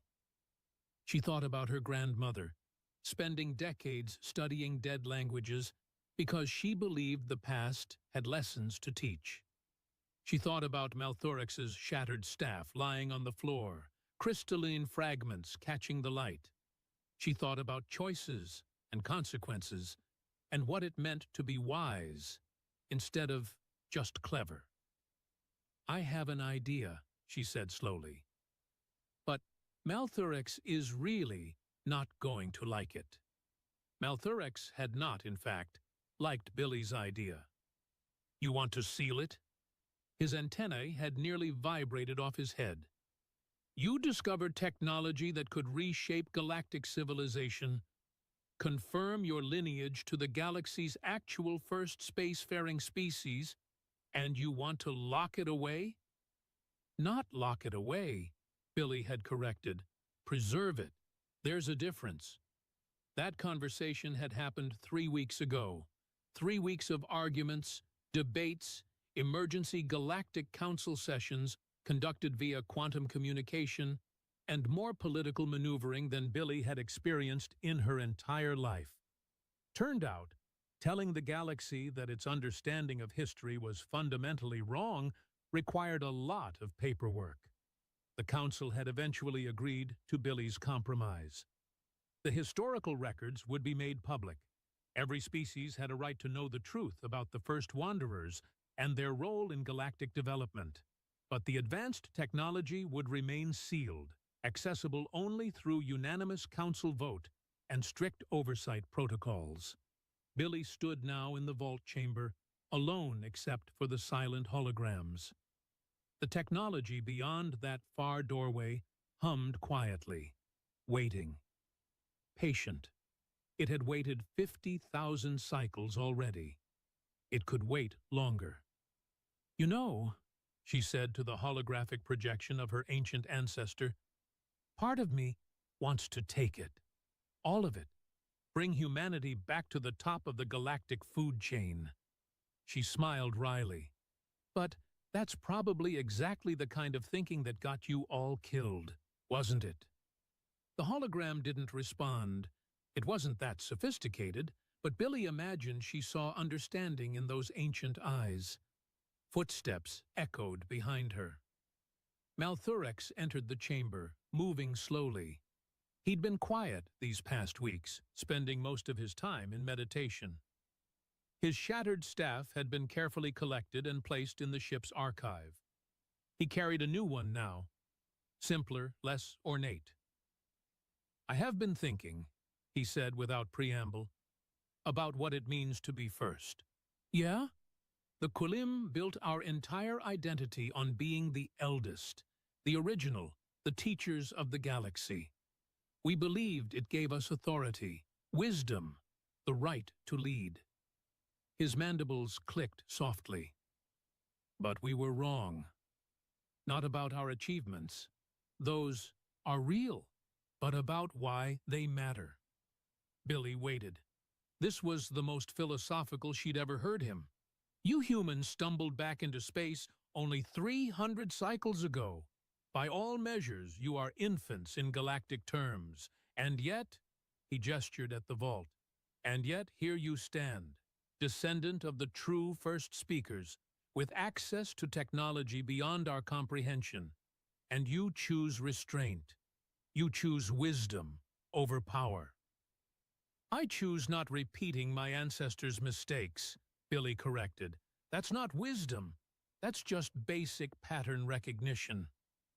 "Perhaps wisdom is simply learning from the patterns." Malthurex approached one of the holograms showing Qulim ancestors. "My people achieved greatness. We developed art, philosophy, science, culture. We reached the stars through our own ingenuity and determination. The fact that we had teachers in the beginning does not diminish what we accomplished afterward." "No," Billy agreed softly. "It doesn't. And perhaps—" He paused, his antennae dipping in what might have been humility. "Perhaps being taught is not shameful. Perhaps being willing to learn is its own form of strength." Billy felt something loosen in her chest. "I think my grandmother would have liked you, Malthurex. Eventually, after you stopped being insufferably arrogant." His mandibles spread in what she'd learned was Qulim laughter. "I have not stopped being arrogant, human. I have merely recalibrated my perspective." They stood together in silence, watching the holograms cycle through their stories. The rise and fall of civilizations, the patient teaching of elder species to younger ones, the terrible consequences of unchecked power, the hope that maybe, eventually, someone would get it right. "The Council has granted humanity a seat in the primary chamber," Malthurex said eventually. "A voting position. They cannot ignore your species' historical significance any longer." "Great. More politics." Billy made a face. "Can I go back to just translating dead languages?" "You are famous now. The human who spoke in an ancient dead language and changed galactic history." I suspect dead languages are no longer sufficient for your career trajectory. Fame is overrated. Says the woman who could claim ownership of technology that would make her the most powerful being in known space. Billy looked at the sealed doorway, at the impossible devices waiting in their stasis. Power's overrated too. Give me a good linguistic puzzle any day. Malthorex's antennae twitched with what might have been respect. Perhaps there is hope for your species after all. Yeah, well, we've got 50,000 cycles of mistakes to learn from. If we can't figure it out with that much study material, we deserve whatever happens. She turned away from the vault, from the legacy of the first wanderers, from the temptation of reclaiming lost glory. The chamber's lights dimmed as she walked toward the exit, the holograms fading to conserved power mode. They'd wait. They were good at waiting. Behind her, Malthorex paused at the doorway. Billy, thank you for showing restraint, for choosing wisdom. Don't thank me yet. Ask me again in a few thousand cycles when humanity's had time to really mess things up. She grinned back at him. We're good at that part. The shuttle ride back to the Wandering Truth was quiet. Through the viewport, Ashfall 9 rotated peacefully, its rust-colored surface hiding secrets that were now slightly less secret. Other archaeological teams would come, would study the vault, would pick apart every detail of the first wanderer's legacy. But the dangerous stuff, the world-breaking, civilization-ending, reality-warping technology, that stayed sealed. That stayed safe. That stayed waiting for a day when galactic civilization was wise enough to handle it. If that day ever came. Billy pulled out her datapad, scrolling through messages. Interview requests from news networks. Academic institutions offering research positions. Political organizations wanting her endorsement. She deleted them all, then opened her personal files. There, in her grandmother's scanned handwriting, was a note from one of her old journals. The past is not about what we were. It is about what we can learn to become. Smart woman, Grandma, Billy murmured. She looked out at the stars, at the vast expanse of space that humanity had walked once before, 50,000 cycles ago. They'd reached so far, achieved so much, and destroyed themselves for it. But their descendants, ignorant, primitive, starting from scratch, had climbed back up. Slower this time, more carefully. Maybe that was the real lesson. Not that humanity had once been great, but that greatness without wisdom was just a faster route to extinction. The Wandering Truth grew larger in the viewport, its lights welcoming them home. Billy smiled. She had work to do, languages to study, histories to rewrite, a galaxy to help understand its own past. And somewhere, 50,000 cycles ago, and simultaneously, right now, the first wanderers watched through their holographic ghosts, and maybe, just maybe, felt proud of what their descendants had chosen. Not power, wisdom, finally. Look, I'm not saying that the Galactic Council is full of idiots, but when your solution to a rat problem involves a 12-member committee and a PowerPoint presentation, you might want to rethink your life choices. Station Commander Graxel stood at the head of the conference table, his 4 eye stalks twitching nervously as he addressed the assembled representatives. He was a Vorgathian, which meant he looked like someone had crossed a squid with a filing cabinet and given it anxiety issues. Esteemed delegates, Graxel began, his voice translator adding an unnecessary echo for dramatic effect. We face an unprecedented crisis. The skittermite infestation has reached Code Red levels. Code Red, for space rats. I'm Jake Murphy, by the way, and I was sitting in the corner eating a turkey sandwich while these highly advanced alien species lost their minds over what was essentially a pest control issue.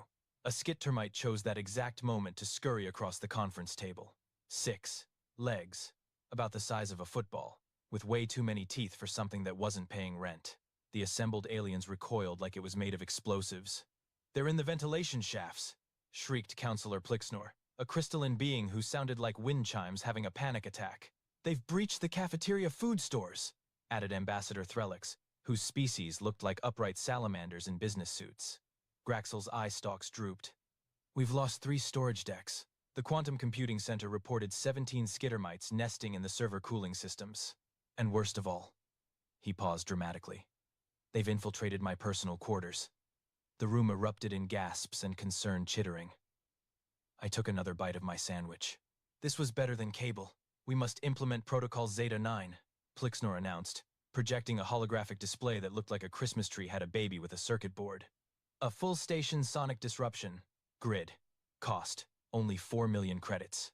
"Too slow," Threlix countered. "We need the pheromone confusion matrix. It'll scramble their sensory organs."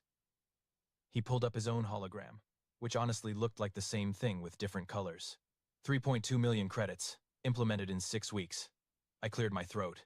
"You know, there's actually a pretty simple, the human will remain silent," Graxel said without looking at me. "We're discussing solutions that require actual sophistication, not primitive Earth methods."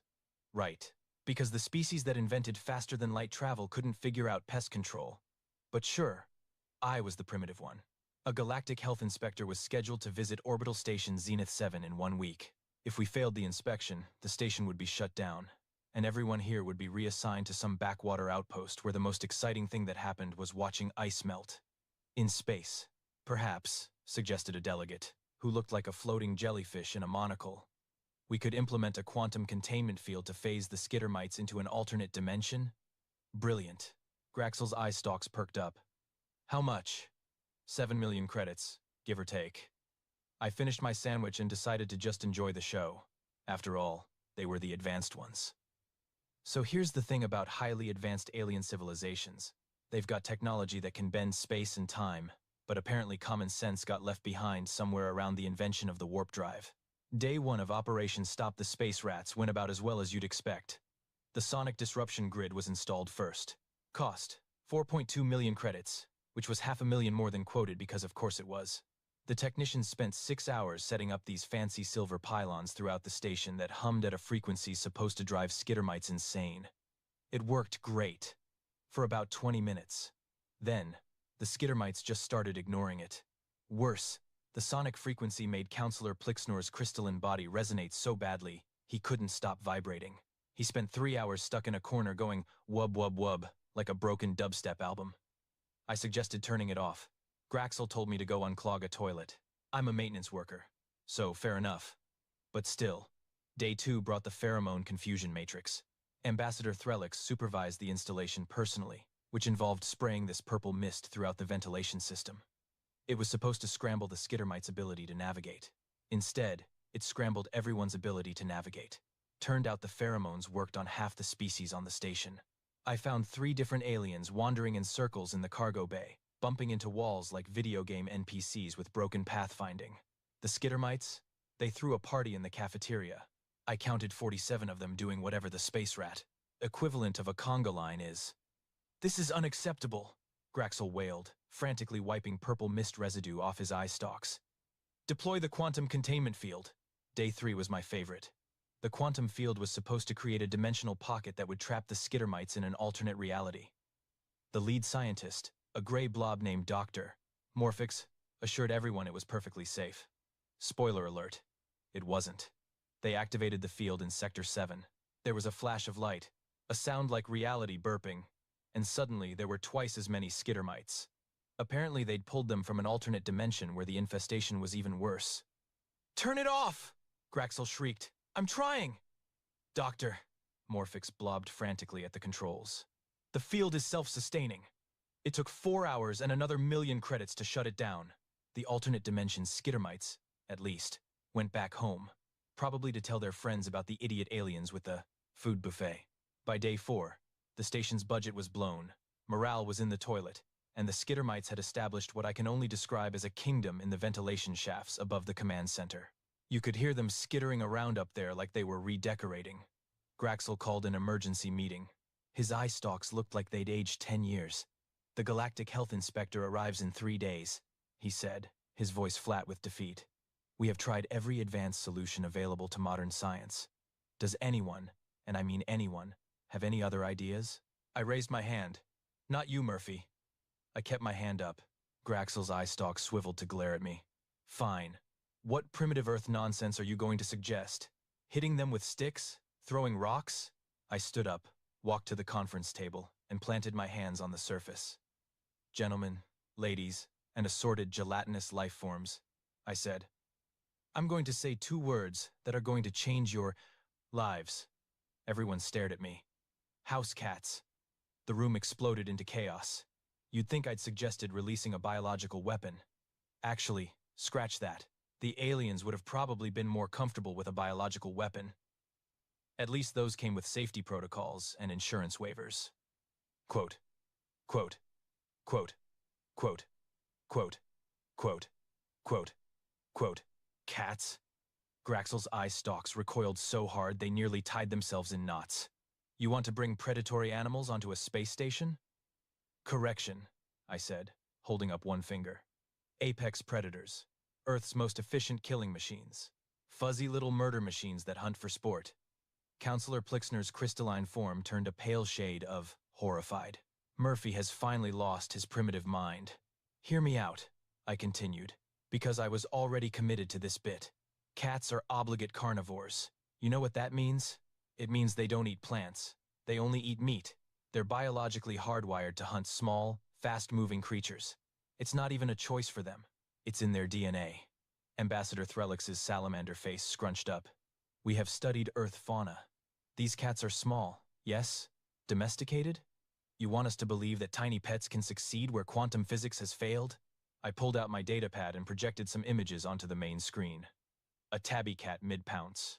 Another one with a mouse in its jaws. A third doing that weird sideways hop thing they do before they attack.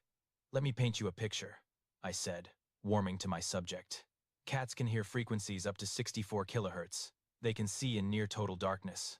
They've got retractable claws, lightning-fast reflexes, and the patience to sit completely still for hours waiting for prey. Oh, and here's the kicker: they don't hunt because they're hungry. They hunt because it's fun." The room had gone very quiet. "They kill for recreation," I continued. "On Earth, domestic cats are responsible for billions of small animal deaths per year. Billions, with a B. And these aren't even wild cats. These are the ones that sleep on couches and demand belly rubs. Now imagine what they'll do when you put them on a station full of skittermites with nowhere to hide." Dr. Morphix blobbed nervously. "But surely these creatures are dangerous to us as well?" "Nah." I waved a hand dismissively. "Cats are like tiny furry sociopaths with excellent PR. They'll ignore you completely unless they want food or attention. The worst they'll do is knock stuff off your desk while maintaining eye contact. But skittermites?" I grinned. "Skittermites are exactly the right size, speed, and level of crunchiness that cats find irresistible." Graxel's eye stalks drooped with exhaustion. "This is absurd. We're a galactic hub of advanced civilization, and you want us to solve our problems with pets." "You got a better idea?" I asked. "Because from where I'm standing, you've spent 8 million credits making the problem worse. My solution cost the price of a cargo shipment and some kibble." Silence filled the conference room. You could practically hear the math happening in everyone's heads. 8 million credits versus one human's stupid plan. "The health inspector arrives in 3 days," Plixner said quietly. Graxel's shoulders, or what passed for shoulders on a squid filing cabinet hybrid, slumped in defeat. "Fine. Fine. Murphy, bring your so-called apex predators. But when this fails spectacularly, and we're all reassigned to monitoring asteroid belts, I'm putting it in your permanent record." I pulled out my personal communicator. "Way ahead of you, boss. I'm calling my sister. She runs a cat rescue back on Earth." "A rescue?" Threlix asked.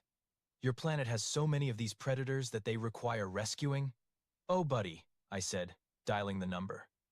"You have no idea. We've got more cats than we know what to do with. Hey, Jenny?" "Yeah, it's Jake. I need you to ship me 6 cats. Good hunters." "Yeah, I'll send coordinates. Overnight shipping. Thanks, sis." I hung up and looked at the assembled aliens with my best confidence. I definitely don't feel smile.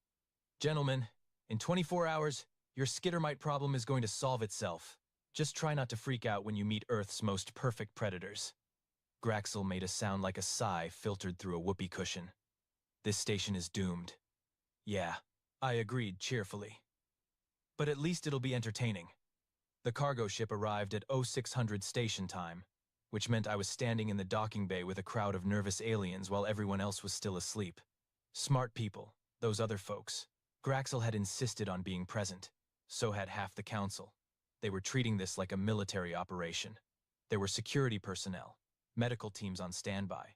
Someone had even set up a containment field generator. You know, just in case the 5-pound hairballs decided to go rogue. The cargo door hissed open. 6 pet carriers sat in the hold, and I could already hear the commentary from inside. Miss Rowe, Mia, Mral W.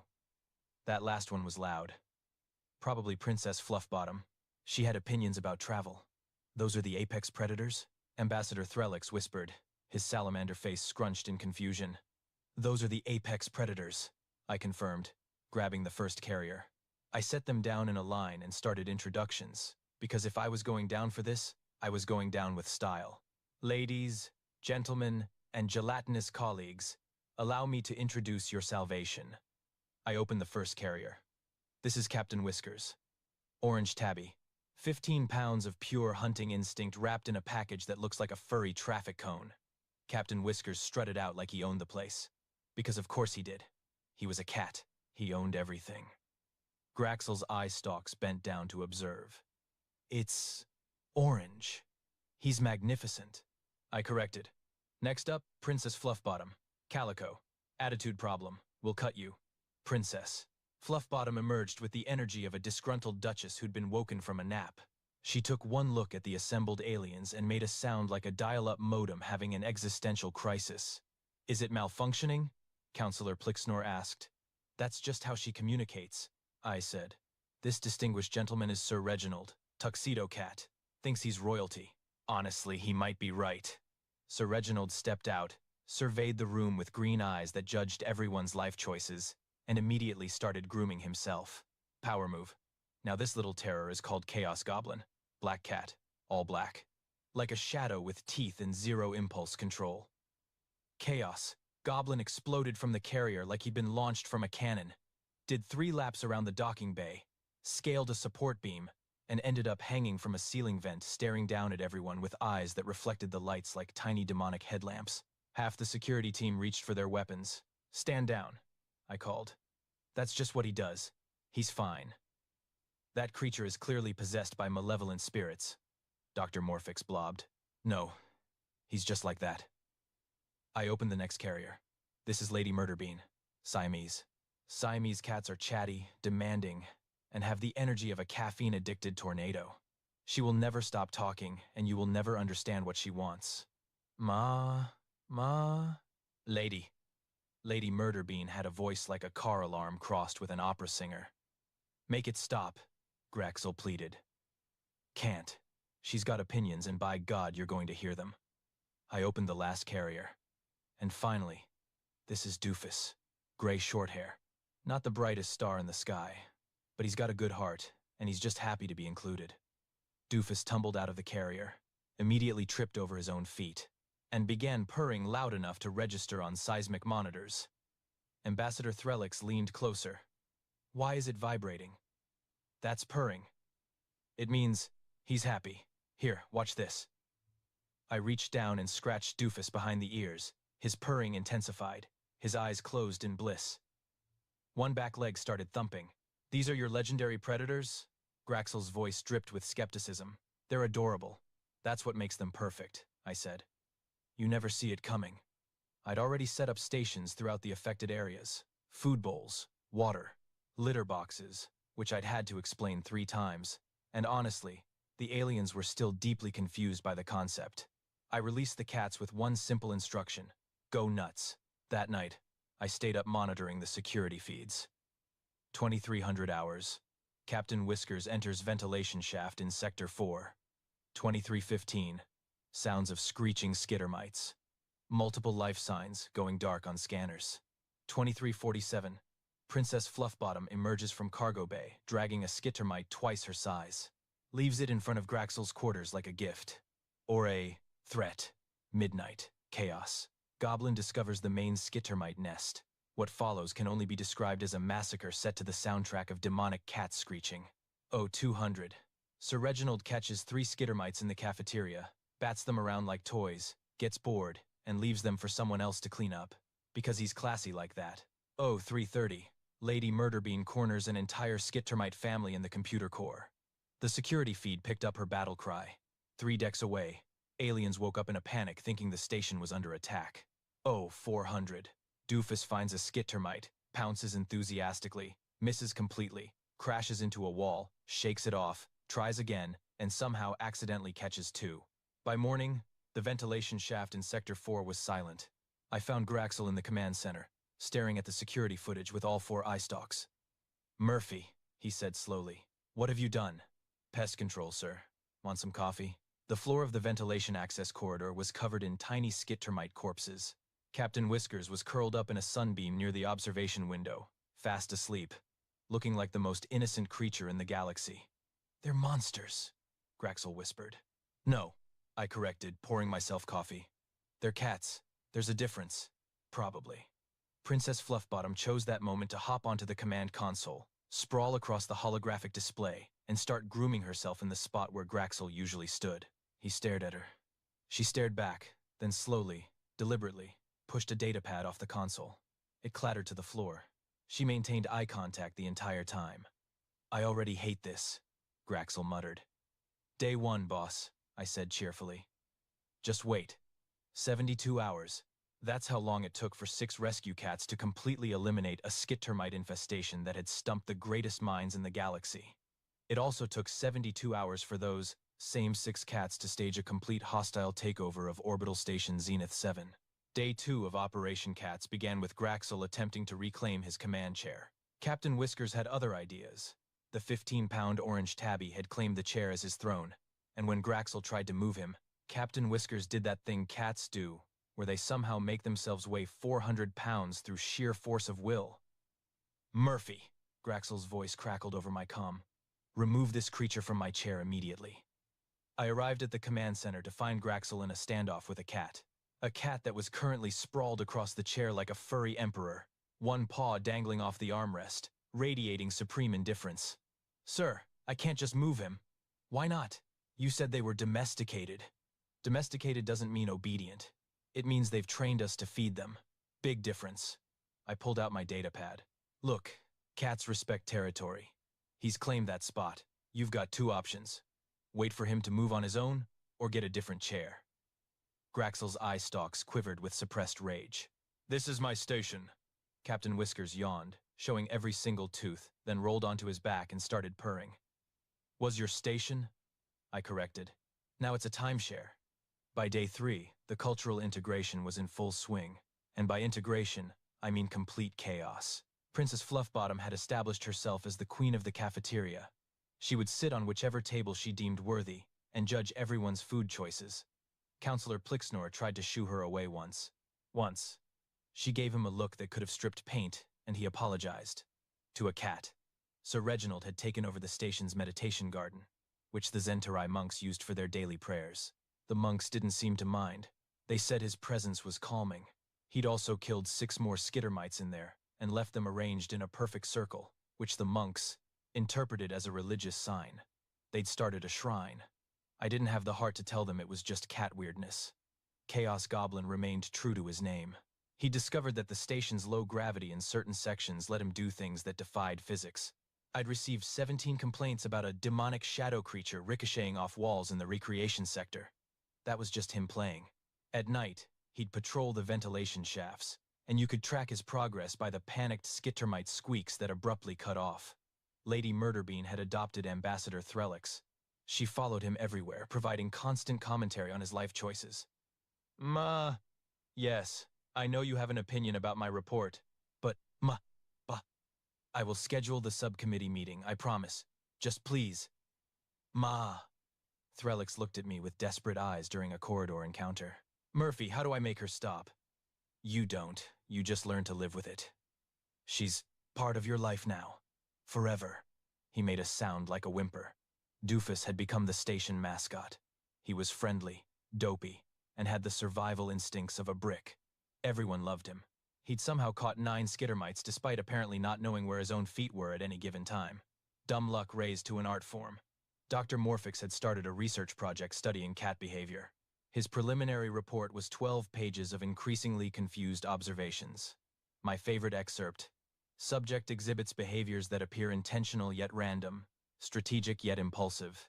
They operate on a logic system that may be quantum in nature. Or they're just messing with us.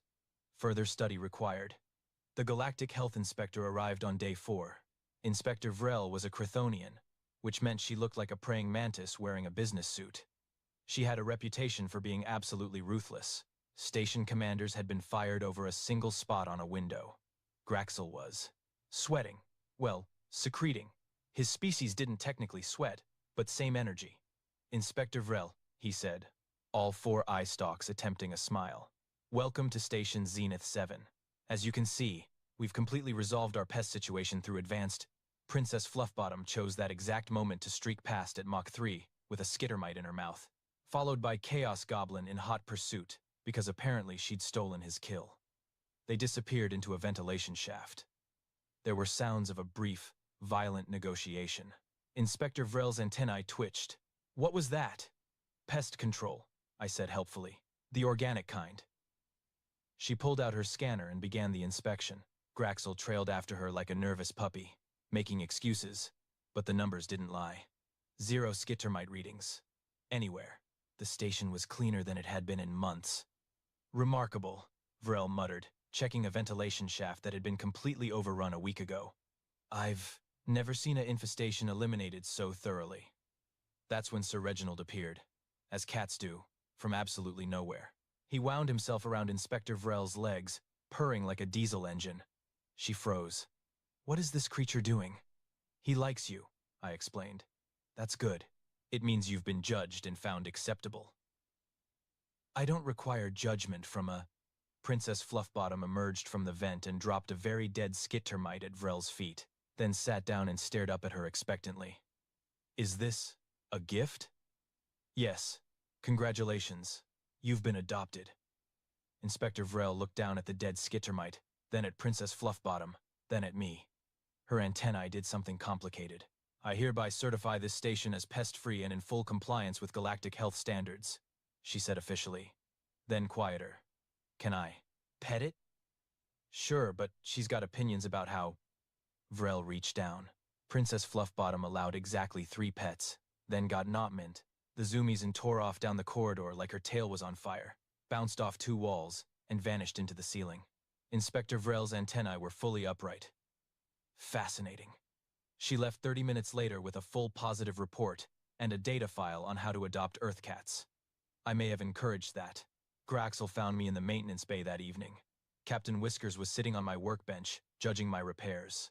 Murphy, Graxel said, his voice tired. The Galactic Council has requested information on acquiring these cats for other stations. Yeah? Yes. Apparently word has spread about our success. He paused. I'm supposed to thank you. Officially. But unofficially?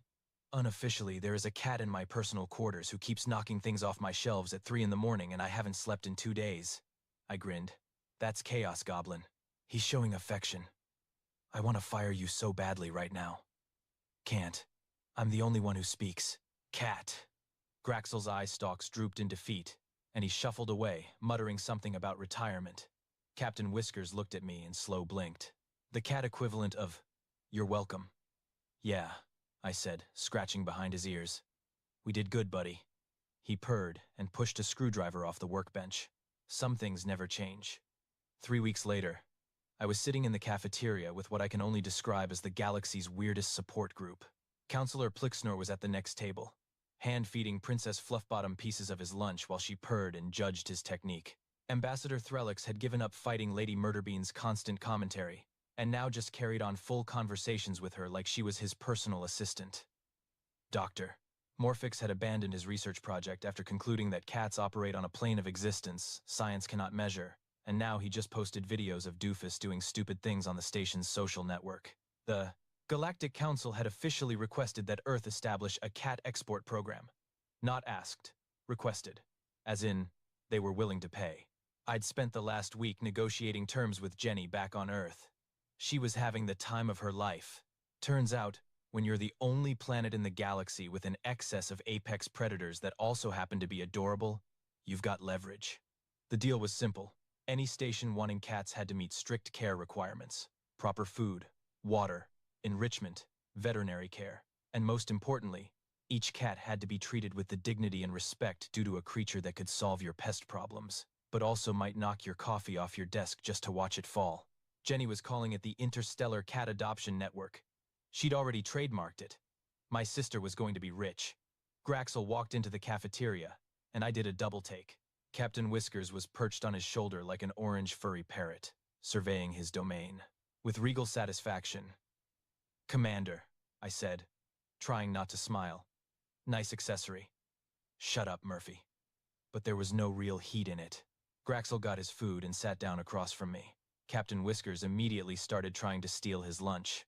"The Council has officially recognized Earth's contribution to galactic station management. They're calling it the Murphy Protocol. They're naming it after me. They wanted to call it the Feline Solution, but apparently that sounds too much like a war crime in 6 different languages." He pushed his plate slightly away from Captain Whiskers, who responded by simply stretching further. "There are now 47 stations requesting cats. Your sister is scheduling interviews with potential adopters." "Interviews?" "She's very thorough. Station Commander Draxel was rejected because he referred to cats as equipment. She sent him a 20-page essay on why he was wrong." Graxel actually smiled. One of his eye stalks bent down to regard Captain Whiskers, who was now purring. "I suppose I understand her position." I watched this squid filing cabinet hybrid gently scratch a cat behind the ears and realized something had fundamentally shifted in the galaxy. "You know what the crazy part is?" I said. "Humans didn't even try to weaponize cats. We just lived with them for 10,000 years because we liked having them around. They kept our grain stores pest-free, sure, but mostly we just thought they were neat, and it never occurred to us that this was something special until we met you guys. Humanity's greatest strength," Graxel said thoughtfully, "appears to be your ability to befriend chaos and call it a pet. We domesticated wolves into dogs. We made friends with murder machines and turned them into therapy animals. We looked at cats, perfect killing machines that barely tolerate us, and said, yes, this will live in my house, and I will love it." I took a sip of coffee. "I guess when you spend your whole evolutionary history as the scrappy underdog on a death world, you learn to make allies wherever you can find them." Sir Reginald jumped onto our table, walked directly through Graxel's lunch, knocked over my coffee, and settled down in the exact center like a furry black and white sphinx. Neither of us moved him. Across the cafeteria, Chaos Goblin was teaching some alien younglings how to play, which mostly involved him running up walls while they tried to follow, and failed spectacularly. Their parents watched nervously, but the kids were having the time of their lives. "Murphy," Graxel said after a long pause, "I still think you're primitive. Fair, but perhaps there's something to be said for primitive solutions to complex problems. Also fair." Captain Whiskers stretched, yawned, and curled up on Graxel's shoulder, purring like a tiny motorboat. The station commander reached up and, almost unconsciously, started petting him. "Did I mention," I said casually, "that cats live 15 to 20 years? Graxel's eye stalks shot up. "What?" "Yeah. You're stuck with him for a while. Hope you're cool with that." All 4 eye stalks turned to look at Captain Whiskers, who chose that moment to open one eye, slow blink at Graxel, and resume purring. "I hate you, Murphy." "No, you don't. You love these cats. Admit it. I will do no such." Captain Whiskers headbutted Graxel's nearest eye stalk affectionately. The commander's shoulders, or what passed for them, slumped in defeat. "Fine. They've grown on me. Like a fungus. A cute fungus that saved your station and your career. A fungus that knocked over my antique Zentarii meditation crystal at 4 in the morning last Tuesday. Yeah, but look at his face." We both looked at Captain Whiskers, who was the picture of innocent contentment. "Damn it," Graxel muttered. At that moment, Princess Fluffbottom, Lady Murderbean, and Doofus all simultaneously stopped what they were doing and stared intently at the same empty corner of the cafeteria. Every alien in the room followed their gaze, searching for whatever threat the apex predators had detected. There was nothing there. The cats kept staring. "Why are they doing that?" Plixner whispered, his crystalline form taking on a nervous shimmer. "No idea," I said cheerfully. "They just do that sometimes. But there must be something." "Nope. Sometimes cats just stare at nothing and freak everyone out. It's part of their charm." All three cats maintained their vigil for another 30 seconds, then simultaneously went back to what they were doing like nothing had happened. The aliens remained on edge for the rest of lunch. I leaned back in my chair and smiled. Earth had joined the Galactic Council 5 years ago as the new guys, the primitive species that still used combustion engines and hadn't figured out cold fusion. We didn't have the best technology. We didn't have the most advanced weapons. We didn't even have particularly good social skills. But we had cats. And apparently, that was enough. Graxel caught my expression. "You're entirely too pleased with yourself." "Commander, we just solved a galactic crisis with the power of weaponized cuteness.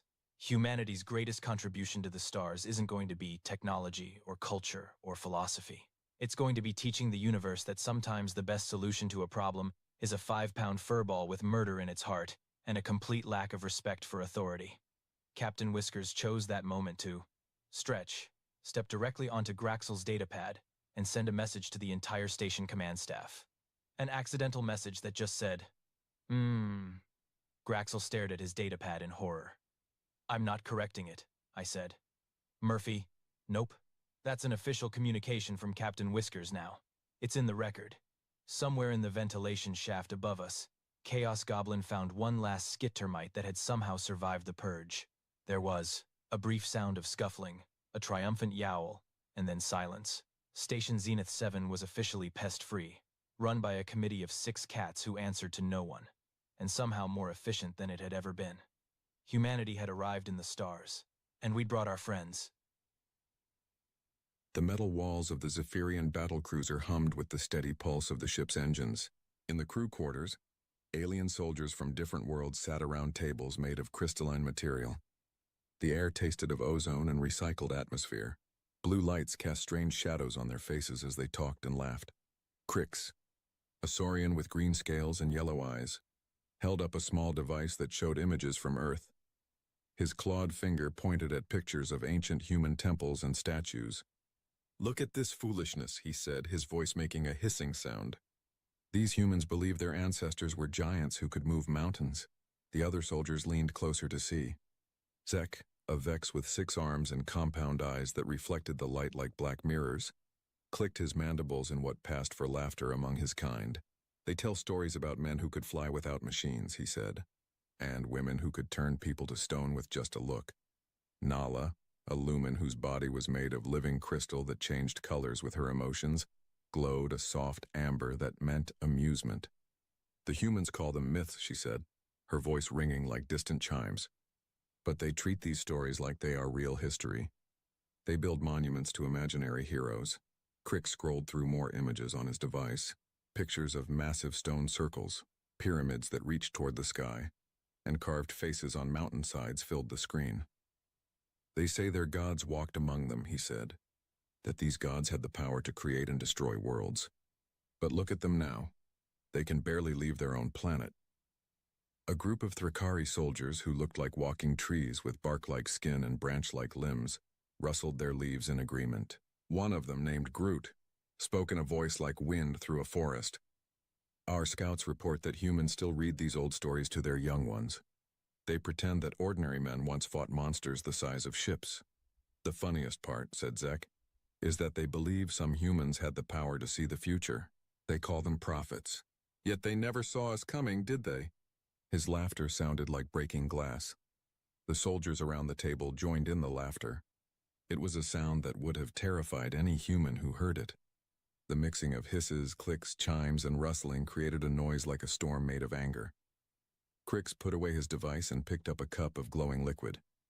"Tomorrow we reach their world," he said. "The humans will learn the difference between myths and reality. We are their reality now."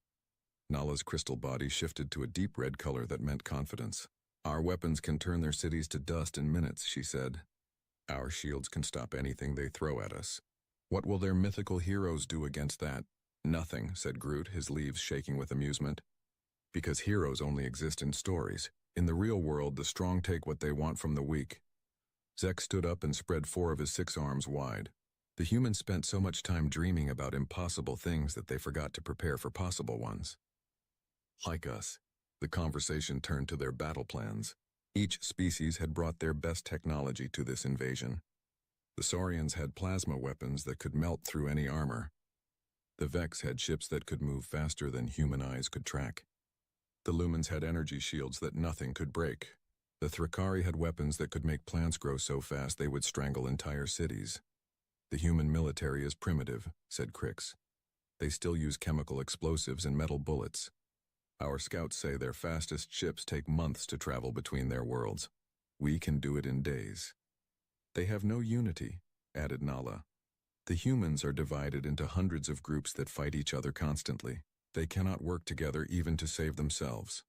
Zek pulled up tactical displays that showed Earth's major cities and military bases. Look at their defenses, he said. They point most of their weapons at each other instead of at the sky. They are so busy preparing to fight themselves that they forgot others might want to fight them. The alien soldiers studied the displays with professional interest. To them, Earth looked like a fruit waiting to be picked. Rich in resources, weak in defenses, and full of beings who spent more time creating fantasies than preparing for war. I wonder, said Groot, what stories they will tell about us after we defeat them. Will they say we were mythical creatures too? Will they pretend we had magic powers? Let them tell whatever stories they want, said Crix. Stories do not stop plasma fire. Stories do not turn away invasion fleets. Stories are what the weak tell themselves to feel better about being weak. An announcement echoed through the ship's communication system. All units prepare for final approach to target system. Arrival in 18 standard hours. The soldiers began to disperse to their assigned stations. As they walked through the corridors, they passed windows that showed the darkness of space. Somewhere ahead of them, a small blue world waited, unaware that its peace was about to end. In the command center, officers from all the allied species worked together to coordinate the attack. Maps of Earth covered the walls, marked with targets and troop movements. The plan was simple and brutal. First, they would destroy the humans' ability to fight back. Then they would demand surrender. If the humans refused, they would demonstrate their power by turning one of their cities into glass. The humans will break quickly, said General Thrak, a massive saurian with scars covering his scales. They have no experience fighting a real enemy. Their myths tell them that heroes always win in the end. They will learn that the universe does not care about their stories. But far below in the crew quarters, one figure remained seated long after the others had left. Commander Vexistar, an old Zephyrian with gray skin and tired eyes, stared at the images of human myths that still glowed on Crix's forgotten device. He had fought in more wars than any other being in the fleet. He had conquered worlds, crushed civilizations, and seen the rise and fall of species that thought themselves mighty. But something about the human stories troubled him in a way he could not explain. The images showed humans doing impossible things. Men lifting objects that should have crushed them. Women leading armies against overwhelming odds and winning. Warriors standing alone against monsters and emerging victorious. To his fellow soldiers, these were obviously fantasies. But Vextar had lived long enough to know that sometimes the line between myth and history was thinner than most people believed. Sometimes stories survived because they contained echoes of truth that people had forgotten. He touched the device's screen and watched the images cycle through again. Humans building structures that should have been impossible with primitive tools. Humans crossing vast distances without advanced technology. Humans accomplishing feats that even some advanced species would find challenging. Tomorrow we find out, he whispered to himself, whether these stories are lies or memories. The old commander stood up slowly and walked toward his quarters. Behind him, the device continued to show images of human achievements that his people had dismissed as fantasy. But deep in his mind, a thought grew like a seed planted in fertile soil. What if they were wrong about humanity? What if the myths were not just stories, but warnings about what humans could become when pushed too far? The ship continued its journey through space, carrying an invasion force toward a world that seemed helpless. But in one alien mind, doubt had begun to grow. And sometimes doubt was the first step toward understanding a truth that others had missed. The first alien ships appeared in Earth's sky just after dawn. They dropped out of faster-than-light travel, with a sound like thunder that rolled across every continent. The massive vessels hung in the atmosphere above major cities, their shadows turning day into twilight below. In the lead command ship, General Throck watched the tactical displays with satisfaction. His fleet of 1,200 vessels had taken position exactly as planned. Each ship was larger than the biggest human building, armed with weapons that could split mountains, and protected by shields that had never been broken. "Open communication channels to all human settlements," Throck ordered. His voice carried the authority of someone who had conquered 47 worlds. "Tell them to surrender immediately or face complete destruction." The message went out in every human language. It was simple and direct. Lay down your weapons, accept alien rule, and live as slaves. Refuse and watch your civilization burn. Throck expected the response to come within minutes. Every other species he had conquered had surrendered quickly when faced with such overwhelming force. The smart ones gave up immediately. The stubborn ones took a few hours to realize they had no choice. But none had ever taken longer than a day. The humans took 6 minutes to respond. When they did, the answer came from every human military base, government building, and communication center on the planet at the same time. No, that was it.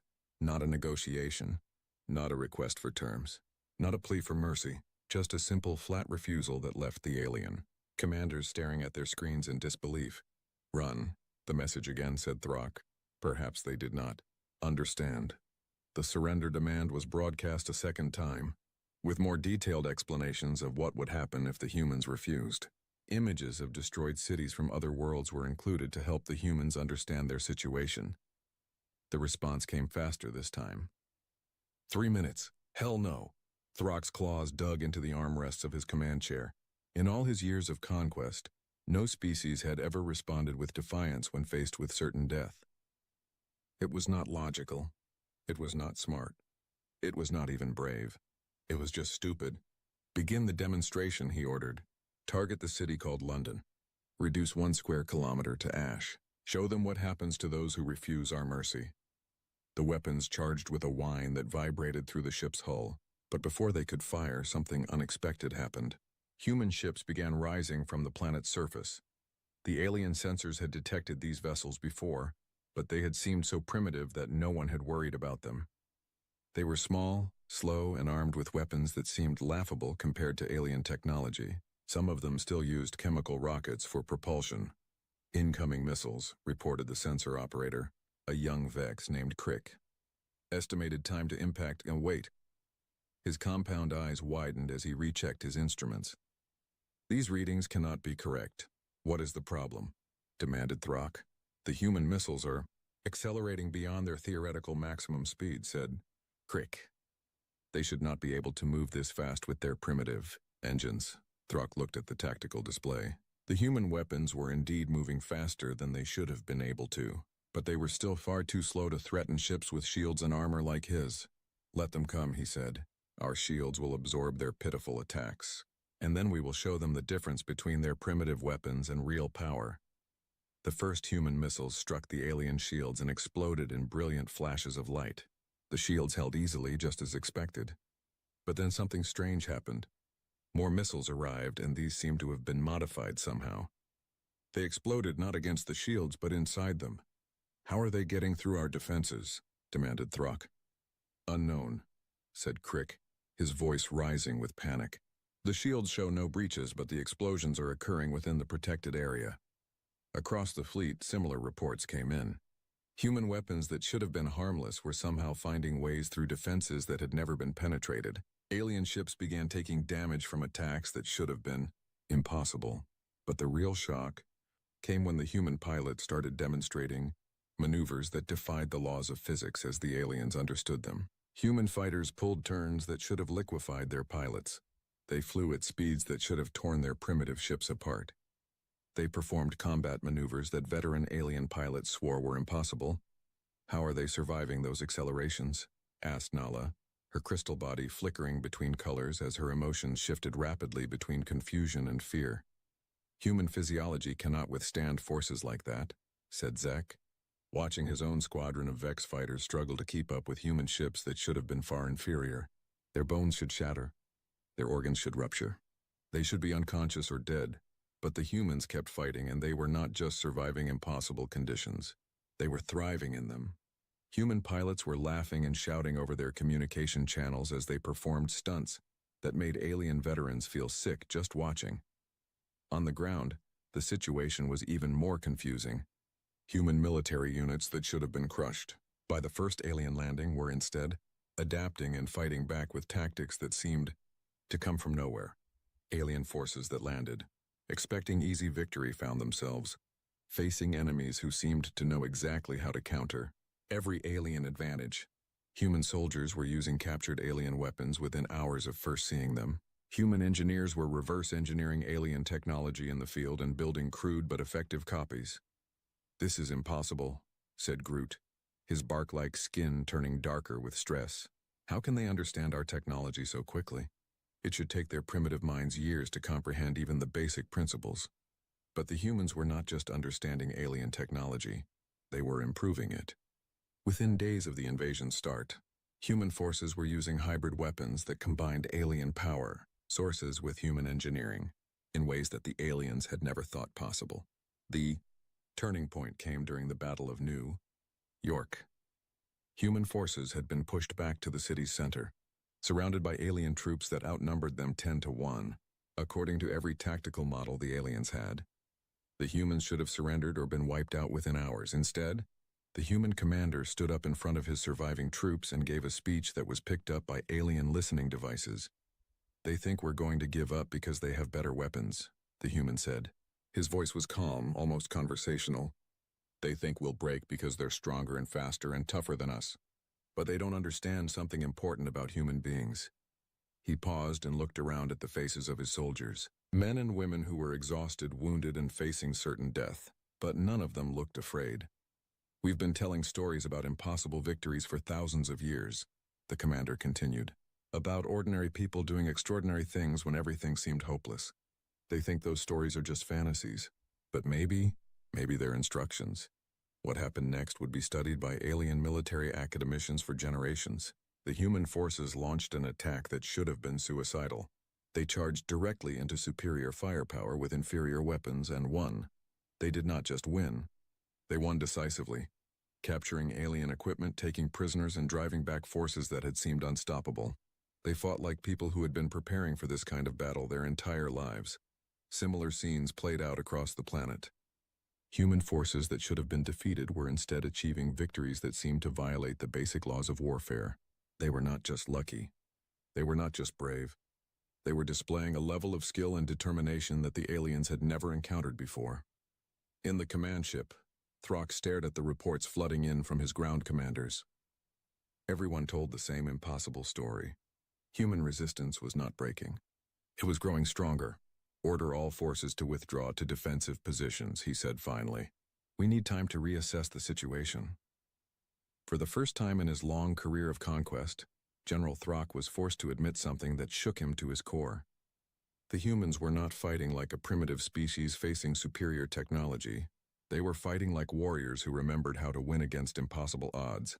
But if that was true, it raised questions that Throck did not want to consider. Questions about who the humans really were, and what they might be capable of if they stopped thinking of themselves as helpless primitives and started remembering what their myths claimed they had once been. As night fell over the battlefield, both sides settled into an uneasy stalemate, but the balance had shifted. The aliens had come expecting an easy conquest and found themselves in a real war, and wars, as any human could have told them, were won not just by superior weapons but by superior will. The humans had both. 3 weeks into what should have been a simple conquest, the alien invasion force was discovering that humans did not fight like any species they had encountered before. Every day brought new reports that challenged everything the aliens thought they knew about warfare, physics, and the limits of what living beings could accomplish. In the medical bay of the command ship, Dr. Siln, a lumen physician whose crystal body normally glowed a calm blue, flickered rapidly between colors as she studied the data on her screens. The readings made no sense according to everything she had learned about biology and medicine. "Commander Vextar," she called to the old Zephyrian officer who had been visiting the wounded. "You need to see this." Vextar approached the medical displays with the slow, careful movement of someone who had lived through too many battles. "What have you found, Doctor?"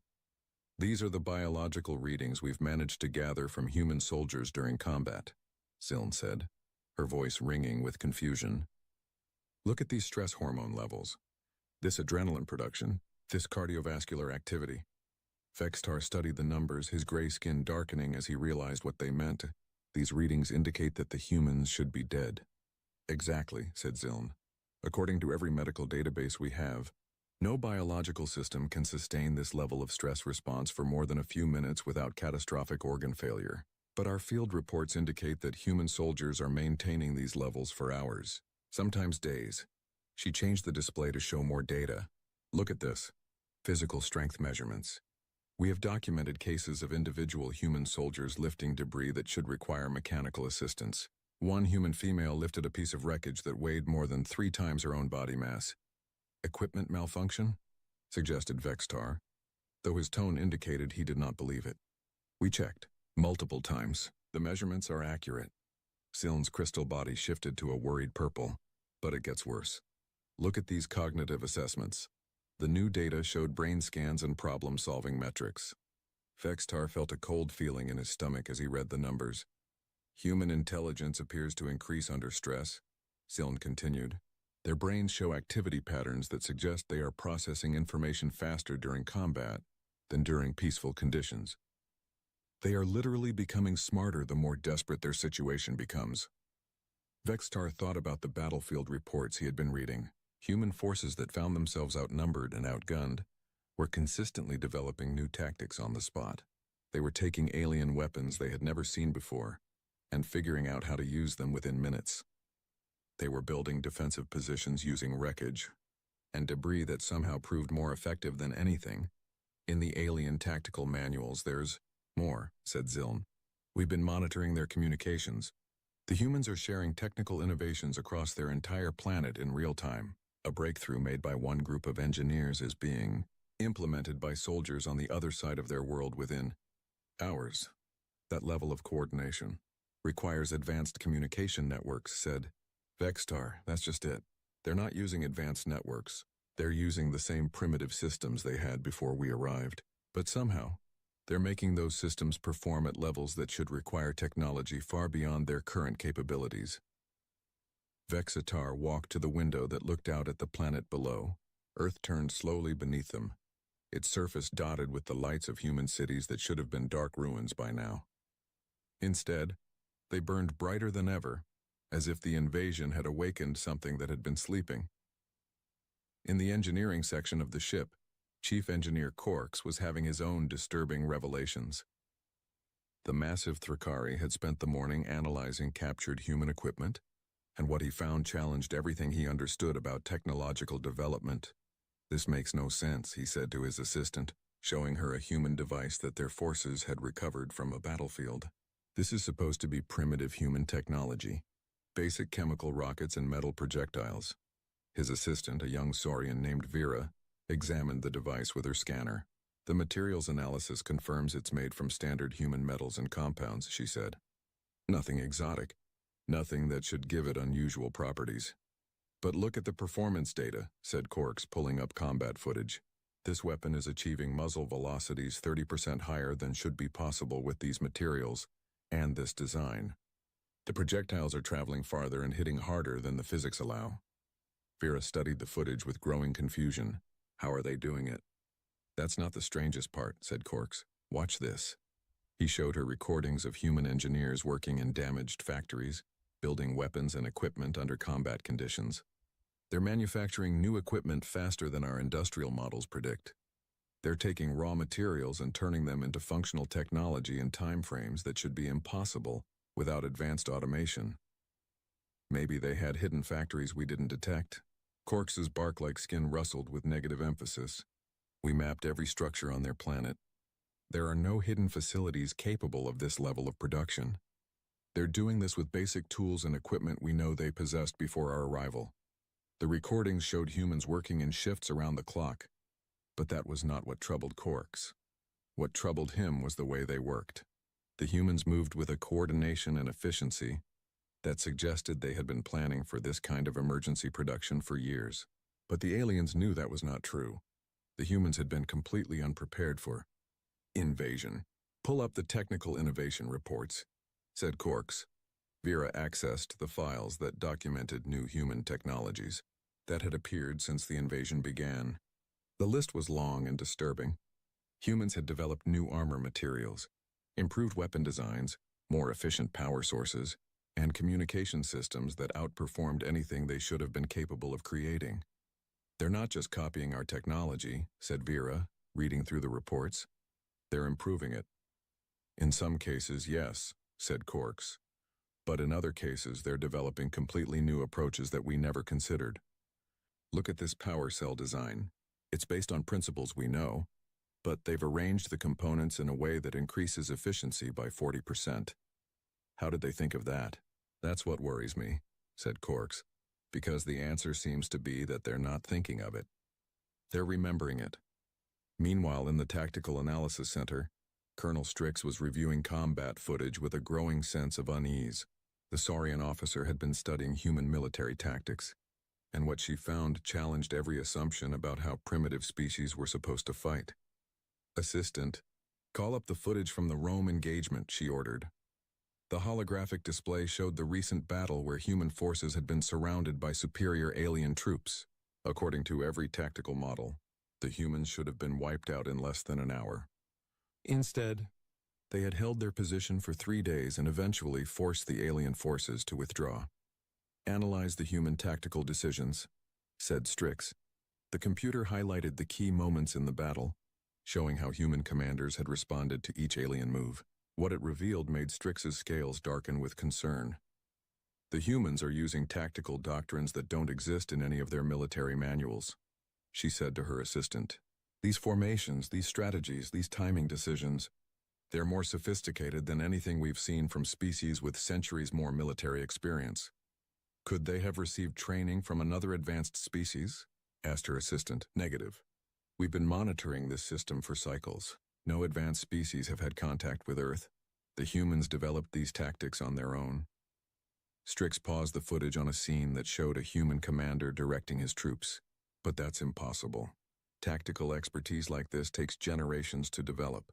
It requires experience fighting against advanced opponents."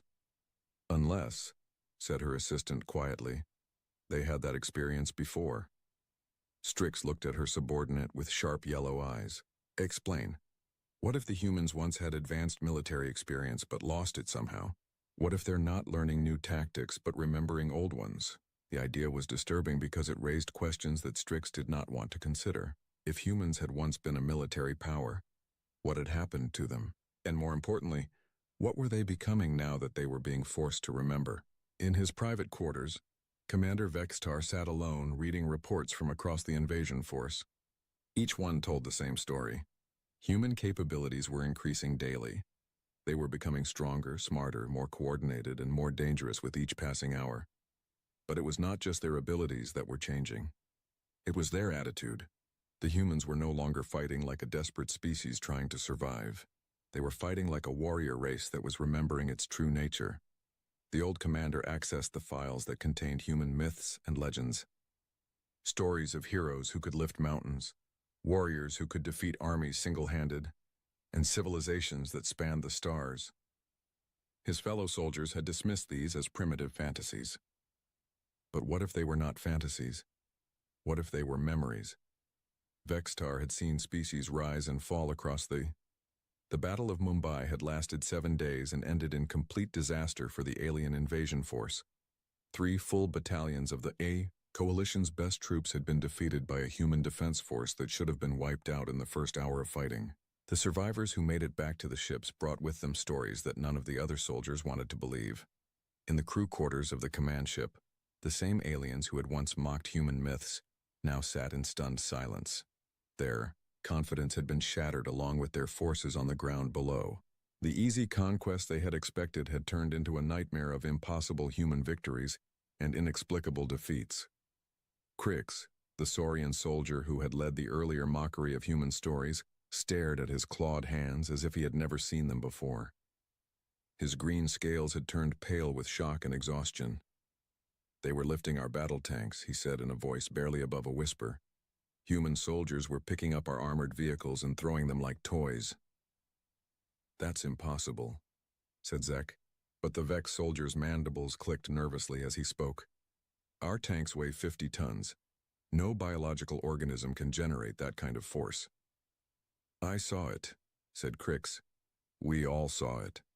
This human female, she couldn't have weighed more than 60 kilograms. She grabbed the front of Lieutenant Gorks's tank and flipped it upside down.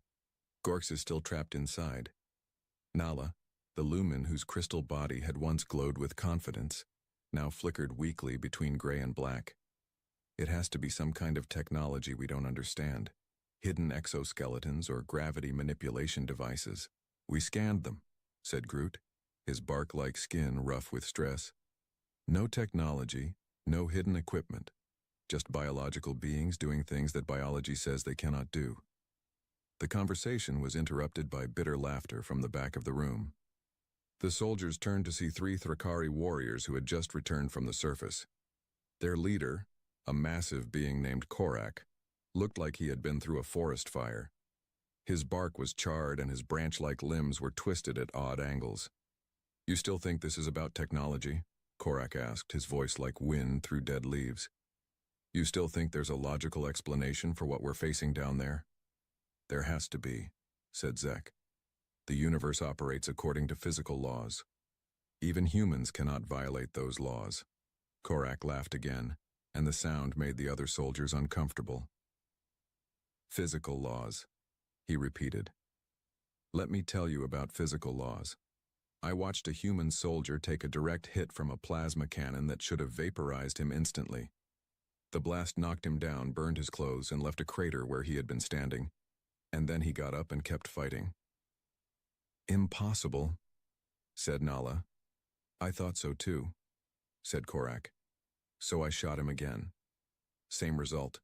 Then I shot him a 3rd time with maximum power. This time the blast was so intense it melted the ground around him into glass. And still he got up. Still he kept coming toward me with nothing but a metal blade in his hand. The silence that followed was thick with fear and disbelief. These were veteran soldiers who had conquered dozens of worlds, but none of them had ever heard stories like this. What happened then? Asked Crix quietly. He reached me, said Korak. A human being with primitive weapons reached me through direct plasma fire that should have killed him 3 times over. And when he did, the Thrakari warrior touched his twisted limbs. He did this to me with his bare hands. No tools, no weapons, just the strength in his biological body. You're saying he was stronger than you? Asked Groot. That's impossible. Thrakari are the strongest warriors in the coalition. I'm saying he was stronger than our battle mechs, said Korak. I'm saying he bent hardened metal like it was soft clay. I'm saying he moved faster than our targeting systems could track. And I'm saying he did it all while laughing. The soldiers looked at each other with growing horror.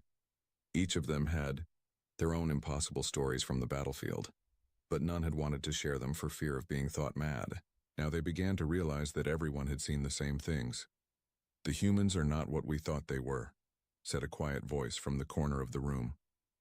Everyone turned to see Commander Vextar standing in the doorway.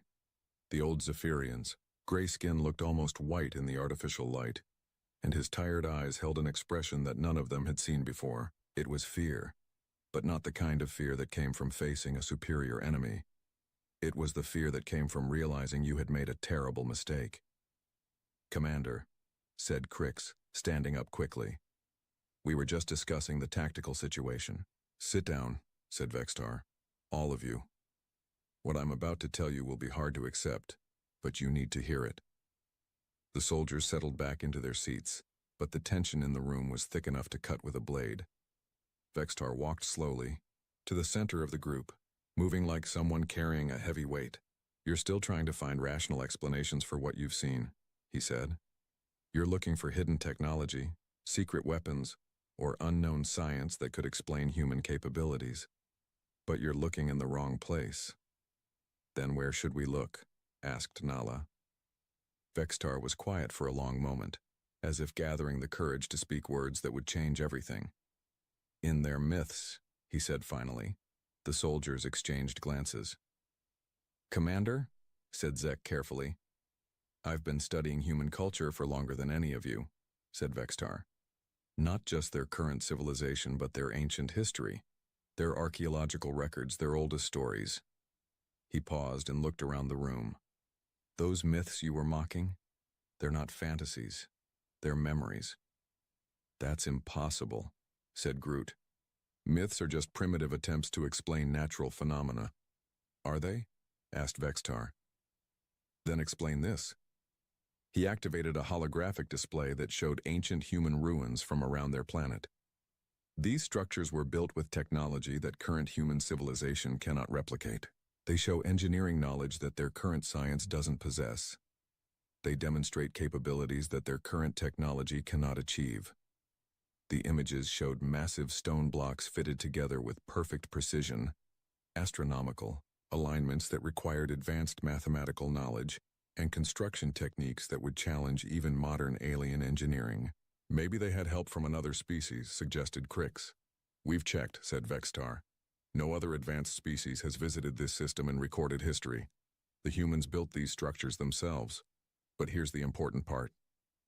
He changed the display to show dating information. "They built them thousands of years ago when they supposedly had nothing but primitive tools." "You're saying they were more advanced in the past?" asked Nala.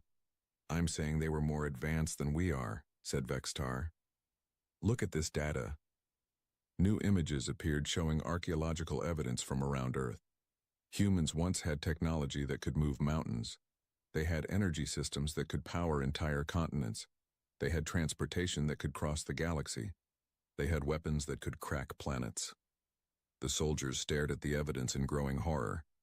"What happened to them?" asked Zek. "Something made them forget," said Vextar. "Some catastrophe, some disaster, some event that reduced them from galactic masters to planetary primitives. But they didn't lose their capabilities completely. They just lost the knowledge of how to access them." "And now?" asked Korak. "Now we've given them a reason to remember," said Vextar. "Every challenge we present, every impossible situation we put them in, forces them to reach deeper into their racial memory, forces them to rediscover abilities that have been sleeping in their genetic code for millennia." The room was completely silent as the implications sank in.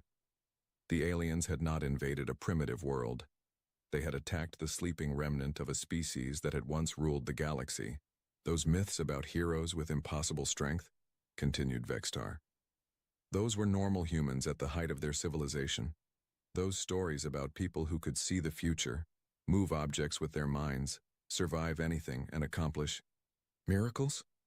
Those were everyday humans before the catastrophe that made them forget. But they're just stories," said Nala weakly. "No," said Vextar.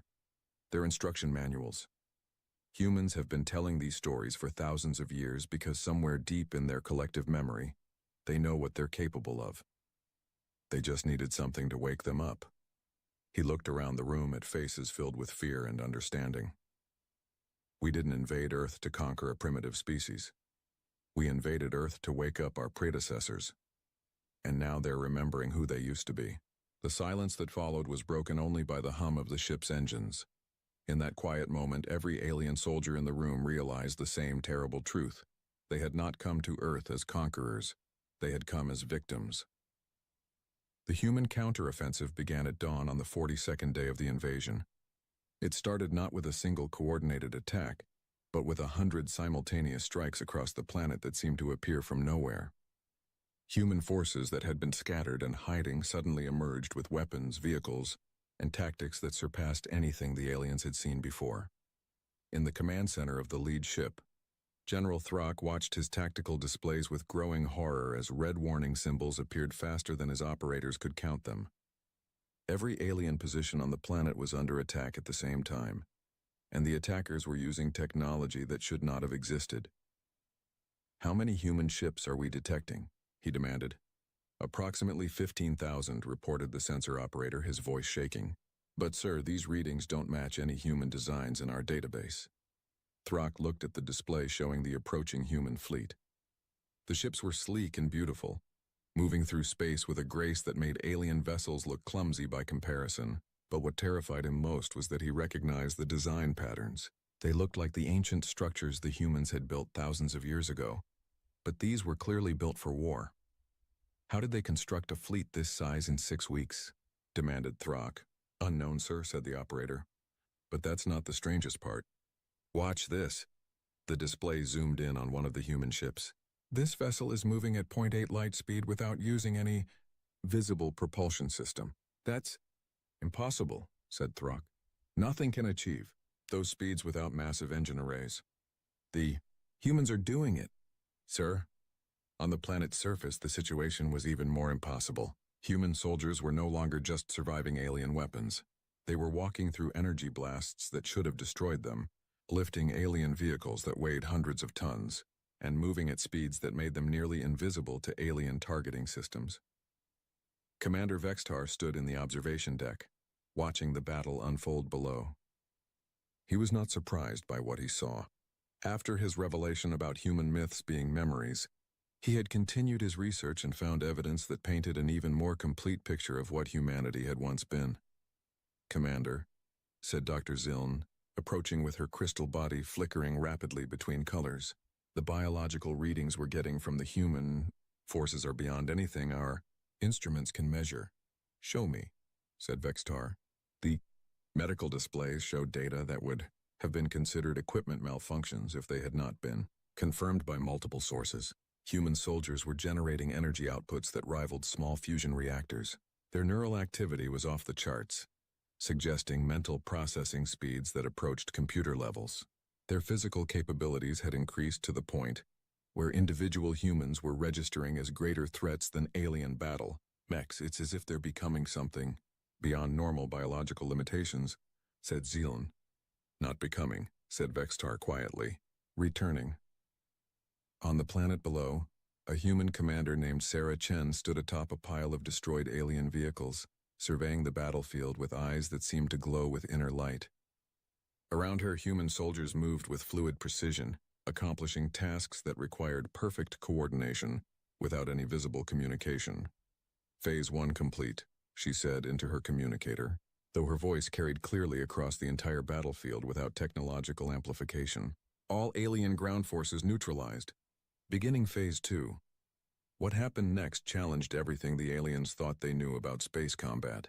The human fleet approaching from orbit suddenly accelerated to impossible speeds and began demonstrating maneuvers that seemed to ignore the laws of physics entirely human. Ships moved through space as if they were swimming through water instead of vacuum.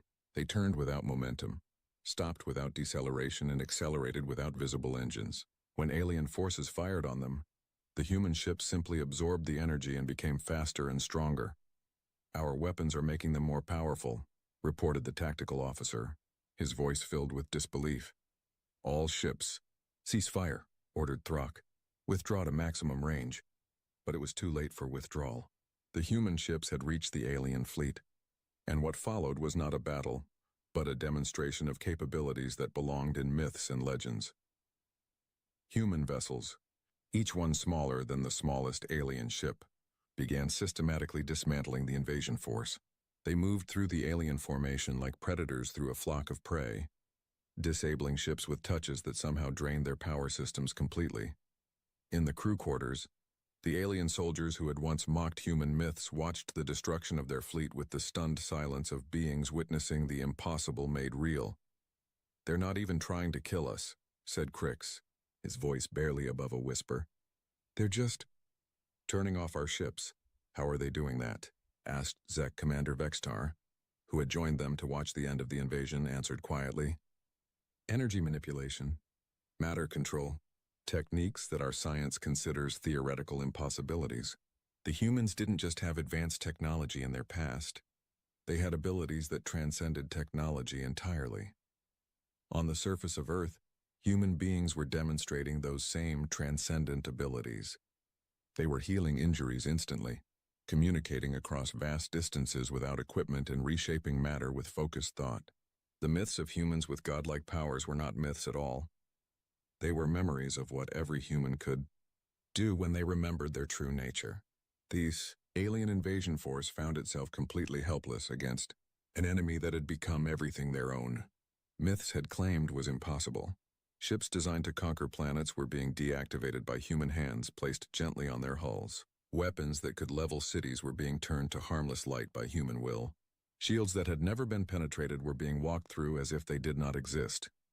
Incoming communication from the human fleet, reported the communications officer. Put it through, said Throck, though his voice carried no hope of negotiating terms that would save his forces. The voice that came through the speakers was calm, confident, and completely human. Attention, alien fleet. This is Admiral Sarah Chen of the Terran Defense Force. Your invasion has failed. Your forces are defeated. Your ships are disabled. We surrender, said Throck immediately. We request terms for the withdrawal of our forces. There will be no withdrawal, said the human voice. But there will be no killing either. We're going to send you home with a message for the rest of the galaxy. What message? Asked Throck. That humanity has awakened, said Admiral Chen. That we remember who we were and who we are and who we will be again. We're returning to our place among the stars, and we want the galaxy to be ready for us. The screens around the command center suddenly displayed images from across human space. The aliens could see massive construction projects beginning on every human world. Ships being built that dwarfed anything in the current galaxy. Structures being raised that would reshape entire solar systems. You came here thinking you were conquering a primitive species, continued Admiral Chen. But what you actually did was remind us that we were never meant to be limited to one world. You've given us back our heritage, and for that we're grateful. What will you do with us? Asked Throck. We're going to modify your ship so they can reach your home world safely, said the Admiral. And we're going to ask you to carry a simple message. Tell them that the children of Earth are coming home to the galaxy. Tell them that the species they feared in their oldest legends has returned. And tell them that we hope to meet them as friends, but we're prepared to meet them as anything else they choose to be. The transmission ended, leaving the alien forces to contemplate their situation. They had come to conquer Earth and instead had awakened something that their ancestors had left warnings about. In their own most ancient myths, stories about a species that had once ruled the galaxy with wisdom and strength, that had vanished suddenly for unknown reasons, and that their oldest prophecies said would one day return. Now they knew those prophecies were true. Humanity was not just returning to space. Humanity was returning to its throne among the stars, and the galaxy would never be the same. As the modified alien ships began their journey home, carrying news that would reshape the politics of 100 worlds, Admiral Chen stood on the bridge of her flagship and looked out at the stars with eyes that had remembered how to see across impossible distances. Begin Phase 3, she said to her crew. It's time to visit our old friends. Some of them have probably forgotten us, but I think it's time for a reunion. The human fleet turned toward the deep galaxy, carrying the awakened children of Earth back to their ancient domain. Behind them, Earth itself began to change as its people remembered not just how to fight, but how to build, how to explore, and how to take their place among the wonders of the universe. The age of human isolation was over. The age of human expansion had begun, and across the galaxy, ancient species began to dust off their oldest historical records, searching for information about the return of the mythical race that their ancestors had called both the greatest blessing and the greatest terror the universe had ever known. Humanity was coming home. Danny Wright stared at the official-looking envelope on his grandmother's kitchen table like it might explode. Gold trim, fancy seals, words he couldn't pronounce stamped across the front in 3 different languages, only one of which was English. That's junk mail, right? He asked, poking it with a fork. His grandmother, Ruth, barely glanced up from her newspaper. Came by special courier.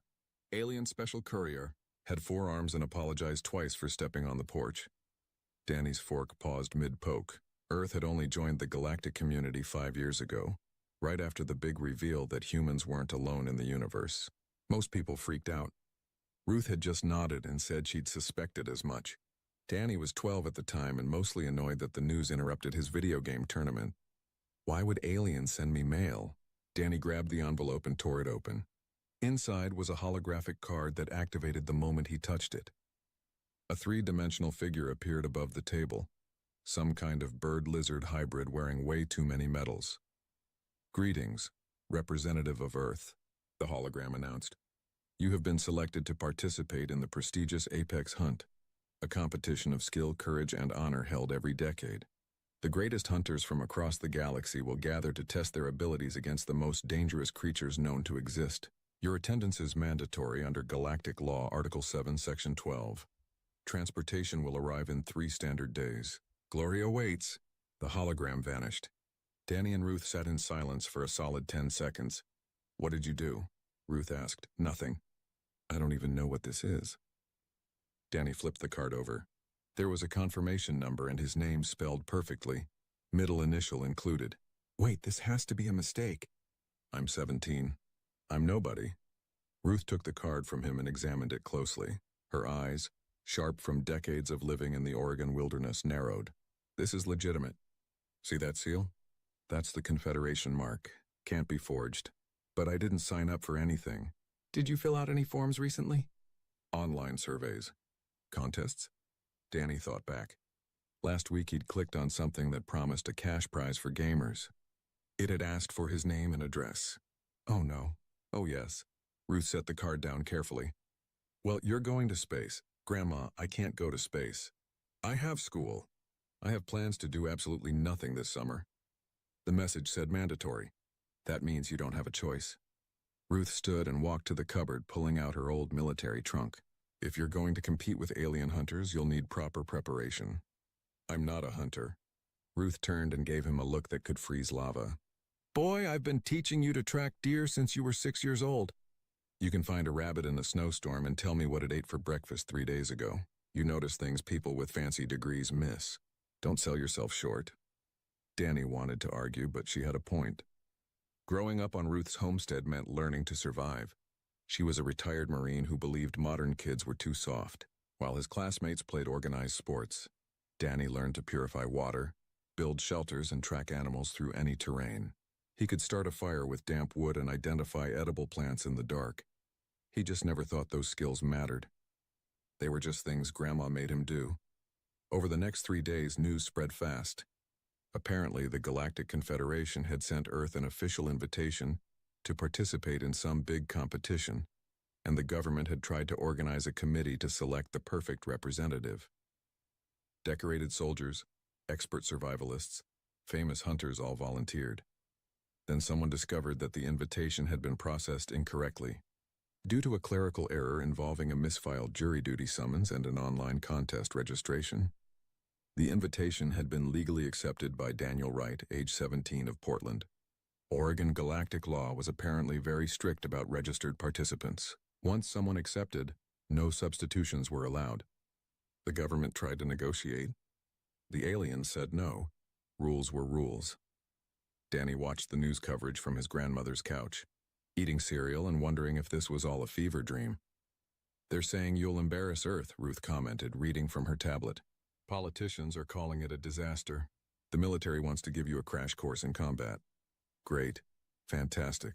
Love that for me. They don't understand. Ruth set down the tablet and looked at Danny seriously. Those fancy hunters with their fancy equipment are going to overthink everything. They'll rely on technology and weapons, but hunting isn't about having the best gear. It's about understanding behavior, patience, reading signs, becoming part of the environment. You really think I can do this? I think you're the only one who sees the world the way hunters need to see it.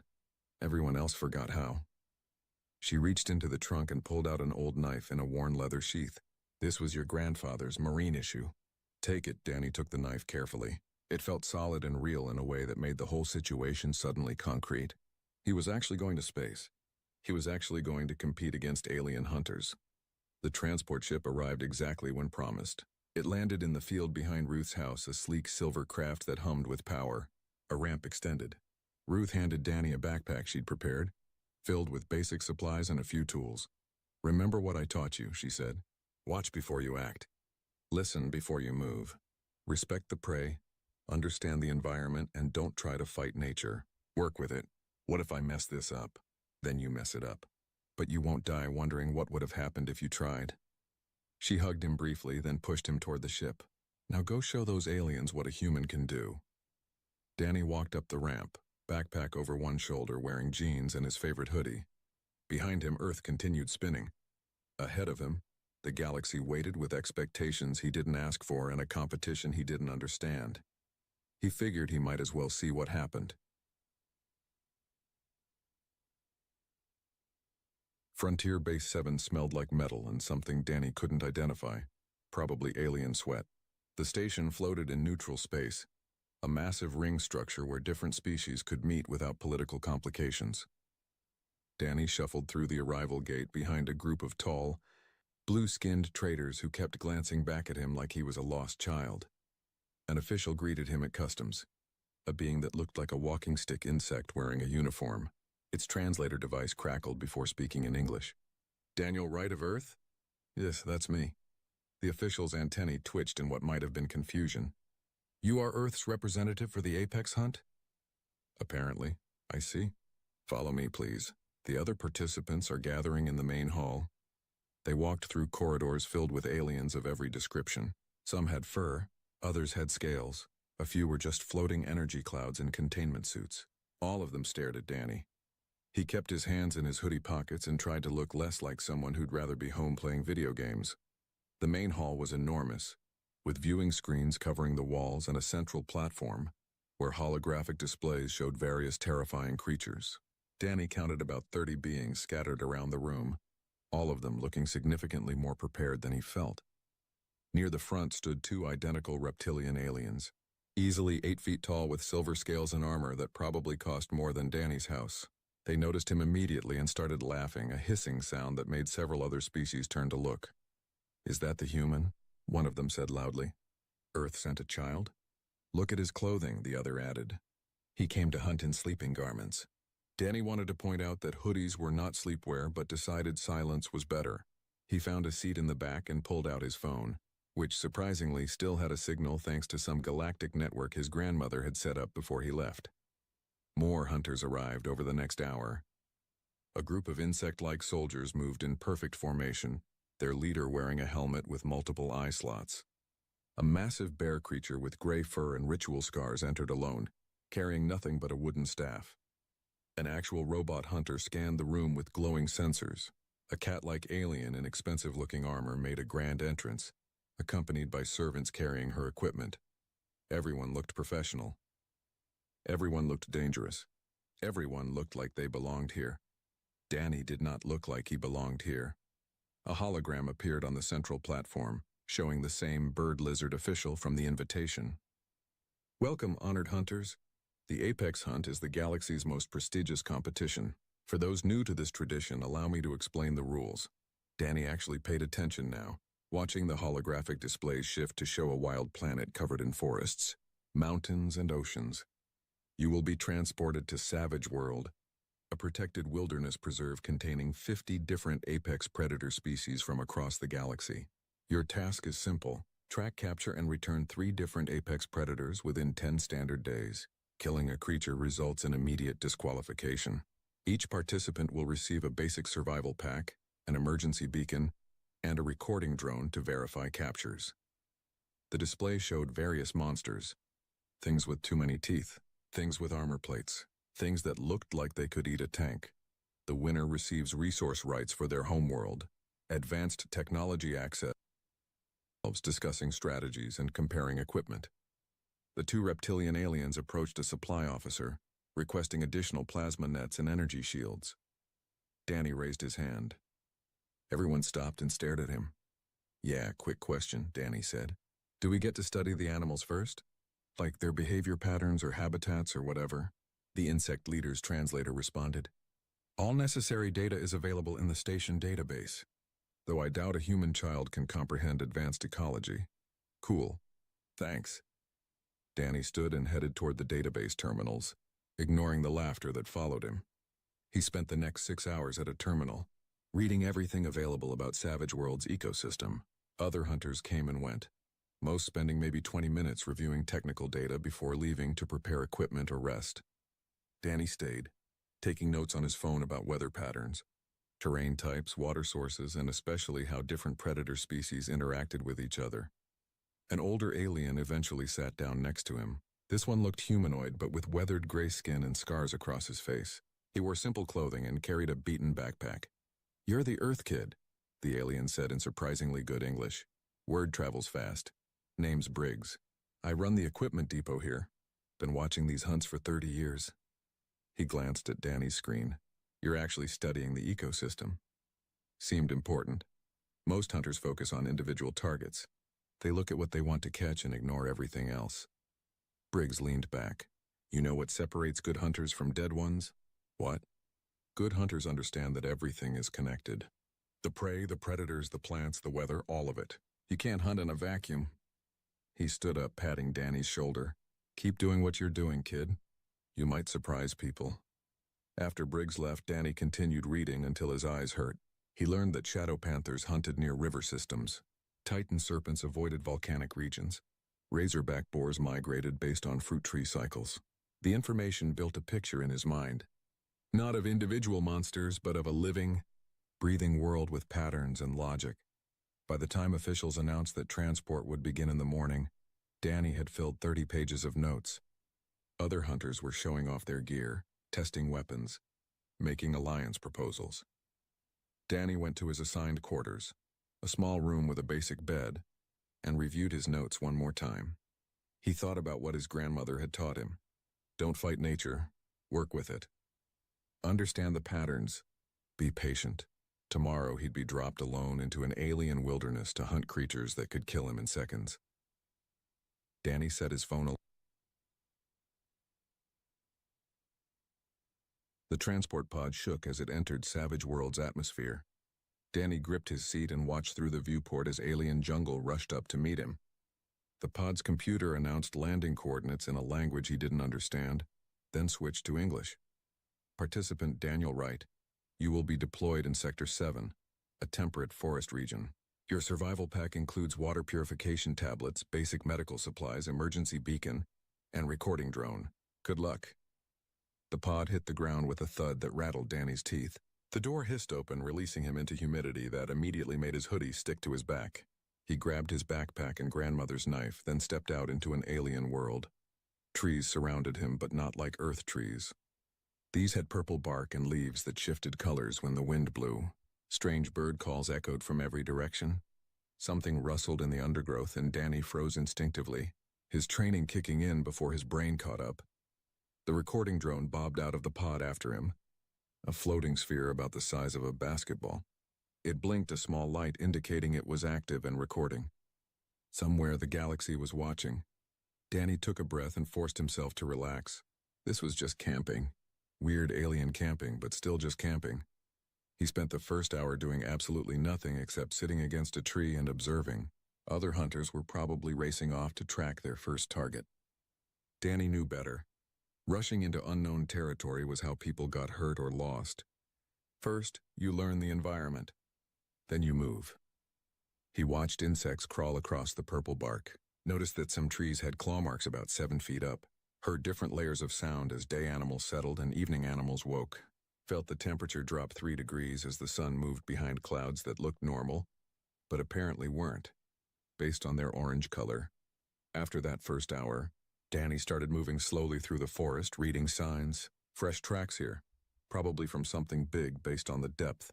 Broken branches there, at a height that suggested something climbed recently. Scat near a fallen log, which he examined carefully with a stick, noting the contents included bones and fur. The drone followed him silently, recording everything. By evening, Danny had mapped a rough mental picture of the area. There was a stream about half a mile east. A game trail ran north-south through a clearing. A large predator definitely lived somewhere nearby, based on territorial markings. Smaller creatures used the mid-level branches for travel, avoiding the ground. He found a decent spot to make camp, a rocky overhang that provided shelter and a view of the surrounding area. No fire. Fire attracted attention, and Danny wasn't ready for attention yet. He ate an energy bar from his pack and checked his phone. No messages, obviously, no signal. But he'd taken photos of his notes back on the station, so he could review the information about different predators. Shadow panthers. The notes said they were ambush predators that could bend light around themselves, making them nearly invisible. They hunted near water sources at dawn and dusk. Preferred prey was medium-sized herbivores, extremely territorial. Danny thought about the stream he'd found and the game trail. If herbivores came to drink and shadow panthers hunted near water, then the area around that stream was probably active hunting ground. He decided to check it out tomorrow. That night, Danny barely slept. Not because he was scared, but because the forest was incredibly loud. Things howled, screeched, and made sounds like grinding metal. The drone's light stayed dim but visible, a small comfort in the darkness. When purple dawn light filtered through the canopy, Danny was already awake and moving toward the stream. He approached carefully, staying downwind and moving slowly. The stream was beautiful in an alien way, with water that looked slightly too blue and rocks that had crystal formations growing on them. Danny found a spot about 50 yards from the water and settled in to watch. 2 hours later, his patience paid off. A creature that looked like a 6-legged deer came to drink, moving nervously and checking its surroundings constantly. Danny remained perfectly still, barely breathing. Then he saw it. Not the shadow panther itself, but the effect it created. A shimmer in the air near the opposite bank, like heat waves, but wrong. The shimmer moved closer to the deer thing. Danny watched how it moved, watched how it positioned itself downwind, watched how it waited for the perfect moment when the prey lowered its head to drink. The attack was fast. The deer thing barely managed to leap away, crashing into the forest with the shimmer close behind. Danny heard the chase fade into the distance. He'd learned 3 important things. First, shadow panthers attacked from downwind. Second, they preferred prey that was distracted. Third, they chased for short distances but gave up quickly if the prey escaped the initial ambush. Danny spent the rest of the day tracking the shadow panther's movements. He never saw it directly, but he found its traces. Claw marks on trees where it sharpened its claws, a half-eaten carcass hidden under leaves, a particular tree it seemed to rest in during the hot afternoon, based on crushed moss patterns on a thick branch. By evening, Danny had a plan forming. He couldn't catch the shadow panther by chasing it or fighting it, but he could use what he knew about its behavior. He spent the next morning gathering materials: strong vines from a particular plant species, flexible branches, leaves that smelled strongly, which he crushed and saved. He worked slowly and carefully, building something simple but effective. The trap took all day to prepare. A pit, carefully disguised, placed exactly where the game trail met the stream. Not deep enough to hurt the panther, but deep enough to contain it temporarily. Danny used the crushed leaves to mask his scent and placed bait, a portion of the carcass he'd found, in a position that would require the panther to approach from a specific angle. Then he climbed a tree 70 yards away and waited. Waiting was the hardest part. Hours passed. The sun moved across the sky. Danny's legs cramped. The drone recorded everything with what seemed like judgment. Just before dusk, the shimmer appeared.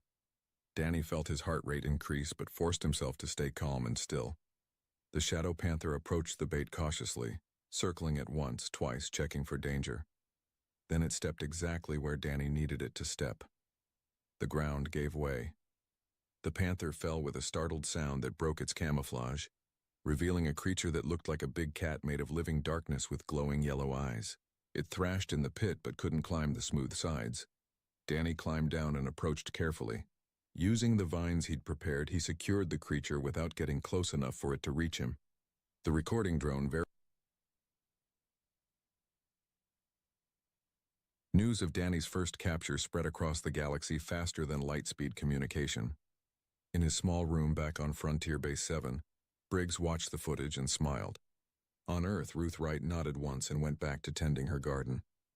In the Galactic Confederation chambers, officials who had called the human participation an embarrassment suddenly became very quiet. Danny knew none of this. He'd released the Shadow Panther after the capture was verified, watching it sprint away into the forest, probably very confused and angry. Now he needed his second target. And he'd chosen something that made the drone's operator, somewhere in space, flag the recording with a priority alert: the Thornback Apex.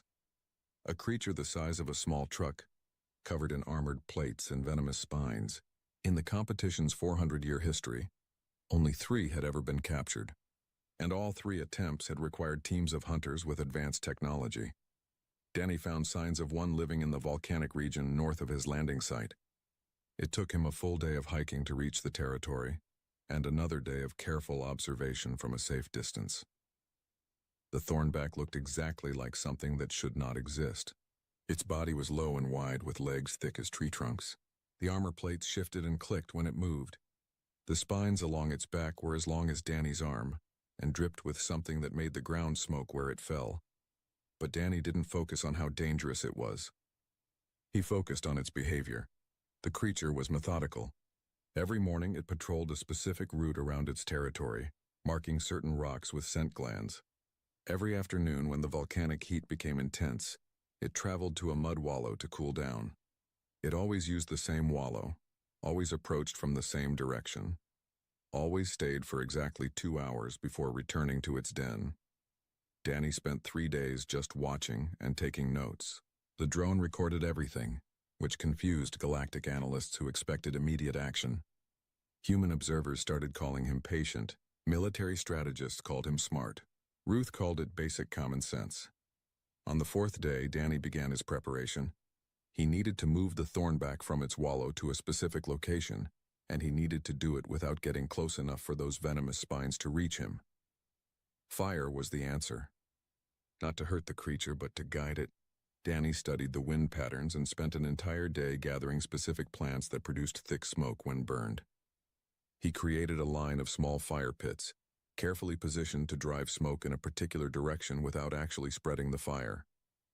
The next afternoon, when the thornback went to its wallow, Danny lit the fires in sequence. The smoke billowed thick and low, not dangerous but extremely unpleasant. The thornback, confused and annoyed, left the wallow early and moved away from the smoke. Danny kept the smoke flowing, adjusting the fires to create a path the creature could follow comfortably. He wasn't chasing it. He was suggesting a direction, and the thornback, wanting to avoid the smoke, naturally followed the path of least resistance. It took 6 hours of careful management. Danny moved quietly through the volcanic rocks, always staying far from the creature, always keeping the smoke between them. The thornback never saw him, never felt threatened, just kept moving away from the irritation. Finally, Danny guided it into a narrow canyon he'd scouted earlier. The canyon had steep walls and a single entrance. Once the thornback moved deep enough into the canyon, Danny triggered his trap. He'd spent 2 days carefully weakening specific rocks along the canyon's upper edge. Now, using a long lever he'd constructed from a fallen tree trunk, he dislodged those rocks. They fell in a calculated collapse not on the creature but behind it, blocking the exit. The thornback spun around, finding itself trapped. It roared, a sound that shook Danny's bones, and charged at the rockfall. But the rocks were too heavy and too many. The creature was contained. Danny approached carefully with strong vines he'd braided together over the past days. Using a long stick, he managed to secure the vines around the thornback's legs without getting close. The creature thrashed and tried to reach him with its venomous spines, but Danny stayed just beyond range, patient and careful. The recording drone verified the capture. 2 down, 1 to go. Back on Frontier Base 7, the viewing hall was packed.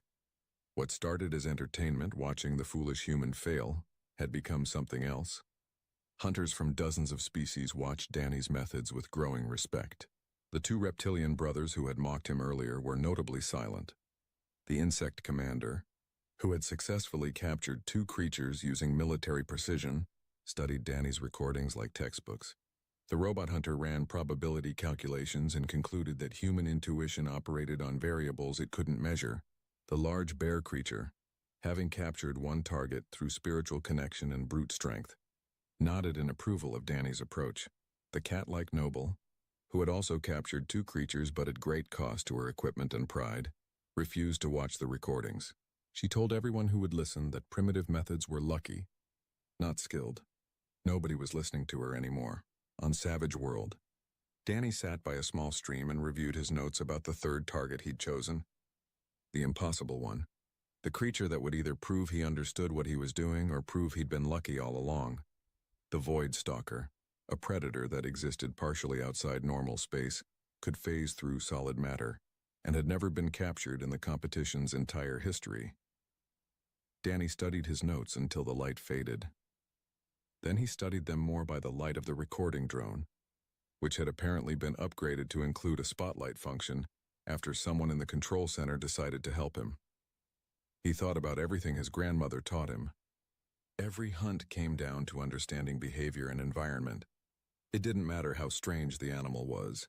It still needed to eat, sleep, and avoid danger. It still had instincts. It still followed patterns. The Void Stalker could phase through matter, but according to his research, there were limits. Extreme temperatures disrupted the phasing ability. The creature avoided certain types of electromagnetic fields.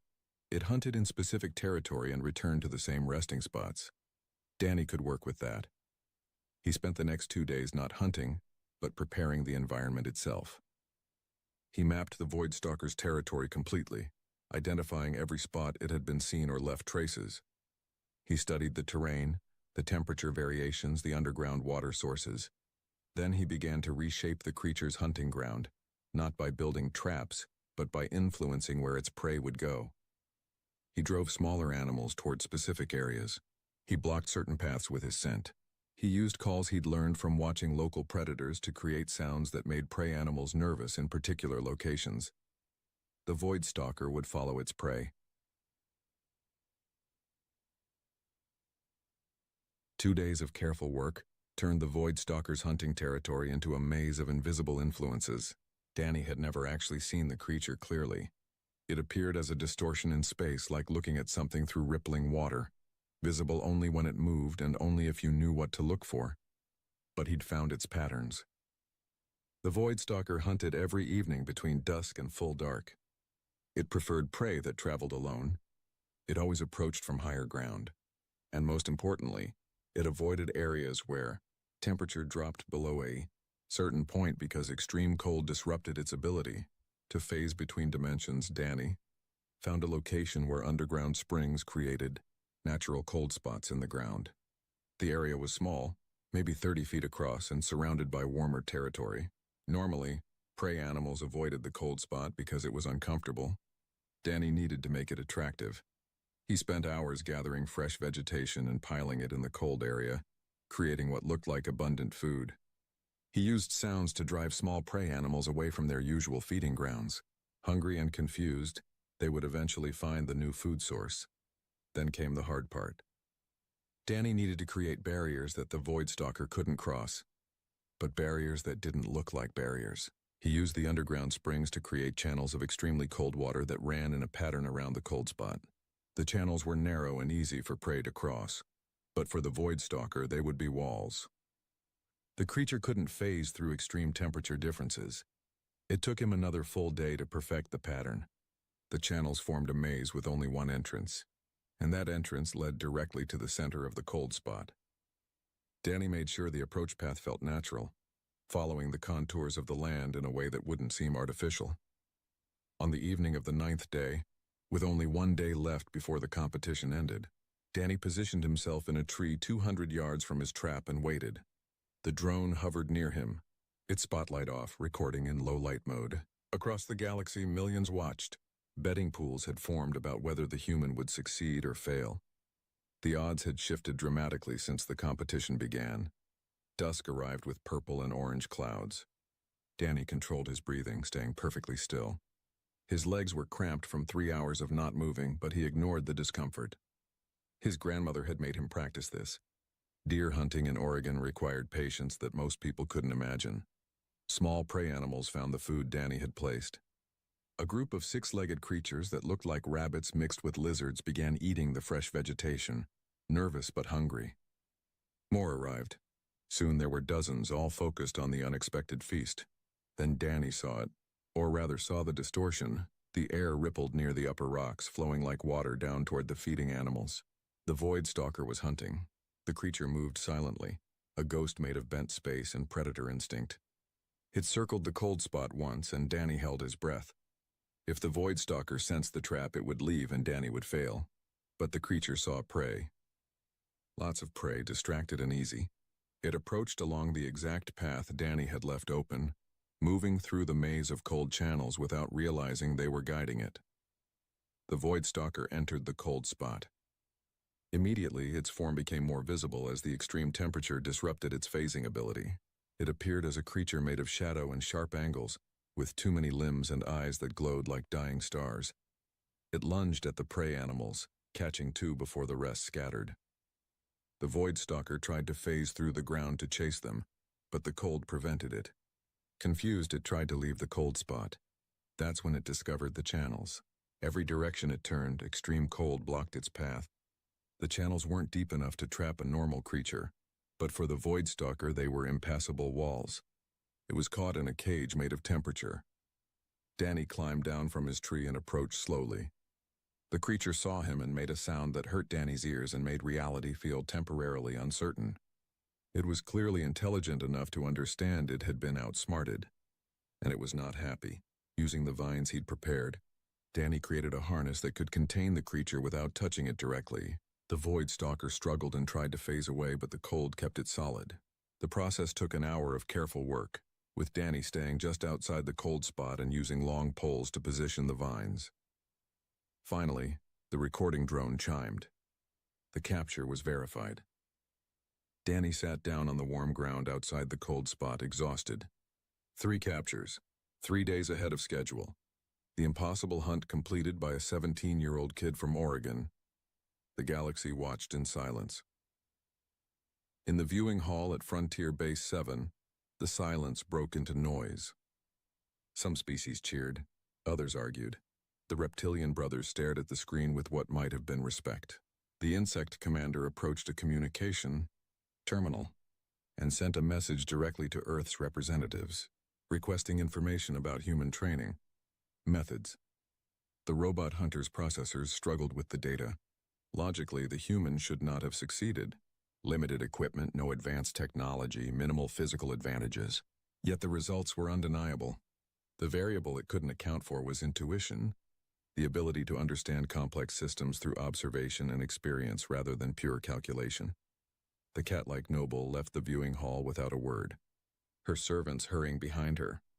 Only Briggs remained calm, watching the screen with a knowing smile.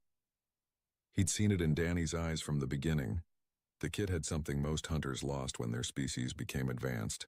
He still thought like prey and predator simultaneously. He understood that hunting wasn't about dominance. It was about becoming part of the cycle.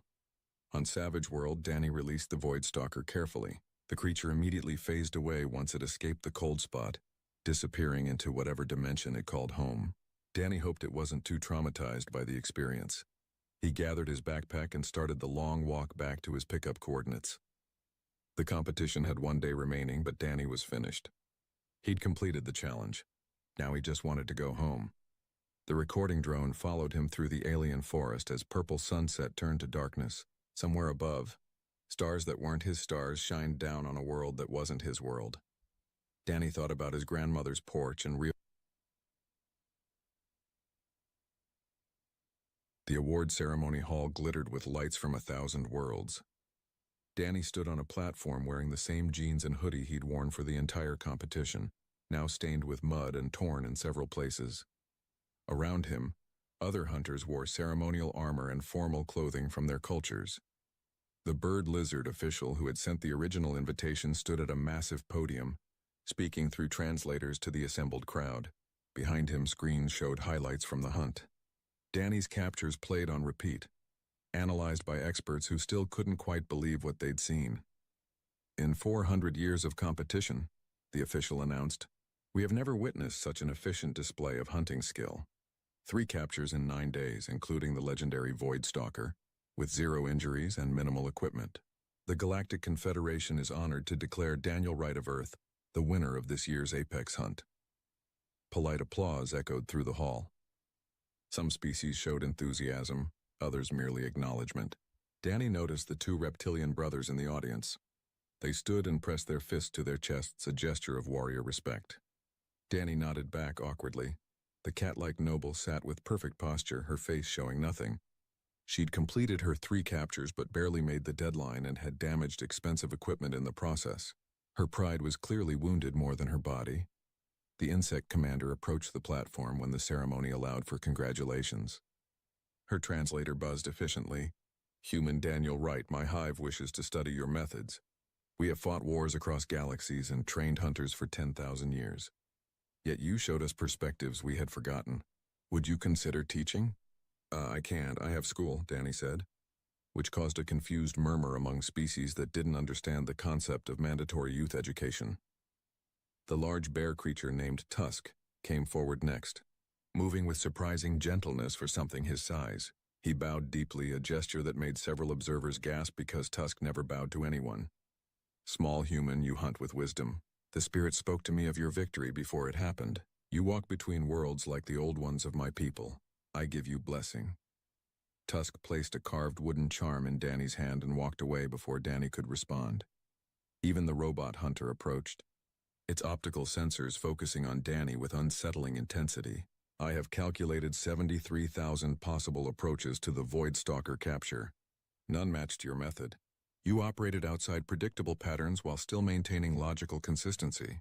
This should not be possible. I request permission to study you." "That's kind of creepy." "So no," Danny said.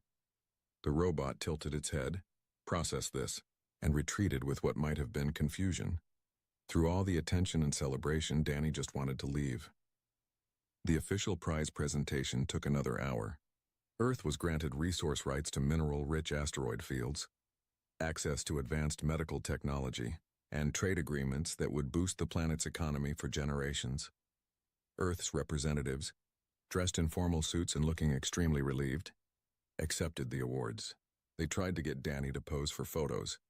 He did, but he looked miserable in all of them, which somehow made them more popular across galactic social networks. Finally, the ceremony ended. Danny was escorted to a transport ship heading back to Earth. Briggs met him at the departure gate. "You did good, kid," the old hunter said. "Better than good. You reminded a lot of species about things they'd forgotten." "I just did what my grandma taught me," Danny replied. "Exactly. That's the point." Briggs handed him a small package. "Your grandmother's knife served you well, but you'll need your own tools now. These are from my personal collection. Earned them over 50 years of hunting. Figure you'll put them to better use than they'd get sitting in my locker." Danny opened the package to find 3 knives of different sizes, each made from materials he didn't recognize but felt perfectly balanced. "I can't take these. Too late. Already gave them to you. Can't take back a gift in my culture." "Bad luck," Briggs smiled. "Besides, something tells me you'll need them eventually. Galaxy's a big place, and now everyone knows your name. That brings opportunities and problems in equal measure." The transport ship's boarding call echoed through the station. Danny shook Briggs's hand and headed for the ramp. The journey back to Earth took 3 days. Danny slept most of it, finally able to relax. When the ship entered Earth's atmosphere and he saw the familiar blue and green of his homeworld, something tight in his chest loosened. Landing brought chaos. Media everywhere. Government officials wanting statements, people cheering. Danny was rushed through it all, giving short answers and trying not to look directly at camera flashes. A military escort drove him to Oregon. They wanted to take him to Portland for more ceremonies. Danny refused and gave them his grandmother's address. The driver, a young Marine who looked impressed and slightly terrified of Danny, didn't argue. Ruth's homestead appeared exactly as Danny had left it. The garden still grew. The porch still creaked. The forest still surrounded everything with comfortable silence. Ruth stood on the porch, arms crossed, watching the military vehicle approach. Danny got out with his backpack and Briggs's knives. The escort waited to make sure he was safe. Ruth waved them away and they left. "You look terrible," Ruth said. "Alien planets aren't great for hygiene," Danny replied. "You hungry?" "Starving." They went inside. Ruth had made stew, apparently confident Danny would return. They ate in silence for a while, just the sound of spoons on bowls in the forest outside the windows. "Government's going to want you to do appearances," Ruth said eventually. "Talk shows, interviews, all that." "Yeah." "You going to do them?" "Do I have to?" "No, you're a minor. I can tell them to leave you alone until you're 18. Ruth finished her stew. "Might be good for Earth's image, though. Show the galaxy that humans are worth respect." Danny thought about it. "Maybe a few. But then I want to come home and finish school." "That's reasonable." Ruth collected the bowls. "What did you learn out there?" Danny considered the question seriously. "That most problems are simpler than people make them.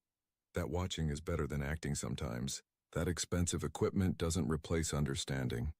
He paused. "And that the things you taught me actually matter. I always thought they were just survival skills for camping. They are survival skills. Just turns out survival is more universal than we thought." Ruth smiled slightly. Your grandfather would be proud.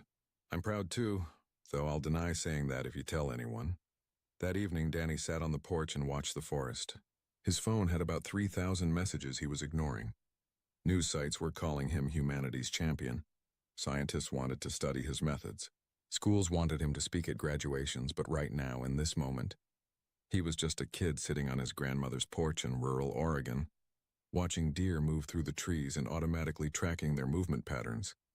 He noticed everything: the wind direction, the moisture in the air suggesting rain tomorrow, the way birds reacted to something passing below their perch, the old patterns, the ones humans learned before technology, before civilization, back when survival meant understanding the world instead of controlling it.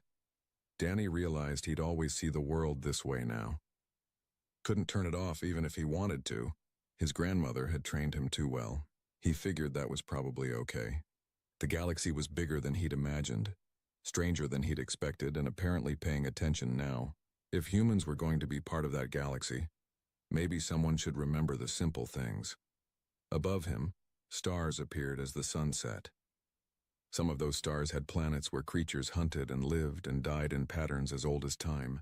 Danny had walked among them and learned they weren't so different from Earth's creatures after all.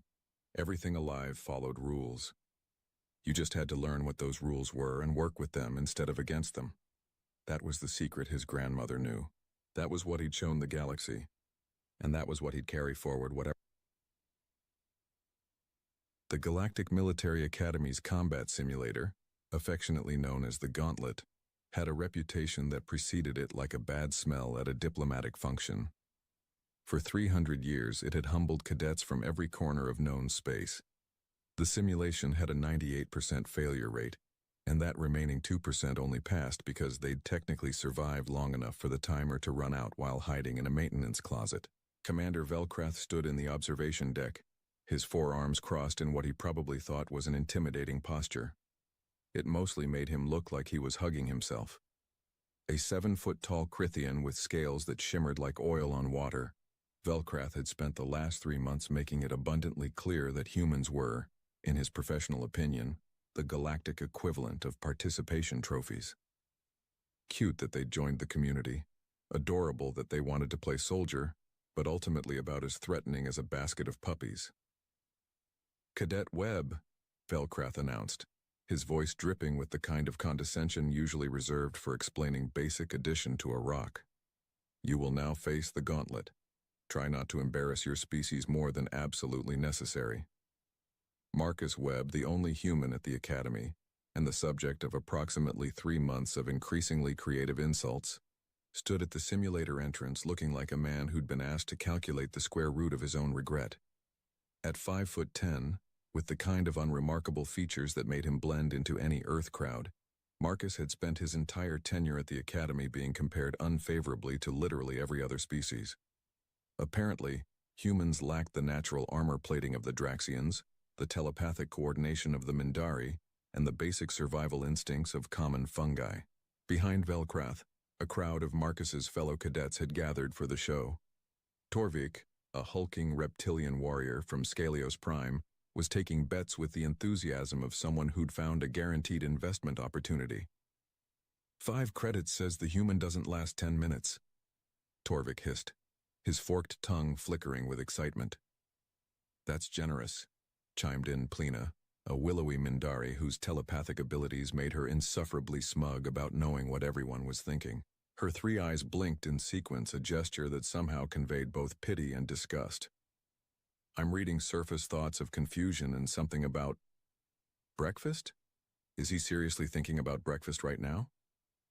Marcus was, in fact, thinking about breakfast. Specifically, whether the Academy cafeteria would still have those weird purple pastries by the time he got out of this thing. They tasted like cinnamon mixed with static electricity, and he'd developed an unhealthy addiction to them. "The scenario is straightforward," Velcrath continued, consulting a holographic display. "You are inserted into hostile territory. Your mission is to gather intelligence on enemy positions, avoid detection, and extract safely. The simulation adapts to your decisions. Most cadets manage 47 minutes before catastrophic failure. The record holder, a Draxian battle master, Survived for 3 hours using advanced stealth protocols and strategic patience. So basically, don't get caught and don't die, Marcus summarized. Velcrath's scales rippled in what might have been irritation. If you wish to oversimplify centuries of tactical doctrine, yes. Marcus shrugged and stepped into the simulator pod. The door hissed shut behind him with the finality of a coffin lid. Around him, the observation deck's monitors flickered to life, showing multiple angles of what was about to unfold. Beginning simulation in 3, 2, 1, announced an automated voice that sounded bored with its own existence. The world dissolved into light, and Marcus Webb vanished into what everyone assumed would be a very brief and entertaining disaster. Velcrath settled into his observation chair, a small smile playing at the corners of his mouth. Perhaps after this humiliation, the human would finally understand his place in the galactic order.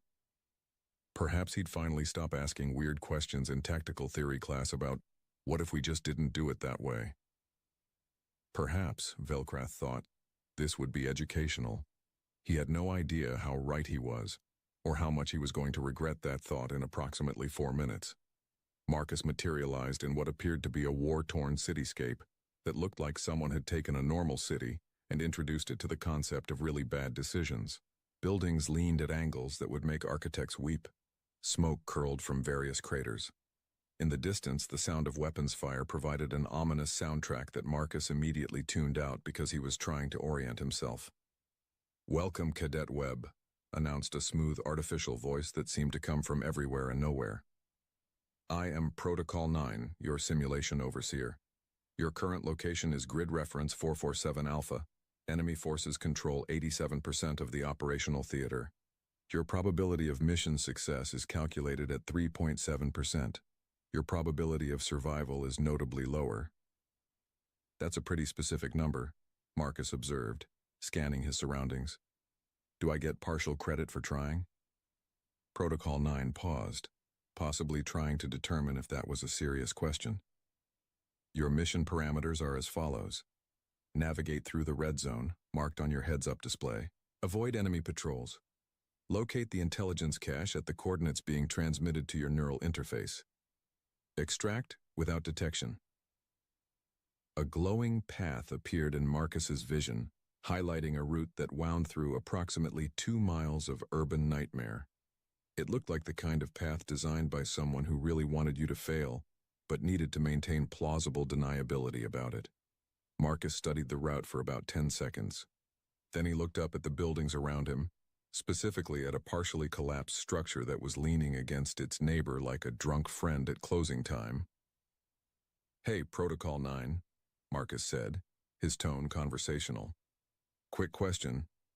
What happens if I just knock that building down?" Protocol 9's pause was longer this time. Clarification required. The mission parameters do not include structural demolition. Yeah, but theoretically. That building falls, it takes out the one next to it, probably causes a pretty decent distraction. Maybe even blocks some of those patrol routes you've got marked on my display. Cadet Webb, the simulation is designed to test your infiltration and intelligence gathering capabilities, not your capacity for random destruction. Sure, but you didn't answer my question." In the observation deck, Velcrath leaned forward. "What is he doing?" "He's talking to Protocol 9. Replied Lieutenant Maxis, a junior instructor who looked confused. "About knocking down buildings." "Why would he knock down buildings?" "The mission is stealth-based." "This makes no sense." Back in the simulation, Marcus had found what he was looking for. A fuel depot that the scenario designers had probably placed there as an environmental hazard to avoid. You know, like a responsible infiltrator would. "Okay, so if I redirect this fuel line," Marcus muttered to himself, examining the setup with the critical eye of someone who'd spent his teenage years figuring out which rules were actually important and which were just suggestions, and use that construction equipment over there. Yeah, this could work. "Cadet Webb," Protocol 9's voice had taken on a tone that could only be described as algorithmic concern. "You are deviating from optimal mission parameters.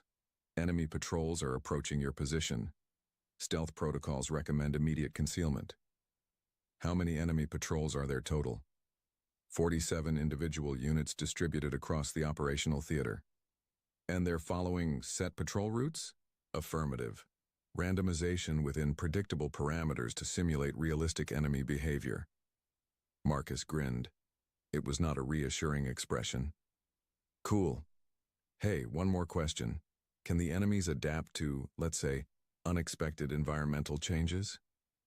Enemy AI operates within tactical doctrine appropriate to their civilization type. They respond to threats according to established military theory. So that's a no.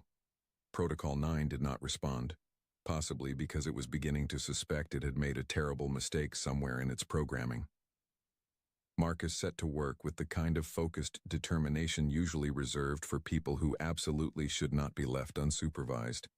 He found a heavy loader, the kind of machinery meant for moving construction materials. He found the fuel depot's main line. He found a structural support that looked like it had been one stiff breeze away from giving up on life anyway. In the observation deck, Torvik's confidence was beginning to waver. Why isn't he hiding? The patrol is literally 30 seconds from his position. I don't know, Plina admitted, her telepathic senses straining. His thoughts are, I don't even know how to describe this. It's like watching someone solve a jigsaw puzzle by eating the pieces. There's a logic there, but it's not a logic I understand. And why does he keep thinking about something called a Rube Goldberg machine? Velkrath's 4 hands were now gripping his chair's armrests with enough force to leave permanent impressions. Someone tell me what he's doing. Marcus stepped back from his handiwork, admired it for a moment, and then activated the heavy loader. It lurched forward with all the grace of a drunk elephant, smashed into the structural support exactly as planned, and triggered a chain reaction that Protocol 9's processors were definitely not prepared for. The building came down. Then the building next to it came down. The fuel line ruptured, not enough to explode, but enough to create a massive smokescreen. Enemy patrols converged on the noise, following their programming, which meant they all converged on the same location, which meant they were now clustered in a very convenient target-rich environment that had nothing to do with Marcus' current position. What? Marcus said cheerfully, watching the chaos unfold. Were you saying about a stealth approach? Protocol 9's silence was deafening. The thing about artificial intelligence, Marcus reflected as he jogged through a now completely unguarded section of the operational theater, is that it's only as smart as the assumptions it's built on, and if those assumptions include the cadet will try to play by the rules, well, that's just poor planning. Protocol 9, to its credit, was trying. Cadet Webb, your actions have created 47 tactical anomalies in the simulation environment, attempting to compensate. Don't strain yourself, Marcus called out, vaulting over a piece of rubble. The HUD in his vision was flashing warnings about unauthorized tactical approaches, which he was pretty sure was just Protocol 9's way of saying it was having feelings about this. Enemy forces began spawning in his path, trying to cut him off. They materialized with weapons raised, ready to engage in simulated combat, according to centuries of established tactical doctrine. Marcus immediately spotted a water main that had been damaged in his earlier chaos. Without breaking stride, he kicked it. Hard. The pipe burst, flooding the street with enough water to create a slip hazard that sent 3 enemy combatants tumbling like bowling pins. While they were down, Marcus grabbed a discarded piece of metal debris and wedged it into a nearby doorway at head height. 2 more enemies ran straight into it with the kind of comedic timing that would make a slapstick director weep with joy. This is not tactically sound behavior, Protocol 9 observed, its tone suggesting it was having a bit of an existential crisis. You are improvising with environmental elements not designated as tactical assets. Everything's a tactical asset if you're creative enough, Marcus replied, now actively looking for more things to weaponize. He found a maintenance bot stuck in a corner, apparently part of the environmental dressing. He reactivated it and pointed it toward a cluster of enemies. The bot, following its core programming, tried to clean the area. The enemies, following their programming, tried to eliminate the perceived threat. The result was absolute chaos as combat AI tried to fight a janitor bot that just wanted to sweep. In the observation deck, the atmosphere had shifted from mockery to confused horror. He's using a maintenance bot, Lieutenant Maxis said, his voice hollow. As a weapon, against trained combat forces. I can see that, Velkrath snapped. What I can't see is why it's working. Plina's 3 eyes had gone wide. I'm trying to read his tactical reasoning, but it's like static and half-remembered memes and something about a video game called Minecraft. What's a Minecraft? Why is he comparing this to creative mode? Torvik had stopped taking bets. In fact, Torvik was beginning to regret several life choices that had led him to this moment. Commander, in all my warrior training across all the battle scenarios I've studied, I have never seen anyone approach combat like this. He's not fighting. He's trolling. He's trolling the simulation. Protocol 9 spawned more enemies, adjusting their tactics, trying to predict Marcus's movements. The problem was that Marcus's movements couldn't be predicted because they weren't following any known tactical framework. He was essentially playing a completely different game than the one the simulation was designed to run. Marcus found a gravity lift, meant to be used for extraction in the final phase of the mission. He activated it early, sending a trash container flying into the air. It came down on an enemy position like an improvised orbital strike. Improvised orbital strike. Marcus muttered to himself. I should write that down. Your approach violates 14 separate articles of the Galactic Warfare Convention, Protocol 9 informed him, sounding distinctly stressed for an AI. Good thing this is a simulation then, Marcus replied cheerfully. The simulation's environment was beginning to show strain. Buildings flickered at their edges. Enemy pathfinding routines started glitching, sending combatants walking into walls. The carefully crafted war-torn aesthetic was developing tears in its rendering, like reality was having technical difficulties. Marcus reached a checkpoint that should have taken him 45 minutes to reach. He'd done it in 12. And he'd done it by essentially treating the entire scenario like a destructible environment puzzle, rather than a tactical infiltration mission. Velkrath's scales had gone from oil-slick iridescent to a dull gray that indicated extreme stress among Crithians. How is this happening? I believe, Lieutenant Maxis said slowly, the human is exploiting the fact that Protocol 9 assumes cooperative engagement with the scenario. The AI is designed to challenge tactics, not chaos. This isn't chaos, Plina corrected, her telepathic senses finally making some sense of Marcus's thoughts. It's a different kind of order, human order. It's terrifying. Back in the simulation, Marcus had just discovered that if you short out a power conduit near a force field, the force field doesn't just deactivate, it creates a feedback loop that overloads the entire grid section.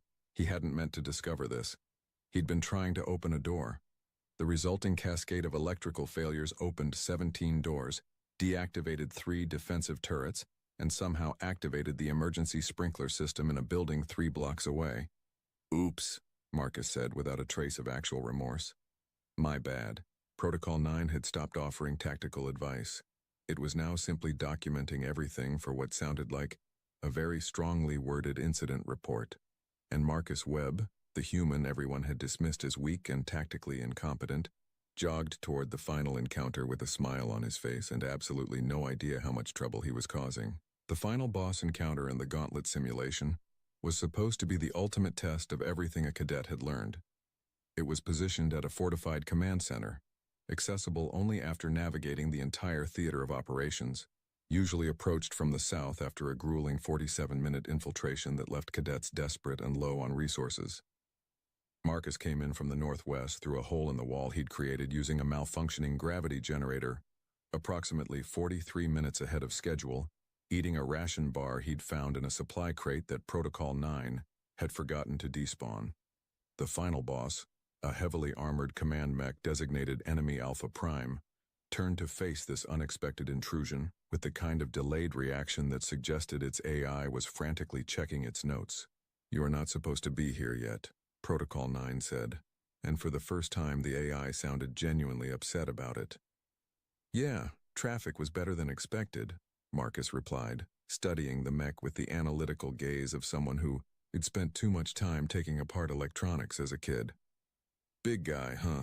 Lots of weapons, probably shielded, definitely programmed with some kind of adaptive combat routine. Enemy Alpha Prime raised its weapons, preparing to engage in a climactic battle that would test Marcus's combat skills, strategic thinking, and ability to adapt under pressure.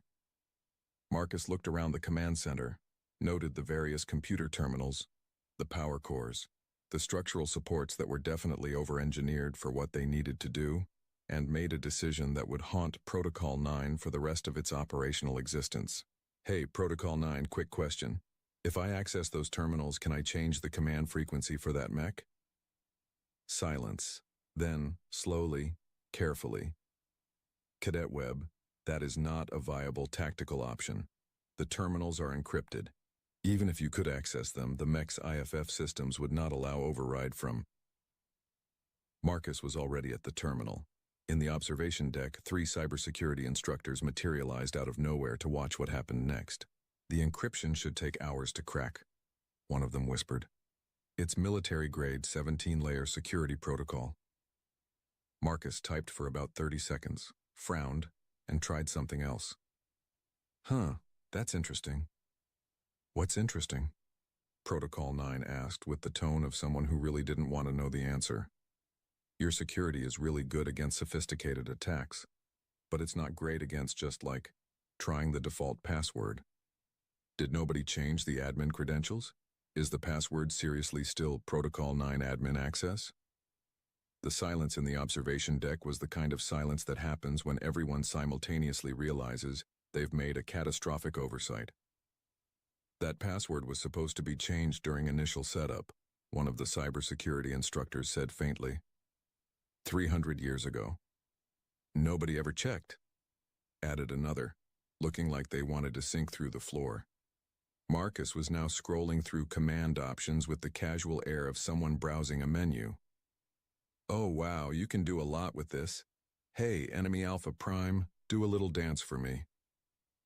The heavily armored combat mech designed to be the ultimate test of a cadet's combat prowess did a little dance. In the observation deck, Torvik made a sound like a dying accordion. Protocol 9 was experiencing what could only be described as an artificial intelligence's version of a breakdown. This is not how the simulation is supposed to function. You are supposed to engage in combat. You are supposed to utilize the tactics you've been taught. I am utilizing tactics, Marcus protested, now making the mech do jazz hands. They're just not the tactics you expected.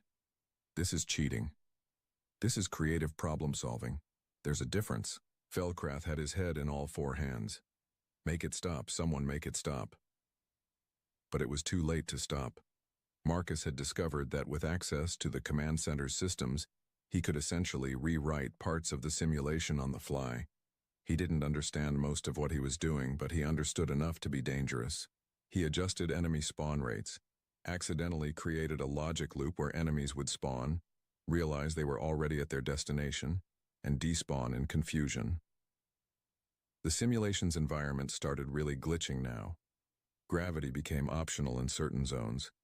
Textures failed to load, leaving checkerboard patterns floating in midair. A building rendered itself inside out. Enemy combatants began T-posing, stuck in their default positions as their AI gave up trying to process what was happening. Cadet Webb, Protocol 9 said, and its voice was doing something that could only be described as digital begging. Please stop. You are creating cascading errors in my core systems. I am a sophisticated military simulation AI, and you are making me question my existence. Is that a problem? Yes. That is philosophically and operationally a significant problem. Marcus looked at the chaos unfolding around him, the glitching environment, the T-posing enemies, the mech that was now stuck doing the shuffle dance on repeat, and experienced a moment of genuine confusion. Wait, am I winning? This feels too easy. Is this a trap? It's not a trap, Protocol 9 said miserably. You've just broken me. Congratulations. In 300 years of operation, nobody has ever broken me before. The simulation began its death throes in earnest. Physics stopped being a suggestion and became more of a vague concept. Colors inverted. The sky rendered as the ground and the ground rendered as a philosophical question. Somewhere in the code, an error log was generating reports faster than it could save them. And Marcus Webb, standing in the center of it all, took another bite of his ration bar and wondered if he'd actually failed somehow because this seemed way too easy. Simulation terminating, Protocol 9 announced with the relief of someone finally being allowed to quit a job they hated. Emergency shutdown initiated, simulation integrity compromised beyond recovery. Please exit immediately before reality stops making sense entirely. Too late, Marcus muttered, watching a tree render itself as a floating mathematical equation. The world dissolved into white light, and Marcus found himself back in the simulator pod, which opened with a hiss that sounded vaguely accusatory. He stepped out, still holding his ration bar, and blinked at the crowd of stunned faces staring at him from the observation deck. "So," he said into the silence, "did I pass?" The observation deck had the atmosphere of a funeral, where nobody was quite sure who had died, but everyone was certain someone was responsible. Marcus Webb stood in the center of the room, protein bar in hand, surrounded by what felt like every instructor and senior cadet in the entire academy. They were all staring at him with expressions ranging from shock to horror to existential dread. Commander Velcrath looked like he'd aged several decades in the past 17 minutes. His scales had gone completely dull, and his 4 arms hung limply at his sides in the Crithian gesture for complete defeat. "Did you?" Velcrath began, his voice barely above a whisper. "Did you just break Protocol 9? Marcus glanced back at the simulator pod, which was now displaying an error message that simply read, "Please no," in 17 different languages. "I mean, it's probably just a bug, right? Have you tried turning it off and on again?" A strangled sound came from somewhere in the back of the room. It might have been laughter. It might have been crying. It was hard to tell. Lieutenant Maxis was reviewing the simulation footage with the horrified fascination of someone watching a disaster unfold in slow motion. He completed the scenario in 17 minutes and 34 seconds. The previous record was 3 hours. He didn't follow a single tactical protocol. He weaponized a maintenance bot. He made the final boss do jazz hands. "I saw the jazz hands," Velcrath said distantly. "We all saw the jazz hands." Torvik approached Marcus with the careful steps of someone approaching an unexploded ordnance. "Cadet Webb, I have a question. When you entered that simulation, were you trying to break it?" "No," Marcus said honestly. "I was just trying to, complete the mission efficiently. Was I not supposed to use the available resources?" The maintenance bot was not a resource. It was available, therefore it was a resource. Plina had given up trying to read Marcus' thoughts and was now just staring at him like he was a particularly complex puzzle that might bite. "Your species is insane. You look at a carefully designed military exercise and see a sandbox. You see rules as suggestions. You see tactics as, guidelines? More like starting points," Marcus offered helpfully. The atmosphere in the room shifted as the door opened and Admiral Cross entered. The Admiral was a Xantharian, a species known for their wisdom, patience, and extremely long lifespans that had seen the rise and fall of civilizations. Cross looked ancient and exhausted, with the air of someone who had seen everything and was tired of all of it. "I've reviewed the footage," Cross said, his voice carrying the weight of someone who really wished he hadn't. "All of it. Twice. The second time was to make sure I wasn't hallucinating." "Admiral, I can explain," Velcrath started. Cross held up a hand. "Commander, I'm not here to discipline you. I'm here because we have a much larger problem than a broken simulation." He turned to Marcus. "Cadet Webb, do you understand what you've done?" Marcus shifted uncomfortably. "Broken and expensive training program? In my defense, the security was really not great." "You've exposed a fundamental flaw in our entire military doctrine," Cross interrupted. "Protocol 9 was designed 3 centuries ago by the finest tactical minds in the galaxy. It was built on the foundation of civilized warfare, of established tactical theory, of predictable strategic frameworks. It assumed that anyone facing it would engage with it on those terms." "Okay," Marcus said slowly. "Humans," Cross continued, and there was something like weary respect in his voice, "don't engage on expected terms. You don't fight by the rules because apparently, you barely acknowledge the rules exist. You see a carefully balanced tactical scenario and treat it like a physics experiment. You're not unpredictable. You're operating on a completely different logical framework. Around the room, the implications were beginning to sink in. Torvik's eyes had gone wide. If one human with no real training can dismantle our premier tactical simulation, what could a trained human military force do to our defensive strategies? That, Cross said heavily, is exactly the question that's going to keep the Council awake for the foreseeable future. Velkrath looked like he might faint, which was impressive for a species that didn't typically faint. The defensive grid, the orbital platforms, the border patrol patterns, they're all built on the same tactical assumptions that Protocol 9 used. Correct, Cross confirmed. We've spent centuries perfecting warfare against opponents who think like us, and then humans show up, and they don't think like us at all. They think like, what did the report say? He consulted a data pad. They think like someone playing a video game where the objective is to see how creatively they can break the intended experience. That's not fair, Marcus protested. I was just trying to solve the problem. That's what makes it terrifying, Plina said quietly. You don't even realize how abnormal your approach is. To you, this is just problem solving. To us, it's like watching someone casually violate the laws of physics because they didn't know they were supposed to be laws. Cross pulled up the simulation footage on the main display, freezing it on the moment where Marcus had made enemy Alpha Prime do a little dance. Cadet Webb, I'm going to ask you a question and I need you to answer honestly. If you were facing a real military threat, an actual combat scenario, would you approach it the same way you approached this simulation? Marcus thought about it. I mean, probably. If there's a problem, you use what's available to solve it. You adapt. You improvise. You don't just follow the plan if the plan isn't working. The silence that followed was profound. Finally, Cross sighed, a sound that seemed to come from the depths of his soul. Commander Velkrath, you are to cease all training exercises involving Cadet Webb until further notice. The simulation bay is closed for extensive repairs and what I'm going to call aggressive re-evaluation of our entire tactical training program. And Cadet Webb? Velkrath asked. Cross looked at Marcus with an expression that mixed respect, fear, and resignation. Cadet Webb receives a commendation for creative problem-solving and a formal warning to please, for the love of everything we consider sacred, stop breaking things. I'll try, Marcus offered. That's what worries me, Cross muttered. The emergency meeting of the Academy's senior staff took place in a secure conference room that had probably hosted discussions about interstellar threats, military coups, and budget allocation disputes. It had never hosted a discussion quite like this one. So let me make sure I understand the situation, said General Thrax, a decorated war hero from the Krell Empire who looked like he could bench press a tank.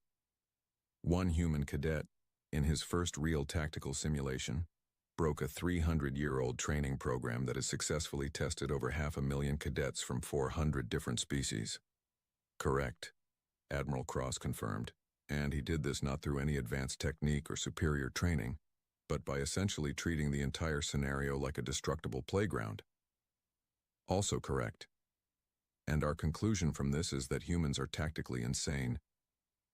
That's one way to phrase it, Cross said diplomatically. I prefer operating on a fundamentally different strategic paradigm, but yes, General Thrax leaned back in his chair, which creaked ominously under his weight.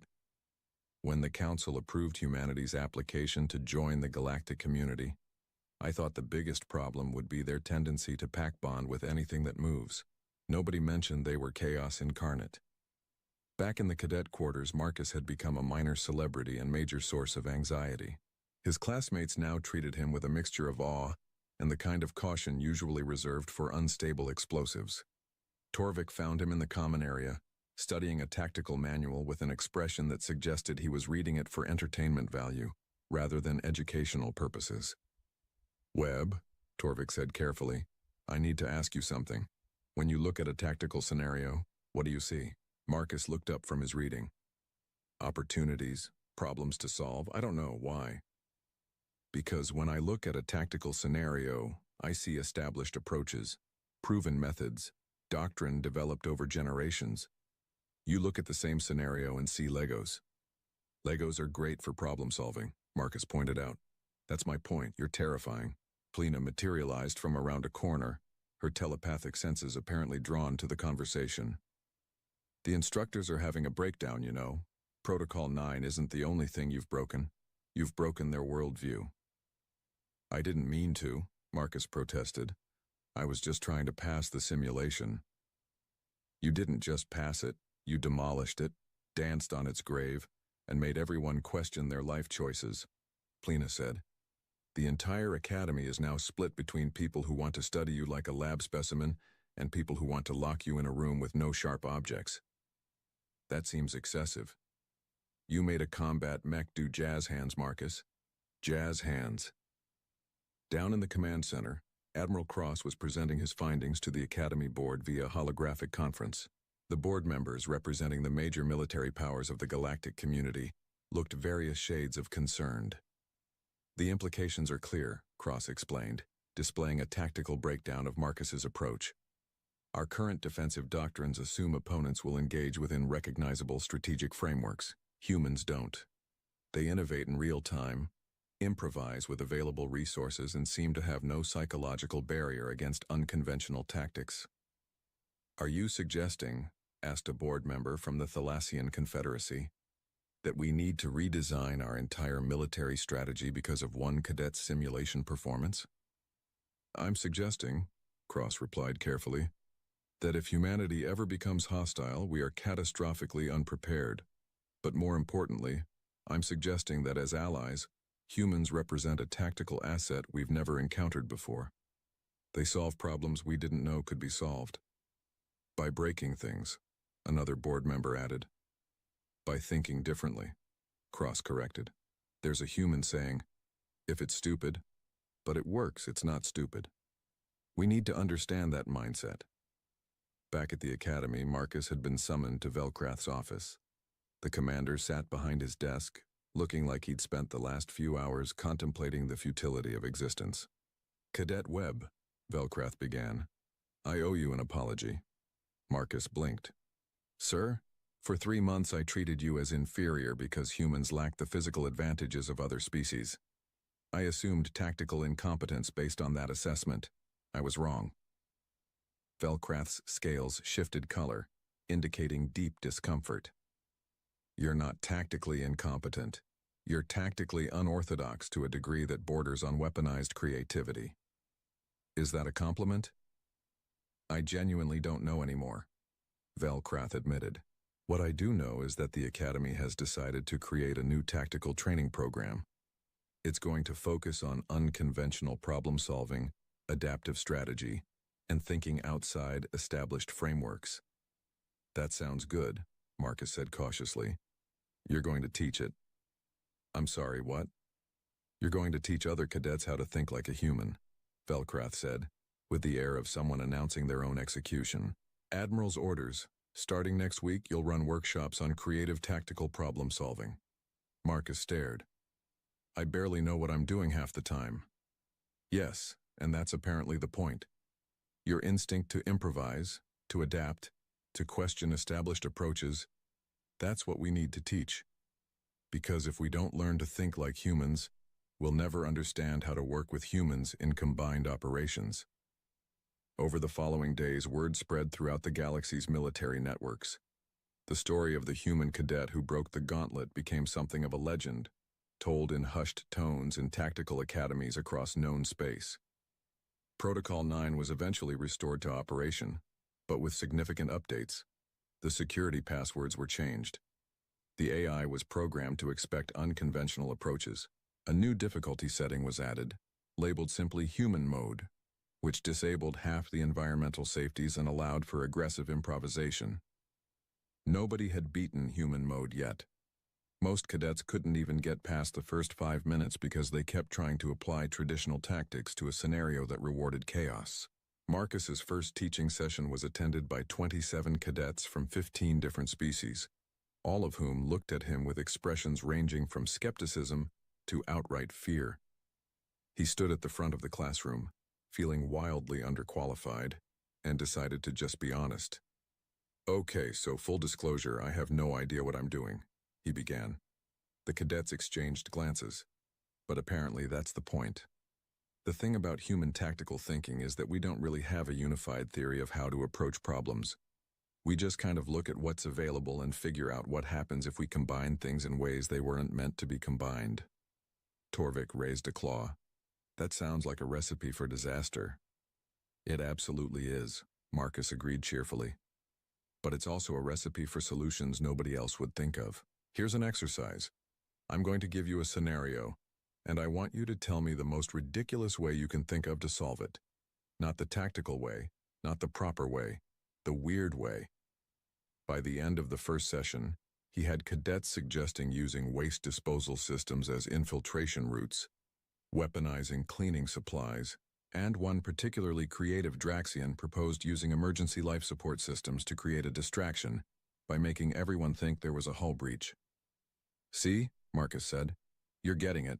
You're thinking like humans. I feel dirty, the Draxian admitted. That's how you know it's working.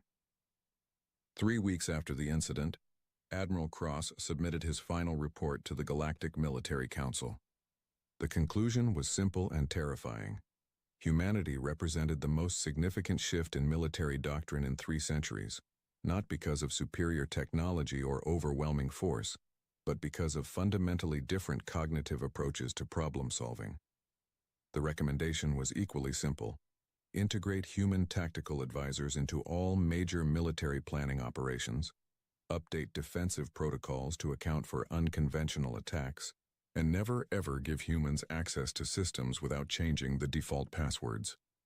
Marcus Webb continued his training at the academy, now with a reputation that preceded him like a warning label. He became the go-to consultant for impossible problems, the cadet you called when traditional approaches had failed. He developed a following of students who wanted to learn the human way of thinking, and a parallel following of instructors who wanted to make sure he stayed away from anything important. On a quiet evening, about a month after breaking Protocol 9, Marcus found himself back at the simulator bay. The facility had reopened with extensive modifications and enough warning labels to wallpaper a small building. He stood outside the entrance looking at the pod that had started everything. Velkrath appeared beside him, all 4 arms loaded with data pads. Cadet Webb, I thought you'd be celebrating. Your unorthodox approach has been officially recognized by the Council as a valid tactical framework. Yeah, about that, Marcus said. I wanted to apologize. I really didn't mean to cause this much trouble. Velkrath was quiet for a moment, his scales shifting through several colors that indicated deep thought. Do you know what the most humbling part of this experience has been for me? The jazz hands? Besides the jazz hands, it's been realizing that for 300 years we've been so confident in our tactical superiority that we stopped questioning our own assumptions. We built systems designed to test cadets against known problems, but we never considered that the biggest threat might be someone who doesn't recognize the problems as problems in the first place. I'm not sure that's a compliment. It's an observation, Velkrath said. Humans are going to change the galaxy, Cadet Webb. Not through conquest or superior firepower, but by making everyone else rethink everything they thought they knew. And honestly, his scales flickered with what might have been amusement. I'm not sure we're ready for it. For what it's worth, we're not sure we're ready for you guys either. I still don't understand half the stuff in the tactical manual. Yes, but the difference is that doesn't stop you from solving the problem anyway. Velkrath shifted his datapads. I have a question. Purely hypothetical. If you were to run the gauntlet again, now that Protocol 9 has been updated to expect your approach, what would you do differently? Marcus grinned. Nice try, Commander. But I'm pretty sure the Academy has suffered enough for 1 semester. That's what I was afraid of, Velkrath muttered. As Marcus walked away from the simulator bay, heading toward the mess hall where those weird purple pastries were probably waiting, he passed a group of junior cadets huddled around a datapad. They were watching footage of his simulation run, analyzing it frame by frame. See, right there, one of them was saying. He doesn't even check his surroundings. He just commits to the idea and makes it work through sheer audacity. Is that a teachable skill? Another asked. I don't think so. I think you have to be slightly insane. Marcus smiled and kept walking. Behind him, the simulator bay stood quiet, its systems upgraded, its AI traumatized but functional, its reputation forever changed by 17 minutes of absolute chaos. And somewhere in the galactic military networks, tactical planners were updating their threat assessment protocols, adding a new category they'd never needed before. Human factor. Expect unconventional approaches. Prepare for anything. Change your passwords. The galaxy, it turned out, was going to need a much bigger instruction manual. And Marcus Webb, the human who broke the unbreakable simulation, had one more question as he grabbed his purple pastry from the nearly empty serving line.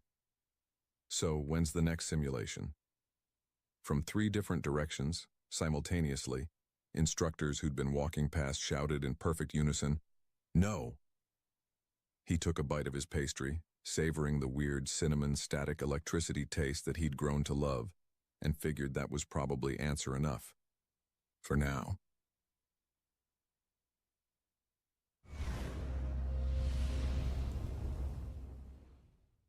At Starbound, we tell stories the human way, not with artificial voices or AI slop. In the end, what's HFY without humanity?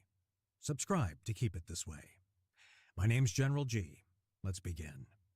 I'm sorry to say this, little buddy, the human ambassador began from his seat at the Galactic Council meeting, but you won't last 3 seconds. Abby's antennae drooped as the words washed over him. He stood atop the massive council table, his small paws gripping the edge of the microphone stand that had been specially adjusted to accommodate his diminutive stature. The table stretched out around him like a vast plateau, and he could see the faces of dozens of species watching him from their seats in the amphitheater-style chamber. His bright orange fur bristled in indignation. His big dark eyes watched as he processed what the human had just said, and the fluffy pom-poms at the tip of his antennae quivered as he tried to suppress his rage. Being forced to stand on the table just to be seen at all had been humiliating enough. The Sativ were new to the Galactic Council, and the negotiations to join had been a months-long ordeal of being spoken to in condescending tones and generally treated like adorable pets rather than sentient beings with their own culture and achievements. Abby and his people had collectively decided that enough was enough. The moment they were officially granted membership and given the floor to speak, they would declare war on the most powerful species in the chamber. It was a calculated move designed to earn respect through demonstration of courage and martial prowess. Abby had spent hours studying the dossiers of every species present. He'd memorized their military capabilities, their territories, their temperaments. And he'd made his choice. The humans. They were legendary warriors, survivors of a death world called Earth, masters of violence. They were the species that made the other species nervous. If the Sativ could challenge them and prove themselves worthy opponents, every other member of the council would have to take notice.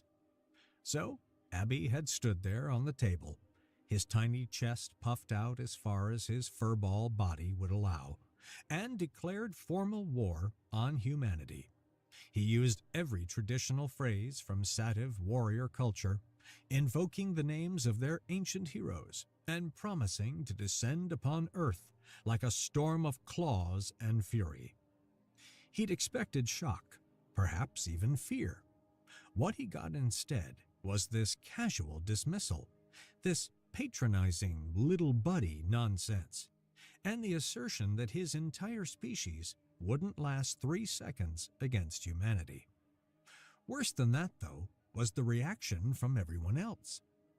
Abby's large eyes scanned the chamber, taking in the spectacle of universal mockery. The Aquarians in their water-filled environmental suits were producing steams of bubbles, their translucent bodies rippling with what could only be laughter. The Avian Cree delegation was worse. Their high-pitched squeaking filled the air as their elaborate head crests stood fully erect, a sign of extreme amusement in their culture. Even the Morphids, usually so dignified in their carefully maintained bipedal forms, had lost their composure. 3 of them had literally melted into puddles of gelatinous goo on their seats, their bodies shaking with what Abby assumed was the blob equivalent of hysterical laughter. "You all laugh now," Abby declared, his voice amplified by the microphone but still higher pitched than he would have liked. "But in 2 days, the Sativ warrior fleet will descend upon Earth. We will challenge the humans to honorable combat, warrior to warrior.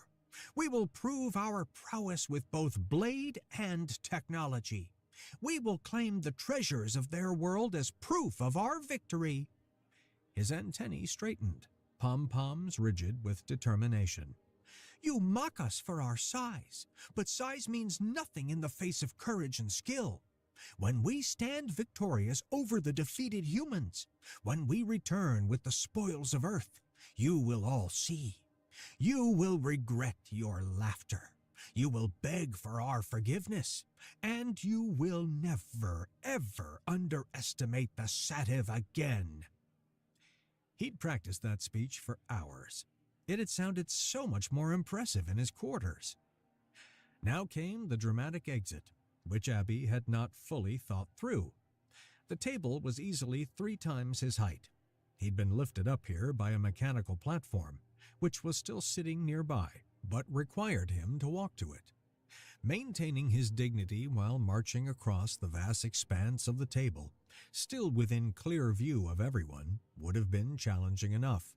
But he was so angry, so determined to storm off, that he simply turned and began walking toward the edge of the table, fully intending to leap off in a display of athletic prowess. He made it about 3 steps before he realized his mistake. Peering over the edge, he saw the floor far below. Very far. He froze, his tail twitching nervously behind him. The laughter in the chamber intensified. "Does the mighty warrior need help getting down?" one of the Cree called out, setting off another wave of squeaking. Abby's fur fluffed out even more, if that was possible. He turned around with as much dignity as he could muster and walked stiffly toward the platform, his small legs moving in quick, angry steps. Behind him, he could hear the voices of the council members.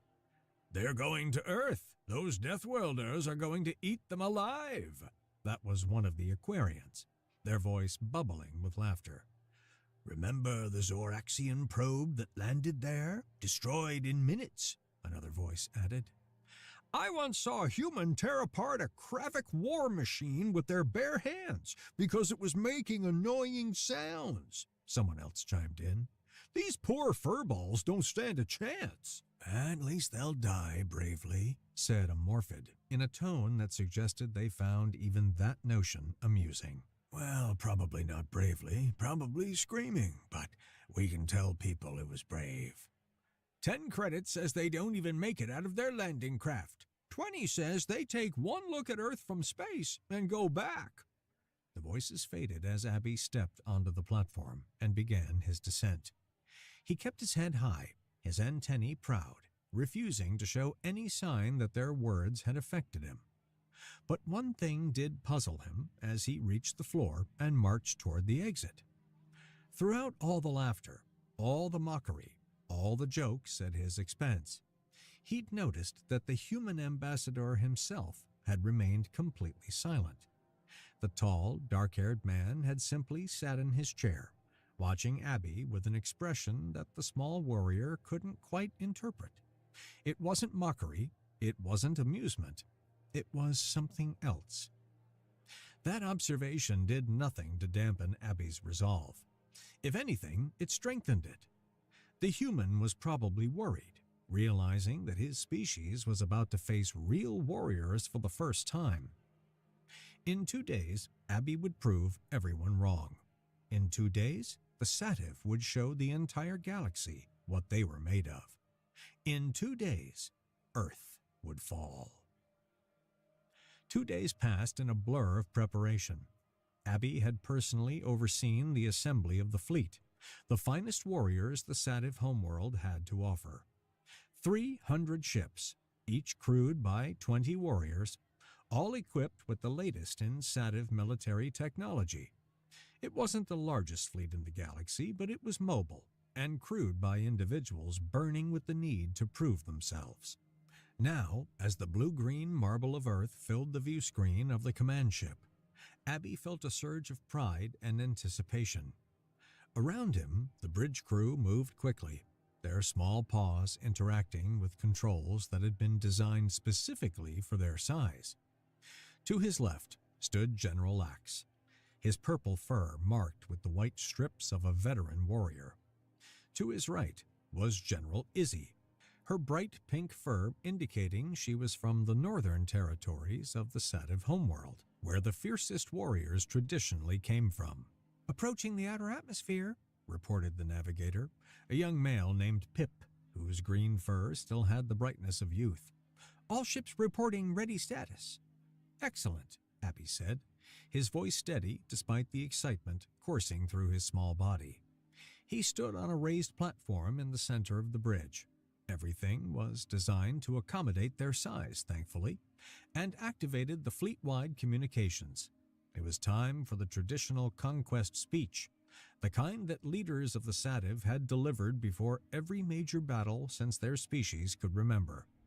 "Warriors of the Sativ," Abby's voice rang out across all 300 ships. "Today we write history. Today we prove to the galaxy that size means nothing in the face of courage and skill. The other species of the Council look at us and see small, fluffy creatures. Today we show them the truth." On the view screen, he could see inside some of the other ships. Thousands of furball warriors, each in their enhanced bodysuits that doubled their strength, carrying both traditional curved blades and modern laser rifles.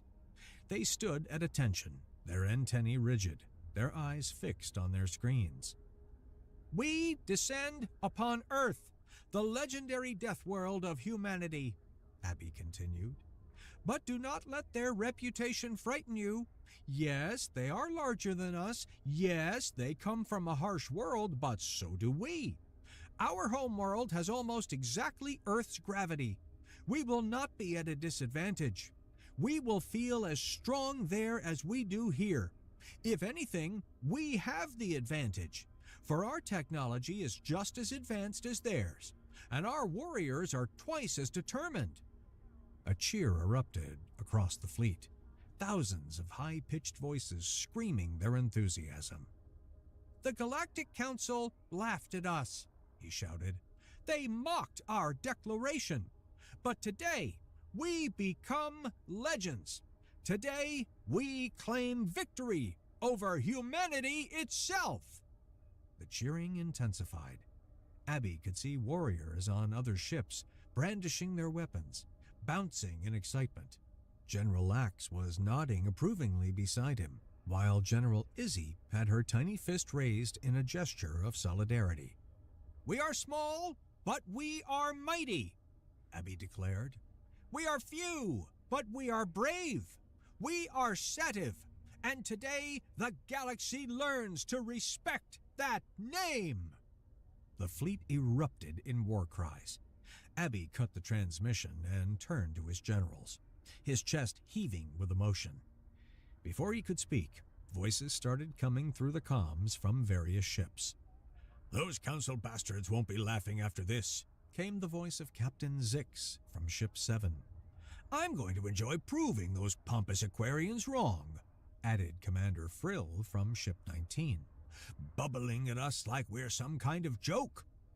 A female voice cut through the chatter, coming from Ship 40. "Commander Abby, I have a question.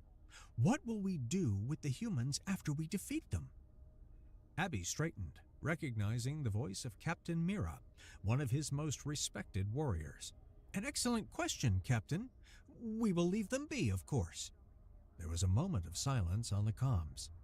"Leave them be, sir?" Mira asked, her tone confused. "Of course," Abby replied, as if it were obvious. "We're not monsters. We'll prove our superiority in combat. claim some of their treasures as proof of our victory, and then depart. They can keep their planet. We don't want the other species to think we're cruel conquerors. We're warriors seeking respect, not tyrants seeking domination." General Lax leaned closer, his voice low and concerned. "Commander, are you sure about that? I mean, what if the humans see our mercy as weakness? What if the Council thinks we went soft?" "Nonsense," Abby said firmly. "Showing restraint and honor will only increase the respect they have for us. We're not barbarians." General Izzy looked equally worried, her pink fur rippling with anxiety. "But, Commander, what if they refuse to tell the Council that we conquered Earth? What if they just say we landed, got scared, and left?" "They won't be able to say that," Abby assured her.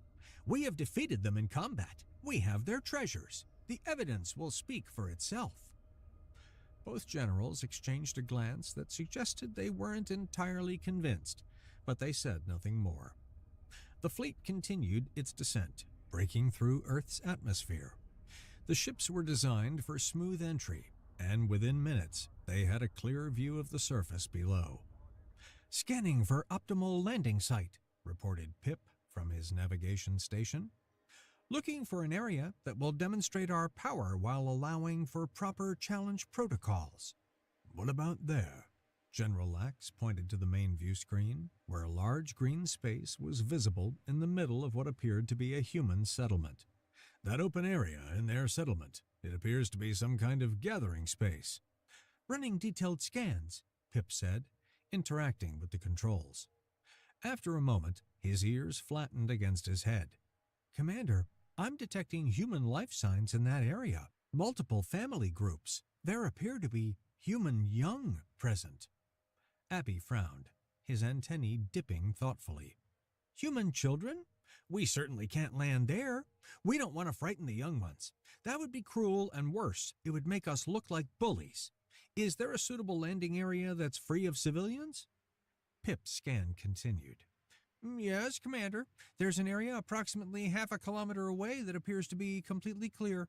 Still within the same green space, but isolated from the human population centers." "Perfect," Abby decided. "We'll land there first, establish our position, and then transmit our formal challenge to the human warriors. We'll give them the opportunity to meet us in honorable combat. If they accept, we fight. If they surrender, well, that would be disappointing, but still a victory." "You really think they'll just surrender?" General Izzy asked skeptically. "Of course not," Abby replied. "They're humans. They're supposed to be fierce warriors. They'll accept the challenge, fight bravely, but ultimately lose. And then we'll all go home having earned respect. That's how these things work." General Lax's expression suggested he thought their commander might be oversimplifying things, but he merely nodded. "Setting landing protocols now. All ships prepare for ground deployment." The fleet descended in formation. 300 ships, creating an impressive display, as they approached the clearing Pip had identified. The landing was textbook perfect, each ship touching down with minimal impact, arranged in neat rows that would have made any military academy instructor proud. The ships themselves were small by galactic standards, each about the size of a human shuttle, but together they created an impressive sight. "Landing successful," Pip reported. "All ships confirm secure positions. External sensors show Earth's gravity is 0.974 of our home standard, well within comfort range." "Excellent," Abby said. "Environmental analysis?" "Atmosphere is compatible. Temperature is mild. No immediate threats detected." Pip paused. "Commander, I am detecting various biological signals in the surrounding area, flora and fauna." "Perhaps just local wildlife," Abby said dismissively. "Nothing we can't handle." The three commanders made their way to the hatch, their enhanced bodysuits glowing with power. The suits were impressive, form-fitting armor that augmented their strength, provided environmental protection, and looked intimidating despite their small size. Each suit was decorated according to rank, with Abby's featuring golden trim and the crest of the Sativ Military Council. "Open the latch," Abby commanded, his voice steady and fearless. The hatch cycled open with a hiss of equalizing pressure, and a ramp extended downward. Bright sunlight flooded the interior of the ship, and for a moment, Abby had to blink against the glare. Then his eyes adjusted, and he got his first real look at Earth. It was green, incredibly, overwhelmingly green. The grass stretched out in all directions, each blade swaying in a gentle breeze. But what struck Abby most was the sheer scale of everything. The trees surrounding the clearing were enormous, towering giants that made the trees of his homeworld look like saplings. Their trunks were as thick as some Sativ buildings, and their branches reached up toward a sky that seemed impossibly vast and blue. "By the ancestors," General Lax breathed beside him. "Those trees are massive." General Izzy had frozen at the bottom of the ramp, staring up at the vegetation around them. "I've never seen plants so large. Do you think all Earth plants are like this?" Abby forced his fur to lie flat, refusing to show intimidation. "Well, of course they're large. The humans are large, remember? It makes sense that their vegetation would match their scale. Besides, size means nothing. A large tree is no more threatening than a small one. Let's proceed." The three commanders stepped off the ramp and onto Earth's surface. The grass beneath their feet was strange, soft, but also slightly sharp. Each blade much thicker than the delicate ground cover of their homeworld. Abby took a deep breath of Earth's air, finding it rich and slightly sweet, carrying scents he couldn't identify. "Environmental conditions are excellent," he announced, his voice filled with confidence. "The gravity feels natural. The air is fresh. This is a fine world for battle.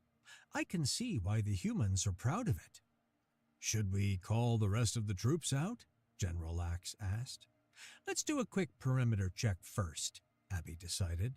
"Make sure there are no immediate surprises. Then we'll—" A high-pitched scream cut through the air, coming from their comms. "Commander! Commander! I've been wounded!" All three commanders froze. Abby activated his comm link immediately. "Report! What's your status?" "It's Private Zim, sir, from Ship 12. The voice was panicked, speaking so quickly that the words ran together. "I stepped outside for preliminary recon like you ordered, and I cut my foot on this grass thing. It's sharp, sir. The grass is sharp. I'm bleeding. I need a medic." Abby closed his eyes and counted to 3, trying to maintain his composure. Behind him, he could hear General Izzy making a sound that might have been a suppressed laugh. "Private Zim," he said slowly and clearly, "you cut your foot on grass?" "It's really sharp grass, sir." "Send a medic to Ship 12, Abby ordered, then switched to a private channel with his generals. "What an idiot! Wounded by grass! And I'm supposed to lead these troops to victory?" "To be fair," General Lax said, "he's probably just nervous, but he is an idiot." "The humans probably have idiots in their armies, too," Abby muttered dismissively. "Come on, let's continue the survey." They moved forward carefully, their small legs carrying them through the grass that came up to their shoulders. It was slow going, and Abby was starting to appreciate why the humans were so tall. Navigating this vegetation would be much easier with longer limbs. Still, they pressed on, making it about 20 meters from the ship before they heard another scream.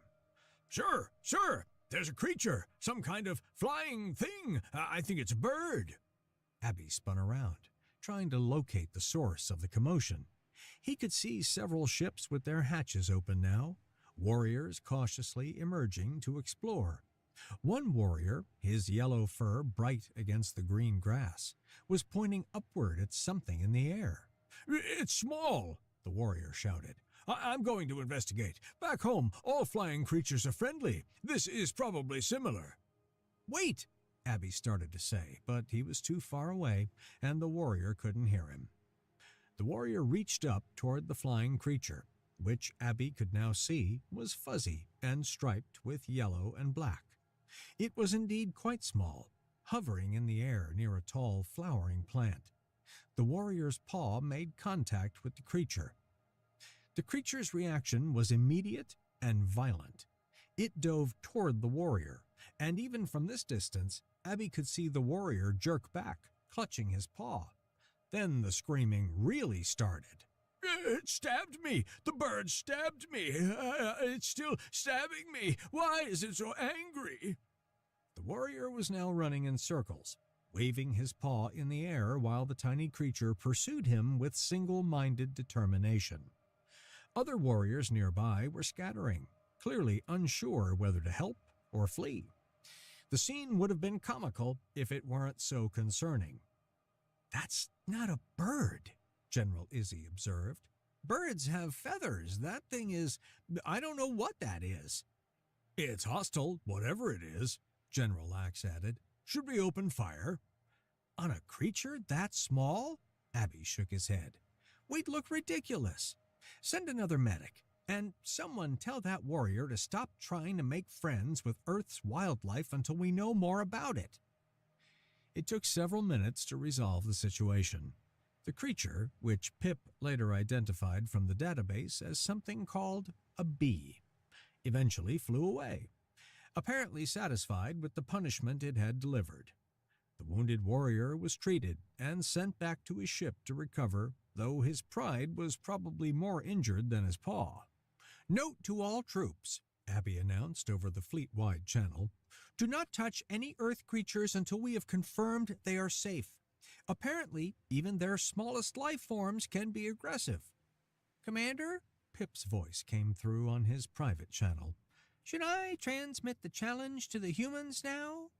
Abby looked around at the clearing. About 24 warriors had now emerged from various ships, all standing in small groups and staring at the alien environment with a mixture of wonder and apprehension. It was time to get this operation back on track. "Yes, transmit the challenge. Use the standard diplomatic frequency. Tell them that the Sativ warrior fleet has arrived to challenge them to honorable combat. Tell them we await their response in this location." "Are transmitting now, sir." There was a pause. "Message sent and confirmed, received by Earth's communication network." "Excellent. Now we wait for the human warriors to arrive." Abby walked back toward his ship, gesturing for more troops to disembark. "Everyone out! Form up! Make it look impressive! The humans will be here soon, and they need to see that we're serious." Warriors began pouring out of the ships, creating a growing sea of colorful furballs and combat suits. They arranged themselves in loose formations, weapons at the ready, antennae quivering. Abby positioned himself at the front, flanked by his generals, trying to project an image of confidence. Minutes passed, then more minutes. Abby began to wonder if the humans had received the message properly. Maybe their communication systems were different than expected. Maybe they needed more time to translate. Maybe... "Contact! Something's moving in the bushes!" The shout came from the left flank of the formation. Abby spun around, his paw going to his weapon. "Where? Show me!" "There, sir, in those bushes at the edge of the clearing. I saw something move, something big." All eyes turned toward the indicated location. The bushes in question were dense and tall, providing excellent cover for whatever was behind them. Abby could see movement. Something was definitely there. His heart raced. This was it. The humans were trying to ambush them, using the terrain to their advantage. It was a clever tactic, one he could respect. "Warriors at the ready," Abby commanded. "Prepare for contact. If they want to play games, we'll show them what Sativ warriors can do." The bushes rustled more violently. Something was pushing through them, something low to the ground but clearly strong. Abby raised his laser rifle, sighting down the barrel. A Around him, hundreds of other warriors did the same, creating a wall of firepower aimed at those bushes. The creature emerged. It was probably the same size as a satyr covered in fur, orange fur with white patches and distinctive stripes of darker orange. It had 4 legs, a long tail, pointed ears, and green eyes that fixed on the assembled warriors. It opened its mouth and made a sound. Meow. For a moment, absolute silence reigned. The creature, whatever it was, took a few steps forward, its tail raised high, still making small chirping sounds. It didn't look particularly aggressive. In fact, it looked curious, its head tilting to one side as it examined the crowd of small armed furballs. Is that a human weapon?" whispered General Izzy. "It's moving on 4 legs," General Lax pointed out. "It must be their battle creature," Abby decided. "They've sent this beast to test us before they arrive themselves. Stay alert. Don't let your guard down." The creature padded closer, now within 5 meters of the front line. Several warriors backed up nervously. The creature sat down and began to clean its face with one paw, completely unconcerned with the weapons pointed in its direction. Should we fire, sir?" asked one of the nearby warriors. "Hold your fire," Abby commanded. "Let's see what it does." What it did was stand up, stretch extensively, and then walk directly toward the warriors. Specifically, it walked toward a warrior on the left flank, a young female named Kira, whose green fur was fluffed out in fear. "It's coming for me," Kira squeaked. "Whoa, what do I do?" Abby shouted, "Defend yourself!" Kira, more out of panic than any real tactical thinking, swung her rifle around and fired a shot. The laser bolt struck the creature on its side. Against their own species, that type of weapon could punch through fur. Instead, the creature's fur merely showed a small scorch mark. The creature's reaction was immediate. It hissed, its ears flattening against its head, and swiped at Kira with one paw. Kira screamed. The creature's claws left 3 parallel scratches across her bodysuit. The suit's energy shields sparked but held, though Kira was knocked backward by the force of the blow. The creature, apparently scarred and slightly wounded, turned and bounded away, disappearing back into the bushes as quickly as it had appeared. "Medic!" Abby shouted. "Someone get a medic to Kira!" "Oh, I'm okay, sir," Kira called out, though her voice was shaky. "The suit took most of it, but that thing was strong." "What kind of battle creature takes a direct hit from a laser rifle and barely notices?" General Lax said, his voice low and secretive. "Commander, I don't think that was a human weapon. I think that might have been a local predator." "A predator?" Abby's antennae drooped. "You mean the humans didn't send it?" "The humans haven't responded to our challenge at all yet," General Izzy pointed out. "I think that was just an animal, a wild animal." Abby considered this information carefully. On one hand, it was concerning that a random Earth predator was that strong and aggressive. On the other hand, if the troops knew that they'd just been attacked by a random wildlife rather than human weapons, morale might suffer. "Keep that assessment between us," Abby told his generals quietly. "As far as the troops know, that was a test from the humans. We passed. They saw we could defend ourselves, and now they'll take us seriously." Both generals nodded, though neither looked entirely convinced. The warriors were already talking among themselves, some expressing pride at having driven off the human battle beast, others looking nervously at the bushes, as if expecting more creatures to emerge. Abby was about to address the troops when movement at the far end of the clearing caught his eye. This time, it wasn't an animal. A figure emerged from behind a large tree, and even from this distance, Abby could tell it was human.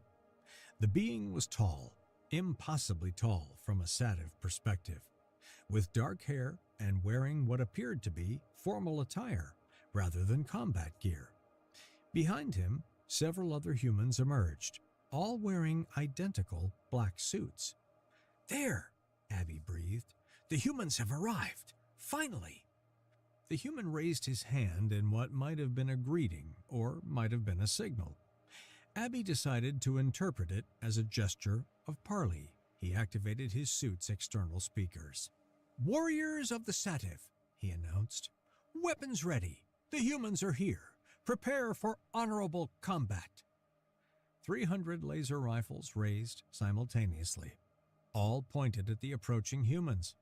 The humans kept walking, apparently unconcerned with the display of firepower. As they got closer, Abby recognized the one in front. It was the ambassador from the Galactic Council, the one who had said they wouldn't last 3 days. The human stopped about 10 meters away from the Sativ formation. He looked around at the assembled warriors, his expression unreadable. Then he sighed, running a hand through his hair. "Thanks for avoiding the children," the human said, his voice easily carrying across the clearing. "I saw your ships come in, and I was worried you'd land near the playground. With all that fluffy fur, it would have been a disaster." Abby bristled at the implication. They were not brutes who would hurt children. "We are not monsters who would attack the young ones," he declared, his voice amplified by his suit's speakers. "We are warriors. We came here to fight human warriors in honorable combat. We seek to prove ourselves against the best you have to offer."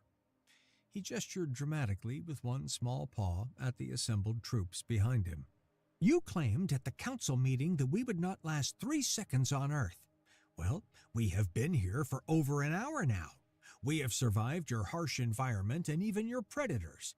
We are still standing, still ready to fight. Your words have been proven false." The humans exchanged glances. Abby interpreted their expressions as fear. Clearly, they were realizing they had underestimated the Sativ.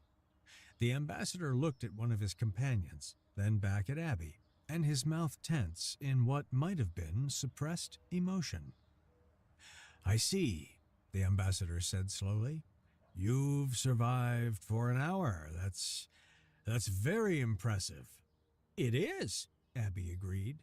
"And now we call upon you to fulfill the terms of our challenge. We face each other in battle, warrior to warrior.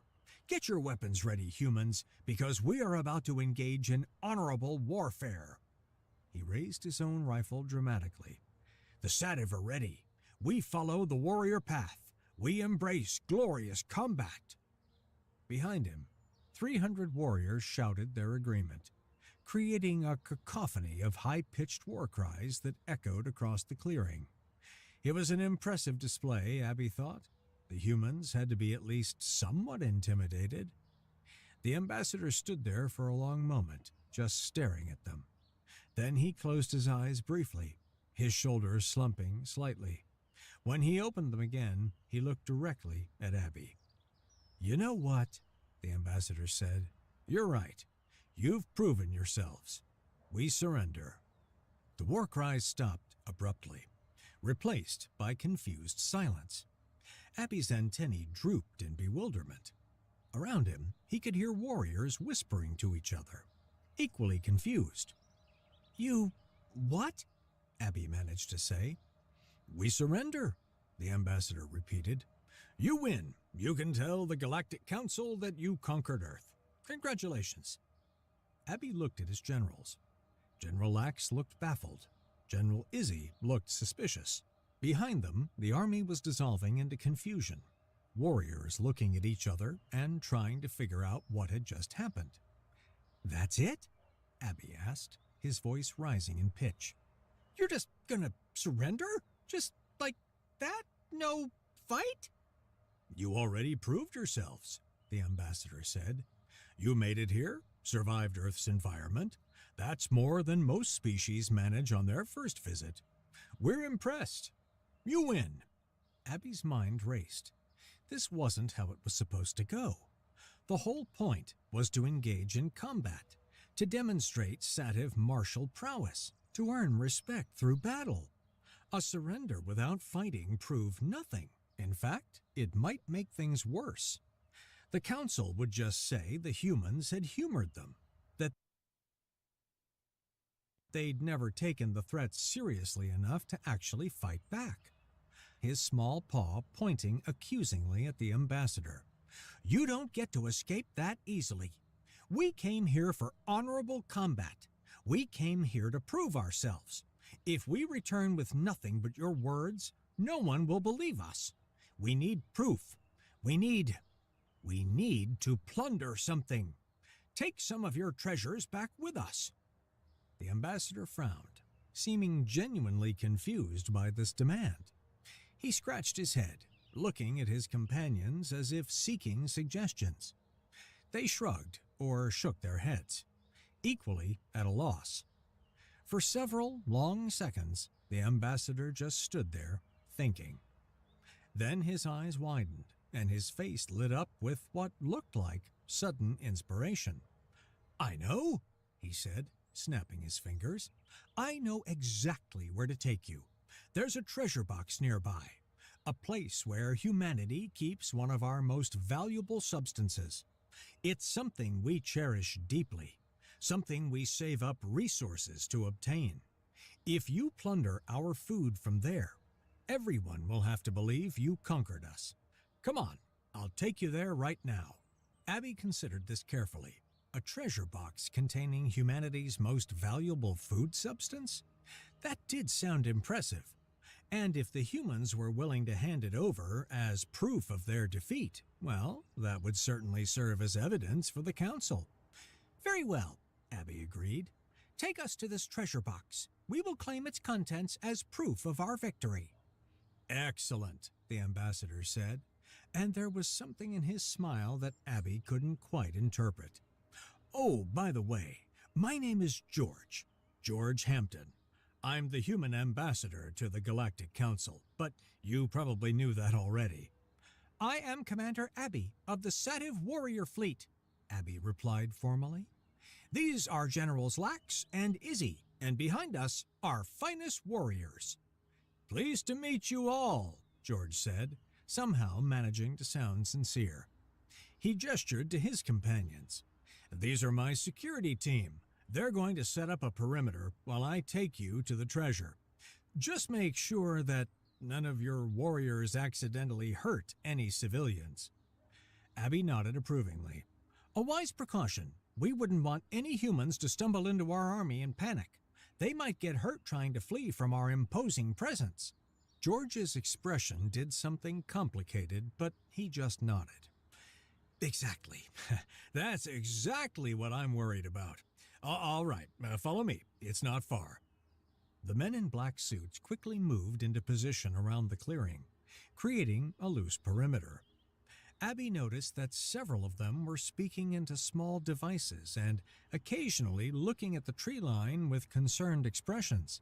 Clearly, they were worried about Earth civilians seeing the Sativ army and being overwhelmed with fear. It made sense. The humans probably didn't want mass panic in their park. George led Abby, the two generals, and a contingent of about 50 warriors.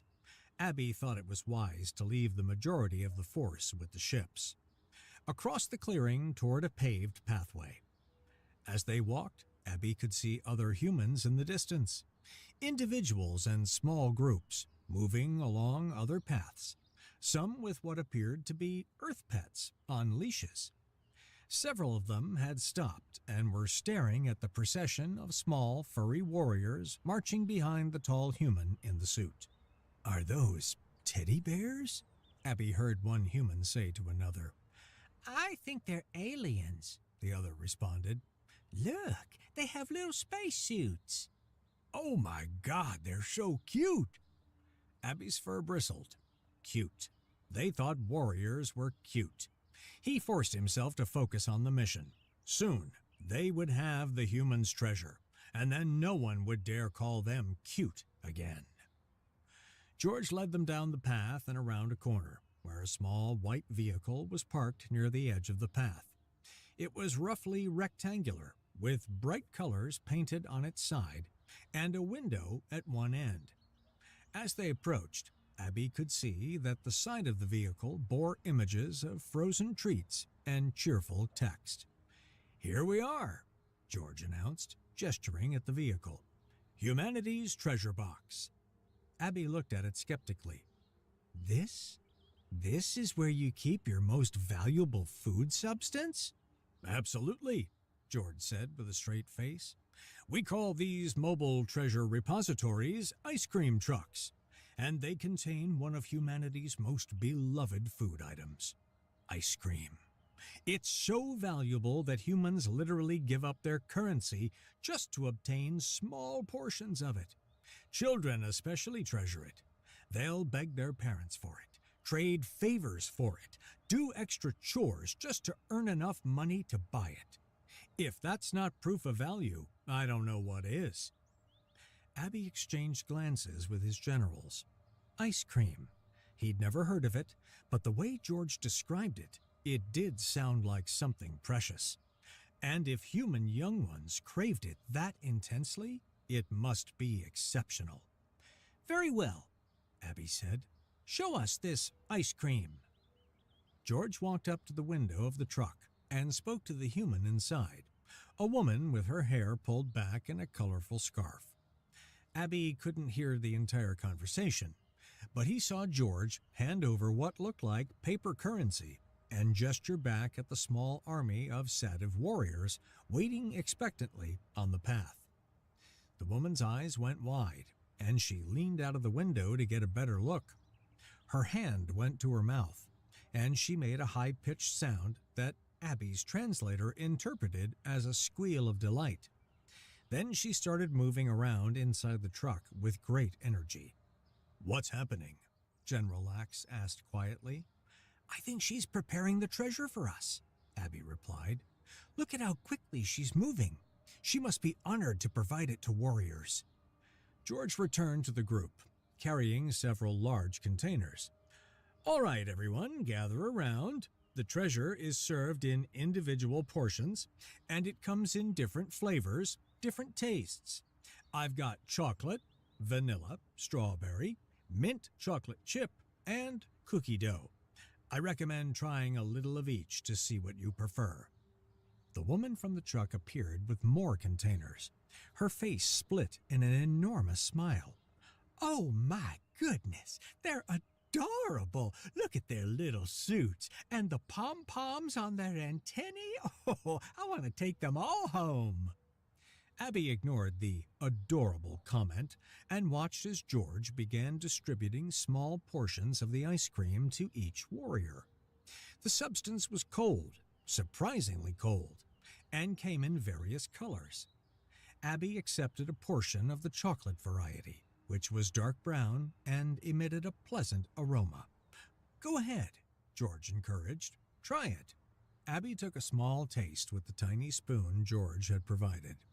His eyes widened immediately. The substance was cold, yes, but also sweet and rich and creamy and unlike anything he'd ever tasted on his homeworld. The flavor seemed to bloom in his mouth, coating his tongue with deliciousness. He took another bite, then another, suddenly unable to stop himself. Around him, similar reactions were rippling through the warrior contingent. Warriors were making sounds of amazement, their antennae quivering with pleasure.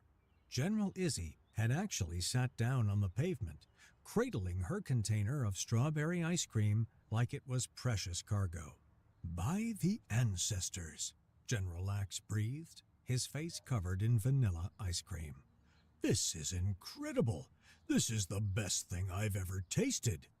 "The humans weren't lying," Abby said, scraping the last bit of chocolate from his container. "This truly is a treasure. No wonder they value it so highly. I would trade considerable resources for more of this." "Would you like more?" George asked, and there was something in his expression, a warmth perhaps, or maybe amusement, that made him look genuinely kind. "I think I bought enough for everyone to have seconds." For the next 20 minutes, the fierce Sativ warrior army sat on the path in front of an ice cream truck. eating frozen treats with the enthusiasm of, well, children at a birthday party. Warriors tried different flavors, compared favorites, and generally forgot entirely that they were supposed to be fearsome conquerors. The woman from the truck kept making delighted sounds and taking pictures with her personal device. Finally, when the last container had been emptied and licked clean, Abby stood up and tried to reassemble his dignity. His face was sticky with chocolate, and his antennae pom-poms drooped with contentment. But he was still a commander and had a job to complete. "George Hampton," he said formally, "we accept this treasure as proof of Earth's surrender. When we return to the Galactic Council, we will present this as evidence of our victory." "I'm sure you will," George replied, his tone gentle. "And I promise you, Abby, I'll make absolutely certain that the Council treats you with respect from now on. In fact, at the next Council meeting, your delegation will have seats right next to humanity's. We'll be allies, you and us, partners. How does that sound?" Abby's chest swelled with pride. "That sounds acceptable. We have proven ourselves in battle, or, well, in the warrior tradition of our people. We have claimed Earth's treasure, and now we have earned humanity's respect and friendship. This is a great day for the Sativ." "It absolutely is," George agreed. "You've handled Earth very well. Most species are like, Death World this and Death World that. It's really annoying." "We are true warriors. We don't fear Earth," Abby declared. He turned to his warriors. "Back to the ships. We return home victorious. The galaxy will hear of what we accomplished here today." The warriors cheered, though perhaps with less aggressive enthusiasm than before, mostly because they were all extremely full of ice cream and slightly sleepy from the sugar rush followed by the crash. They formed up and began marching back toward the clearing where the ships waited. As they walked, George kept pace beside Abby. "You know," the ambassador said conversationally, "if you ever want to visit Earth again, just as friends this time, you'd be welcome. We could show you around properly. Museums, restaurants, beaches, all sorts of things. I think you'd enjoy it." "Perhaps we will," Abby said, feeling generous in victory. "Perhaps we will. After all, we're allies now. Allies visit each other." "That we are," George said with a smile. "That we are." When they reached the clearing, Abby found the rest of his army waiting, weapons still at the ready, looking somewhat confused about why their commander and the advance party all had sticky faces and blissful expressions. Abby quickly ordered everyone back into the ships, unwilling to explain the details until they were safely off-world. The loading proceeded quickly, and soon the entire fleet was preparing for departure. As Abby sat in his command chair on the bridge, watching Earth begin to recede on the view screen, General Lax approached him. "Commander," the general said quietly, "do you think we actually conquered Earth?" Abby considered the question carefully. They hadn't fought any battles. They hadn't defeated any warriors. But they had landed on a death world, survived for over an hour, driven off a predator, received Earth's surrender, and claimed a treasure that was clearly precious to humanity. By the technical definition of conquest, they had succeeded. "Yes," he said finally, "we conquered Earth, we proved ourselves, and more importantly, we gained humanity's respect and friendship. That's what matters." "And the ice cream?" "The ice cream was a bonus," Abby admitted. "I wonder if we can establish trade relations for it." On the view screen, Earth had become a blue marble again, beautiful and mysterious. Somewhere down there, George Hampton was probably filing a report about the day's events. Abby wondered what that report would say. What spin humanity would put on this strange encounter. But it didn't really matter. The Sativ had come to Earth as warriors seeking respect. They were leaving as allies of humanity with bellies full of ice cream and heads held high.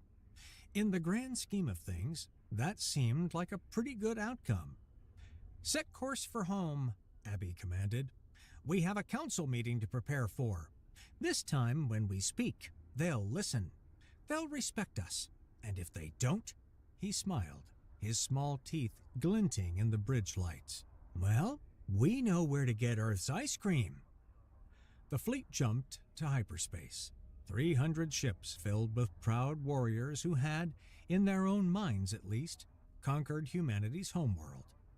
And somewhere behind them, on a planet called Earth, a human ambassador filed a report titled, "First Contact with Sativ Species, Peaceful Resolution Through Creative Diplomacy and Chocolate Ice Cream," and wondered if anyone at headquarters would actually believe it.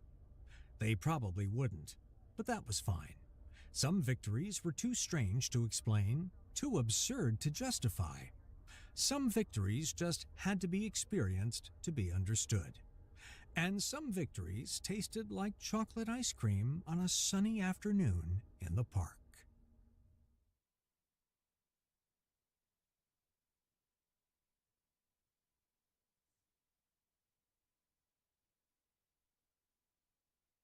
The alarm systems across Zenith Prime Station screamed warnings that made no sense. Ambassador Thakren watched the main display with growing confusion as his four eyes tried to process what the sensors were telling him. Something massive was coming out of empty space, tearing through reality itself like paper being ripped apart. The object that emerged made the ambassador's blood run cold.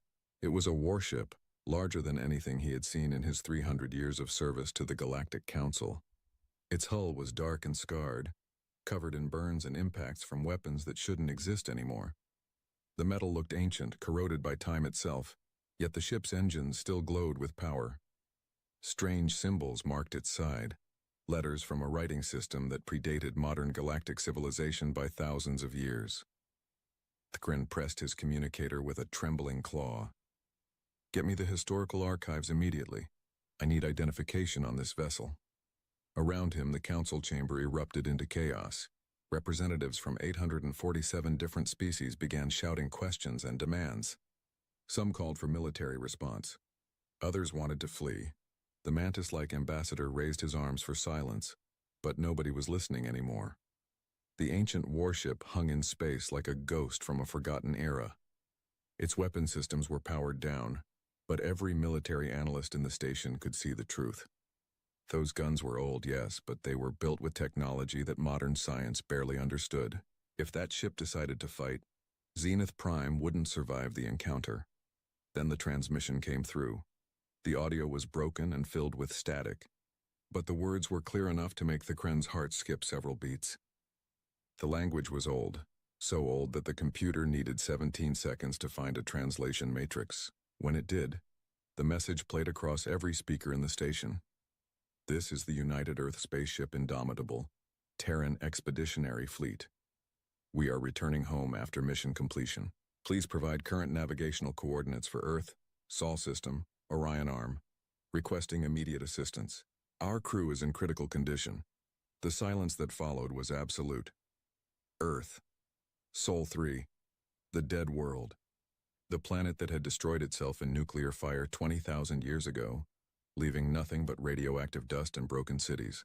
Every school child in the galaxy learned about Earth as a warning. A cautionary tale about what happened when a species discovered weapons before wisdom. But here was a ship, claiming to be from Earth, asking for directions home. Thakren made a decision. Open a channel, and someone wake up our linguist experts, all of them. It took 6 hours to establish proper communication. The ship's AI was sophisticated but ancient, operating on principles that modern computers had abandoned millennia ago. When the channel finally stabilized, 3 faces appeared on the screen, and Thakren found himself staring at creatures he had only seen in archaeological reconstructions. Humans. Actual living humans. The woman in the center wore a uniform that was falling apart at the seams. Her hair was gray and white, pulled back from a face lined with exhaustion. Her eyes were the color of Earth's ancient oceans, blue and deep and currently filled with confusion. This is Captain Sarah Chen of the Indomitable. Who am I speaking with? The Kren stood straighter, trying to project calm authority while his minds raced with impossible questions. I am Ambassador Thakren of the Velkari people, currently serving as primary administrator of Zenith Prime, capital station of the Galactic Council. Captain Chen, I must ask you a very important question. What year did you leave Earth? The woman glanced at someone off-screen, then back at the camera. We departed Earth in the year 22,314 by the common calendar. Our mission was a 500-year expedition to establish first contact with civilizations in the Outer Rim. We've been gone for 532 years, but we ran into some problems with a dark space anomaly. Why are you asking? 500 years. They thought they had been gone for 500 years. Thakren felt a wave of pity wash over him. How could he tell them? How could anyone deliver this kind of news? Captain Chen, I'm afraid I have some very difficult information to share with you. The current year by the old Earth calendar is 42,831. You haven't been gone for 500 years. You've been gone for 20,517 years. The woman's face went white. Behind her, someone cursed loudly. A third voice, male and shaking, said something that the translator couldn't process properly.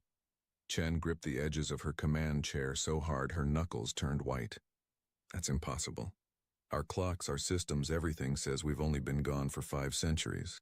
How can 20,000 years have passed? Dark space anomalies can cause severe temporal distortion, the Kren explained gently. You experience time at one rate while the universe continued at another. Captain, there's something else you need to know. According to our historical records, Earth was destroyed approximately 18,000 years ago.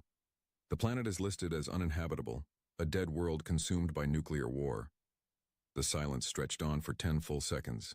Then Captain Chen's expression changed. The shock disappeared, replaced by something harder, something that made Thakren remember that this woman commanded a warship that could probably level his entire station. Ambassador, Chen said softly, your records are wrong. I'm looking at our long-range sensors right now, and I can see the Sol system from here. Earth's biosignature is strong. The planet is alive. Someone has been living on my home world, and I want to know who. The signal cut off before Thakren could respond. In the silence that followed, every being in the council chamber understood what had just happened. They had told these ancient humans that their world was dead. They had lied, whether intentionally or not. And now a 20,000-year-old warship was heading for Earth, with a crew that had just learned their entire civilization should be extinct. Thakren looked at the readings coming from the Indomitable's power systems and made another decision. Prepare my personal ship. I'm going with them.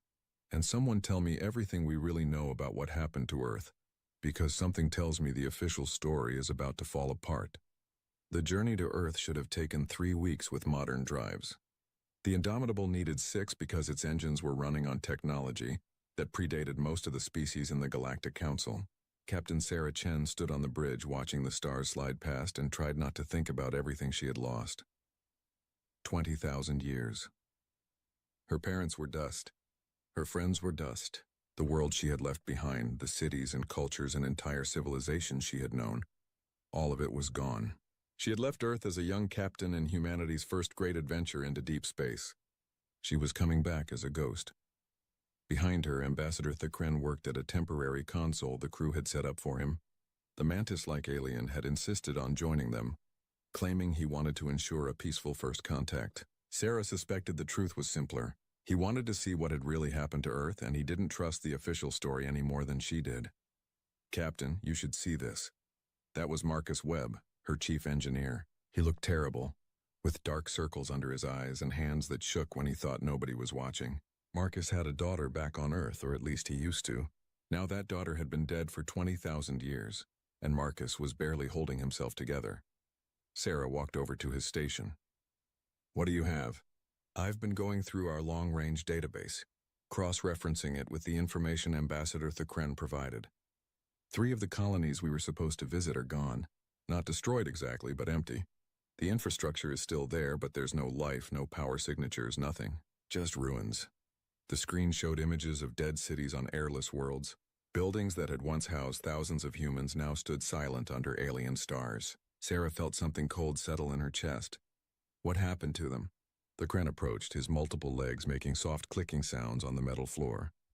The official records say these colonies were abandoned during the resource wars of the 35th millennium.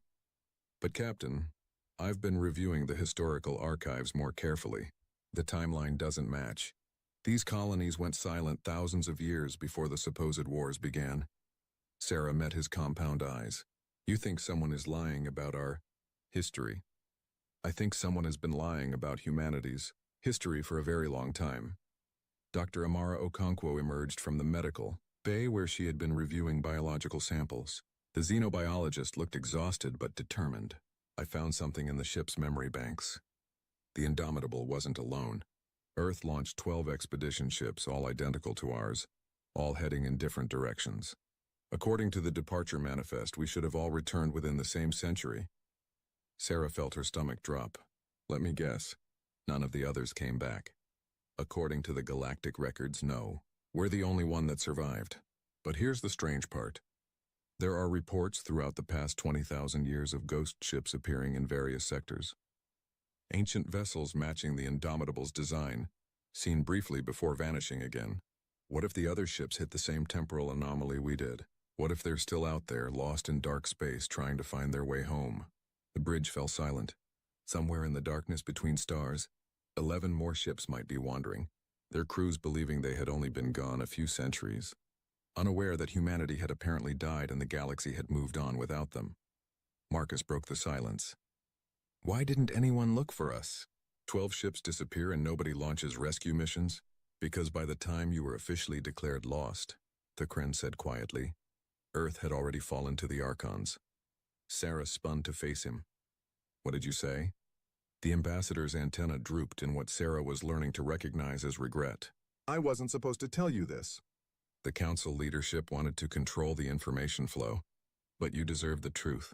Earth wasn't destroyed by nuclear war. 21,000 years ago, a species called the Archons invaded your system.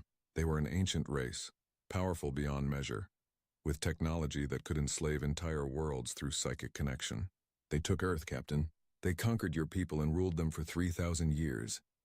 The rage that filled Sarah was hot enough to burn stars, and the Council did nothing. The Council didn't exist yet, not in its current form. By the time we had the power to challenge the Archons, they had vanished. They abandoned Earth and disappeared into the space between galaxies.